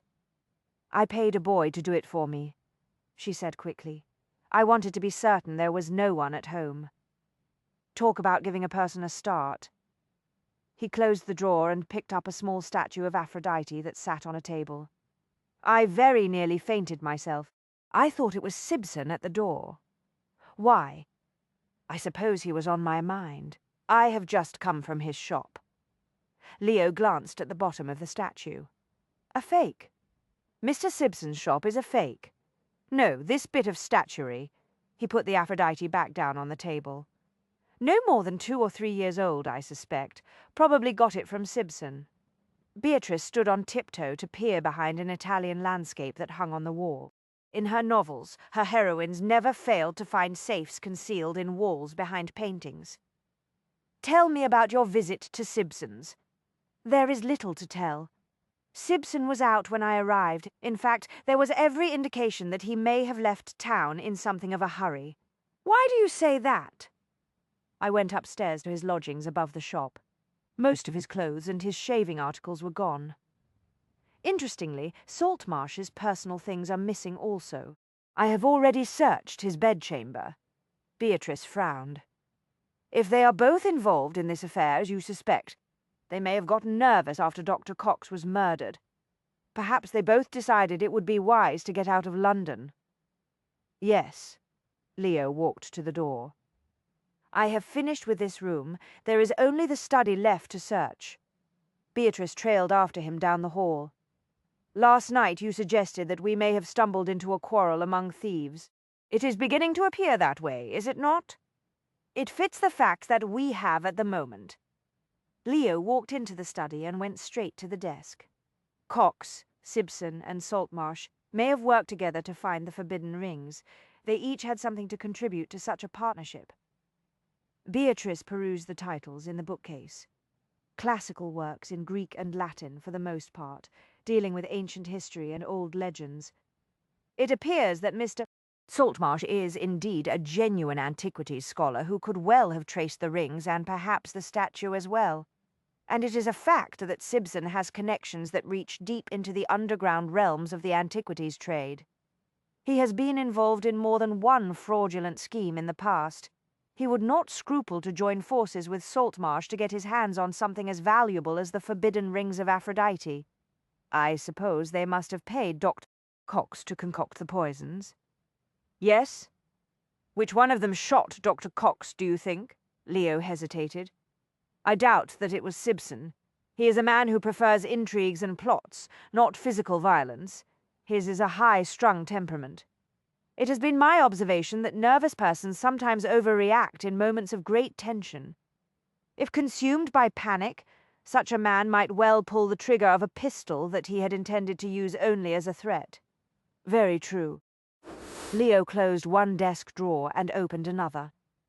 "The possibility of obtaining the forbidden rings would make any serious collector somewhat anxious." Beatrice pulled a book off the shelf, opened it and held it upside down so that the pages swung freely. "What are you doing? In my novels I frequently arrange for the heroine to discover ominous portents hidden in books." Leo's smile was not quite a sneer, but it came perilously close. Beatrice decided to overlook his obvious disdain. Nothing of interest fell out of the volume. She put it back on the shelf and reached for another. "You are a serious student of antiquities, Leo, but you do not appear to be over-anxious about this affair of the rings. Indeed, you are as steady as a chunk of granite." "Only because my nerves have been recently tempered by continual exposure to a far more unsettling influence." She shot him a suspicious glance. "What influence is that, my lord?" "You know very well that I refer to yourself, Mrs. Poole. Rubbish." She yanked another book off the wall and held it upside down. "I do not believe that for one moment, sir. You are a gentleman who hunts highwaymen for sport after all." "Only because there is so little in the way of conventional amusements to be had in that part of Devon." She did not dignify that with a response. Have you found anything of significance in that desk? It depends on what you mean by significant, Leo said slowly. She turned quickly and saw that he was studying a short stack of foolscap. What is it? It appears to be a portion of a manuscript. Leo picked up the first page. A novel of horror and dark mysteries, if I am not mistaken. He began to read aloud in a deep, portentous voice. The ancient sepulchral vault was hewn from the very rock of the hillside. Tendrils of vines veiled the entrance, a shroud of verdant green designed by nature to conceal the unrelieved darkness on the other side. A sense of relief swept over Beatrice. Mr. Saltmarsh did tell us the truth. He is an aspiring writer, Leo continued reading. Impelled by the great courage that was so deeply ingrained in her noble nature, the lovely Beatrice approached the crumbling ruin. Beatrice, let me see that. Beatrice hurried to the desk. She ripped the page from Leo's hand and stared at it. Good heavens, he gave his heroine my name. Clever bastard! Leo yanked the paper back from her and dropped it onto the pile in the drawer. No doubt he thought to impress you with his grand gesture. Well, it is rather touching, you must admit. On the contrary, it is cunning, crafty, and sly. Exactly the sort of ploy Elle would expect from Saltmarsh. Leo slammed the drawer shut and went on to the next. Now, Leo, you cannot be certain that he intended anything other than a respectful tribute. Leo looked at her. Good God! I would have thought that a woman of your mature years would be too wise in the ways of the world to fall for that sort of thing. We women of mature years cannot afford to be too fussy about a gentleman's choice of tribute, Beatrice said coldly. Such gestures are rather few and far between when a lady reaches a certain age. He straightened abruptly. Now, Beatrice, I never meant to imply rubbish, but never mind, I forgive you. One of the advantages of being a lady of mature years is that I am able to put certain things into proper perspective. You will not crush me with a few insensitive remarks about my age or naivete. He said nothing. His gaze was shuttered and completely indecipherable. Beatrice went back to the bookshelf. You must admit, she continued in what she hoped was a suitably businesslike tone, those manuscript pages do indicate that Mr. Saltmarsh may have been completely honest with us about his role in this affair. Beatrice? Yes, Leo? She pulled another book off the shelf, glanced at the title, and smiled. Oh, look. Mr. Saltmarsh has My Bride of Scarcliffe Castle right here on the same shelf as he keeps his classical works. I made that particular insensitive, unfeeling, and wholly unwarranted comment, Leo said very steadily, because I am jealous as hell of Saltmarsh. I wonder if... She swung around so quickly that she nearly dropped the volume in her hands. What did you say? I think you heard me. Leo went back to searching one of the drawers. Do you know, it has been so many years since I experienced the pangs of jealousy that I had quite forgotten how extremely unpleasant they are. Leo. She held the book to her breast and took a step toward the desk. There is no need, I assure you. My feelings for Mr. Saltmarsh are nothing more than the customary bonds of friendship that develop naturally between two people who have something in common. I see. What of the bonds between us, Beatrice? Obviously they are of an entirely different nature from those I have with Graham. I mean, those I share with Mr. Saltmarsh. Leo glowered at her over the top of a lamp. I cannot tell you how much it reassures me to hear that, madam. She studied him with growing curiosity. You are annoyed. I am also in a hurry. Shall we finish this bloody business and get out of here before Saltmarsh walks in and discovers us going through his things? I thought you said he had left town. That is how it looks, but I cannot be absolutely certain. A soft whine froze the blood in Beatrice's bones. She spun around and saw that Elf was on his feet, ears pricked, nose pointed down the length of the hall to the front door. Leo, your hound! Yes. Leo came around from behind the desk. Someone is on the front step. The housekeeper, no doubt. Time for us to leave. Get rid of that damned book, quickly. She shoved the novel back in place on the shelf. Leo seized her wrist and hauled her toward the study door. A key rattled in the front door. Elf glanced politely at Leo as though awaiting instructions. No, Leo whispered. Come. He yanked Beatrice out of the study and into the hall. Elf ambled after them. Leo opened the back door. They all hurried outside onto the step. Beatrice heard the front door open just as Leo quietly closed the rear one behind them. She silently blessed the fog that had thickened during the time they had been inside Saltmarsh's lodgings. It cloaked the small garden. Elf led them unerringly to the narrow iron gate. A moment later they were safe in the alley. That, Beatrice announced breathlessly, was a bit close. Yes, it was. Leo's hand tightened on her arm. Too damn bloody close. I swear, if you ever again— Let us stick to the problem at hand, she interrupted briskly. Mr. Simpson may well be involved in this affair, but we cannot be so certain about Mr. Saltmarsh. You must admit that from all indications he told us the truth about himself. I will admit that the evidence of his truthfulness is obvious. Still gripping her wrist, Leo urged her toward the far end of the alley. A bit too obvious. What do you mean by that? Come now. A few pages of a manuscript with a heroine who has your name and a copy of one of your novels on his shelf. It's clear to me that Saltmarsh arranged those things very carefully so that I would find them if I went looking. You have a devious mind, Leo. I shall take that as a compliment. Leo slowed his pace to walk sedately out of the alley. I would very much like to know where both Simpson and Saltmarsh are at this moment. Leo was still gnawing on the question of the whereabouts of the two men who were clearly at the heart of the puzzle, when he and Beatrice walked into the hall of her town house a short while later. Beatrice. Arabella flew out of the parlour, her eyes huge with excitement. She saw Leo, skidded to a halt, and dropped a hasty curtsy. My lord. She turned breathlessly back to Beatrice. You're home at last. Aunt Winifred and I have been beside ourselves with excitement. What is it? Beatrice removed her veiled hat and tossed it on the table. Calm yourself. What has happened? Winifred appeared in the doorway of the parlour. She looked slightly dazed. My dear Beatrice, such news, we are quite overwhelmed. Beatrice frowned. Who died? Winifred blinked several times. Why, no one that I know of, dear. I was referring to your impending engagement. My what? Leo winced as Beatrice's voice climbed to a glassy shriek that by all the laws of science ought to have shattered the window panes. He wondered if it was too late to escape through the door. We realize that nothing has been announced. Winifred gave Leo a brilliant smile. But the news is all over town, so we naturally assumed. We heard it first from Lady Hazelthorpe, Arabella interrupted. She walked into Lucy's shop just as we were about to leave. We ran straight into her. She could not wait to congratulate us. Winifred gave Beatrice a reproachful look. We're quite thrilled for you, dear, but I must tell you it was somewhat awkward to receive the news from Lady Hazelthorpe. Aunt Winifred recovered very swiftly from the shock, however. Arabella grinned. We both did. We pretended that we had known all along. A few years of experience in society stand one in good stead in an emergency such as that, Winifred said modestly. Have you both gone mad?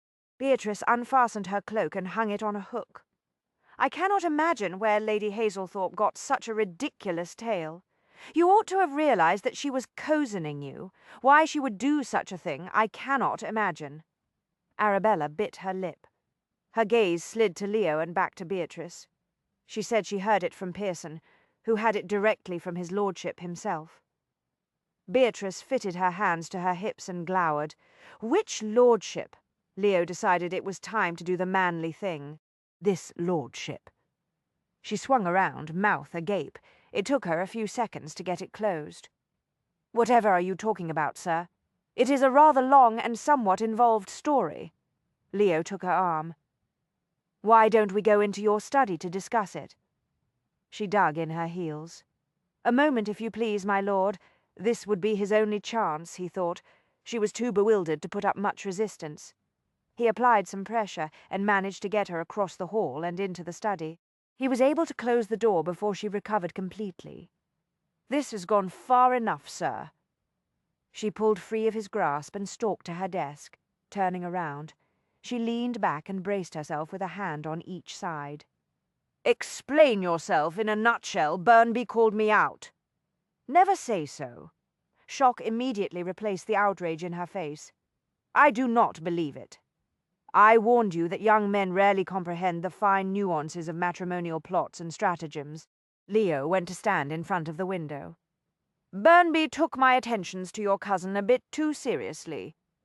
Dear God, this is dreadful. He glanced at her, surprised to see that she was thoroughly shaken. He watched as she fumbled her way around her desk and fell into her chair. Her obvious distress had a startling effect on his spirits. An odd warmth unfurled deep inside. She cared. At least enough not to want him involved in a duel. You need not reach for your vinaigrette, he told her. There will be no dawn appointment. I do not possess a bottle of vinaigrette, she said absently. Sudden comprehension leaped into her gaze. You mean it is unnecessary because you explained to Burnby that he had misunderstood your interest in Arabella. I told him my interest was in you instead. I see. She pondered that briefly. Obviously, you had to tell him something that would convince him that you were not in competition for Arabella's hand. Precisely my conclusion. He relaxed slightly. She was going to be reasonable. I tried your story first. I made it plain that I was merely a friend of the family, but he did not accept it. It appears you were right about the melodramatic sensibilities of young gentlemen. Beatrice shook her head once in dismay. Nevertheless, calling you out was somewhat extreme under the circumstances. I would have thought Mr. Burnby more intelligent than that. Leo turned his attention back to the window. I believe Burnby felt that a desperate situation demanded desperate measures. He was so jealous of you then. Jealousy was no doubt part of it, but in fairness, I must say that Burnby saw a nobler purpose in his challenge. Rubbish. What could be noble about calling you out merely to keep you from making an offer? Leo studied the slender trunk of a small tree which he could just barely make out in the swirling fog. Burnby felt he had a duty to protect your young, innocent lamb of a cousin from being sacrificed on the altar of my lust. There was a heartbeat of silence behind him. Burnby said that? Beatrice's voice was strangely neutral. He used those very words, altar and lust and so forth? Yes, I see. He appeared satisfied when I told him that it was you I intended to sacrifice. On the altar of your lust. Yes. He turned around to face her. She was not looking at him, however. She appeared to be transfixed by the large globe on the opposite side of the room. I am sorry, Beatrice, but it seemed the easiest way out of what could have been a very difficult scandal. I understand. She continued to gaze at the globe as though it were an oracle glass. I realize it could become a trifle awkward, he said carefully. Her jaw tightened. She swallowed visibly. Only if it became known that I am the authoress, Mrs. York. Mrs. Poole will survive the gossip of a broken engagement to the Earl of Monkcrest. Mrs. York would not. Both Mrs. Poole and Mrs. York would survive marriage to me, he said quietly. Beatrice started. Her head snapped around. She stared at him with blank eyes. I beg your pardon. You heard me. A deep flush rose in her cheeks. Yes, of course. Forgive me, my lord. You are a true gentleman. I know that if you thought that you had ruined my career, you would do the honourable thing. But I am sure it will not be necessary. She was starting to irritate him. I would not consider it the end of the world to be wed to you, madam. She cleared her throat. Very chivalrous of you, my lord. He wanted to haul her up out of her chair and force her to drop that maddeningly enigmatic expression. Chivalry is for young men. I have not worried overmuch about that sort of thing for years. But you are an honourable man, sir. You no doubt feel that as you are the one who created this problem, you would have an obligation to protect me from scandal if it ends badly. What of you? Me, yes, of course. She raised her head and straightened her spine. I admit that I bear a great deal of the responsibility for having thrust you into such a difficult situation. Damnation, that is not what I meant. I am asking you if the notion of being sacrificed on the altar of my lust devastates your delicate sensibilities. Oh, I see. She cleared her throat a second time. "My sensibilities do not appear to be particularly delicate, my lord. The notion of being sacrificed on the altar of your lust does not seem to so much as even bruise them, let alone devastate them." Leo had not realized how rigidly still he had been holding himself until something deep inside suddenly relaxed.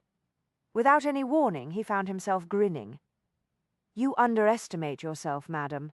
I consider certain of your sensibilities to be the most exquisite it has ever been my pleasure to encounter. Indeed, they have brought me closer to the metaphysical plane than any amount of poetry reading has ever done." She snatched up the small embroidered pillow she kept behind her on her chair and hurled it straight at his head. Chapter 18. The door at the end of the passageway closed abruptly, shutting off the pale beam of moonlight. Darkness closed in upon her. From Chapter 18 of The Ruin by MRS. Amelia York. The following evening, Finch came to the doorway of Leo's study and coughed discreetly. "I beg your pardon, Lord. The carriage is here. It is nearly 8:30. You're expected at the home of Mrs. Poole and her relatives at 8:45, if you will recall." "Thank you, Finch. I have not forgotten." Leo made one last note and then closed Cox's journal of accounts. He was already dressed in formal attire for the evening's mandatory appearances. There were any number of other things he would rather do that night. A quiet dinner at home with Beatrice leaped to mind. Given his announcement of an impending engagement, however, he knew he had little choice but to make certain that he and Beatrice were seen together publicly for the next few evenings. Any other course of action would only invite more gossip and speculation, neither of which they needed at the moment. He was halfway across the study when he paused. "Did you forget something, Lord?" Finch asked. "Yes, I believe I did. I'll be along in a moment." Finch inclined his head and retreated into the front hall. Leo waited until he was alone before he walked to the opposite wall and eased aside the heavy gilded mirror that hung there. For a long while he studied the lock of the concealed safe. Then, very deliberately, he opened it, pulled the door wide, and reached inside for the small inlaid box. He took it out and turned it slowly between his fingers. He still did not know what wild impulse had made him bring it along on this strange venture. It had not been removed from the safe at Monkcrest Abbey since the death of his parents. He had not looked inside the box for several years. At one time he had planned to give it to his wife on the occasion of their first anniversary. But by then he had realized that she could never return his love and affection. The object in the box represented a part of the Monkcrest family legend he had come to believe he would never fulfill. He carried the box with him into the hall, where Finch held his greatcoat and gloves. "I trust you will enjoy your evening, Maud. If nothing else, it will no doubt prove interesting." Leo dropped the little box into one of the pockets of his greatcoat. The other pocket was already weighted down with a small pistol. "Things are rarely dull when Mrs. Poole is in the vicinity." "Indeed." Finch drew himself up to his full height. "My lord, on behalf of the staff and myself, allow me to extend our felicitations and congratulations on your recent engagement to Mrs. Poole." "Thank you, Finch." Leo saw no need to point out that it was a pending engagement, not an actual engagement. He went through the door and down the front steps to where the hired coach waited, lights flickering in the swirling fog. The massive ballroom chandeliers cast a warm glow onto the terrace where Beatrice stood with Leo. The heat of the overcrowded room poured through the open doors together with the music and the muffled roar of 100 conversations. Aunt Winifred was correct. Beatrice put her gloved hand on the low stone wall that surrounded the terrace. "We seem to be the chief topic of conversation at every social affair in town." Only to be expected. Leo put one booted foot on the stone barrier that marked the edge of the terrace. He braced his forearm on his thigh and followed her gaze into the fog-shrouded gardens. "The talk of our engagement will fade quickly." "Pending engagement, you mean?" she said. "I know how much you must dislike being on everyone's lips." He made a small dismissive movement with his hand. "It's not the first time that a mad monk has been the subject of idle speculation." He was brooding, she thought. He had been like this since he had arrived at the townhouse 2 hours earlier. She wanted to believe that it was the deepening puzzle of the forbidden rings that had induced his dark mood tonight. Unfortunately, she feared that it was the gossip of their pending engagement that was responsible. Of all the damnable luck! She squeezed her hand into a small fist. If only Pearson Burnby had not issued his stupid challenge in the first place. Things were already complicated enough as it was. Neither she nor Leo needed this additional problem. The worst of it was that she could not tell how disgusted or angry Leo truly was about the unexpected turn of events. He was securely barricaded behind his most enigmatic facade. "Has there been any sign of Mr. Simpson or Mr. Saltmarsh?" she asked in what she hoped was a businesslike fashion. "None. The runner I employed this morning gave me a report late this afternoon. Thus far, he has had no luck locating them. None of their housekeepers, neighbors, or servants know where they went. If we assume that Simpson is the mastermind behind this thing, it's easy to understand why he decamped for a while after murdering Dr. Cox." Beatrice frowned. "But why would Mr. Saltmarsh leave town? Unlike you, I do not assume that Saltmarsh is an innocent victim in this conspiracy. I believe that all three of them were united in this affair to find the rings. But something has gone wrong with their partnership. Now one of them is dead." Beatrice unclenched her hand and absently drummed her fingers on the stone. "Have you had any luck with Dr. Cox's journal?" "Not much. I spent a good portion of the day on it. You already know that your uncle was one of Cox's patrons." Yes, Clorinda was right when she mentioned that Simpson also bought quantities of the elixir of manly vigour. He had done so for years. Beatrice pondered the implications. "That explains how those two became closely acquainted. Was there anything else of interest in the journal?" "No." Leo's mouth curved slightly. "Although it has been fascinating to note which high-ranking members of the Ton sought out Cox's elixir." Beatrice heard the music soar in another waltz. She was intensely aware of Leo beside her. It was always like this when she was near him, she thought. A deep sense of recognition coursed through her, a sense of having waited all of her life for this man. In an attempt to step back from the emotional ledge she had been walking since the night she met him, she tried to analyze his impact on her. It would be so much easier to deal with her chaotic feelings if she could attribute them to the effects of fleeting passions. Manly vigor and physical strength pleased her as much as they pleased any other woman of her acquaintance. But she had met other gentlemen who looked as interesting in their evening clothes as Leo did. Justin had been very handsome, if a bit on the slight side compared to Leo. Graham Saltmarsh had an attractive physique, although next to Leo he seemed somewhat foppish, and therein lay the problem, she decided. She now compared every man she met to Leo and found them wanting. None of them stirred the hair on the nape of her neck and caused her insides to turn warm and weightless. None of them made her want to move closer so that she could inhale his scent. She became acutely aware of the hard stones beneath her fingers. Glancing down, she was startled to see that she was gripping the edge of the terrace wall with both hands. "Is something wrong?" Leo's eyes went to her clutching fingers. No, of course not. She made herself unclench her hands. She turned her head to give him a cool, polite smile and promptly had to take a deep breath to steady herself. He was her lover, and in the eyes of the Ton she was practically engaged to him. "Are you certain that you are all right?" he asked. "Yes." She frowned. "I was just thinking about the rings." He hesitated and then gave an almost invisible shrug. "So was I." Only to be expected, Beatrice told herself bracingly. Just because she was suddenly weak-kneed and breathless, and about to dissolve into a warm puddle, did not mean that he experienced any sensations that were even remotely similar. "What else are you thinking, my lord?" she asked politely. "That we must find a way to take advantage of the fact that both Simpson and Saltmarsh are out of town. There is no way of knowing how long they will be gone." His announcement had an effect remarkably akin to a bucket of cold water poured over her head. So much for thoughts of passion, fleeting or otherwise. "What else can we do that we have not already done?" "There is one other piece of this puzzle we have not yet examined," Leo said softly. "What do you mean? We have searched the lodgings of all three men. You have hired a runner to make inquiries, and you have examined Dr. Cox's journal of accounts. I do not see what else we can do. We can take a closer look at Trull's museum." She suppressed the trickle of dread that teased her spine.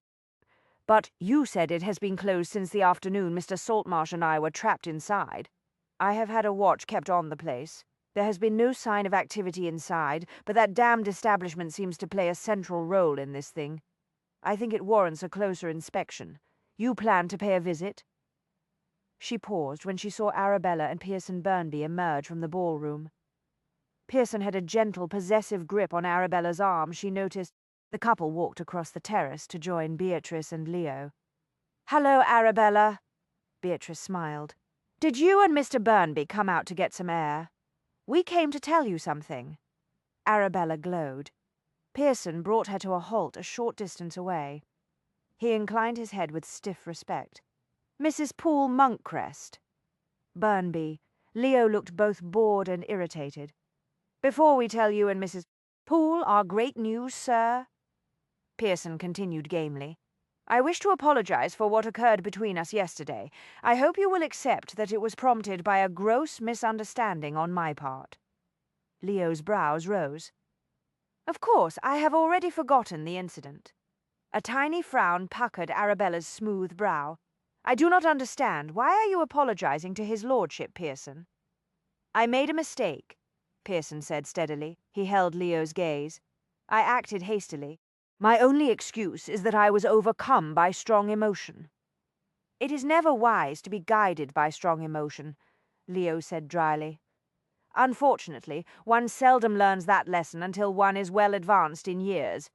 By then one generally need not concern oneself with the results." Beatrice did not trust Leo's mood. She moved swiftly to change the course of the conversation. "Well then, Arabella, what is your grand announcement?" Arabella's expression cleared. "Pearson has asked me to marry him, and I have accepted his proposal." "I see." Beatrice glanced uneasily at Pearson. "I am very happy for you both. I trust your parents are equally pleased. I shall inform them of my decision later tonight," Pearson said calmly. "I am certain they will be delighted." Arabella had been right in her estimation of Pearson, Beatrice thought. For better or worse, he had made his decision without waiting for his parents' approval. She could only hope that they would not explode when they heard the news. "Allow me to be the first to congratulate you, Burnby," Leo said. "Thank you, sir." Pearson looked at Arabella. "Let us go find Mamma." "Yes, of course." Arabella smiled at Beatrice. "Pearson and I have agreed to keep our announcement quiet for a while. We do not want to trample on your own wonderful news. Pray don't let the announcement of our pending engagement keep you from making your own plans public. At our ages, Monkcrest and I are far too mature to allow ourselves to get overexcited about that sort of thing. Is that not right, my lord?" His eyes glittered. "Quite right, my dear. We are both long past the point where one indulges in grand romantic gestures. High passions are for the young, when one need not worry excessively about suffering a fit of apoplexy after experiencing them." Beatrice concluded in liquid tones. Leo gave her a laconic smile. Indeed, she resisted the temptation to kick him, but it was not easy. Pearson looked at Leo. "You're quite certain you won't mind if word gets out about our engagement this evening?" "Trust me, Burnby, it will not bother me in the least." "Very well, then." Pearson nodded once more and swept Arabella off in the direction of the ballroom. With a thoughtful expression, Leo watched them go. With any luck, their announcement will divert some of the attention of the ton. "Do you think so?" Beatrice was dubious. "Surely you hold more interest for most people than Mr. Burnby does. I assure you today the polite world finds young Burnby a good deal more fascinating than it did yesterday before he issued his challenge." Beatrice was briefly startled. Then she understood. Yes, of course, Mr. Burnby no doubt enjoys considerable cachet tonight. He issued a challenge to the Earl of Monkcrest, and lived to tell the tale. Just so. Little does society know, of course, that the notorious Monkcrest has slipped into his dotage while rusticating in Devon. I doubt that anyone realizes that the mad monk no longer presents much of a threat to a young, vigorous man such as Mr. Burnby. Leo's teeth flashed wickedly in the shadows. "The only thing that matters to me, madam, is that you still consider me a threat to your virtue." "You are incorrigible, sir," At my age, it is one of the few pleasures left." The rakish amusement faded from his face, leaving behind the familiar raptor-sharp gleam. "Shall we return to those plans that we were about to make when Arabella and young Burnby interrupted us? A visit to Trulls. Yes, I think we should have a look around the place as soon as possible. As I started to say earlier, I am free in the morning." She halted abruptly when he shook his head. "Ah, I collect you mean tonight. We can arrange for your aunt and Arabella to go on to the Ballinger affair in the carriage I hired for the evening. You and I will find a hackney to take us back to your townhouse so that you can change into your trousers, and then on to Trulls." She pushed aside the memories of her reaction to the disturbing atmosphere in the underground chamber and pasted what she hoped was an enthusiastic smile on her face. "How do you intend for us to enter the establishment?" He took her arm to lead her back into the ballroom. "We shall use the hidden passageway that you discovered the last time you were there." Which opened straight into the dreadful underground chamber, Beatrice thought. Excellent notion. And Elf? "We must leave him behind again this evening. During the day most people can see that he is only a very large hound, but at night he is too easily mistaken for a wolf." Beatrice glanced at him. "Especially after the recent reports in the papers of a great slavering beast seen prowling the streets of London at night." "Indeed." Leo inclined his head politely to a couple who had just emerged from the ballroom. "Anyone who chanced to see us with Elf would likely send up the alarm, and that includes hackney coachmen who are usually well into their gin by 10 o'clock on a damp evening such as this." They slipped away from the ball shortly after midnight. Beatrice considered taking a glass or two of champagne first to fortify herself for another experience of Trull's underground chamber. In the end, she resisted. This time she would have Leo with her. She reminded herself as a footman assisted her into her cloak. If anyone could fend off the unsettling aura of that room, he could. "Ready?" Leo held out his arm to take her down the front steps of the mansion. There was an unmistakable shimmer of dark anticipation in the air around him. He was looking forward to the night's adventure, she thought as she put her arm into his. The Earl of Monkcrest was readying himself for the hunt. He handed her up into the carriage and followed her into the cab. His eyes met hers as he settled onto the seat across from her. She thought he was going to outline more details of the plan for the night's venture. He reached into the pocket of his greatcoat instead. "There is something I wish to give you," he said quietly. "You have a gift for me." Surprise temporarily doused the cold sparks of unease that flickered along her spine. "Leo, that is very kind of you, but I have nothing for you. On the contrary." He handed her a small engraved box fashioned of highly polished dark wood. "You have given me many things in the short time we have known each other, all of them quite valuable. But my lord—" She broke off as he took her hand and placed the box on her palm. She stared at the elaborate inlay work. "It is quite lovely, and rather old. That which is inside is older. Open the box, Beatrice." She looked up and saw that he was watching her with a curious intensity. The box was very warm in her hand. Slowly she unlatched the lid and raised it. A ring lay inside, a large, heavily worked band of gold, crowned with a huge blood-red ruby. The great stone was surrounded by an intricate array of diamonds. The ruby glowed with an inner light that compelled the eye. The box had felt warm in her hand. The ring nearly scorched her skin. "You are right, my lord," she whispered. "It is indeed very old. I cannot possibly accept it." He went very still. It seemed to Beatrice that he drew himself deeper into the shadows. "I realize that it is not in the modern style." There was an icy, remote quality in his voice that had not been there a moment earlier. Beatrice was startled. "It is not that, my lord. The ring is absolutely magnificent, as I'm sure you're well aware. But it is not a gift to be given lightly to a friend or even to a lover. Anyone can tell that it is a thing of power. One can feel the past in a ring such as this." The coldness seeped out of his eyes. Beatrice watched, uncomprehending, as the controlled fire returned. "I knew that you would understand," he said with soft satisfaction. "The ring is yours now, Beatrice. I have given it to you. You must keep it." Her fingers closed around the heavy object. "What do you mean?" He looked away from her, out into the night. "I don't want it back. Whatever happens between us, it is yours. If we do not discover the forbidden rings of Aphrodite, you may sell it. The proceeds would replace Arabella's lost inheritance many times over." Beatrice tightened her hand around the ring. "I would never sell it." She was stunned by her own fierce determination. But she meant every word, she realized. She would never let go of Leo's ring. She would hold it close to her heart until her dying day. Come what may. The inflexible line of Leo's jaw relaxed slightly. He turned to meet her eyes, and she saw that he was amused by her vehemence. "I am pleased to hear that. Now, let us go over our plans." The hackney halted only briefly at the townhouse, just long enough for Beatrice to dash upstairs to change into her trousers and shirt. Alone in her room, she reached into the folds of her evening cloak to remove the ring box that she had put there earlier. It was only then that she discovered that the box was not the only thing inside the pocket. Sometime during the course of the evening someone had dropped a neatly folded note into the silk lining. Beatrice pulled it out and slowly opened it. The message was short and pointed. "This is your last warning, Mrs. York.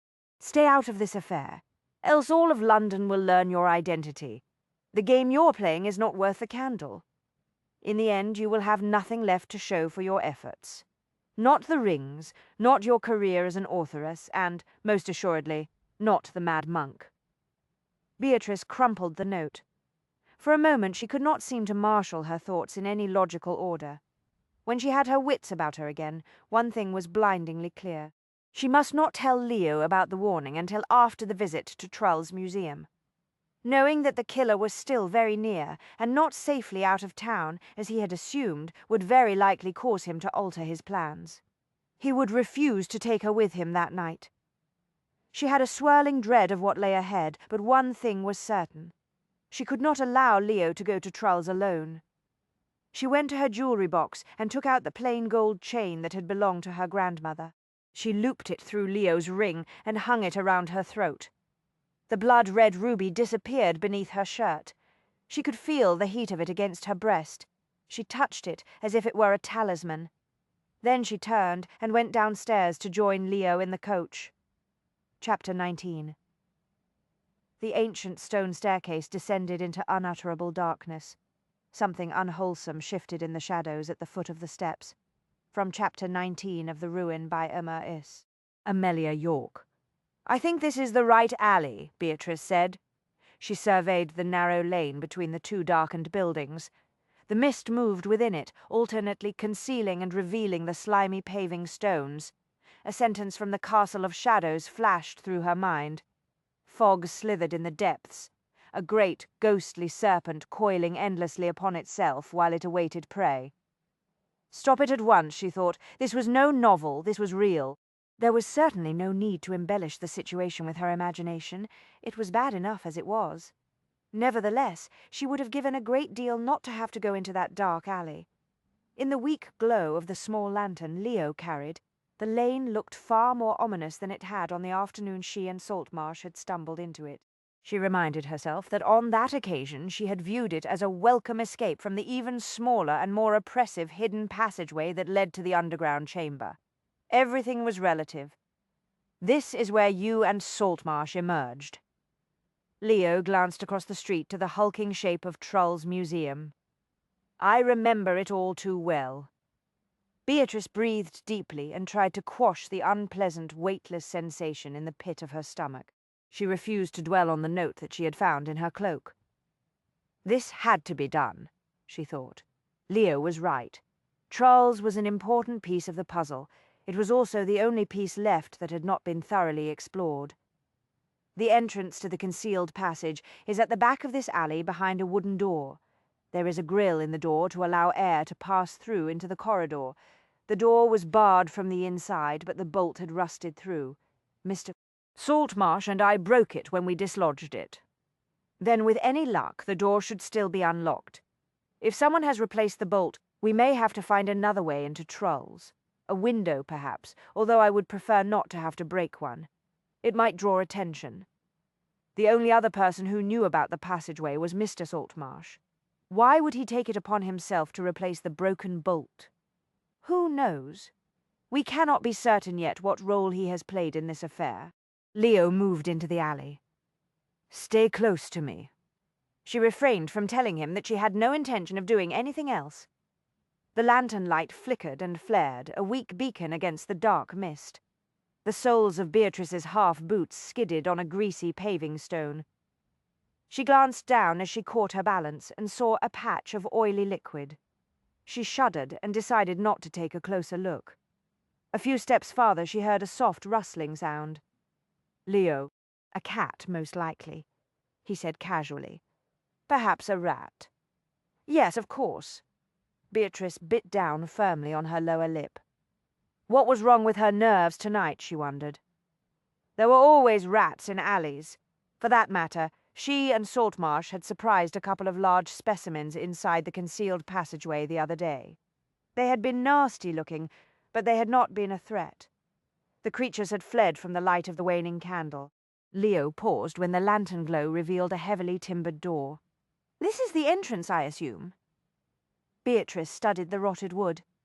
"Yes, there is a flight of stone steps just inside. Hold the lantern while I get this open."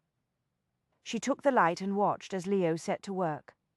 He pried at the old door with steady pressure until it opened with a metallic groan on ancient iron hinges. The top of the stone staircase appeared in the yellow glow of the lantern.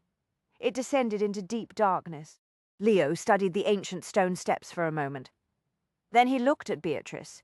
"You never cease to amaze me." She stared down into the pit, wishing her stomach would stop roiling. "Why do you say that?" There are many who would have emerged from that passageway in a state of hysteria. She realized he was paying her a compliment. There was no need to tell him that. For her, the concealed passage had been a stroll in the park compared to the dreadful atmosphere in the underground chamber. Perhaps it would not be so terrible in that room tonight, she thought. She would have Leo at her side. "It was not all that bad," she said. "You must remember that the last time I used the passage, I viewed it as an escape route, and I was not alone." Leo's eyes narrowed in the amber light. "You do not need to remind me that Saltmarsh was with you." He took the lantern from her. "Come, let's get the thing done." She followed him down the stone steps into the cramped corridor, where, at least, it was warmer. The fog could not penetrate the ancient stone hallway. We must be beneath the street now. Leo held the lantern aloft and gazed around with interest. "From the nature of the construction, I would say that this passage must be several hundred years old. I do not think anyone had used it in a very long time until Mr. Saltmarsh and I entered it the other day. The dust and dirt on the floor appeared quite undisturbed." "You said you removed a large grate of some kind in the wall." She peered down the length of the passage. "Up ahead on the left." They walked through the accumulated debris of the ages, following the twists and turns of the stone corridor. Leo had to stoop slightly to keep from striking his head on the low ceiling. Twice Beatrice heard the rustle of startled rats, but the sound did not bother her quite so much this time as it had in the alley. She had her nerves in hand, barely. She followed Leo around another turn and nearly collided with him. "What is it?" She was annoyed at the breathless quality of her own voice. Then she saw the large square of opaque shadow on the wall. "There it is. That's the entrance. It opens straight into the storage chamber." "I see it." Leo went forward quickly. He came to a halt in front of the opening and lifted the lantern to study the darkened chamber on the other side of the wall. "Interesting." Beatrice moved to stand beside him. At the sight of the interior of the storage room, a fresh wave of unease washed over her. She bit back the warning that sprang to her lips. There was no call to play Cassandra. She could not even describe what it was about this room that disturbed her so deeply. "I'll go first." Leo reached through the opening to set the lantern down on the high cabinet. Beatrice watched him swing first one leg and then the other over the edge of the opening. A few seconds later he was crouched on top of the cabinet. It shuddered slightly beneath his weight. She heard an ominous creak. "Wait until I get down to the floor before you come through," Leo said. "I'm not sure this cabinet will hold both of us." He flattened his palm on the wooden surface, braced himself, and then jumped down from his precarious perch. He turned to watch her come through the opening. Suppressing the great reluctance that threatened to consume her, Beatrice climbed out onto the cabinet. Leo reached up to lift her down to the floor. The eerie atmosphere had not altered. It struck her in noxious, invisible waves. But knowing that she was not trapped here the way she had been the last time made it easier to steel herself against it. She turned slowly on her heel, aware that the sensations emanated from several distinct sources in the room.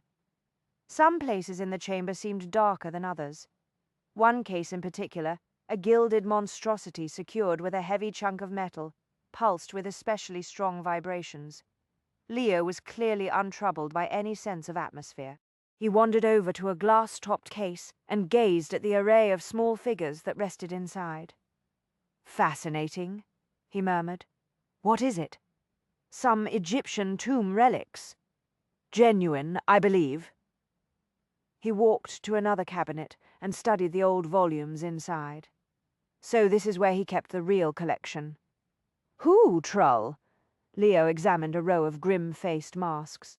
"I told you that I had paid 1 or 2 visits to this establishment in the past, and had found nothing but fakes and frauds in the rooms upstairs. But the relics in this chamber are real, you say? So it appears. If the rings or the statue are anywhere in this museum, I expect we shall find them here in this chamber." "I hope you are right." He reached out to run a hand across the curved surface of an ancient vessel. "It's a pity that we do not have more time to spend here tonight. Frankly, I see nothing at all that interests me," Beatrice said. "Let us get on with our task. We do not have all evening, you know." Leo glanced at her. "Are you all right?" "Yes, of course. Why do you ask?" He frowned. "You're tense. I would like to have done with thin affair." She took a few steps toward the display case he had examined a moment earlier, glanced uneasily at the books inside, and then looked quickly away. There was something distinctly wrong with the volumes, although she could not have said what it was that bothered her. "Where shall we start?" Leo turned slowly to study the chamber. "If the statue is here, it will occupy one of the larger cabinets. We may as well begin on that side of the room and work our way around to the opening in the wall." He walked to the nearest of the big cabinets, removed a slender needle from his collection of picklocks, and went to work. Beatrice could not help but admire his skill. "You really are very good at this sort of thing," she said.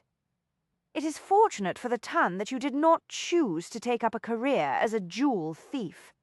My grandfather always said that the world was an uncertain place, and that a man must know more than one way to make a living."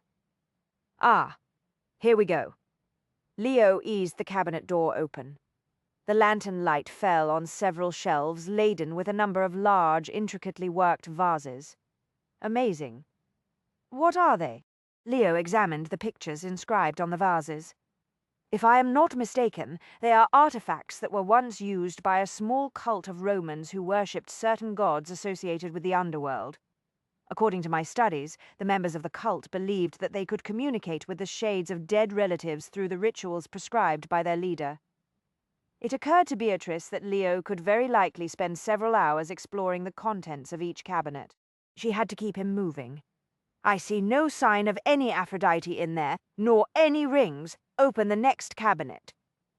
Leo closed the doors with obvious reluctance and went to open the next case. Under Beatrice's urgings, he worked his way quickly around the chamber. One lock after another fell before the onslaught of his picklock. But the contents of the cases revealed no statues of the goddess nor any rings. "We may have wasted our time." Leo tackled the lock on the massive cabinet beneath the entrance to the secret passage. "If this venture comes to naught, the only course of action left is to locate the new proprietor of this place and see if he has anything useful to tell us." There was a distinct click as the lock gave way. Leo dropped the picklock into the pocket of his greatcoat and opened the cabinet doors. The lantern light glinted on a figure fashioned from a strange green substance that gleamed with a metallic sheen. Beatrice stared, transfixed. "Leo, it's the alchemist's Aphrodite. It must be her." The goddess gazed out at the chamber with enigmatic calm. Frozen waves crashed and rolled beneath her bare feet. Her hair tumbled down her back in a design that echoed the sea on which she stood. It's an Aphrodite. Leo studied the figure with rapt attention. Not necessarily the right one. It must be the right one. Beatrice hurried forward. This was what brought Uncle Reggie back to Trulls time after time. He must have somehow traced her here to the museum. A sharp crack of stone on wood interrupted Leo before he could respond. "Bloody hell," he said much too softly. He looked past Beatrice to the staircase that led to the upper floor of the museum. Beatrice whirled and saw the sharp angle of light at the top of the steps. It widened swiftly to reveal two figures. The lantern that one of them held glared so harshly that it was impossible to make out their faces in the shadows behind it. But there was no mistaking the pistol in one man's hand, nor was it difficult to recognize the voice of the person who held it. "So you finally found your way to Trull's special chamber, Monkcrest. I told you that it was a most inspiring place for an author. Was I not right, Mrs. Poole?" "Mr. Saltmarsh," Beatrice whispered. "What are you doing here, sir?" "The same thing you are, my dear," he said cheerfully. "I see that you have also found our bitch of a goddess. You see, Simpson? I told you they would show eventually. Patience was all that was required. Damnation." The cadaver-thin man with the lantern pattered swiftly down the steps.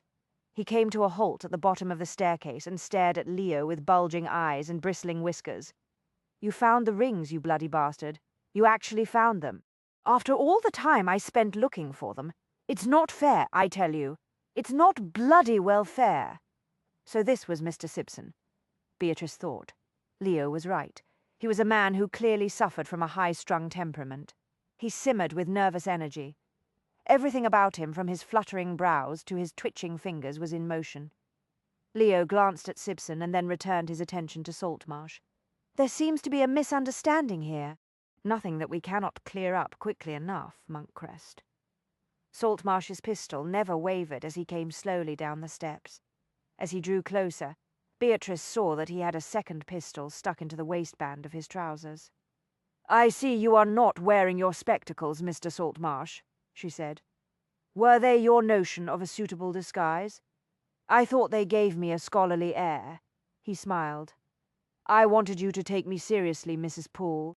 In the beginning I had hoped to charm you into giving me the rings. I was convinced that a woman of your intelligence would be more likely to respond to a gentleman who approached you as a fellow author rather than one who attempted to sweep you off your feet with silly compliments about your eyes and lips. I see. Unfortunately, you chose to fall for the eccentric attractions of the mad monk instead. Did it ever occur to you that he was only using you to get the rings?" Simpson bounced and sputtered. "Where are the rings? Make him give us the rings, Saltmarsh. In good time." The young man eyed Leo thoughtfully. "First, take off your greatcoat, Monkcrest. You look quite dashing in it, but it would be just like you to have stuck a pistol in one of those large pockets." "As you wish." Leo shrugged out of the heavy coat. He set it down on a nearby display case. "I must also ask that you remove your cloak as well, Mrs. Poole." He raised his eyes when she took off the garment. Trousers! How very intriguing and oddly appealing on a lady. Beatrice did not like the look in his eyes. Without a word she put the cloak aside. The tiny pistol inside one pocket made a soft, distinct clunk against the wooden case. "Check the pockets, Simpson. Yes, of course. The rings may be in one of them." Simpson set down his lantern, seized Leo's coat, and clawed at the pockets. "Bloody hell! There is nothing in here but a pistol. Take the pistol out and put it well beyond Monkcrest's reach." Saltmarsh employed the tone one used with a not very bright child. "And then check Mrs. Poole's cloak pockets." Leo watched Simpson retrieve the pistol from the pocket of his greatcoat. "How long have you been in partnership with Saltmarsh, Simpson? He came to me when the rumours first began to circulate." Simpson clutched Leo's gun in both hands. "I had heard the same talk, of course. For a while it was all that the serious collectors discussed, but no one knew where to look. Saltmarsh and I agreed to work together to locate the rings and the statue. You traced the rings to Ashwater's shop," Leo said. "He always did have the most excellent connections. Sibson complained. Ashwater's family had money years ago. He took the grand tour when he was a young man. That's how he acquired his sources. Not fair. Not fair in the least. Unfortunately, by the time we got to him, Ashwater had already sold the rings and wisely left town. Saltmarsh came to a halt at the bottom of the stairs. It took weeks to determine that Lord Glastonbury had purchased the damned relics. Beatrice could barely contain her fury. "You murdered Uncle Reggie for the rings. Your uncle died of a slight miscalculation," Saltmarsh said negligently. A miscalculation. Beatrice could not believe her ears. She was so angry her hands shook. Wasn't supposed to die. Sibson's whiskers twitched in outrage. "It was a disaster for us." "A disaster? How dare you speak of murder as if it were an inconvenience and a miscalculation?" Beatrice whispered. Leo cast her a warning glance. "Beatrice!" She ignored him. "Dr. Cox was in on this from the start, I assume." "Cox was indeed a member of our little group," Saltmarsh admitted. "Once I explained the possibilities, he was as eager to get his hands on the secret of the forbidden rings as the rest of us. He was useful because of his extensive knowledge of herbs, and because Glastonbury went to him for the elixir," Sibson said. "Cox was in the perfect position to give Glastonbury the potion." "Which one of you murdered Cox?" Leo asked coolly. "He did." Sibson shot Saltmarsh a nervous look. "I told him it was a stupid thing to do. Too many deaths in this thing already. Another one was bound to draw attention. Especially yours, Monkcrest. Didn't want you blundering any deeper into it." Saltmarsh's mouth tightened. "I was forced to get rid of Cox because he became greedy." "Greedy? That is an outrageous accusation coming from you," Beatrice snapped. Saltmarsh said that Cox had lost faith in our plans. Sibson's ferrety eyes darted back to Graham. He said, "Cox feared that we would never find the rings, and that he wanted to gain something from the venture, so he attempted to blackmail us." "Is that what Saltmarsh said?" Icy amusement curved Leo's mouth. "I doubt that it happened quite that way, Sibson." "What do you mean?" Sibson demanded. "I think Saltmarsh simply concluded that he no longer needed Cox after he used him to try to poison Clorinda." "Clorinda?" Sibson looked bewildered. "The little harlot across the street? What's she got to do with this? She was spying on us." Saltmarsh frowned in annoyance. "I realized that after you told me that you had seen Monkcrest give her some money. Didn't it strike you as odd that she was suddenly able to afford a tavern?" "What about Cox?" Sibson demanded. Leo shrugged. "Saltmarsh decided he didn't need him anymore, so he got rid of him. Why split the treasure 3 ways?" Sibson's eyes seemed to start out of his head. Still clutching Leo's pistol, he swung around to face Saltmarsh. "Is that what happened? Did you kill Cox because you did not want to share the treasure with him?" "What does it matter?" Saltmarsh asked. "He is gone. You and I will split the treasure 2 ways. Surely you do not believe that he intends to share whatever he finds inside the statue with you, Sibson," Leo said very softly. "Why should he do that? Be quiet, Monkcrest." Saltmarsh raised the pistol an inch higher and pointed it at Beatrice. "Or I shall have to kill the lovely Mrs. Poole." "That would be stupid," Leo said. "She is the only one who knows where the rings are." Beatrice managed to conceal her surprise at that startling announcement. It took her only a second to comprehend that Leo was attempting to protect her by making her appear to be indispensable. The ruse would not work for long, she thought. "Where are they?" Sibson was almost hopping up and down now. He looked at Graham. "Make her tell us where the rings are. All in good time." "You don't want him to rush, Sibson," Leo said. "After all, the sooner he gets his hands on the rings, the sooner he will kill you. I'm warning you, Monkcrest." Saltmarsh cocked the pistol. Beatrice realized that Leo was deliberately fanning the embers of distrust between Sibson and Saltmarsh. She looked at Saltmarsh. "It is quite obvious that you intend to murder us all before this is over, Mr. Sibson included." Sibson gave another violent start. "Here now, what do you mean obvious?" "I told you, he wants the treasure for himself," Leo said. "You cannot mean to kill me, Saltmarsh." The pistol trembled in Sibson's hand. "See here, we had an agreement. Put the pistol down." Saltmarsh appeared to have become aware of the threat from Simpson's unstable nerves. "Of course we're partners. We will share the treasure between us, as agreed." "Cox was also one of your partners," Leo reminded Simpson softly. "You said he tried to blackmail us, Saltmarsh." Simpson's whiskers vibrated. "Was that the truth?" "Yes. Now put the bloody gun down," Saltmarsh snarled. "If you set that pistol aside, be prepared to die," Leo murmured. "Damn you, Monkcrest. I have had enough of your interference." Saltmarsh swung the pistol back toward Leo. "If Mrs. Poole is the one who knows where the rings are, then I have no more use for you." Beatrice saw Saltmarsh's finger tighten on the trigger. She realized Leo was preparing to hurl himself to the side. She feared that he would never make it. Desperate for a diversion, she did something that she never permitted her heroines to do. She screamed, "No!" Her feminine shriek of fright and rage reverberated in the room. It echoed against the stone walls. It seemed to Beatrice that it actually picked up energy from the eerie atmosphere that permeated the chamber. Saltmarsh flinched. Out of the corner of her eye she saw Leo wince. The effect on the already jittery Simpson was electrifying. His mouth opened and closed. He jerked once, twice. His hands tightened convulsively around Leo's pistol. It roared. The ball crashed into a nearby cabinet, shattering the glass panes. Saltmarsh's face contorted with fury. "You bloody, stupid, useless little man!" He turned toward Simpson and fired. Simpson's scream took up where Beatrice's left off. It did not last long. He clutched at his chest, where blood spouted in a ghastly red plume. He crumpled toward the cold stones, an expression of horrified disbelief on his face. Leo launched himself at Saltmarsh before Simpson struck the floor.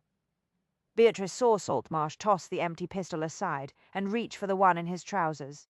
He was off balance and clearly rattled by the realization that the situation had escalated beyond his control. He managed to free the second pistol, but he could not get it cocked in time. Leo smashed into him. The momentum carried both of them to the floor. Beatrice heard the sickening sound of fists thudding against flesh. Hoarse grunts and dull, heavy blows echoed into the chamber. The men rolled wildly across the stone floor, crashing into cabinets and fetching up against table legs. It was impossible to tell which one was winning the vicious fight. Beatrice cast about desperately for some object to use against Saltmarsh. Her gaze fell on a heavy vase decorated with a funeral motif. She dashed to the cabinet in which it stood, seized the vessel in both hands, and whirled around. Before she could sort out the combatants, she heard a dreadful thud. For a timeless instant, both men lay utterly still on the floor. "Leo!" He raised his head to look at her. She shivered when she saw the icy flames of violence that burned in his eyes. "Are you all right?" she whispered. "Yes." He lurched free of Saltmarsh and levered himself up off the floor. He stood looking down at his opponent. Beatrice glanced at Graham. He lay on his stomach, motionless. His face was turned away from her. Blood matted his golden hair. The edges of his torn shirt drifted across his back, mute testimony to the violence. After the last blow, he fell backward. "I think he struck his head against that cabinet." Leo leaned down and touched Saltmarsh's throat. "He is dead." "They were all involved in Uncle Reggie's murder," Beatrice whispered. "All three of them. So it would seem, but there is still something about this affair that does not feel right. The rings are still missing, if that is what you mean. I was not referring to the rings." A low groan from Simpson interrupted him. "Leo, Mr. Simpson is still alive." Beatrice hurried to the fallen man. "He is not fully conscious." She knelt beside Simpson and went to work to fashion a bandage out of his shirt. "The bleeding is not too bad." Leo looked back at Graham's prone body as if seeking answers from the dead. He sucked in his breath. Hell's teeth. What is it? Look at his back. Leo crouched beside the dead man. Beatrice shuddered, but she made herself look at the skin that was visible through the torn linen shirt. She saw a long welt etched into the flesh just above his hip. "I don't understand." Leo jerked a larger piece of the ripped garment aside to expose another welt. I believe that we are looking at the results of a rather vigorous application of the rod." For a second, Beatrice was at a loss, and then it all came together. Dear God, the house of the rod. Come! Leo rose quickly and stepped across Graham's body. "We must get out of here immediately." "What about Mr. Simpson? We cannot leave him here." Leo eyed the unconscious man. "He is small and light. Do you think you can manage his feet while I take his shoulders? We may be able to get him up the stairs." "Yes." Beatrice leaned down to grasp Simpson's thin ankles. "He is a nasty little man, but he does not appear to have been directly involved with the murders. Too nervous for that sort of thing." Leo bent down to get a grip on Simpson's narrow shoulders. A dark shadow moved at the top of the stone staircase. "Good evening."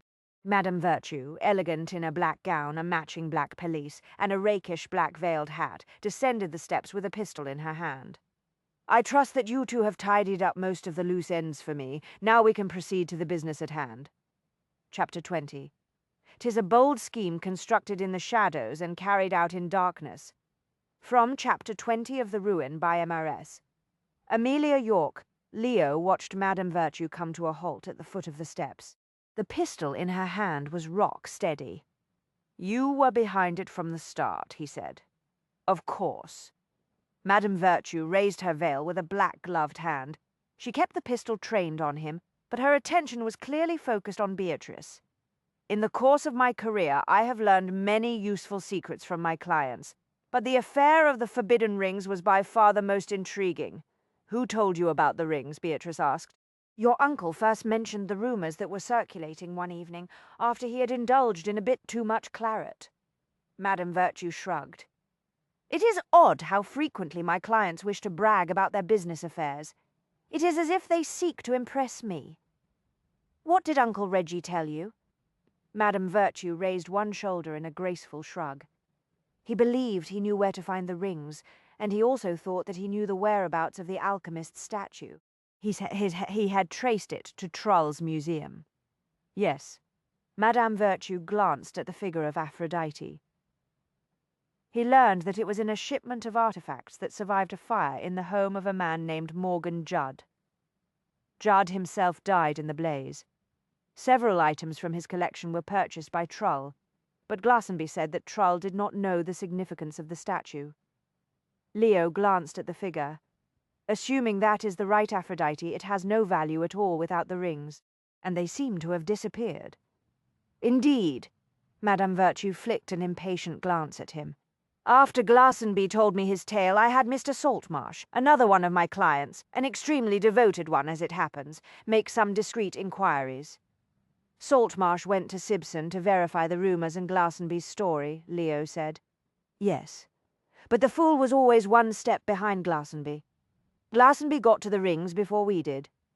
"So you brought in Dr. Cox and his poisons," Beatrice said. Madame Virtue smiled indeed.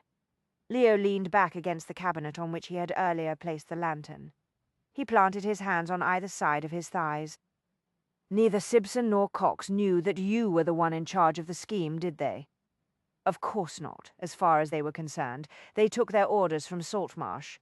Cox and Simpson were both fools. Neither of them would have believed that a mere woman, a brothel keeper at that, could find a great treasure that had eluded generations of collectors." "What went wrong the night Glastonbury died?" Leo asked. "In the course of our regular appointment, he confided that he had that very day concluded a bargain to purchase the rings. He said it had cost him virtually his entire fortune, but that he now possessed them. He also said that he intended to make an offer to Trull to purchase the Aphrodite." Beatrice's mouth thinned with rage. "You assumed that since you knew the whereabouts of the statue, the only thing you required from Uncle Reggie was the location of the rings. I added some powder that Cox had prepared to your uncle's usual dose of the elixir, but he drank too much of it too soon. It was too strong for his heart. It was supposed to put him into a trance long enough for me to question him. But he collapsed just as I began to ask him about the rings. He died before he could tell you where they were," Leo said softly. Madame Virtue looked at him, eyes slitted with disgust. "He just kept shouting something about being ruined. The drug obviously affected his mind before it stopped his heart. He died with the word ruin on his lips. It was very vexing. Leo saw Beatrice stiffen, but she said nothing. "At least you knew where the Aphrodite was," he said. "You got rid of Trull and acquired the entire museum in order to get your hands on it." Beatrice frowned. "You are the new owner of Trull's museum. It makes a change from brothel keeping," Madame Virtue said. "Graham made the arrangement for Trull's accident." Madame Virtue glanced regretfully at Saltmarsh's body. "Graham was so very useful. I also sent him to search Glastonbury's town house. He found his lordship's personal journal, but it told us nothing that we did not already know. I was extremely frustrated, as I'm sure you can imagine. The only thing left to do was to have Saltmarsh keep watch on Mrs. Poole, Glastonbury's nearest relative in town, in case the rings turned up in her possession," Leo said. "She was my only hope," Madame Virtue admitted. "The rumours of the rings had completely dried up on the antiquities scene. All of the serious collectors had concluded that the whole thing had been a hoax. In the process of keeping an eye on her, Saltmarsh stumbled onto the information that Mrs. Poole was the famous authoress, Mrs. York," Leo said. "Indeed. And when I brought Monkcrest into the affair," Beatrice added quietly, "you realized that I had begun to search for the rings myself." It was a stroke of genius to seek out Monkcrest's assistance. Madame Virtue gave her an approving smile. "It was also extremely risky. After all, there was only one reason the mad monk would get involved in such a search. He obviously wanted to obtain the rings and the statue for himself." "Why the attempt to kidnap me early on?" Leo asked. "Cox arranged that on his own. The stupid fool was the most unpredictable one of the three. He believed you had valuable information. He thought he could drug you and persuade you to talk. I was furious when I learned what had happened." "You tried to warn me off," Beatrice said. "Yes, I really hoped you would be wise enough to stay out of the affair. Believe it or not, I did not want to have to kill you, Mrs. Poole. I am well aware of your work at the Academy. It is naive, but rather touching." Leo glanced at Beatrice. "What the devil do you mean? She tried to warn you." "Never mind," Beatrice said. "It doesn't matter now." Leo turned back to Madame Virtue. "Tonight you intended to get rid of the remainder of your accomplices." "Yes, but you have simplified that problem for me." She aimed the pistol at his chest. "We have chatted long enough. Where are the forbidden rings?" Leo eased one hand closer to the flaring lantern. "We don't know. You lie." Madame Virtue's hand tightened on the pistol. "I think you came here tonight to unlock the statue." Leo shook his head slightly. "We came here looking for more answers." "Bah. This is a waste of time. I no longer require your services, Monkcrest. The only one I need is Mrs. Poole." "She does not have the rings," Leo said. Madame Virtue's eyes narrowed. "I overheard you tell Graham that she knew where they are." "I lied." Madame Virtue's face tightened with rage. "Bastard! You're all the same." Beatrice cleared her throat. "I have one of the rings." Stunned, Leo took his eyes off Madame Virtue just long enough to glance briefly at Beatrice. She raised her hand to the front of her shirt and tugged on a golden chain that hung around her neck. Madame Virtue turned quickly toward Beatrice. "You have it on you? Let me see it at once." Beatrice slowly hauled the delicate chain out from under her clothing. Leo saw the blood-red ruby of the Monkcrest ring blaze in the glow of the lantern light. "Give it to me?" Madame Virtue stretched out her free hand and took an impulsive step toward Beatrice. "My God! It's a treasure in itself! I need nothing more. Give it to me." He would never get a better chance, Leo realized. He had to make his move now while Madame Virtue was transfixed by the sight of the glowing ruby. He swept out his hand and sent the lantern crashing to the floor. Glass shattered. Oil ran out onto stone. The flame followed it hungrily. "Damn you," Madame Virtue turned back toward Leo and raised the pistol. Leo rolled across the top of the cabinet, seeking to put it between himself and the pistol. "Bloody bastard!" Madame Virtue pulled the trigger. His luck in dodging bullets had run out. To Leo's chagrin, Madame Virtue moved far more quickly than he had anticipated. He felt the familiar icy fire scorch his shoulder. That made twice in less than a fortnight. Perhaps he really was getting too old for this kind of thing. Behind him he heard the crash of broken pottery and a shriek of pain. Behind the cabinet he scrambled to his feet and raced around the corner. He stopped short when he saw Beatrice with the remains of a shattered vase in her hands, standing over Madame Virtue. Madame Virtue did not move. Beatrice stared at his shoulder. "Oh, Leo, not again. I'll survive." He grabbed his greatcoat and began beating at the flames. "Help me. If we don't get this out, this whole building will go up in flames.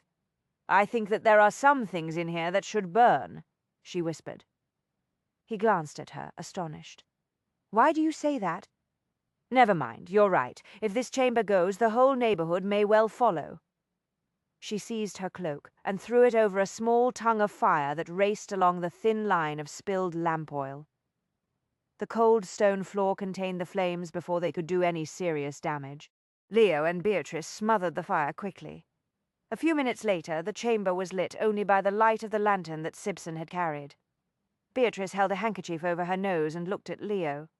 "This will certainly make for an interesting tale in the morning papers. How on earth are we to explain this bizarre situation?" "Damned if I know." Leo wiped his forehead with his shirt sleeve and glanced around the chamber. "You are the expert when it comes to crafting works of fiction. I suggest you think of a good tale that I can give to the authorities. But whatever you do, keep yourself out of it. You do not need the scandal." "I rather think that she would survive it," Madame Virtue said in a curiously calm voice. "She is a most resourceful lady." Leo and Beatrice turned swiftly. Madame Virtue had pulled herself into a sitting position on the edge of a brass-bound leather trunk. She looked unnaturally serene. Her black veil was back in place, concealing her features. There was a small open flask in her gloved hand. "I salute you, Mrs. Poole." Madame Virtue raised the flask. "My worthy opponent." Beatrice looked at her and then at the flask. "What have you done?" "Taken one of Dr. Cox's special tonics, of course."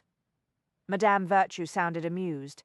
"I had him make up some extra to have on hand for just such a contingency as this." "You have swallowed poison," Beatrice whispered. "Surely you do not expect me to allow myself to be charged with murder and sent to the gallows, do you? So very undignified." "You must know enough secrets to buy your way out of the hangman's noose," Leo said. "At worst, you'll be transported. Unfortunately, I cannot depend upon that outcome." The black veil shivered. "It is better this way. There is just one thing I would very much like to know before I say farewell, Mrs. Poole." "What is it?" Beatrice asked. "Is that ring you wear around your neck truly one of the forbidden rings?" "No, it is the monk crest ring. I really do not know where the forbidden rings are." "I see. So the secret of the statue will go unrevealed after all." Madame Virtue sounded weary. "How very ironic." "Madame Virtue." Beatrice started forward. "No." Leo moved quickly to intercept her. "Do not get too close." Madame Virtue's laugh was a hoarse croak. "It is all right, Monkcrest. I assure you I have no more tricks up my sleeve." She looked toward Beatrice. "Do not fret, Mrs. Poole. You cannot save everyone you know." "Dear God!" Beatrice pulled free of Leo's grip. He let her go. It was obvious now that Madame Virtue was dying. He watched Beatrice catch her by the shoulders. "The important thing," Madame Virtue whispered, "is that you do save some." She shuddered and collapsed in Beatrice's arms. Chapter 21. A fortnight later, Lucy looked up from the solicitor's letter she had just opened. She stared at Beatrice, who was examining a length of pale yellow muslin at the counter. "This is astounding," Lucy announced with a gasp. "It says here that Madame Virtue left all her property and possessions to the Academy." "I know that it is difficult to grasp," Beatrice began, then grimaced at a spate of very bad French that erupted from the other side of a nearby curtain. Arabella was being fitted for her engagement ball gown. Much to Beatrice's surprise and relief, Lady Hazelthorpe had professed herself thrilled with her son's choice of a bride. "What happens when she discovers that Arabella doesn't have a dowry after all?" Beatrice had demanded of her aunt. Winifred waved that aside. "Lady Hazelthorpe is no fool. She is well aware that she is extremely fortunate that her son has chosen a bride whose family is connected to the Earl of Monkcrest. But it is such a very loose connection, Beatrice pointed out. Merely a sort of pending engagement. She did not have the heart to explain that Leo had declared his intentions only in order to avoid a duel. There is nothing pending about it, Winifred countered, and Arabella's dowry is no longer an issue. What do you mean? Monkcrest came to see me the other day to assure me that he would restore Arabella's inheritance. He did what? He never told me that. He said you might be a trifle difficult about it, as you had not actually found those silly artifacts, and therefore he could not purchase them from you. So we agreed to handle the financial details between ourselves. I see, Beatrice whispered, dazed. He also said that as far as he was concerned, he had gotten what he wanted out of the arrangement. I see. Beatrice wondered precisely what he had meant by that. Aunt Winifred, what did you mean when you said there was nothing pending about my engagement? Winifred looked surprised by the question. My dear, Monkcrest gave you that magnificent ruby ring that you wear around your neck, did he not? Well, yes, but he never said that it was an engagement ring. It was a sort of gift. Nonsense. Everyone knows that is the Monkcrest ruby. It is a legend in the family. Whose family? Monkcrest's, of course. The Earls give that ring only to the women they love. I have never heard of that particular Monkcrest legend. Really? The entire town is talking about it. You must ask his lordship. I'm certain he will tell you the details. But it had not proven the easiest of questions to ask. Beatrice had discovered. She told herself that she was waiting for just the right moment and just the right setting to inquire about the ruby. But deep down, she suspected that she was postponing the query because she was afraid of the possible response. That old relic, found it in the attic a few years ago. No particular significance. Why do you ask? Do you think it is legal? Lucy asked bluntly. What? The will? Beatrice pulled her thoughts back to the present. Yes, of course it is. With the income from her investments, we shall be able to enlarge and expand the academy. We can hire more French tutors and some experienced dressmakers to handle the education of our young ladies. Astonishing, absolutely astonishing. Lucy sat back in her chair. She had nothing in common with the kind of women we attempt to help. I wonder why she did it. Beatrice thought about Madame Virtue's last words. You cannot save everyone, you know. The important thing is that you do save some. We shall never know the answer to that. That afternoon, Leo sauntered into Beatrice's study without waiting to be announced. He carried the alchemist's Aphrodite in his arms. Elf paced placidly in his wake. The pair of them certainly made themselves at home these days, Beatrice thought. They wandered in and out of her town house as though it were their own. Elf headed straight for his favoured spot in front of the hearth. He yawned, flopped down, and promptly closed his eyes. Beatrice ignored the hound. She looked at Leo, savouring the intense sense of recognition that shivered through her. Good day, my lord. She put down her pen and glanced at his shoulder. How is your wound? Nicely healed. He set the statue down on the floor near the hearth and stood back to admire it. Thanks to your excellent doctoring. You do appear to recover well from your injuries. For a man of my years, do you mean? Indeed, she said dryly. Nevertheless, sir, it alarms me that you seem to be making a habit of getting yourself shot. Believe me, it is a habit that I intend to break. Leo brushed off his hands. I am told that at my age a man must cut back on some forms of excessive excitement. I do hope you will not be bored by such a regimen. He gave her a wicked grin and walked around her desk to where she sat. Bracing his hands on the arms of her chair, he leaned down to give her a deep, hungry kiss. When she was quite breathless, he raised his head. There was an unholy gleam of satisfaction in his eye. I said I ought to cut out some forms of excessive excitement, not all. I'm happy to hear that, my lord. With an effort, she managed to regain her aplomb. Where have you been? I stopped at the Drunken Cat. Clorinda fed me one of her new, improved meat pies and asked me to give you her best. She appears to be thriving in her new career as a tavern keeper. That's wonderful. Beatrice glanced at the statue. I see you decided to keep the Aphrodite. I thought she would make an excellent souvenir of our adventure. Beatrice's stomach tightened. A souvenir was something one kept to remember something that was finished. I see. Did you dispose of those artifacts from Troll's storage room? Leo lounged on the edge of her desk and studied the green figure. Everything has been dealt with exactly as you directed. The items that you pointed out in that chamber, the ones that disturbed you, were hauled away and destroyed. The rest were auctioned off to various collectors. The proceeds will go to fund the work of the Academy as Madame Virtue's will stipulated. And so it ends. Indeed, incidentally, the authorities seem quite satisfied with that bit of fiction you concocted. Actually, I thought it was one of my better plots. She had kept it as simple and as close to the truth as possible. The newspapers had reported the story with enthusiasm, treating it as though it were yet another addition to the Monkcrest legend. So far as the public knew, the Earl of Monkcrest, in the process of recovering a lost artifact belonging to the estate of the late Lord Glastonbury, had uncovered the work of a ring of thieves who dealt in stolen antiquities. The villains had quarrelled violently among themselves, and in the end all had died. Neither Mrs. Poole nor Mrs. York were mentioned. Simpson, antiquities dealer, had also been left out of the narrative. Neither Beatrice nor Leo saw any point in turning him over to the authorities. He had survived his wound and was preparing for an extended visit to Italy. A bit fanciful, Leo said, also somewhat glib. It is not as though anyone will question it, my lord. You are, after all, the Earl of Monkcrest, noted authority on legendary antiquities. The crucial thing is that neither Mrs. Poole nor Mrs. York was ruined in the course of the affair. Ruined, Beatrice froze. She looked at the neatly bundled manuscript that sat high on the nearby bookshelf. Ruined, Leo scowled. What the devil has gotten into you? In all the excitement, I forgot her words.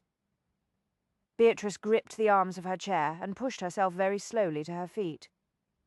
Surely not, Beatrice. Madame Virtue said that Uncle Reggie's mind was affected by the drug she gave him. When she asked him where the rings were, he said something that sounded like ruin or ruined. What of it? Leo gave her a sympathetic look. It was the truth. He was dying, and he had lost his fortune in the pursuit of the Aphrodite. I'm not so sure that is what he meant. Beatrice stood on tiptoe in front of the bookcase and reached for the package that contained the copy of her manuscript. What are you talking about? The original title of The Castle of Shadows was The Ruin. My publisher insisted upon changing it because he thought the new title would sell more briskly. He is very fond of titles with the word castle in them. Leo straightened away from the desk. A familiar glint appeared in his eye. Are you implying what I think you are implying? Uncle Reggie had just finished reading a copy of my manuscript. He sent it back to me the very day he made his last appointment with Madame Virtue. What with one thing and another? I never opened the package. I simply put it on a shelf and forgot about it. Impossible. But Leo was already halfway across the room. Beatrice put the package down on a table and gazed at it, hardly daring to breathe. She studied the string that bound the bundle. Scissors. Scissors. Leo halted, swung around and went back to the desk. I saw a pair here somewhere when I searched it the day you went off with Saltmarsh. Top drawer. Beatrice could not take her eyes off the manuscript package. Leo found the scissors and brought them to her without a word. She took a deep breath and snipped the string. The brown wrapping paper fell away to reveal the copy of The Ruin that she had sent off to Reggie. There was a letter on top. My dear Beatrice, another masterpiece. I enjoyed every word of The Ruin. You will be interested to learn that I am at this very moment involved in the middle of a mysterious adventure of my own. If I am successful, I shall find a treasure of untold value. There is, however, some danger in the affair. As I am not certain how it will end, I have taken the liberty of enclosing the keys to the story inside your manuscript. If all goes well, I shall fetch them from you in a few days' time. But if something happens to me, I bequeath these relics to you. You are the only other member of the family who will be able to solve the puzzle. Enjoy the mystery, my dear, but use great caution. There are others after the prize. I suggest you contact the Earl of Monkcrest for advice and assistance. He is an authority on this sort of thing, with greatest affection. Your fond uncle, Reggie. Dear Uncle Reggie. Beatrice put the letter aside. It is almost as if he had guessed. There was something wrong with the way the manuscript pages bulged. She thumbed through the sheets of foolscap. A slender package had been stuck between the end of chapter 10 and the beginning of chapter 11. She removed it and gave it to Leo without a word. He weighed it thoughtfully in his hand. Then he ripped it open, 2 wide, heavy bands fashioned of the same green substance as the statue tumbled into his palm. A string of Latin words was inscribed on them. Leo translated quickly. The keys of Aphrodite. He turned to look at the statue. Then he glanced at Beatrice. She smiled. Be my guest, my lord. I cannot believe that we may have found the forbidden rings. He crossed the study to where the statue sat on the floor near the fireplace.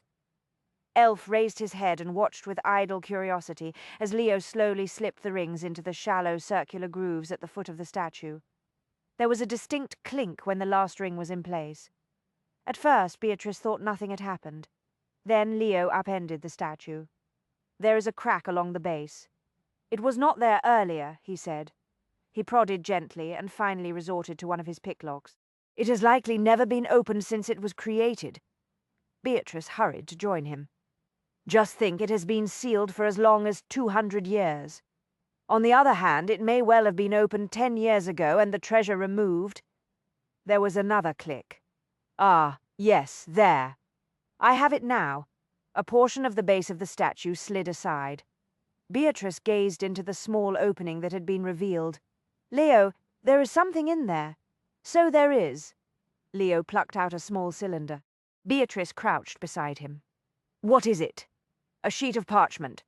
He unrolled it cautiously. The writing is in Latin. What does it say? Beatrice demanded. Read it aloud, Leo. Do not keep me in suspense. Leo scanned the Latin quickly. He smiled slowly. The smile became a grin, and then he started to laugh. What is so funny? Leo laughed harder. Leo, what is it? It is indeed a treasure, he managed to say, but it is an alchemist's notion of one. Let me see that. Beatrice snatched the parchment out of his hand. My Latin is somewhat weak. It appears to be a series of instructions for changing lead into gold. Utter nonsense. So many people dead because of this nonsense, Beatrice whispered. Leo's amusement faded. He looked at her.